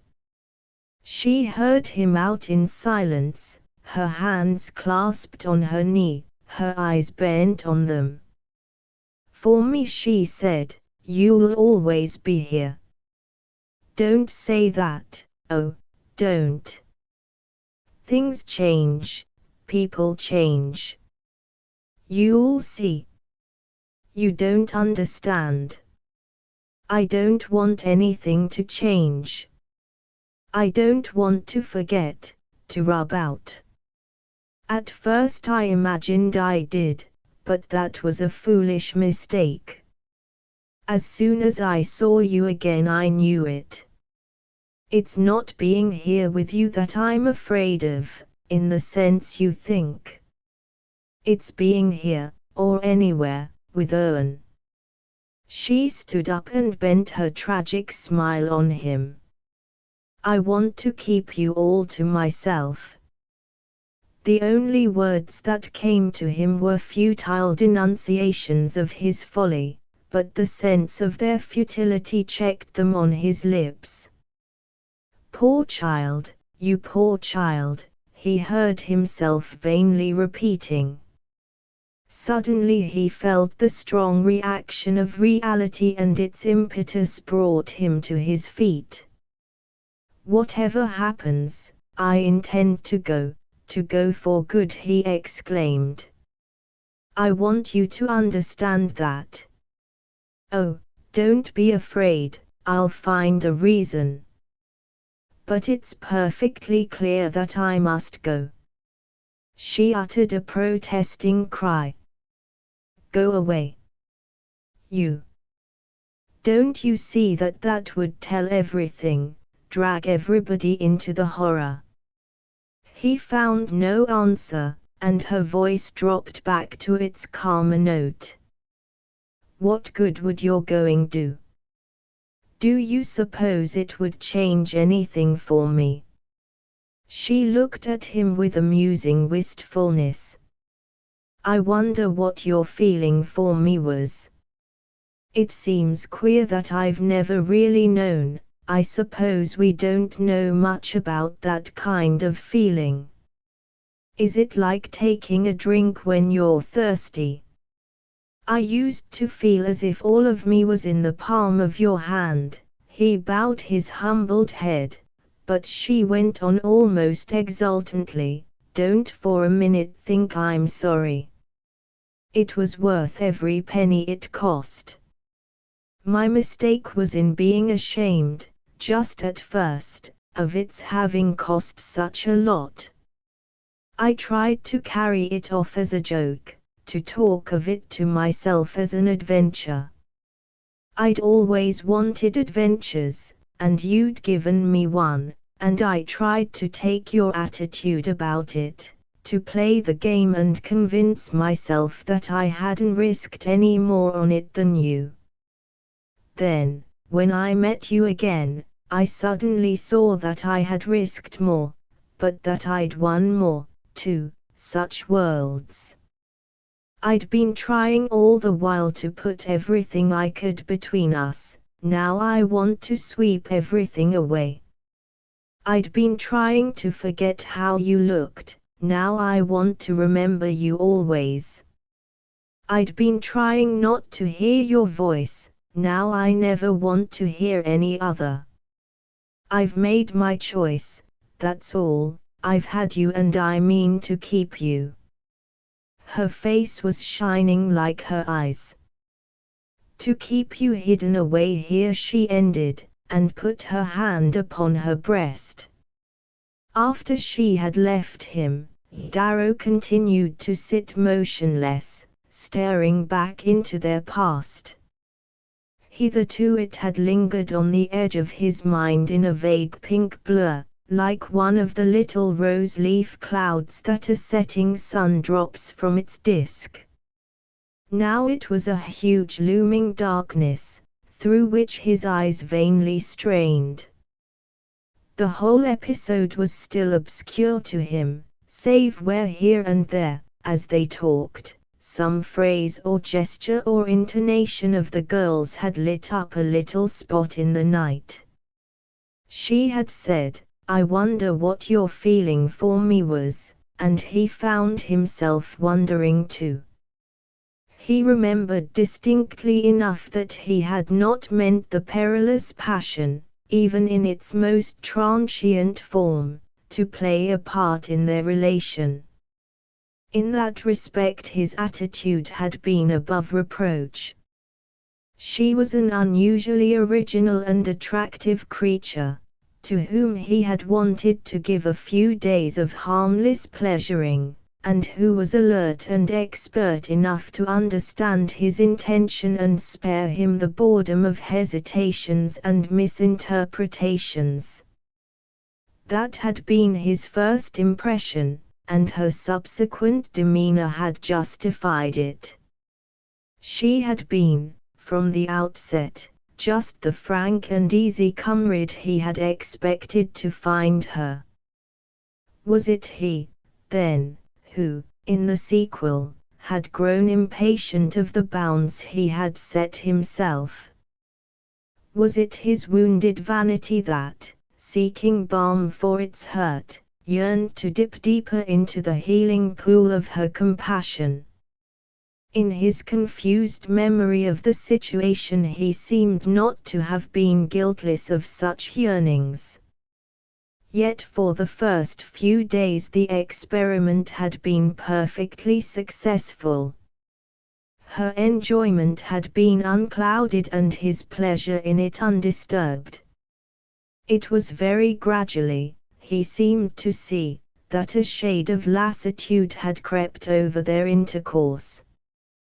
Perhaps it was because, when her light chatter about people failed, he found she had no other fun to draw on, or perhaps simply because of the sweetness of her laugh, or of the charm of the gesture with which, one day in the woods of Marley, she had tossed off her hat and tilted back her head at the call of a cuckoo, or because, whenever he looked at her unexpectedly, he found that she was looking at him and did not want him to know it, or perhaps, in varying degrees, because of all these things, that there had come a moment when no word seemed to fly high enough or dive deep enough to utter the sense of well-being each gave to the other, and the natural substitute for speech had been a kiss. The kiss, at all events, had come at the precise moment to save their venture from disaster. They had reached the point when her amazing reminiscences had begun to flag, when her future had been exhaustively discussed, her theatrical prospects minutely studied, her quarrel with Mrs. Mott retold with the last amplification of detail, and when, perhaps conscious of her exhausted resources and his dwindling interest, she had committed the fatal error of saying that she could see he was unhappy, and entreating him to tell her why. From the brink of estranging confidences, and from the risk of unfavorable comparisons, his gesture had snatched her back to safety, and as soon as he had kissed her he felt that she would never bore him again. She was one of the elemental creatures whose emotion is all in their pulses, and who become inexpressive or sentimental when they try to turn sensation into speech. His caress had restored her to her natural place in the scheme of things, and Darrow felt as if he had clasped a tree and a nymph had bloomed from it. The mere fact of not having to listen to her any longer added immensely to her charm. She continued, of course, to talk to him, but it didn't matter, because he no longer made any effort to follow her words, but let her voice run on as a musical undercurrent to his thoughts.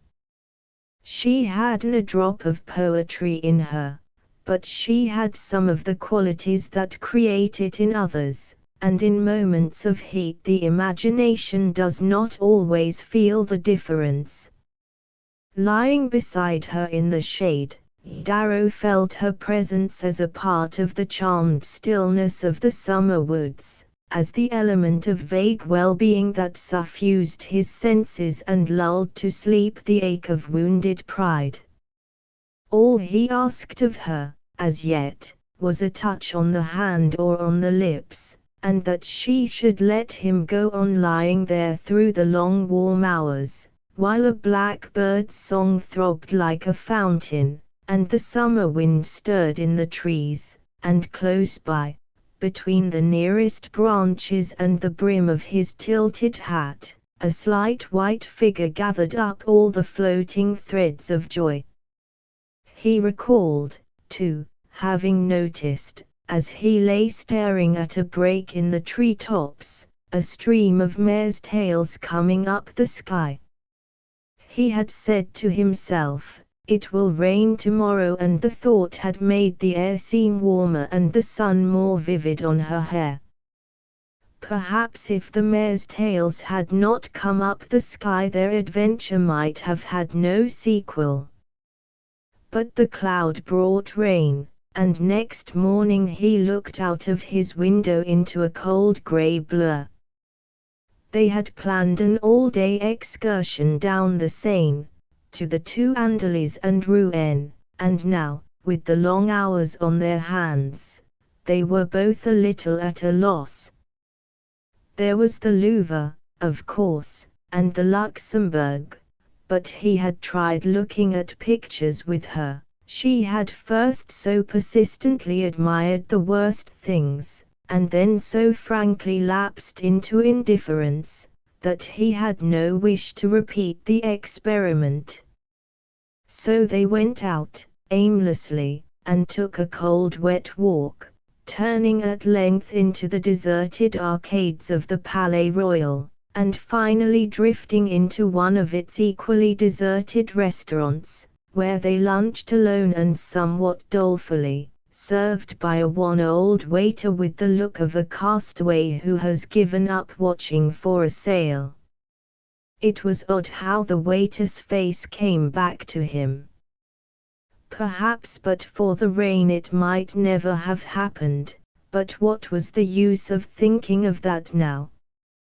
He tried to turn his thoughts to more urgent issues, but, by a strange perversity of association, every detail of the day was forcing itself on his mind with an insistence from which there was no escape.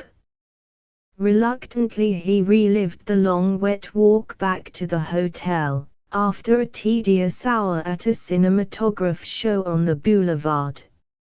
It was still raining when they withdrew from this stale spectacle, but she had obstinately refused to take a cab, had even, on the way, insisted on loitering under the dripping awnings of shop windows and poking into draughty passages, and finally, when they had nearly reached their destination, had gone so far as to suggest that they should turn back to hunt up some show she had heard of in a theatre at the Batignolles. But at that he had somewhat irritably protested. He remembered that, for the first time, they were both rather irritable, and vaguely disposed to resist one another's suggestions. His feet were wet, and he was tired of walking, and sick of the smell of stuffy unaired theatres, and he had said he must really get back to write some letters, and so they had kept on to the hotel. Xae Darrow had no idea how long he had sat there when he heard Anna's hand on the door. The effort of rising, and of composing his face to meet her, gave him a factitious sense of self-control. He said to himself, "I must decide on something," and that lifted him a hair's breadth above the whirling waters. She came in with a lighter step, and he instantly perceived that something unforeseen and reassuring had happened. "She's been with me.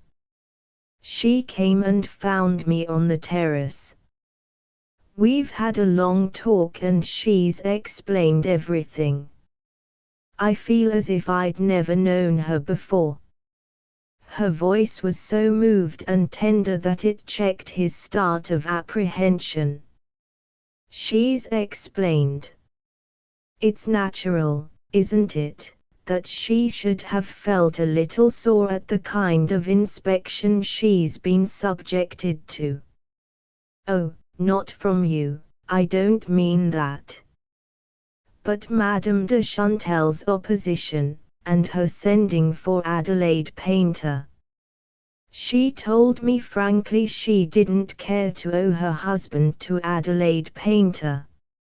She thinks now that her annoyance at feeling herself so talked over and scrutinized may have shown itself in her manner to Owen, and set him imagining the insane things he did.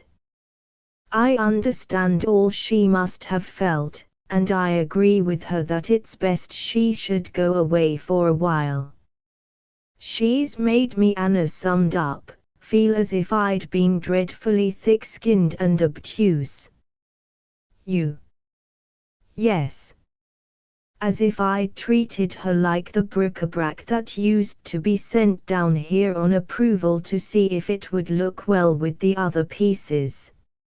She added, with a sudden flush of enthusiasm, I'm glad she's got it in her to make one feel like that. She seemed to wait for Darrow to agree with her, or to put some other question, and he finally found voice to ask, then you think it's not a final break? I hope not, I've never hoped it more. I had a word with Owen, too, after I left her, and I think he understands that he must let her go without insisting on any positive promise. She's excited, he must let her calm down. Again she waited, and Darrow said, surely you can make him see that. She'll help me to, she's to see him, of course, before she goes. She starts immediately, by the way, with Adelaide Painter, who is motoring over to Francheuil to catch the 1 o'clock express, and who, of course, knows nothing of all this, and is simply to be told that Sophie has been sent for by the Farlows.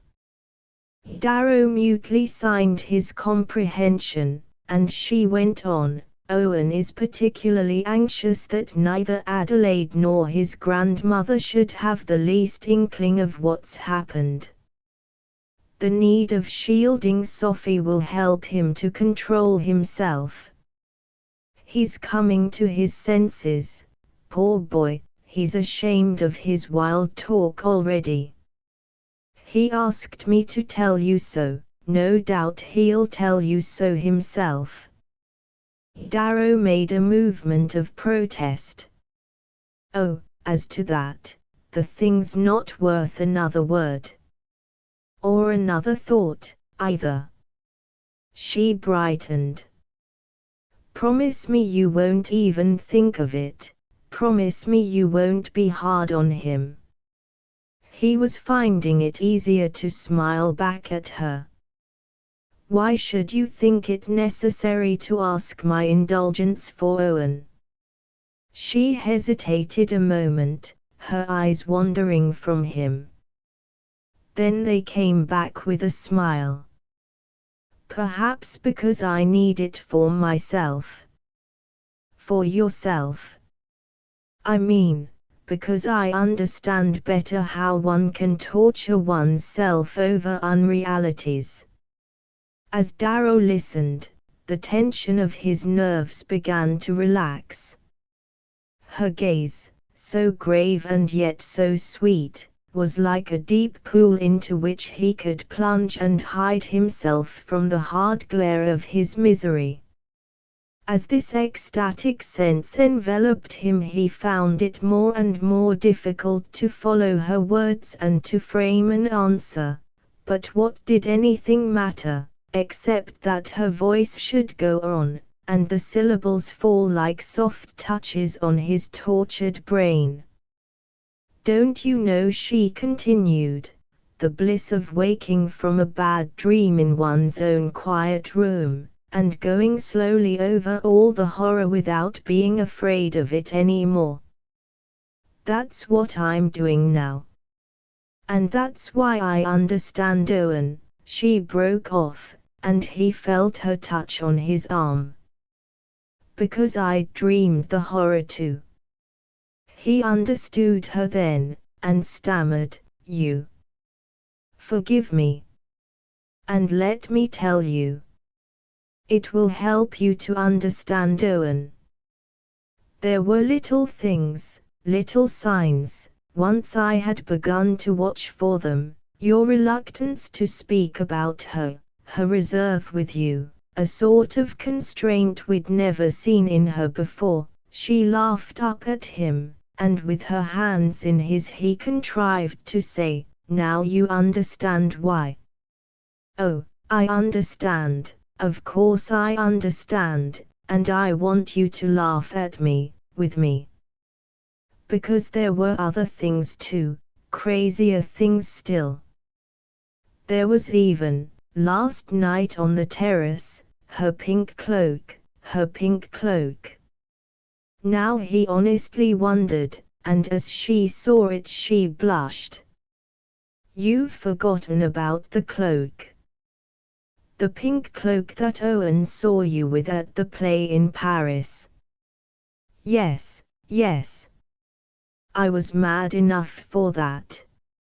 It does me good to laugh about it now. But you ought to know that I'm going to be a jealous woman, a ridiculously jealous woman. You ought to be warned of it in time." He had dropped her hands, and she leaned close and lifted her arms to his neck with one of her rare gestures of surrender. "I don't know why it is, but it makes me happier now to have been so foolish." Her lips were parted in a noiseless laugh and the tremor of her lashes made their shadow move on her cheek. He looked at her through a mist of pain and saw all her offered beauty held up like a cup to his lips, but as he stooped to it a darkness seemed to fall between them, her arms slipped from his shoulders and she drew away from him abruptly. "But she was with you, then," she exclaimed, and then, as he stared at her, "Oh, don't say no. Only go and look at your eyes." He stood speechless, and she pressed on, "Don't deny it, oh, don't deny it. What will be left for me to imagine if you do? Don't you see how every single thing cries it out? Owen sees it, he saw it again just now. When I told him she'd relented, and would see him, he said, 'Is that Darrow's doing too?' Darrow took the onslaught in silence. He might have spoken, have summoned up the usual phrases of banter and denial. He was not even certain that they might not, for the moment, have served their purpose if he could have uttered them without being seen. But he was as conscious of what had happened to his face as if he had obeyed Anna's bidding and looked at himself in the glass. He knew he could no more hide from her what was written there than he could efface from his soul the fiery record of what he had just lived through. There before him, staring him in the eyes, and reflecting itself in all his lineaments, was the overwhelming fact of Sophie Viner's passion and of the act by which she had attested it. Anna was talking again, hurriedly, feverishly, and his soul was wrung by the anguish in her voice. "Do speak at last, you must speak. I don't want to ask you to harm the girl, but you must see that your silence is doing her more harm than your answering my questions could. You're leaving me only the worst things to think of her. She'd see that herself if she were here. What worse injury can you do her than to make me hate her, to make me feel she's plotted with you to deceive us?" "Oh, not that. Darrow heard his own voice before he was aware that he meant to speak. "Yes, I did see her in Paris," he went on after a pause, "but I was bound to respect her reason for not wanting it known." Anna paled. "It was she at the theatre that night." "I was with her at the theatre one night." "Why should she have asked you not to say so?" "She didn't wish it known that I'd met her." "Why shouldn't she have wished it known?" "She had quarreled with Mrs. Mott and come over suddenly to Paris, and she didn't want the Farlows to hear of it. I came across her by accident, and she asked me not to speak of having seen her." "Because of her quarrel?" "Because she was ashamed of her part in it." "Oh, no. There was nothing for her to be ashamed of. But the Farlows had found the place for her, and she didn't want them to know how suddenly she'd had to leave, and how badly Mrs. Mott had behaved. She was in a terrible plight. The woman had even kept back her month's salary. She knew the Farlows would be awfully upset, and she wanted more time to prepare them." Darrow heard himself speak as though the words had proceeded from other lips. His explanation sounded plausible enough, and he half fancied Anna's look grew lighter. She waited a moment, as though to be sure he had no more to add, then she said, "But the Farlows did know. They told me all about it when they sent her to me." He flushed as if she had laid a deliberate trap for him. "They may know now. They didn't then. That's no reason for her continuing now to make a mystery of having met you." "It's the only reason I can give you." "Then I'll go and ask her for one myself." She turned and took a few steps toward the door. "Anna." He started to follow her, and then checked himself. "Don't do that." "Why not?" "It's not like you, not generous." She stood before him straight and pale, but under her rigid face he saw the tumult of her doubt and misery. "I don't want to be ungenerous, I don't want to pry into her secrets. But things can't be left like this. Wouldn't it be better for me to go to her? Surely she'll understand, she'll explain.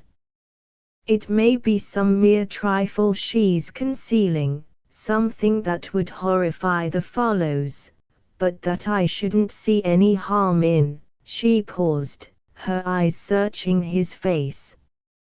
"A love affair, I suppose, that's it.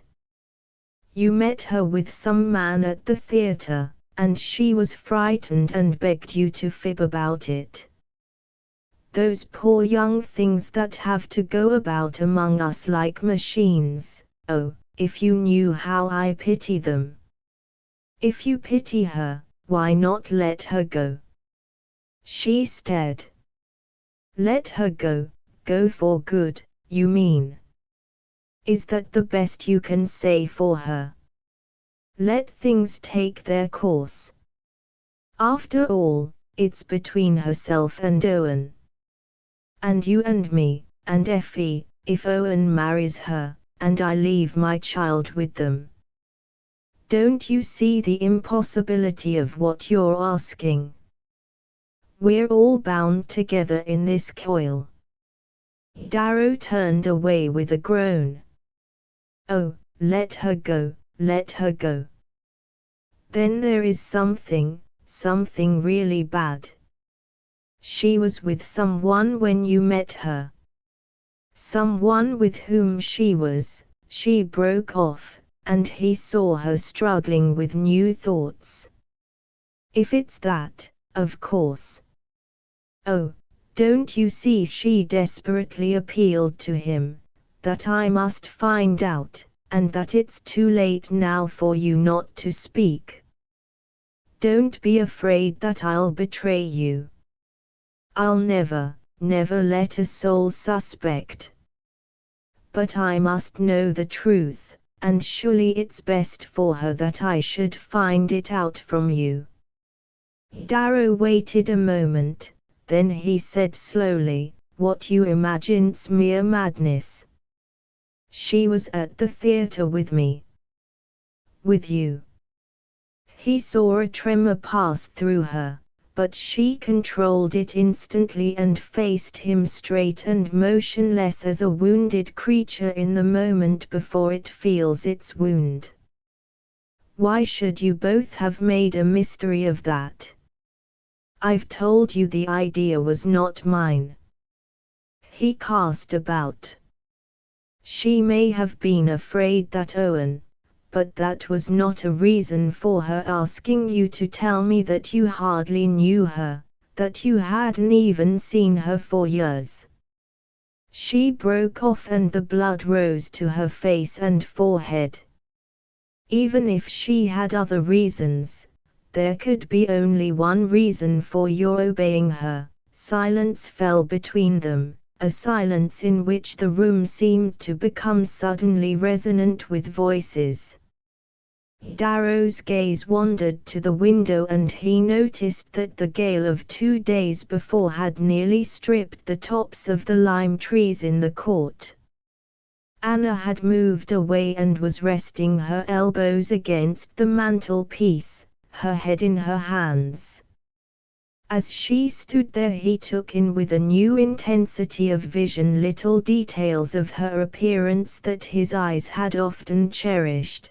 The branching blue veins in the backs of her hands, the warm shadow that her hair cast on her ear, and the color of the hair itself, dull black with a tawny undersurface, like the wings of certain birds. He felt it to be useless to speak. After a while she lifted her head and said, I shall not see her again before she goes. He made no answer, and turning to him she added, that is why she's going, I suppose. Because she loves you and won't give you up. Darrow waited. The paltriness of conventional denial was so apparent to him that even if it could have delayed discovery he could no longer have resorted to it. Under all his other fears was the dread of dishonoring the hour. She has given me up, he said at last. Xxate when he had gone out of the room Anna stood where he had left her. I must believe him. I must believe him, she said. A moment before, at the moment when she had lifted her arms to his neck, she had been wrapped in a sense of complete security. All the spirits of doubt had been exorcised, and her love was once more the clear habitation in which every thought and feeling could move in blissful freedom. And then, as she raised her face to Darrow's and met his eyes, she had seemed to look into the very ruins of his soul. That was the only way she could express it. It was as though he and she had been looking at two sides of the same thing, and the side she had seen had been all light and life, and his a place of graves. She didn't now recall who had spoken first, or even, very clearly, what had been said. It seemed to her only a moment later that she had found herself standing at the other end of the room which had suddenly grown so small that, even with its length between them, she felt as if he touched her, crying out to him, "It is because of you she's going," and reading the avowal in his face.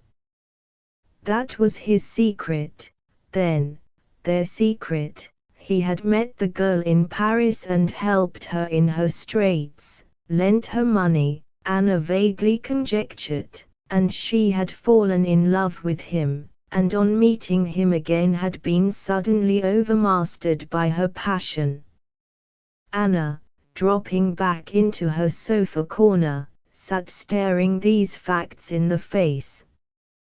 The girl had been in a desperate plight, frightened, penniless, outraged by what had happened, and not knowing, with a woman like Mrs. Mott, what fresh injury might impend, and Darrow, meeting her in this distracted hour, had pitied, counseled, been kind to her, with the fatal, the inevitable result. There were the facts as Anna made them out. That, at least, was their external aspect, was as much of them as she had been suffered to see, and into the secret intricacies they might cover she dared not yet project her thoughts. I must believe him. I must believe him, she kept on repeating the words like a talisman. It was natural, after all, that he should have behaved as he had, defended the girl's piteous secret to the last. She too began to feel the contagion of his pity, the stir, in her breast, of feelings deeper and more native to her than the pains of jealousy. From the security of her blessedness she longed to lean over with compassionate hands. But Owen. What was Owen's part to be? She owed herself first to him, she was bound to protect him not only from all knowledge of the secret she had surprised, but also, and chiefly, from its consequences. Yes, the girl must go, there could be no doubt of it. Darrow himself had seen it from the first, and at the thought she had a wild revulsion of relief, as though she had been trying to create in her heart the delusion of a generosity she could not feel. The one fact on which she could stay her mind was that Sophie was leaving immediately, would be out of the house within an hour. Once she was gone, it would be easier to bring Owen to the point of understanding that the break was final, if necessary, to work upon the girl to make him see it. But that, Anna was sure, would not be necessary. It was clear that Sophie Viner was leaving Giver with no thought of ever seeing it again. Suddenly, as she tried to put some order in her thoughts, she heard Owen's call at the door, "Mother," a name he seldom gave her. There was a new note in his voice, the note of a joyous impatience. It made her turn hastily to the glass to see what face she was about to show him, but before she had had time to compose it he was in the room and she was caught in a schoolboy hug. "It's all right. It's all right. And it's all you're doing. I want to do the worst kind of penance, bell and candle and the rest. I've been through it with her, and now she hands me on to you, and you're to call me any names you please." He freed her with his happy laugh. "I'm to be stood in the corner till next week, and then I'm to go up to see her. And she says I owe it all to you." "To me." It was the first phrase she found to clutch at as she tried to steady herself in the eddies of his joy. "Yes, you were so patient, and so dear to her, and you saw at once what a damned ass I'd been." She tried a smile, and it seemed to pass muster with him, for he sent it back in a broad beam. "That's not so difficult to see." "No, I admit it doesn't take a microscope. But you were so wise and wonderful, you always are. I've been mad these last days, simply mad, you and she might well have washed your hands of me. And instead, it's all right, all right. She drew back a little, trying to keep the smile on her lips and not let him get the least glimpse of what it hid. Now if ever, indeed, it behoved her to be wise and wonderful. I'm so glad, dear, so glad. If only you'll always feel like that about me. She stopped, hardly knowing what she said, and aghast at the idea that her own hands should have ridded the knot she imagined to be broken. But she saw he had something more to say, something hard to get out, but absolutely necessary to express. He caught her hands, pulled her close, and, with his forehead drawn into its whimsical smiling wrinkles, "Look here," he cried, "if Darrow wants to call me a damned ass too, you're not to stop him." It brought her back to a sharper sense of her central peril, of the secret to be kept from him at whatever cost to her racked nerves. "Oh, you know, he doesn't always wait for orders." On the whole it sounded better than she'd feared. "You mean he's called me one already?" He accepted the fact with his gayest laugh. "Well, that saves a lot of trouble. Now we can pass to the order of the day." He broke off and glanced at the clock, "which is, you know, dear, that she's starting in about an hour. She and Adelaide must already be snatching a hasty sandwich. You'll come down to bid them goodbye?"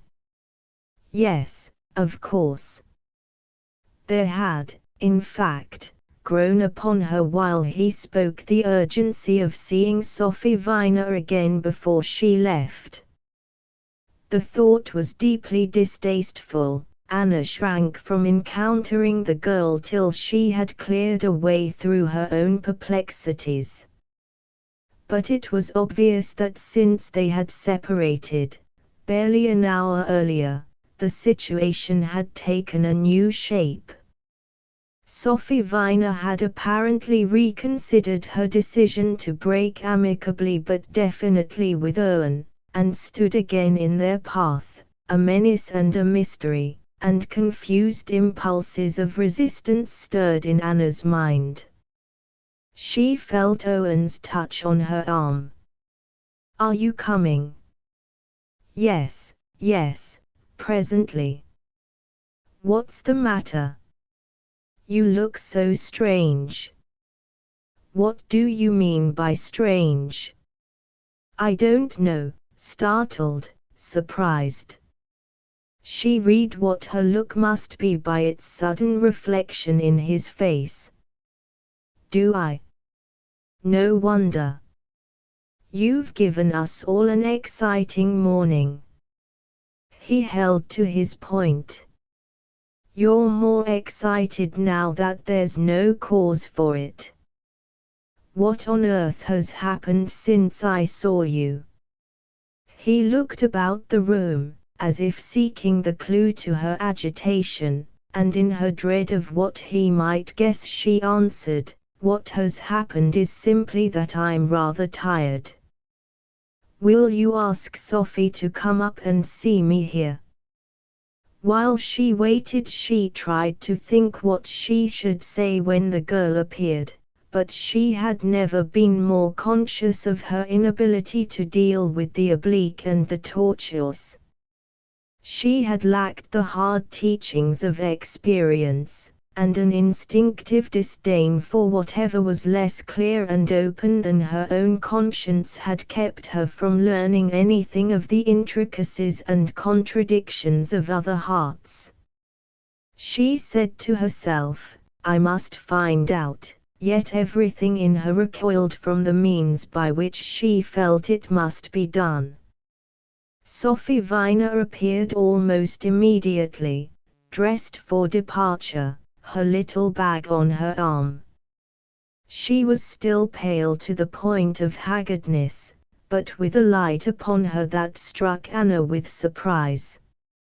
Or was it, perhaps, that she was looking at the girl with new eyes, seeing her, for the first time, not as Effie's governess, not as Owen's bride, but as the embodiment of that unknown peril lurking in the background of every woman's thoughts about her lover.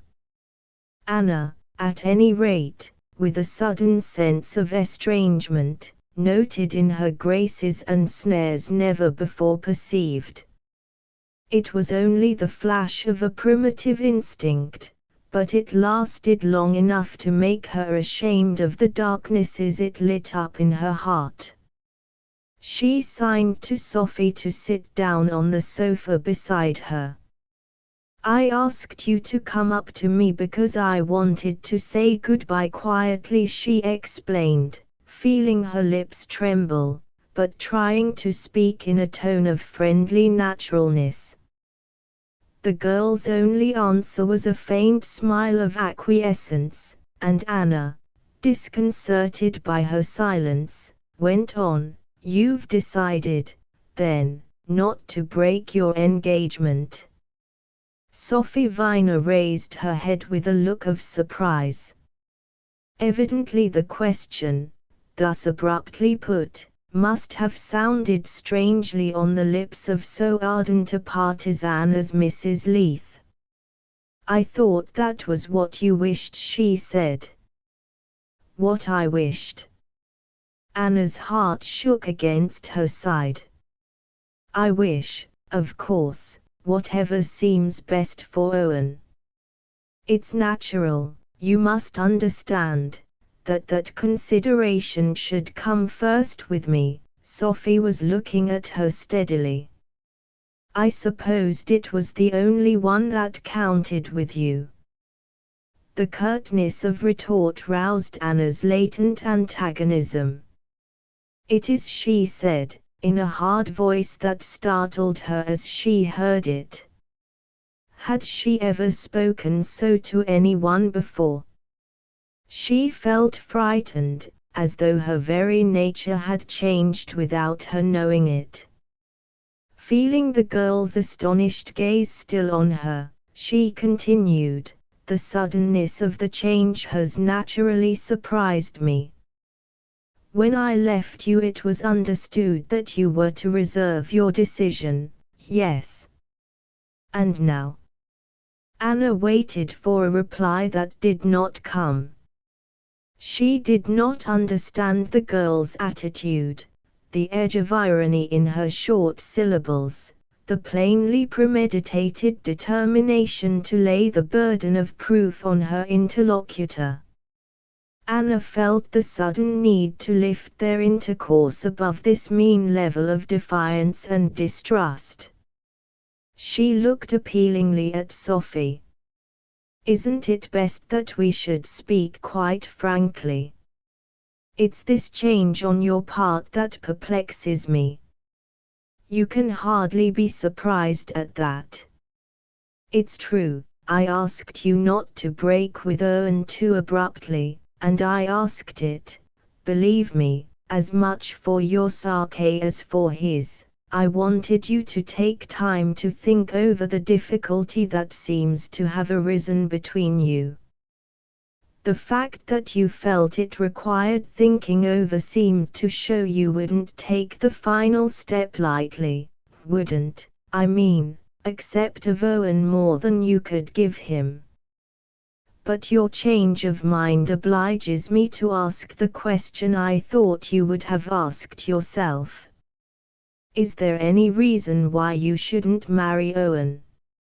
She stopped a little breathlessly, her eyes on Sophie Viner's burning face. "Any reason? What do you mean by a reason?" Anna continued to look at her gravely. "Do you love someone else?" she asked.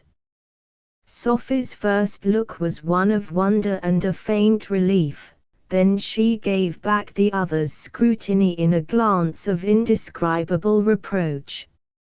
"Ah, you might have waited," she exclaimed. "Waited? Till I'd gone, till I was out of the house? You might have known, you might have guessed." She turned her eyes again on Anna. "I only meant to let him hope a little longer, so that he shouldn't suspect anything. Of course I can't marry him," she said. Anna stood motionless, silenced by the shock of the avowal. She too was trembling, less with anger than with a confused compassion. But the feeling was so blent with others, less generous and more obscure, that she found no words to express it, and the two women faced each other without speaking. "I'd better go," Sophie murmured at length with lowered head. The words roused in Anna a latent impulse of compunction. The girl looked so young, so exposed and desolate.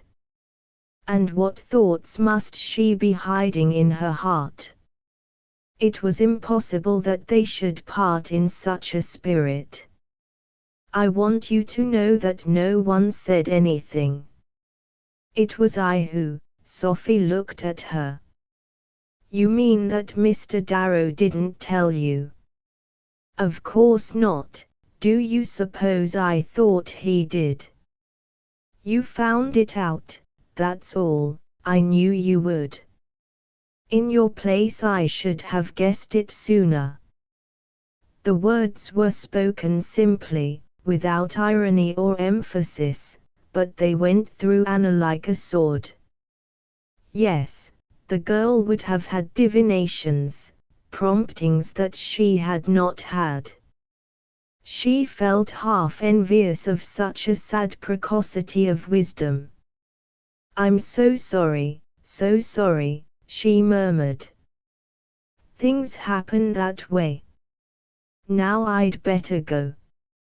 I'd like to say goodbye to Effie."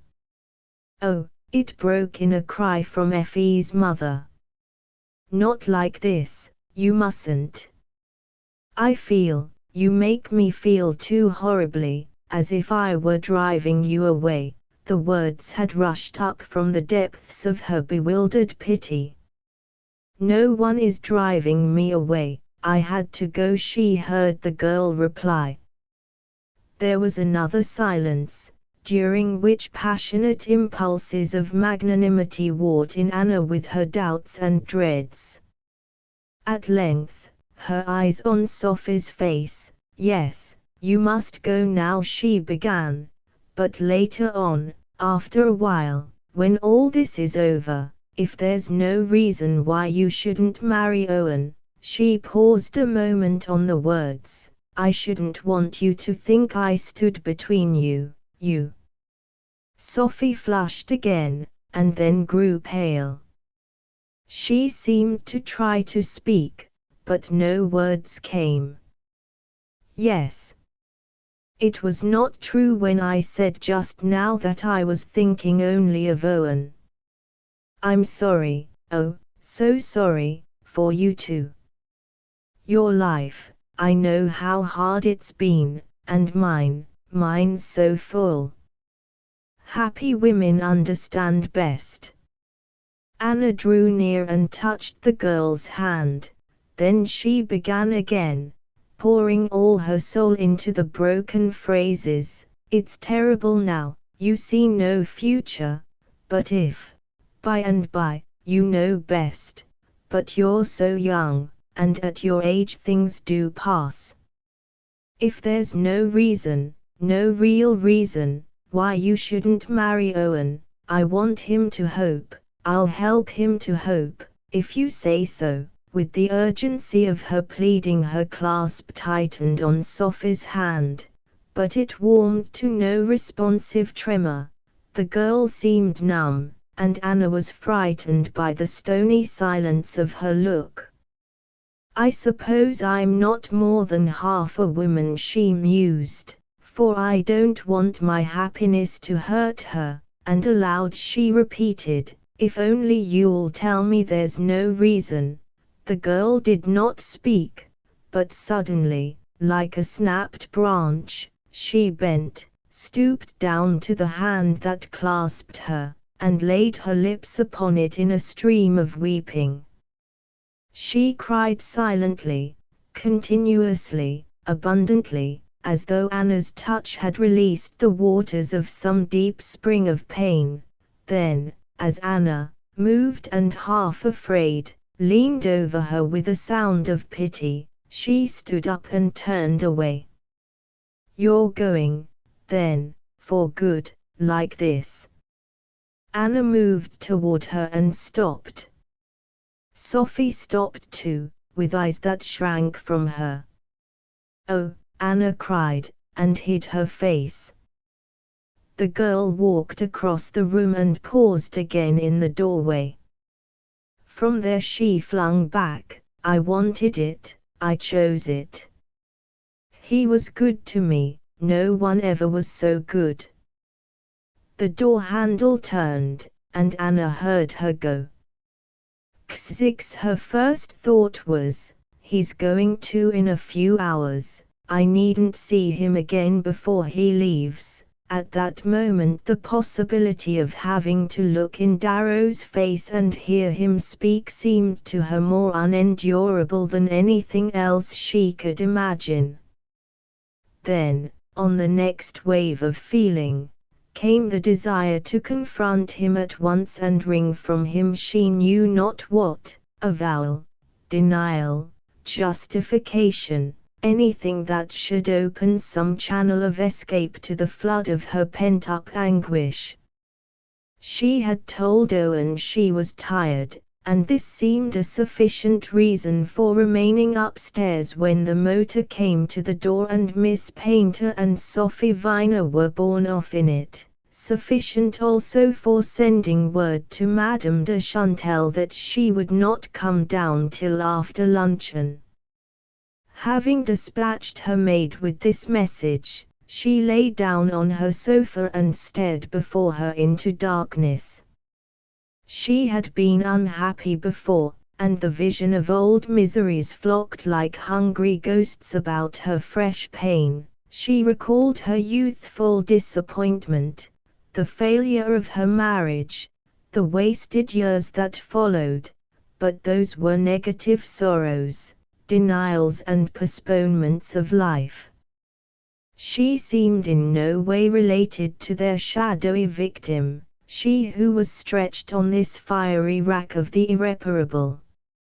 She had suffered before, yes, but lucidly, reflectively, elegiacally. Now she was suffering as a hurt animal must, blindly, furiously, with the single fierce animal longing that the awful pain should stop.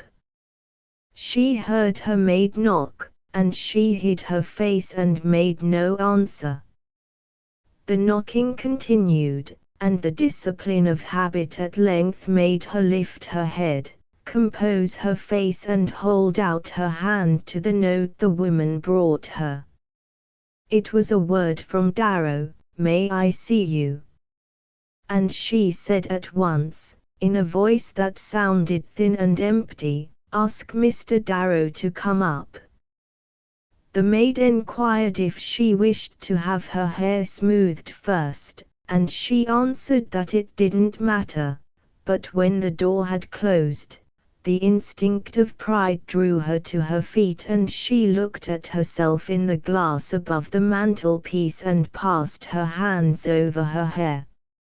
Her eyes were burning and her face looked tired and thinner, otherwise she could see no change in her appearance, and she wondered that at such a moment her body should seem as unrelated to the self that writhed within her as if it had been a statue or a picture.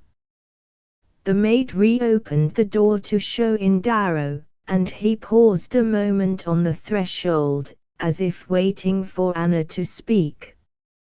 He was extremely pale, but he looked neither ashamed nor uncertain, and she said to herself, with a perverse thrill of appreciation, he's as proud as I am." Aloud she asked, "You wanted to see me?" Naturally he replied in a grave voice. "Don't. It's useless. I know everything. Nothing you can say will help." At the direct affirmation he turned even paler, and his eyes, which he kept resolutely fixed on her, confessed his misery. "You allow me no voice in deciding that." "Deciding what?" "That there's nothing more to be said." He waited for her to answer, and then went on, "I don't even know what you mean by everything." "Oh, I don't know what more there is. I know enough." I implored her to deny it, and she couldn't. "What can you and I have to say to each other?" Her voice broke into a sob. The animal anguish was upon her again, just a blind cry against her pain. Darrow kept his head high and his eyes steady. "It must be as you wish, and yet it's not like you to be afraid." "Afraid?" "To talk things out, to face them." "It's for you to face this, not me. All I ask is to face it, but with you." Once more he paused. "Won't you tell me what Miss Viner told you?" "Oh, she's generous, to the utmost." The pain caught her like a physical throe. It suddenly came to her how the girl must have loved him to be so generous, what memories there must be between them. "Oh, go, please go. It's too horrible." "Why should I have to see you?" she stammered, lifting her hands to her eyes. With her face hidden she waited to hear him move away, to hear the door open and close again, as, a few hours earlier, it had opened and closed on Sophie Viner. But Darrow made no sound or movement, he too was waiting. Anna felt a thrill of resentment. His presence was an outrage on her sorrow, a humiliation to her pride. It was strange that he should wait for her to tell him so. "You want me to leave Giver?" he asked at length. She made no answer, and he went on, "Of course I'll do as you wish, but if I go now am I not to see you again?" His voice was firm, his pride was answering her pride. She faltered, "You must see it's useless. I might remind you that you're dismissing me without a hearing, without a hearing." "I've heard you both." "But I won't," he continued, "remind you of that, or of anything or anyone but Owen." "Owen?" "Yes, if we could somehow spare him." She had dropped her hands and turned her startled eyes on him. It seemed to her an age since she had thought of Owen. "You see, don't you?" Darrow continued, "that if you send me away now—" She interrupted, "Yes, I see," and there was a long silence between them. At length she said, very low, "I don't want anyone else to suffer as I'm suffering. Owen knows I meant to leave tomorrow," Darrow went on. "Any sudden change of plan may make him think, oh," she saw his inevitable logic, the horror of it was on every side of her. It had seemed possible to control her grief and face Darrow calmly while she was upheld by the belief that this was their last hour together, that after he had passed out of the room there would be no fear of seeing him again, no fear that his nearness, his look, his voice, and all the unseen influences that flowed from him, would dissolve her soul to weakness. but her courage failed at the idea of having to conspire with him to shield Owen, of keeping up with him, for Owen's sake, a feint of union and felicity. To live at Darrow's side in seeming intimacy and harmony for another 24 hours seemed harder than to live without him for all the rest of her days. Her strength failed her, and she threw herself down and buried her sobs in the cushions where she had so often hidden a face aglow with happiness. "Anna," his voice was close to her. "Let me talk to you quietly. It's not worthy of either of us to be afraid." Words of endearment would have offended her, but her heart rose at the call to her courage. "I've no defense to make," he went on. "The facts are miserable enough, but at least I want you to see them as they are. Above all, I want you to know the truth about Miss Viner." The name sent the blood to Anna's forehead. She raised her head and faced him. "Why should I know more of her than what she's told me? I never wish to hear her name again. It's because you feel about her in that way that I ask you, in the name of common charity, to let me give you the facts as they are, and not as you've probably imagined them. I've told you I don't think uncharitably of her. I don't want to think of her at all. That's why I tell you you're afraid." "Afraid?" "Yes. You've always said you wanted, above all, to look at life, at the human problem, as it is, without fear and without hypocrisy, and it's not always a pleasant thing to look at." He broke off, and then began again. "Don't think this a plea for myself. I don't want to say a word to lessen my offense. I don't want to talk of myself at all. Even if I did, I probably couldn't make you understand. I don't, myself, as I look back. Be just to me, it's your right. All I ask you is to be generous to Miss Viner." She stood up trembling. "You're free to be as generous to her as you please." "Yes, you've made it clear to me that I'm free. But there's nothing I can do for her that will help her half as much as your understanding her would. Nothing you can do for her. You can marry her." His face hardened. "You certainly couldn't wish her a worse fate. It must have been what she expected, relied on." He was silent, and she broke out, "Or what is she? What are you? It's too horrible. On your way here, to me." She felt the tears in her throat and stopped. "That was it," he said bluntly. She stared at him.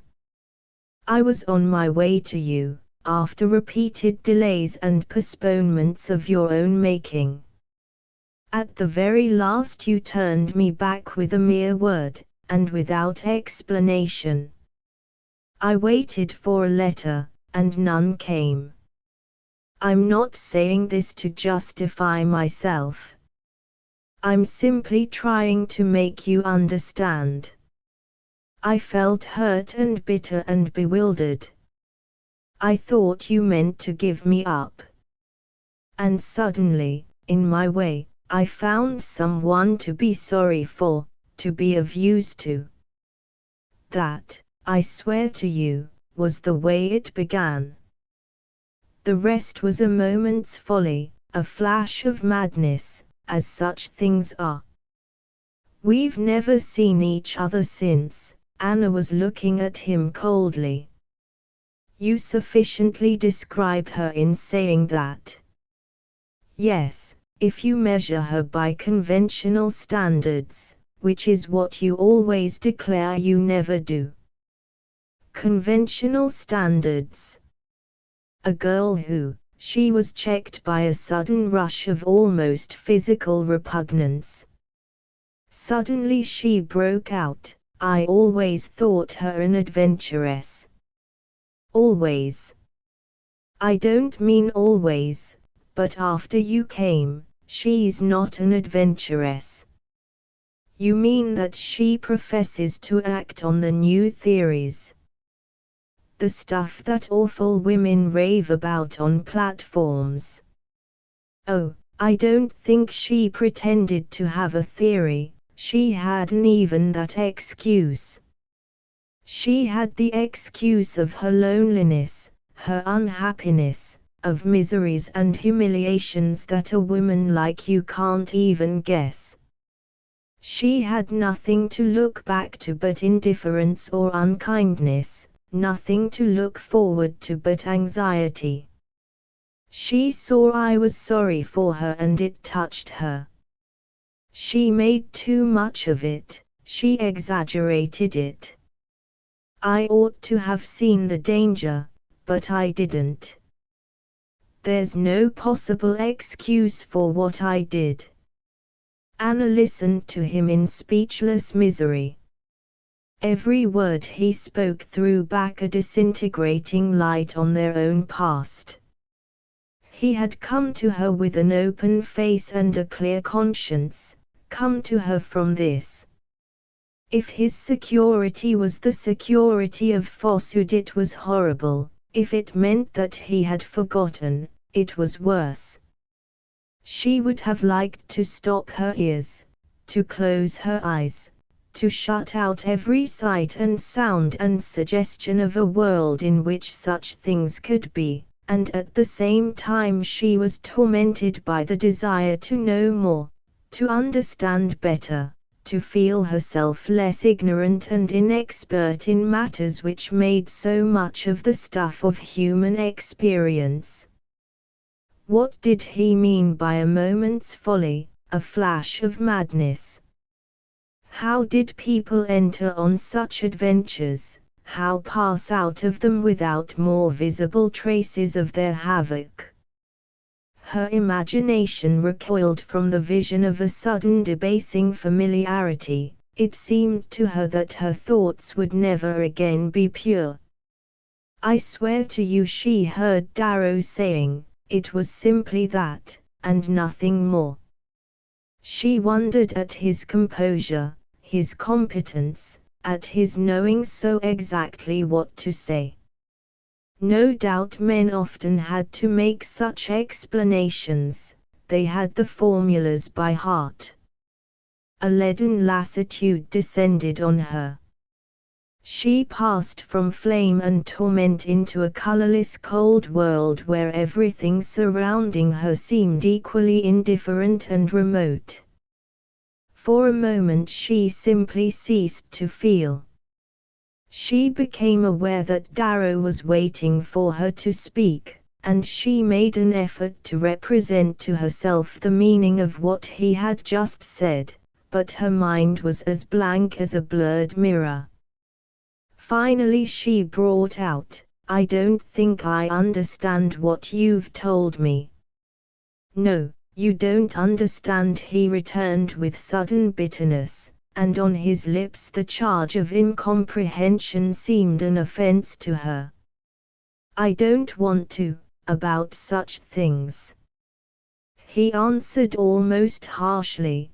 "Don't be afraid, you never will." And for an instant they faced each other like enemies.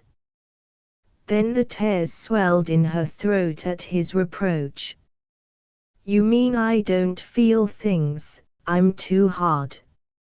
"No, you're too high, too fine, such things are too far from you." He paused, as if conscious of the futility of going on with whatever he had meant to say, and again, for a short space, they confronted each other, no longer as enemies, so it seemed to her, but as beings of different language who had forgotten the few words they had learned of each other's speech. Darrow broke the silence. "It's best, on all accounts, that I should stay till tomorrow, but I needn't intrude on you, we needn't meet again alone. I only want to be sure I know your wishes." He spoke the short sentences in a level voice, as though he were summing up the results of a business conference. Anna looked at him vaguely. "My wishes." As to Owen, at that she started. "They must never meet again." "It's not likely they will." "What I meant was, that it depends on you to spare him," she answered steadily. "He shall never know." And after another interval Darrow said, "This is goodbye, then." At the word she seemed to understand for the first time whither the flying moments had been leading them. Resentment and indignation died down, and all her consciousness resolved itself into the mere visual sense that he was there before her, near enough for her to lift her hand and touch him, and that in another instant the place where he stood would be empty. She felt a mortal weakness, a craven impulse to cry out to him to stay, a longing to throw herself into his arms, and take refuge there from the unendurable anguish he had caused her. Then the vision called up another thought: "I shall never know what that girl has known," and the recoil of pride flung her back on the sharp edges of her anguish. "Goodbye," she said, in dread lest he should read her face, and she stood motionless, her head high, while he walked to the door and went out. Book VXXX. Anna Leith, 3 days later, sat in Miss Painter's drawing room in the Rue de Matignon. Coming up precipitately that morning from the country, she had reached Paris at 1 o'clock and Miss Painter's landing some 10 minutes later. Miss Painter's mouldy little manservant, dissembling a napkin under his arm, had mildly attempted to oppose her entrance, but Anna, insisting, had gone straight to the dining room and surprised her friend, who ate as furtively as certain animals, over a strange meal of cold mutton and lemonade. Ignoring the embarrassment she caused, she had set forth the object of her journey, and Miss Painter, always hatted and booted for action, had immediately hastened out, leaving her to the solitude of the bare fireless drawing room with its eternal slip covers and bowed shutters. In this inhospitable obscurity Anna had sat alone for close upon 2 hours. Both obscurity and solitude were acceptable to her, and impatient as she was to hear the result of the errand on which she had dispatched her hostess, she desired still more to be alone. During her long meditation in a white-swathed chair before the muffled hearth she had been able for the first time to clear a way through the darkness and confusion of her thoughts. The way did not go far, and her attempt to trace it was as weak and spasmodic as a convalescent's first efforts to pick up the thread of living. She seemed to herself like someone struggling to rise from a long sickness of which it would have been so much easier to die.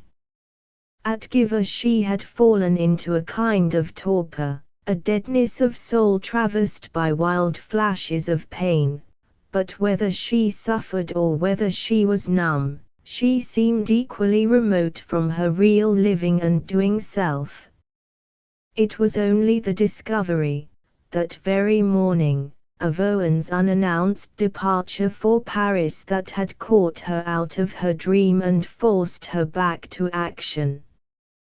The dread of what this flight might imply, and of the consequences that might result from it, had roused her to the sense of her responsibility, and from the moment when she had resolved to follow her stepson, and had made her rapid preparations for pursuit, her mind had begun to work again, feverishly, fitfully, but still with something of its normal order. In the train she had been too agitated, too preoccupied with what might next await her, to give her thoughts to anything but the turning over of dread alternatives. But Miss Paynter's imperviousness had steadied her, and while she waited for the sound of the latch-key she resolutely returned upon herself. With respect to her outward course she could at least tell herself that she had held to her purpose. She had, as people said, kept up during the 24 hours preceding George Darrow's departure, had gone with a calm face about her usual business, and even contrived not too obviously to avoid him. Then, the next day before dawn, from behind the closed shutters where she had kept for half the night her dry-eyed vigil, she had heard him drive off to the train which brought its passengers to Paris in time for the Calais express. The fact of his taking that train, of his travelling so straight and far away from her, gave to what had happened the implacable outline of reality. He was gone, he would not come back, and her life had ended just as she had dreamed it was beginning. She had no doubt, at first, as to the absolute inevitability of this conclusion. The man who had driven away from her house in the autumn dawn was not the man she had loved, he was a stranger with whom she had not a single thought in common. It was terrible, indeed, that he wore the face and spoke in the voice of her friend, and that, as long as he was under one roof with her, the mere way in which he moved and looked could bridge at a stroke the gulf between them. That, no doubt, was the fault of her exaggerated sensibility to outward things. She was frightened to see how it enslaved her. A day or two before she had supposed the sense of honor was her deepest sentiment. If she had smiled at the conventions of others it was because they were too trivial, not because they were too grave. There were certain dishonors with which she had never dreamed that any pact could be made. She had had an incorruptible passion for good faith and fairness. She had supposed that, once Darrow was gone, once she was safe from the danger of seeing and hearing him, this high devotion would sustain her. She had believed it would be possible to separate the image of the man she had thought him from that of the man he was. She had even foreseen the hour when she might raise a mournful shrine to the memory of the Darrow she had loved, without fear that his double's shadow would desecrate it. But now she had begun to understand that the two men were really one. The Darrow she worshipped was inseparable from the Darrow she abhorred, and the inevitable conclusion was that both must go, and she be left in the desert of a sorrow without memories.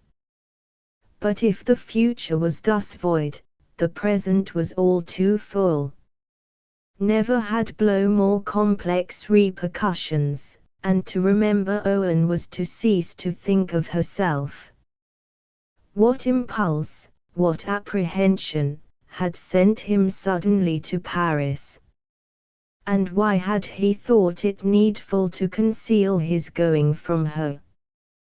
When Sophie Viner had left, it had been with the understanding that he was to await her summons, and it seemed improbable that he would break his pledge, and seek her without leave, unless his lover's intuition had warned him of some fresh danger. Anna recalled how quickly he had read the alarm in her face when he had rushed back to her sitting room with the news that Miss Viner had promised to see him again in Paris.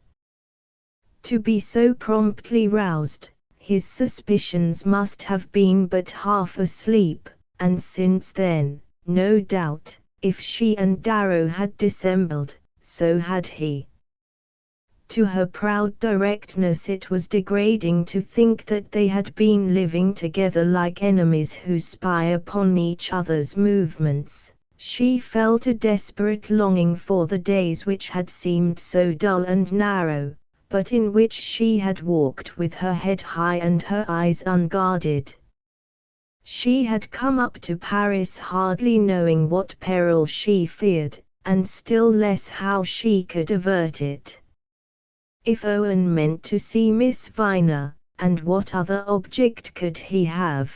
They must already be together, and it was too late to interfere.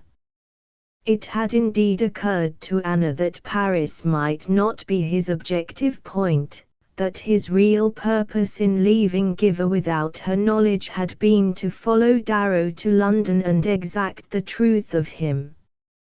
But even to her alarmed imagination this seemed improbable. She and Darrow, to the last, had kept up so complete a feint of harmony that, whatever Owen had surmised, he could scarcely have risked acting on his suspicions. If he still felt the need of an explanation, it was almost certainly of Sophie Viner that he would ask it, and it was in quest of Sophie Viner that Anna had dispatched Miss Painter. She had found a blessed refuge from her perplexities in the stolid Adelaide's unawareness. One could so absolutely count on Miss Painter's guessing no more than one chose, and yet acting astutely on such hints as one vouchsafed her. She was like a well-trained retriever whose interest in his prey ceases when he lays it at his master's feet. Anna, on arriving, had explained that Owen's unannounced flight had made her fear some fresh misunderstanding between himself and Miss Viner. In the interests of peace she had thought it best to follow him, but she hastily added that she did not wish to see Sophie, but only, if possible, to learn from her where Owen was. With these brief instructions Miss Painter had started out, but she was a woman of many occupations, and had given her visitor to understand that before returning she should have to call on a friend who had just arrived from Boston, and afterward dispatch to another exiled compatriot a supply of cranberries and branded peaches from the American grocery in the Champs-Élysées. Gradually, as the moments passed, Anna began to feel the reaction which, in moments of extreme nervous tension, follows on any effort of the will. She seemed to have gone as far as her courage would carry her, and she shrank more and more from the thought of Miss Painter's return, since whatever information the latter brought would necessitate some fresh decision. What should she say to Owen if she found him? What could she say that should not betray the one thing she would give her life to hide from him? Give her life, how the phrase derided her. It was a gift she would not have bestowed on her worst enemy. She would not have had Sophie Viner live the hours she was living now. She tried again to look steadily and calmly at the picture that the image of the girl evoked. She had an idea that she ought to accustom herself to its contemplation. If life was like that, why the sooner one got used to it the better. But no. Life was not like that. Her adventure was a hideous accident. She dreaded above all the temptation to generalize from her own case, to doubt the high things she had lived by and seek a cheap solace in belittling what fate had refused her. There was such love as she had dreamed, and she meant to go on believing in it, and cherishing the thought that she was worthy of it. What had happened to her was grotesque and mean and miserable, but she herself was none of these things, and never, never would she make of herself the mock that fate had made of her. She could not, as yet, bear to think deliberately of Darrow, but she kept on repeating to herself by and by that will come too. Even now she was determined not to let his image be distorted by her suffering. As soon as she could, she would try to single out for remembrance the individual things she had liked in him before she had loved him altogether. No spiritual exercise devised by the discipline of piety could have been more torturing, but its very cruelty attracted her. She wanted to wear herself out with new pains. XXXI. The sound of Miss Painter's latchkey made her start. She was still a bundle of quivering fears to whom each coming moment seemed a menace. There was a slight interval, and a sound of voices in the hall, then Miss Painter's vigorous hand was on the door. Anna stood up as she came in. "You've found him." "I've found Sophie." "And Owen, has she seen him?" "Is he here?" "She's here, in the hall. She wants to speak to you." "Here, now." Anna found no voice for more. "She drove back with me," Miss Painter continued in the tone of impartial narrative. "The cabman was impertinent. I've got his number." She fumbled in a stout black reticule. "Oh, I can't," broke from Anna, but she collected herself, remembering that to betray her unwillingness to see the girl was to risk revealing much more. "She thought you might be too tired to see her. She wouldn't come until I'd found out." Anna drew a quick breath. An instant's thought had told her that Sophie Viner would hardly have taken such a step unless something more important had happened. "Ask her to come, please," she said. Miss Painter, from the threshold, turned back to announce her intention of going immediately to the police station to report the cabman's delinquency. Then she passed out, and Sophie Viner entered. The look in the girl's face showed that she had indeed come unwillingly, yet she seemed animated by an eager resoluteness that made Anna ashamed of her tremors. For a moment they looked at each other in silence, as if the thoughts between them were packed too thick for speech. Then Anna said, in a voice from which she strove to take the edge of hardness, "You know where Owen is, Miss Painter tells me." "Yes, that was my reason for asking you to see me." Sophie spoke simply, without constraint or hesitation. "I thought he'd promised you," Anna interposed. "He did, but he broke his promise." "That's what I thought I ought to tell you." "Thank you." Anna went on tentatively. "He left Giver this morning without a word. I followed him because I was afraid." She broke off again and the girl took up her phrase. "You were afraid he'd guessed." "He has." "What do you mean, guessed what?" "That you know something he doesn't, something that made you glad to have me go." Oh, Anna moaned. If she had wanted more pain, she had it now. He's told you this, she faltered. He hasn't told me, because I haven't seen him. I kept him off, I made Mrs. Farlow get rid of him. But he's written me what he came to say, and that was it. Oh, poor Owen, broke from Anna. Through all the intricacies of her suffering she felt the separate pang of his. And I want to ask you, the girl continued, to let me see him, for of course, she added in the same strange voice of energy, I wouldn't unless you consented. To see him. Anna tried to gather together her startled thoughts. What use would it be? What could you tell him? I want to tell him the truth, said Sophie Viner.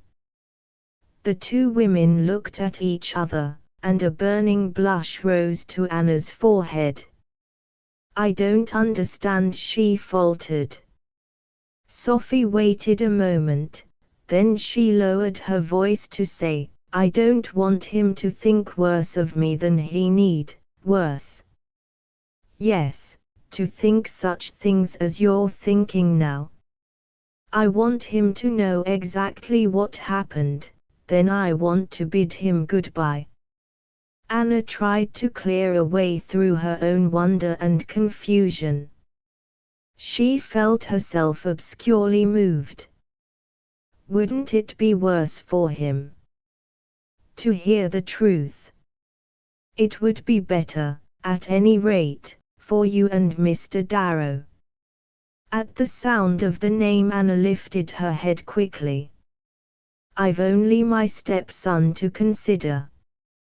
The girl threw a startled look at her. You don't mean, you're not going to give him up? Anna felt her lips harden. I don't think it's of any use to talk of that. Oh, I know. It's my fault for not knowing how to say what I want you to hear. Your words are different, you know how to choose them. Mine offend you, and the dread of it makes me blunder. That's why, the other day, I couldn't say anything, couldn't make things clear to you. But now must, even if you hate it. She drew a step nearer, her slender figure swayed forward in a passion of entreaty. Do listen to me.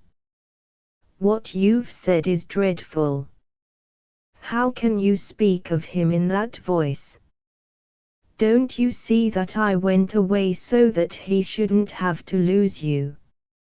Anna looked at her coldly. Are you speaking of Mr. Darrow? I don't know why you think your going or staying can in any way affect our relations. You mean that you have given him up, because of me? Oh, how could you? You can't really love him, and yet the girl suddenly added, you must, or you'd be more sorry for me. I'm very sorry for you, Anna said, feeling as if the iron band about her heart pressed on it a little less inexorably. Then why won't you hear me? Why won't you try to understand? It's all so different from what you imagine. I've never judged you. I'm not thinking of myself. He loves you. I thought you'd come to speak of Owen. Sophie Viner seemed not to hear her. He's never loved anyone else. Even those few days. I knew it all the while, he never cared for me. Please don't say any more, Anna said. I know it must seem strange to you that I should say so much. I shock you, I offend you, you think me a creature without shame. So I am, but not in the sense you think. I'm not ashamed of having loved him, no, and I'm not ashamed of telling you so. It's that justifies me, and him too. Oh, let me tell you how it happened. He was sorry for me, he saw I cared. I knew that was all he ever felt. I could see he was thinking of someone else. I knew it was only for a week. He never said a word to mislead me. I wanted to be happy just once, and I didn't dream of the harm I might be doing him. Anna could not speak. She hardly knew, as yet, what the girl's words conveyed to her, save the sense of their tragic fervor, but she was conscious of being in the presence of an intenser passion than she had ever felt. I am sorry for you. She paused. But why do you say this to me? After another interval she exclaimed, you'd no right to let Owen love you. No, that was wrong. At least what's happened since has made it so. If things had been different I think I could have made Owen happy. You were all so good to me, I wanted so to stay with you. I suppose you'll say that makes it worse, my daring to dream I had the right. But all that doesn't matter now. I won't see Owen unless you're willing. I should have liked to tell him what I've tried to tell you, but you must know better, you feel things in a finer way. Only you'll have to help him if I can't. He cares a great deal, it's going to hurt him, Anna trembled. Oh, I know. What can I do? You can go straight back to Giver, now, at once. So that Owen shall never know you've followed him. Sophie's clasped hands reached out urgently. And you can send for Mr. Darrow, bring him back. Owen must be convinced that he's mistaken, and nothing else will convince him. Afterward I'll find a pretext, oh, I promise you. But first he must see for himself that nothing's changed for you. Anna stood motionless, subdued and dominated. The girl's ardor swept her like a wind. Oh, can't I move you? Someday you'll know. Sophie pleaded, her eyes full of tears. Anna saw them, and felt a fullness in her throat. Again the band about her heart seemed loosened. She wanted to find a word, but could not, all within her was too dark and violent. She gave the girl a speechless look. I do believe you, she said suddenly, then she turned and walked out of the room. She drove from Miss Painter's to her own apartment. The maid-servant who had it in charge had been apprised of her coming, and had opened one or two of the rooms, and prepared a fire in her bedroom. Anna shut herself in, refusing the woman's ministrations. She felt cold and faint, and after she had taken off her hat and cloak she knelt down by the fire and stretched her hands to it. In one respect, at least, it was clear to her that she would do well to follow Sophie Viner's counsel. It had been an act of folly to follow Owen, and her first business was to get back to Giver before him. But the only train leaving that evening was a slow one, which did not reach Francheuil till midnight, and she knew that her taking it would excite Madame de Chantel's wonder and lead to interminable talk. She had come up to Paris on the pretext of finding a new governess for Effie, and the natural thing was to defer her return till the next morning. She knew Owen well enough to be sure that he would make another attempt to see Miss Viner, and failing that, would write again and await her answer, so that there was no likelihood of his reaching Giver till the following evening. Her sense of relief at not having to start out at once showed her for the first time how tired she was. The Bourne had suggested a cup of tea, but the dread of having anyone about her had made Anna refuse, and she had eaten nothing since morning but a sandwich bought at a buffet. She was too tired to get up, but stretching out her arm she drew toward her the armchair which stood beside the hearth and rested her head against its cushions. Gradually the warmth of the fire stole into her veins and her heaviness of soul was replaced by a dreamy buoyancy. She seemed to be seated on the hearth in her sitting room at Giver, and Darrow was beside her, in the chair against which she leaned. He put his arms about her shoulders and drawing her head back looked into her eyes. "Of all the ways you do your hair, that's the way I like best," he said. A log dropped, and she sat up with a start. There was a warmth in her heart, and she was smiling. Then she looked about her, and saw where she was, and the glory fell. She hid her face and sobbed.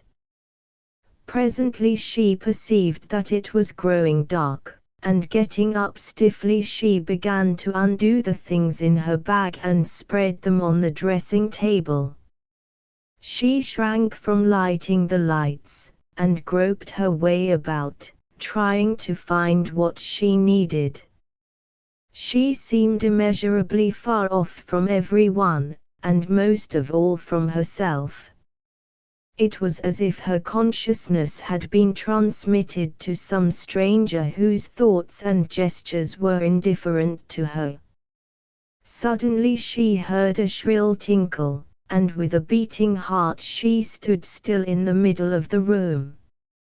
It was the telephone in her dressing room, a call, no doubt, from Adelaide Painter. Or could Owen have learned she was in town? The thought alarmed her and she opened the door and stumbled across the unlit room to the instrument. She held it to her ear, and heard Darrow's voice pronounce her name. "Will you let me see you?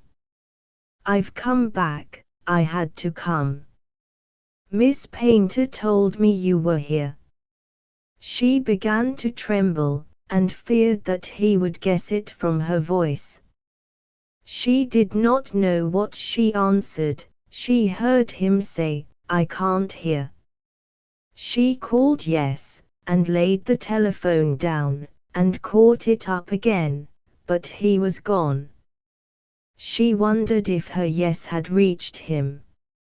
She sat in her chair and listened. Why had she said that she would see him? What did she mean to say to him when he came? Now and then, as she sat there, the sense of his presence enveloped her as in her dream, and she shut her eyes and felt his arms about her. Then she woke to reality and shivered. A long time elapsed, and at length she said to herself, "He isn't coming." The doorbell rang as she said it, and she stood up, cold and trembling. She thought, "Can he imagine there's any use in coming?" and moved forward to bid the servant say she could not see him. The door opened and she saw him standing in the drawing room. The room was cold and fireless, and a hard glare fell from the wall lights on the shrouded furniture and the white slips covering the curtains. He looked pale and stern, with a frown of fatigue between his eyes, and she remembered that in 3 days he had travelled from Giver to London and back.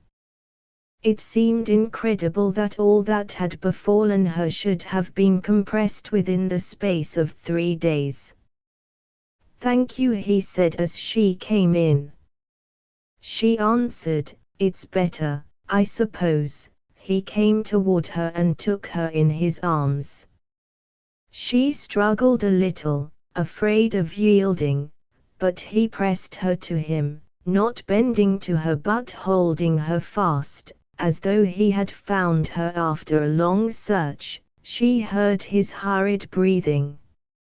It seemed to come from her own breast, so close he held her, and it was she who, at last, lifted up her face and drew down his. She freed herself and went and sat on a sofa at the other end of the room.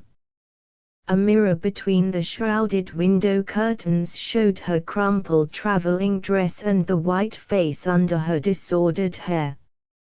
She found her voice, and asked him how he had been able to leave London.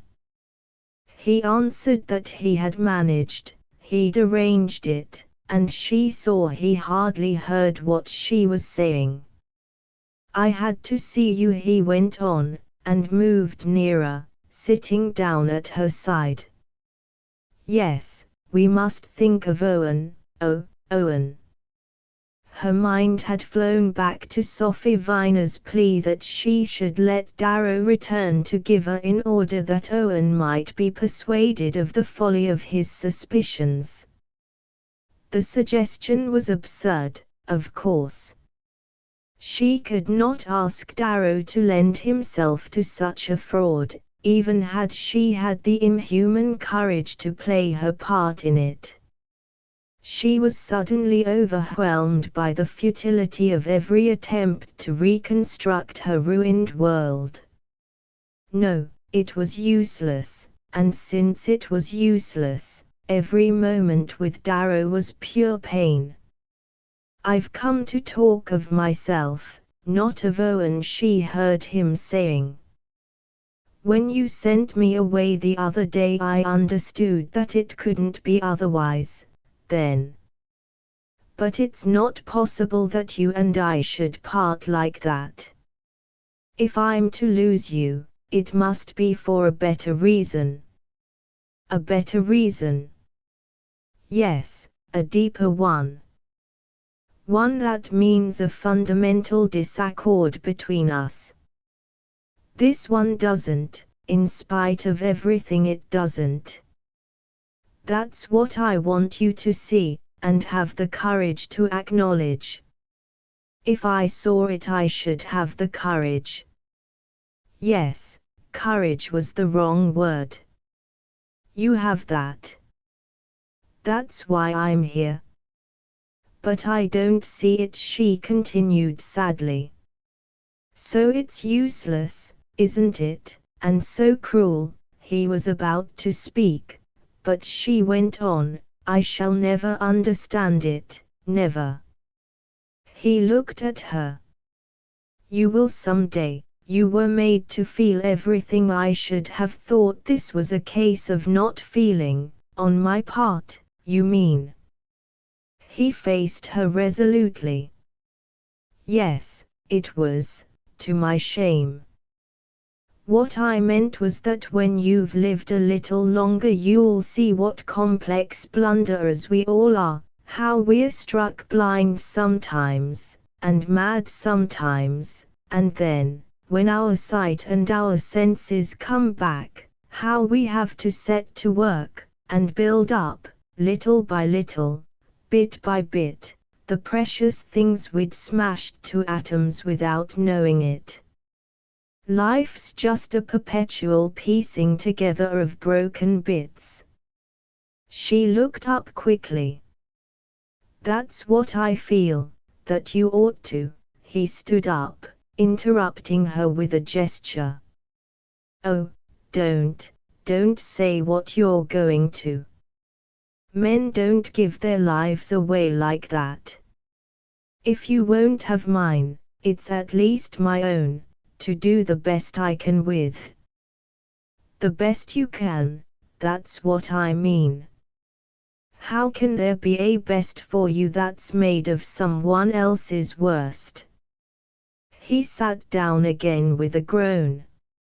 I don't know. It seemed such a slight thing, all on the surface, and I've gone aground on it because it was on the surface. I see the horror of it just as you do. But I see, a little more clearly, the extent, and the limits, of my wrong. It's not as black as you imagine. She lowered her voice to say, I suppose I shall never understand, but she seems to love you, there's my shame. That I didn't guess it, didn't fly from it. You say you'll never understand, but why shouldn't you? Is it anything to be proud of, to know so little of the strings that pull us? If you knew a little more, I could tell you how such things happen without offending you, and perhaps you'd listen without condemning me. I don't condemn you. She was dizzy with struggling impulses. She longed to cry out, I do understand. I've understood ever since you've been here. For she was aware, in her own bosom, of sensations so separate from her romantic thoughts of him that she saw her body and soul divided against themselves. She recalled having read somewhere that in ancient Rome the slaves were not allowed to wear a distinctive dress lest they should recognize each other and learn their numbers and their power. So, in herself, she discerned for the first time instincts and desires, which, mute and unmarked, had gone to and fro in the dim passages of her mind, and now hailed each other with a cry of mutiny. Oh, I don't know what to think, she broke out. You say you didn't know she loved you. But you know it now. Doesn't that show you how you can put the broken bits together? Can you seriously think it would be doing so to marry one woman while I care for another? Oh, I don't know. I don't know. The sense of her weakness made her try to harden herself against his arguments. You do know. We've often talked of such things, of the monstrousness of useless sacrifices. If I'm to expiate, it's not in that way. He added abruptly, it's in having to say this to you now. She found no answer. Through the silent apartment they heard the sudden peal of the doorbell, and she rose to her feet. Owen, she instantly exclaimed. Is Owen in Paris? She explained in a rapid undertone what she had learned from Sophie Viner. Shall I leave you? Darrow asked. Yes, no. She moved to the dining room door, with the half-formed purpose of making him pass out, and then turned back.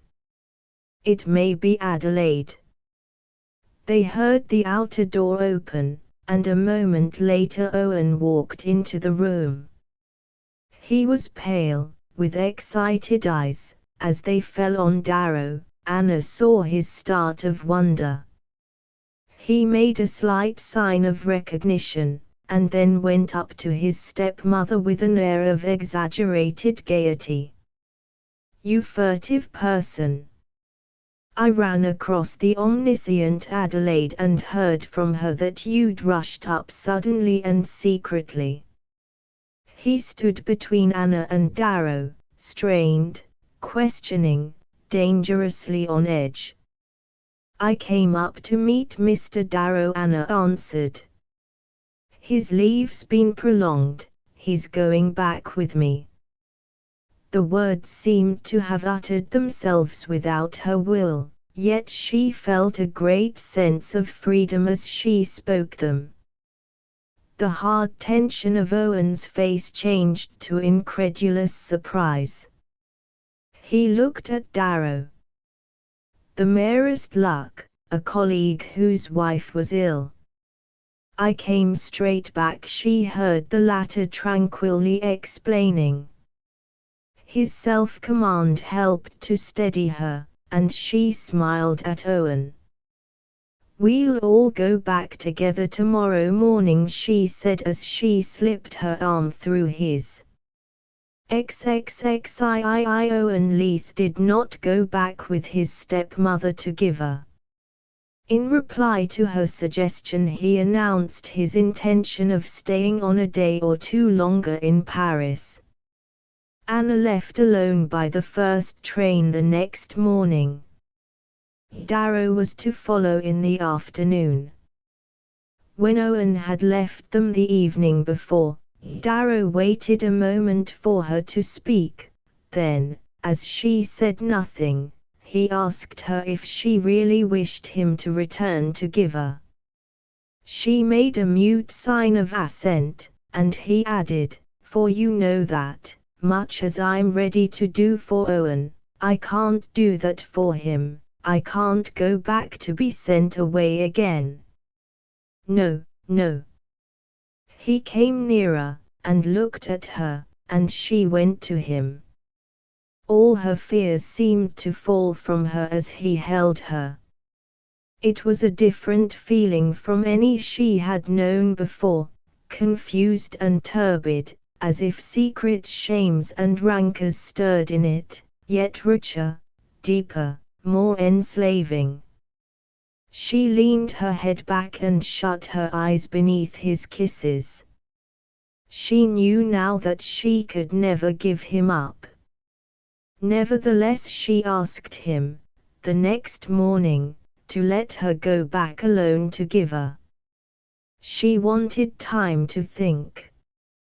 She was convinced that what had happened was inevitable, that she and Darrow belonged to each other, and that he was right in saying no past folly could ever put them asunder. If there was a shade of difference in her feeling for him, it was that of an added intensity. She felt restless, insecure out of his sight. She had a sense of incompleteness, of passionate dependence, that was somehow at variance with her own conception of her character. It was partly the consciousness of this change in herself that made her want to be alone. The solitude of her inner life had given her the habit of these hours of self-examination, and she needed them as she needed her morning plunge into cold water. During the journey she tried to review what had happened in the light of her new decision and of her sudden relief from pain. She seemed to herself to have passed through some fiery initiation from which she had emerged seared and quivering, but clutching to her breast a magic talisman. Sophie Viner had cried out to her, "Someday you'll know," and Darrow had used the same words. They meant, she supposed, that when she had explored the intricacies and darknesses of her own heart, her judgment of others would be less absolute. Well, she knew now, new weaknesses and strengths she had not dreamed of, and the deep discord and still deeper complicities between what thought in her and what blindly wanted. Her mind turned anxiously to Owen. At least the blow that was to fall on him would not seem to have been inflicted by her hand.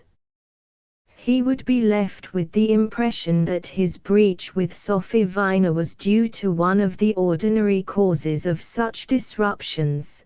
Though he must lose her, his memory of her would not be poisoned.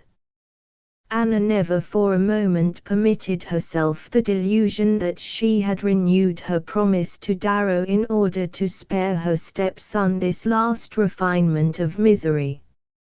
She knew she had been prompted by the irresistible impulse to hold fast to what was most precious to her, and that Owen's arrival on the scene had been the pretext for her decision, and not its cause. Yet she felt herself fortified by the thought of what she had spared him. It was as though a star she had been used to follow had shed its familiar ray on ways unknown to her. All through these meditations ran the undercurrent of an absolute trust in Sophie Viner. She thought of the girl with a mingling of antipathy and confidence. It was humiliating to her pride to recognize kindred impulses in a character which she would have liked to feel completely alien to her. But what indeed was the girl really like? She seemed to have no scruples and 1,000 delicacies. She had given herself to Darrow, and concealed the episode from Owen Leith, with no more apparent sense of debasement than the vulgarest of adventuresses, yet she had instantly obeyed the voice of her heart when it bade her part from the one and serve the other. Anna tried to picture what the girl's life must have been, what experiences, what initiations, had formed her. But her own training had been too different. There were veils she could not lift. She looked back at her married life, and its colorless uniformity took on an air of high restraint and order. Was it because she had been so incurious that it had worn that look to her? It struck her with amazement that she had never given a thought to her husband's past, or wondered what he did and where he went when he was away from her.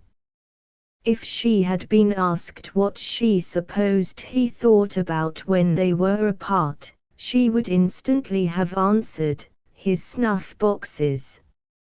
It had never occurred to her that he might have passions, interests, preoccupations of which she was absolutely ignorant. Yet he went up to Paris rather regularly, ostensibly to attend sales and exhibitions, or to confer with dealers and collectors. She tried to picture him, straight, trim, beautifully brushed and varnished, walking furtively down a quiet street, and looking about him before he slipped into a doorway. She understood now that she had been cold to him. What more likely than that he had sought compensations? All men were like that, she supposed. No doubt her simplicity had amused him. In the act of transposing Fraser Leith into a Don Juan, she was pulled up by the ironic perception that she was simply trying to justify Darrow. She wanted to think that all men were like that because Darrow was like that. She wanted to justify her acceptance of the fact by persuading herself that only through such concessions could women like herself hope to keep what they could not give up. And suddenly she was filled with anger at her blindness, and then at her disastrous attempt to see.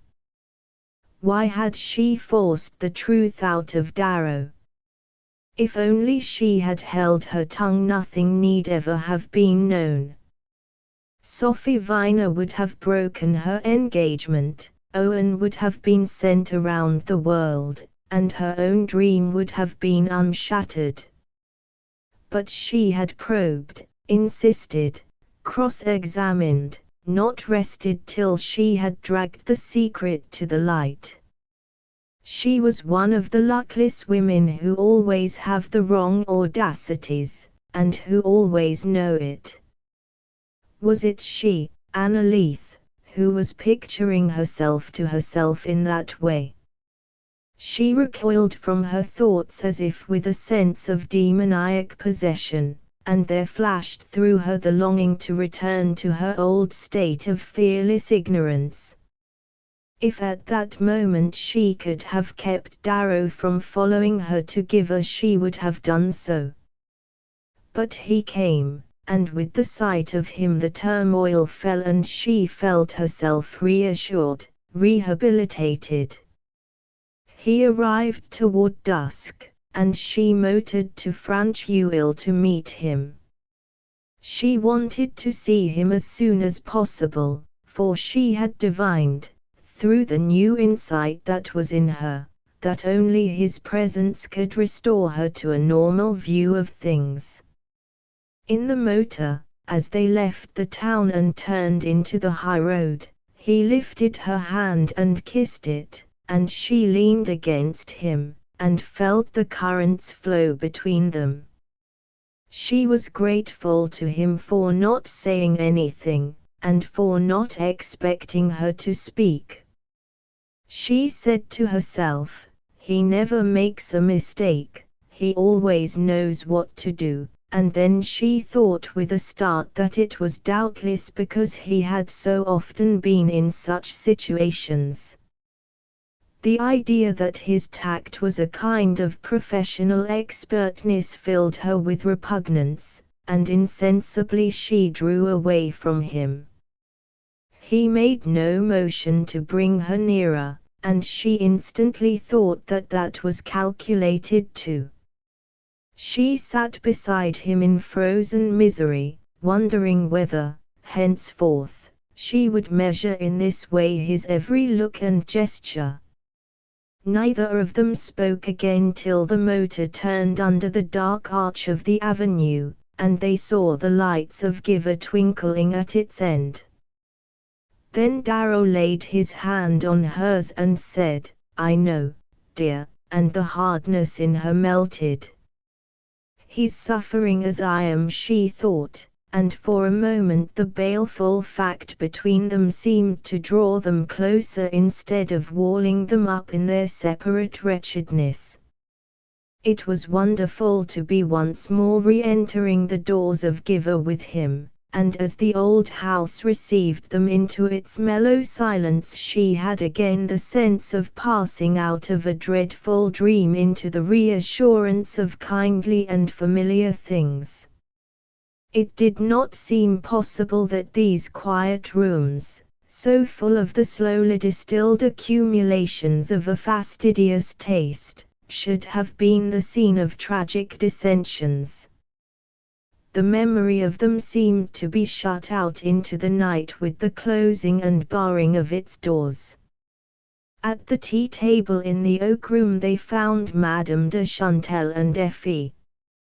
The little girl, catching sight of Darrow, raced down the drawing rooms to meet him, and returned in triumph on his shoulder. Anna looked at them with a smile. Effie, for all her graces, was chary of such favors, and her mother knew that in according them to Darrow she had admitted him to the circle where Owen had hitherto ruled. Over the tea-table Darrow gave Madame de Chantal the explanation of his sudden return from England. On reaching London, he told her, he had found that the secretary he was to have replaced was detained there by the illness of his wife.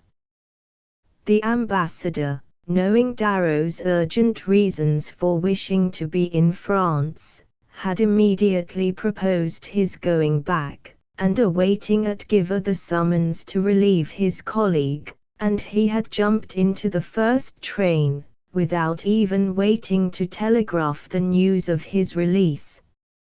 He spoke naturally, easily, in his usual quiet voice, taking his tea from Effie, helping himself to the toast she handed, and stooping now and then to stroke the dozing terrier. And suddenly, as Anna listened to his explanation, she asked herself if it were true. The question, of course, was absurd. there was no possible reason why he should invent a false account of his return, and every probability that the version he gave was the real one. But he had looked and spoken in the same way when he had answered her probing questions about Sophie Viner, and she reflected with a chill of fear that she would never again know if he were speaking the truth or not. She was sure he loved her, and she did not fear his insincerity as much as her own distrust of him. For a moment it seemed to her that this must corrupt the very source of love. Then she said to herself, "By and by, when I am altogether his, we shall be so near each other that there will be no room for any doubts between us." But the doubts were there now, one moment lulled to quiescence, the next more torturingly alert. When the nurse appeared to summon Effie, the little girl, after kissing her grandmother, entrenched herself on Darrow's knee with the imperious demand to be carried up to bed, and Anna, while she laughingly protested, said to herself with a pang, "Can I give her a father about whom I think such things?" The thought of Effie, and of what she owed to Effie, had been the fundamental reason for her delays and hesitations when she and Darrow had come together again in England. Her own feeling was so clear that but for that scruple she would have put her hand in his at once. But till she had seen him again she had never considered the possibility of remarriage, and when it suddenly confronted her it seemed, for the moment, to disorganize the life she had planned for herself and her child. She had not spoken of this to Darrow because it appeared to her a subject to be debated within her own conscience. The question, then, was not as to his fitness to become the guide and guardian of her child, nor did she fear that her love for him would deprive Effie of the least fraction of her tenderness, since she did not think of love as something measured and exhaustible but as a treasure perpetually renewed. What she questioned was her right to introduce into her life any interests and duties which might rob Effie of a part of her time, or lessen the closeness of their daily intercourse. She had decided this question as it was inevitable that she should, but now another was before her. Assuredly, at her age, there was no possible reason why she should cloister herself to bring up her daughter, but there was every reason for not marrying a man in whom her own faith was not complete. When she woke the next morning she felt a great lightness of heart. She recalled her last awakening at Giver, 3 days before, when it had seemed as though all her life had gone down in darkness. Now Darrow was once more under the same roof with her, and once more his nearness sufficed to make the looming horror drop away. She could almost have smiled at her scruples of the night before. As she looked back on them they seemed to belong to the old ignorant timorous time when she had feared to look life in the face, and had been blind to the mysteries and contradictions of the human heart because her own had not been revealed to her. Darrow had said, "You were made to feel everything, and to feel was surely better than to judge." When she came downstairs he was already in the oak room with Effie and Madame de Chantal, and the sense of reassurance which his presence gave her was merged in the relief of not being able to speak of what was between them. But there it was, inevitably, and whenever they looked at each other they saw it. In her dread of giving it a more tangible shape she tried to devise means of keeping the little girl with her, and, when the latter had been called away by the nurse, found an excuse for following Madame de Chantel upstairs to the purple sitting room. But a confidential talk with Madame de Chantel implied the detailed discussion of plans of which Anna could hardly yet bear to consider the vaguest outline: the date of her marriage, the relative advantages of sailing from London or Lisbon, the possibility of hiring a habitable house at their new post, and, when these problems were exhausted, the application of the same method to the subject of Owen's future. His grandmother, having no suspicion of the real reason of Sophie Viner's departure, had thought it extremely suitable of the young girl to withdraw to the shelter of her old friend's roof in the hour of bridal preparation. This maidenly retreat had in fact impressed Madame de Chantel so favourably that she was disposed for the first time to talk over Owen's projects, and as every human event translated itself for her into terms of social and domestic detail, Anna had perforce to travel the same round again. She felt a momentary relief when Darrow presently joined them, but his coming served only to draw the conversation back to the question of their own future, and Anna felt a new pang as she heard him calmly and lucidly discussing it. Did such self-possession imply indifference or insincerity? In that problem her mind perpetually revolved, and she dreaded the one answer as much as the other. She was resolved to keep on her course as though nothing had happened, to marry Darrow and never let the consciousness of the past intrude itself between them, but she was beginning to feel that the only way of attaining to this state of detachment from the irreparable was once for all to turn back with him to its contemplation. As soon as this desire had germinated, it became so strong in her that she regretted having promised Effie to take her out for the afternoon. But she could think of no pretext for disappointing the little girl, and soon after luncheon the three set forth in the motor to show Darrow a chateau famous in the annals of the region. During their excursion Anna found it impossible to guess from his demeanor if Effie's presence between them was as much of a strain to his composure as to hers. He remained imperturbably good-humored and appreciative while they went the round of the monument, and she remarked only that when he thought himself unnoticed his face grew grave and his answers came less promptly. On the way back, 2 or 3 miles from Giver, she suddenly proposed that they should walk home through the forest which skirted that side of the park. Darrow acquiesced, and they got out and sent Effie on in the motor. Their way led through a bit of sober French woodland, flat as a faded tapestry, but with gleams of live emerald lingering here and there among its browns and ochres. The luminous grey air gave vividness to its dying colours, and veiled the distant glimpses of the landscape in soft uncertainty.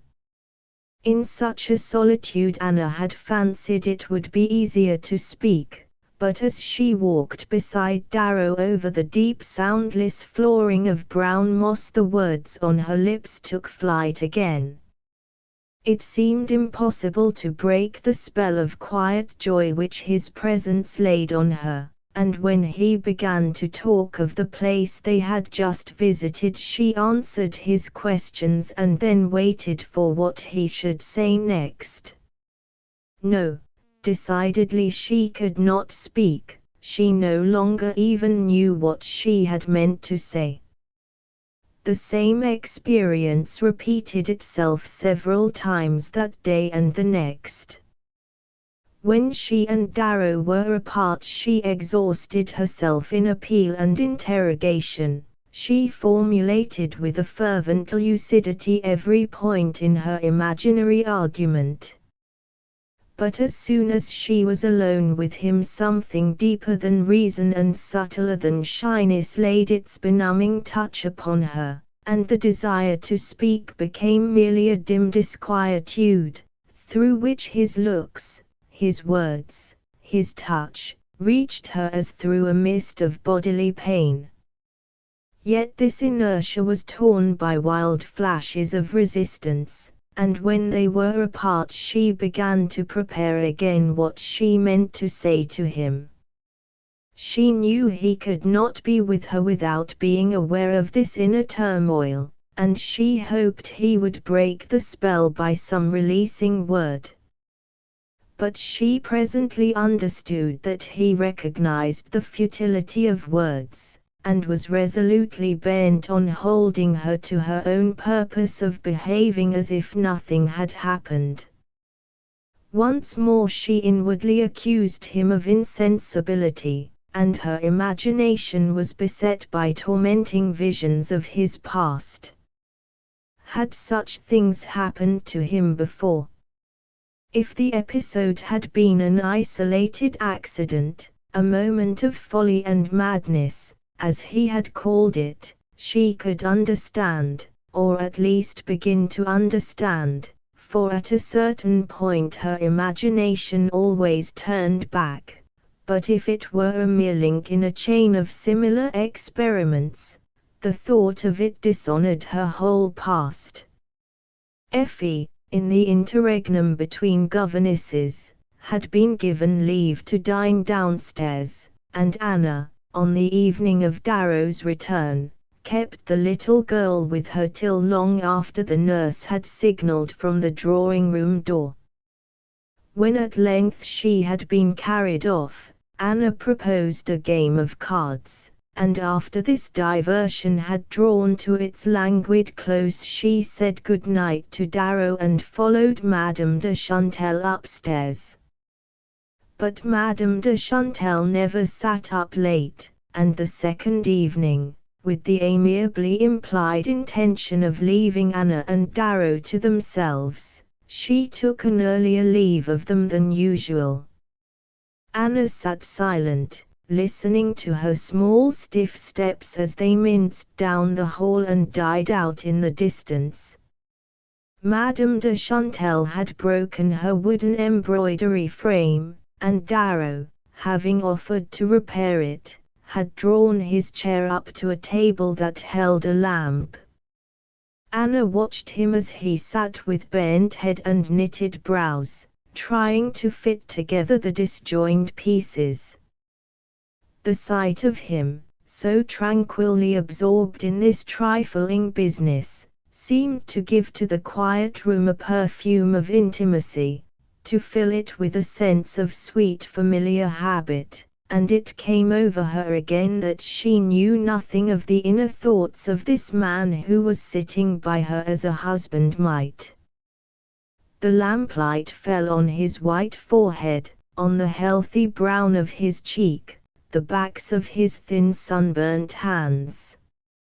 As she watched the hands her sense of them became as vivid as a touch, and she said to herself, "That other woman has sat and watched him as I am doing. She has known him as I have never known him. Perhaps he is thinking of that now. Or perhaps he has forgotten it all as completely as I have forgotten everything that happened to me before he came." He looked young, active, stored with strength and energy, not the man for vain repinings or long memories. She wondered what she had to hold or satisfy him. He loved her now, she had no doubt of that, but how could she hope to keep him?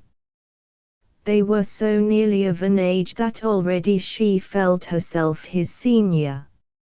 As yet the difference was not visible, outwardly at least they were matched, but ill health or unhappiness would soon do away with this equality.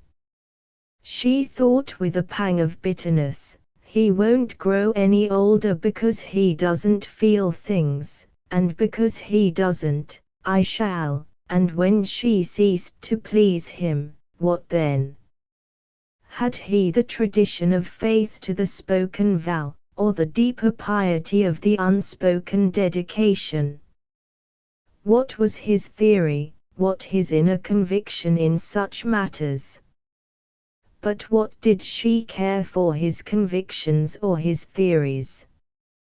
No doubt he loved her now, and believed he would always go on loving her, and was persuaded that, if he ceased to, his loyalty would be proof against the change. What she wanted to know was not what he thought about it in advance, but what would impel or restrain him at the crucial hour. She put no faith in her own arts, she was too sure of having none.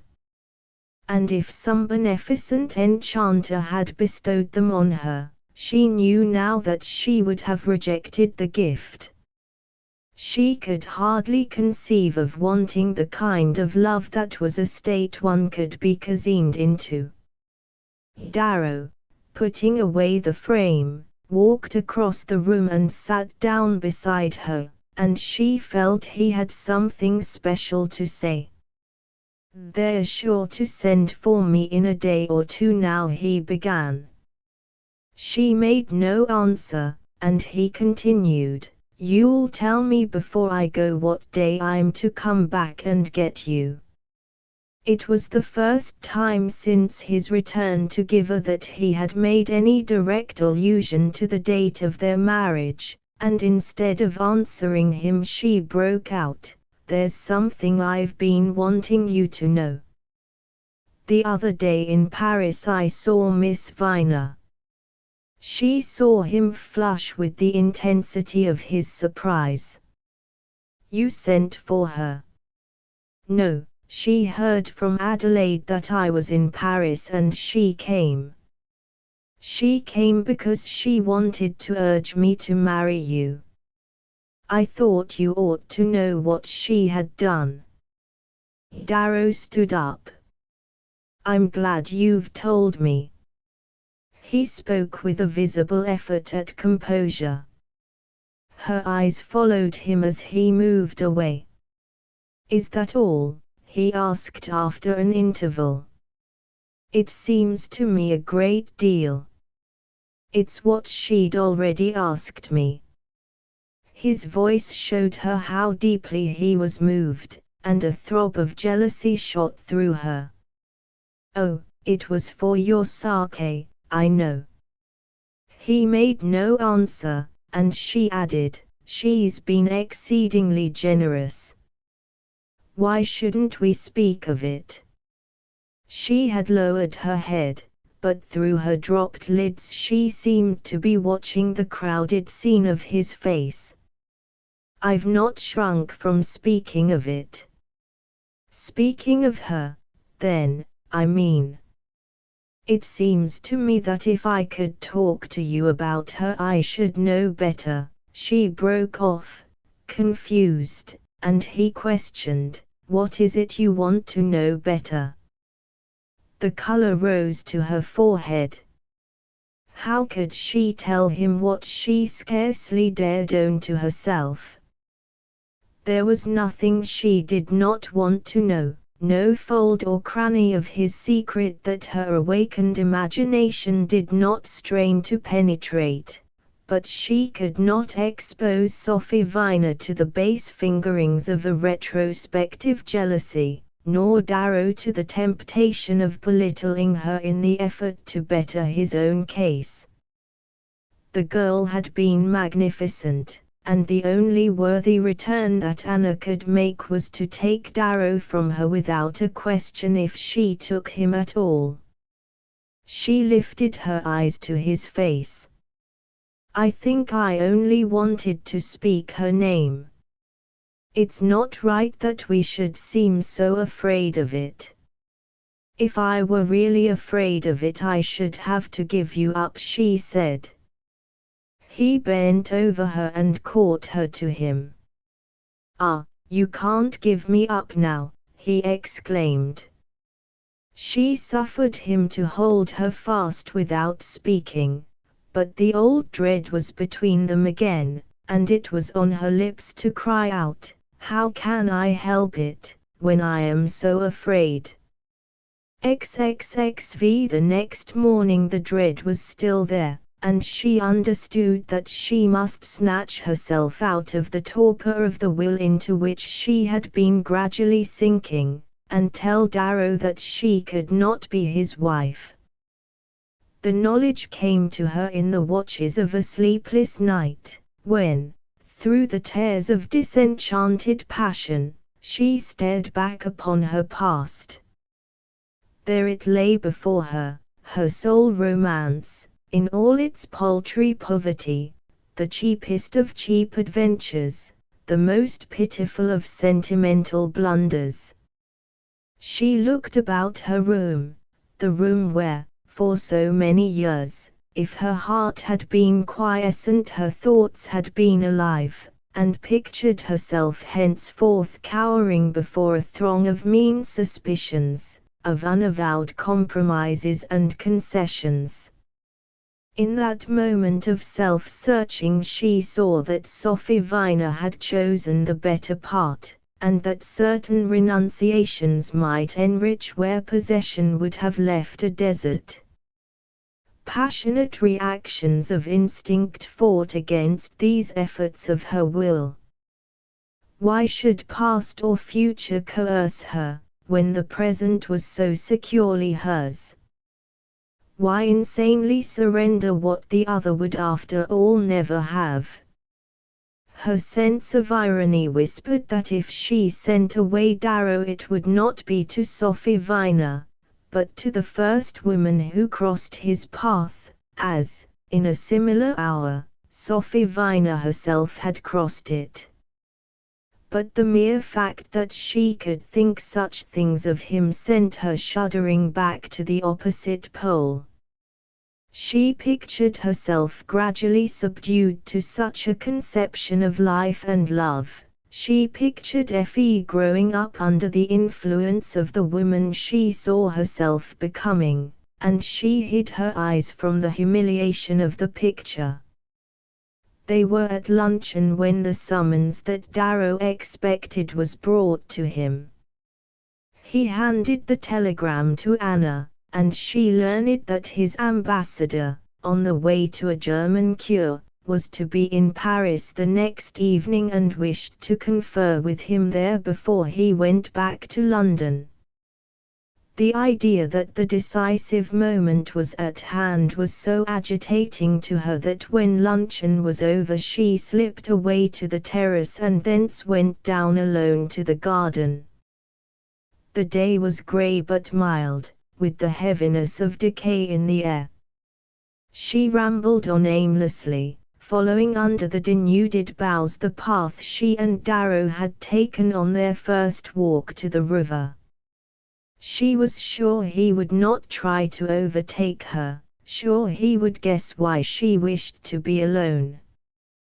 There were moments when it seemed to double her loneliness to be so certain of his reading her heart while she was so desperately ignorant of his. She wandered on for more than an hour, and when she returned to the house she saw, as she entered the hall, that Darrow was seated at the desk in Owen's study. He heard her step, and looking up turned in his chair without rising. Their eyes met, and she saw that his were clear and smiling. He had a heap of papers at his elbow and was evidently engaged in some official correspondence. She wondered that he could address himself so composedly to his task, and then ironically reflected that such detachment was a sign of his superiority. She crossed the threshold and went toward him, but as she advanced she had a sudden vision of Owen, standing outside in the cold autumn dusk and watching Darrow and Sophie Viner as they faced each other across the lamplit desk. The evocation was so vivid that it caught her breath like a blow, and she sank down helplessly on the divan among the piled-up books. Distinctly, at the moment, she understood that the end had come. When he speaks to me I will tell him, she thought. Darrow, laying aside his pen, looked at her for a moment in silence, then he stood up and shut the door. I must go tomorrow early, he said, sitting down beside her. His voice was grave, with a slight tinge of sadness. She said to herself, he knows what I am feeling, and now the thought made her feel less alone. The expression of his face was stern and yet tender. For the first time she understood what he had suffered. She had no doubt as to the necessity of giving him up, but it was impossible to tell him so then. She stood up and said, I'll leave you to your letters. He made no protest, but merely answered, You'll come down presently for a walk. And it occurred to her at once that she would walk down to the river with him, and give herself for the last time the tragic luxury of sitting at his side in the little pavilion. Perhaps, she thought, it will be easier to tell him there. It did not, on the way home from their walk, become any easier to tell him. But her secret decision to do so before he left gave her a kind of factitious calm and laid a melancholy ecstasy upon the hour.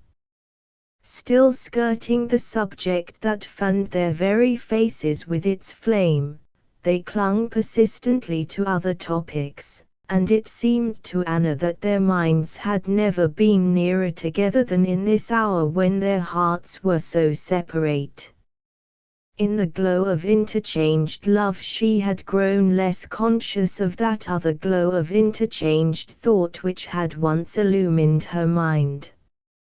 She had forgotten how Darrow had widened her world and lengthened out all her perspectives, and with a pang of double destitution she saw herself alone among her shrunken thoughts. For the first time, then, she had a clear vision of what her life would be without him. She imagined herself trying to take up the daily round, and all that had lightened and animated it seemed equally lifeless and vain. She tried to think of herself as wholly absorbed in her daughter's development, like other mothers she had seen. But she supposed those mothers must have had stored memories of happiness to nourish them. She had had nothing, and all her starved youth still claimed its due. When she went up to dress for dinner she said to herself, I'll have my last evening with him, and then, before we say good night, I'll tell him. This postponement did not seem unjustified. Darrow had shown her how he dreaded vain words, how resolved he was to avoid all fruitless discussion. He must have been intensely aware of what had been going on in her mind since his return, yet when she had attempted to reveal it to him he had turned from the revelation. She was therefore merely following the line he had traced in behaving, till the final moment came, as though there were nothing more to say. That moment seemed at last to be at hand when, at her usual hour after dinner, Madame de Chantal rose to go upstairs. She lingered a little to bid good-bye to Darrow, whom she was not likely to see in the morning, and her affable allusions to his prompt return sounded in Anna's ear like the note of destiny. A cold rain had fallen all day, and for greater warmth and intimacy they had gone after dinner to the oak room, shutting out the chilly vista of the farther drawing rooms. The autumn wind, coming up from the river, cried about the house with a voice of loss and separation, and Anna and Darrow sat silent, as if they feared to break the hush that shut them in. The solitude, the firelight, the harmony of soft hangings and old dim pictures, wove about them a spell of security through which Anna felt, far down in her heart, the muffled beat of an inextinguishable bliss. How could she have thought that this last moment would be the moment to speak to him, when it seemed to have gathered up into its flight all the scattered splendors of her dream? Darrow continued to stand by the door after it had closed. Anna felt that he was looking at her, and sat still, disdaining to seek refuge in any evasive word or movement. For the last time she wanted to let him take from her the fullness of what the sight of her could give. He crossed over and sat down on the sofa. For a moment neither of them spoke, then he said, "Tonight, dearest, I must have my answer." She straightened herself under the shock of his seeming to take the very words from her lips. "Tonight," was all that she could falter. "I must be off by the early train. There won't be more than a moment in the morning." He had taken her hand, and she said to herself that she must free it before she could go on with what she had to say. Then she rejected this concession to a weakness she was resolved to defy. To the end she would leave her hand in his hand, her eyes in his eyes. She would not, in their final hour together, be afraid of any part of her love for him. "You'll tell me tonight, dear," he insisted gently, and his insistence gave her the strength to speak. "There's something I must ask you," she broke out, perceiving, as she heard her words, that they were not in the least what she had meant to say. He sat still, waiting, and she pressed on, "Do such things happen to men often?" The quiet room seemed to resound with the long reverberations of her question. She looked away from him, and he released her and stood up. "I don't know what happens to other men. Such a thing never happened to me." She turned her eyes back to his face. She felt like a traveler on a giddy path between a cliff and a precipice. There was nothing for it now but to go on. Had it begun, before you met her in Paris? No, 1,000 times no. I've told you the facts as they were. All the facts." He turned abruptly. "What do you mean?" Her throat was dry and the loud pulses drummed in her temples. "I mean, about her. Perhaps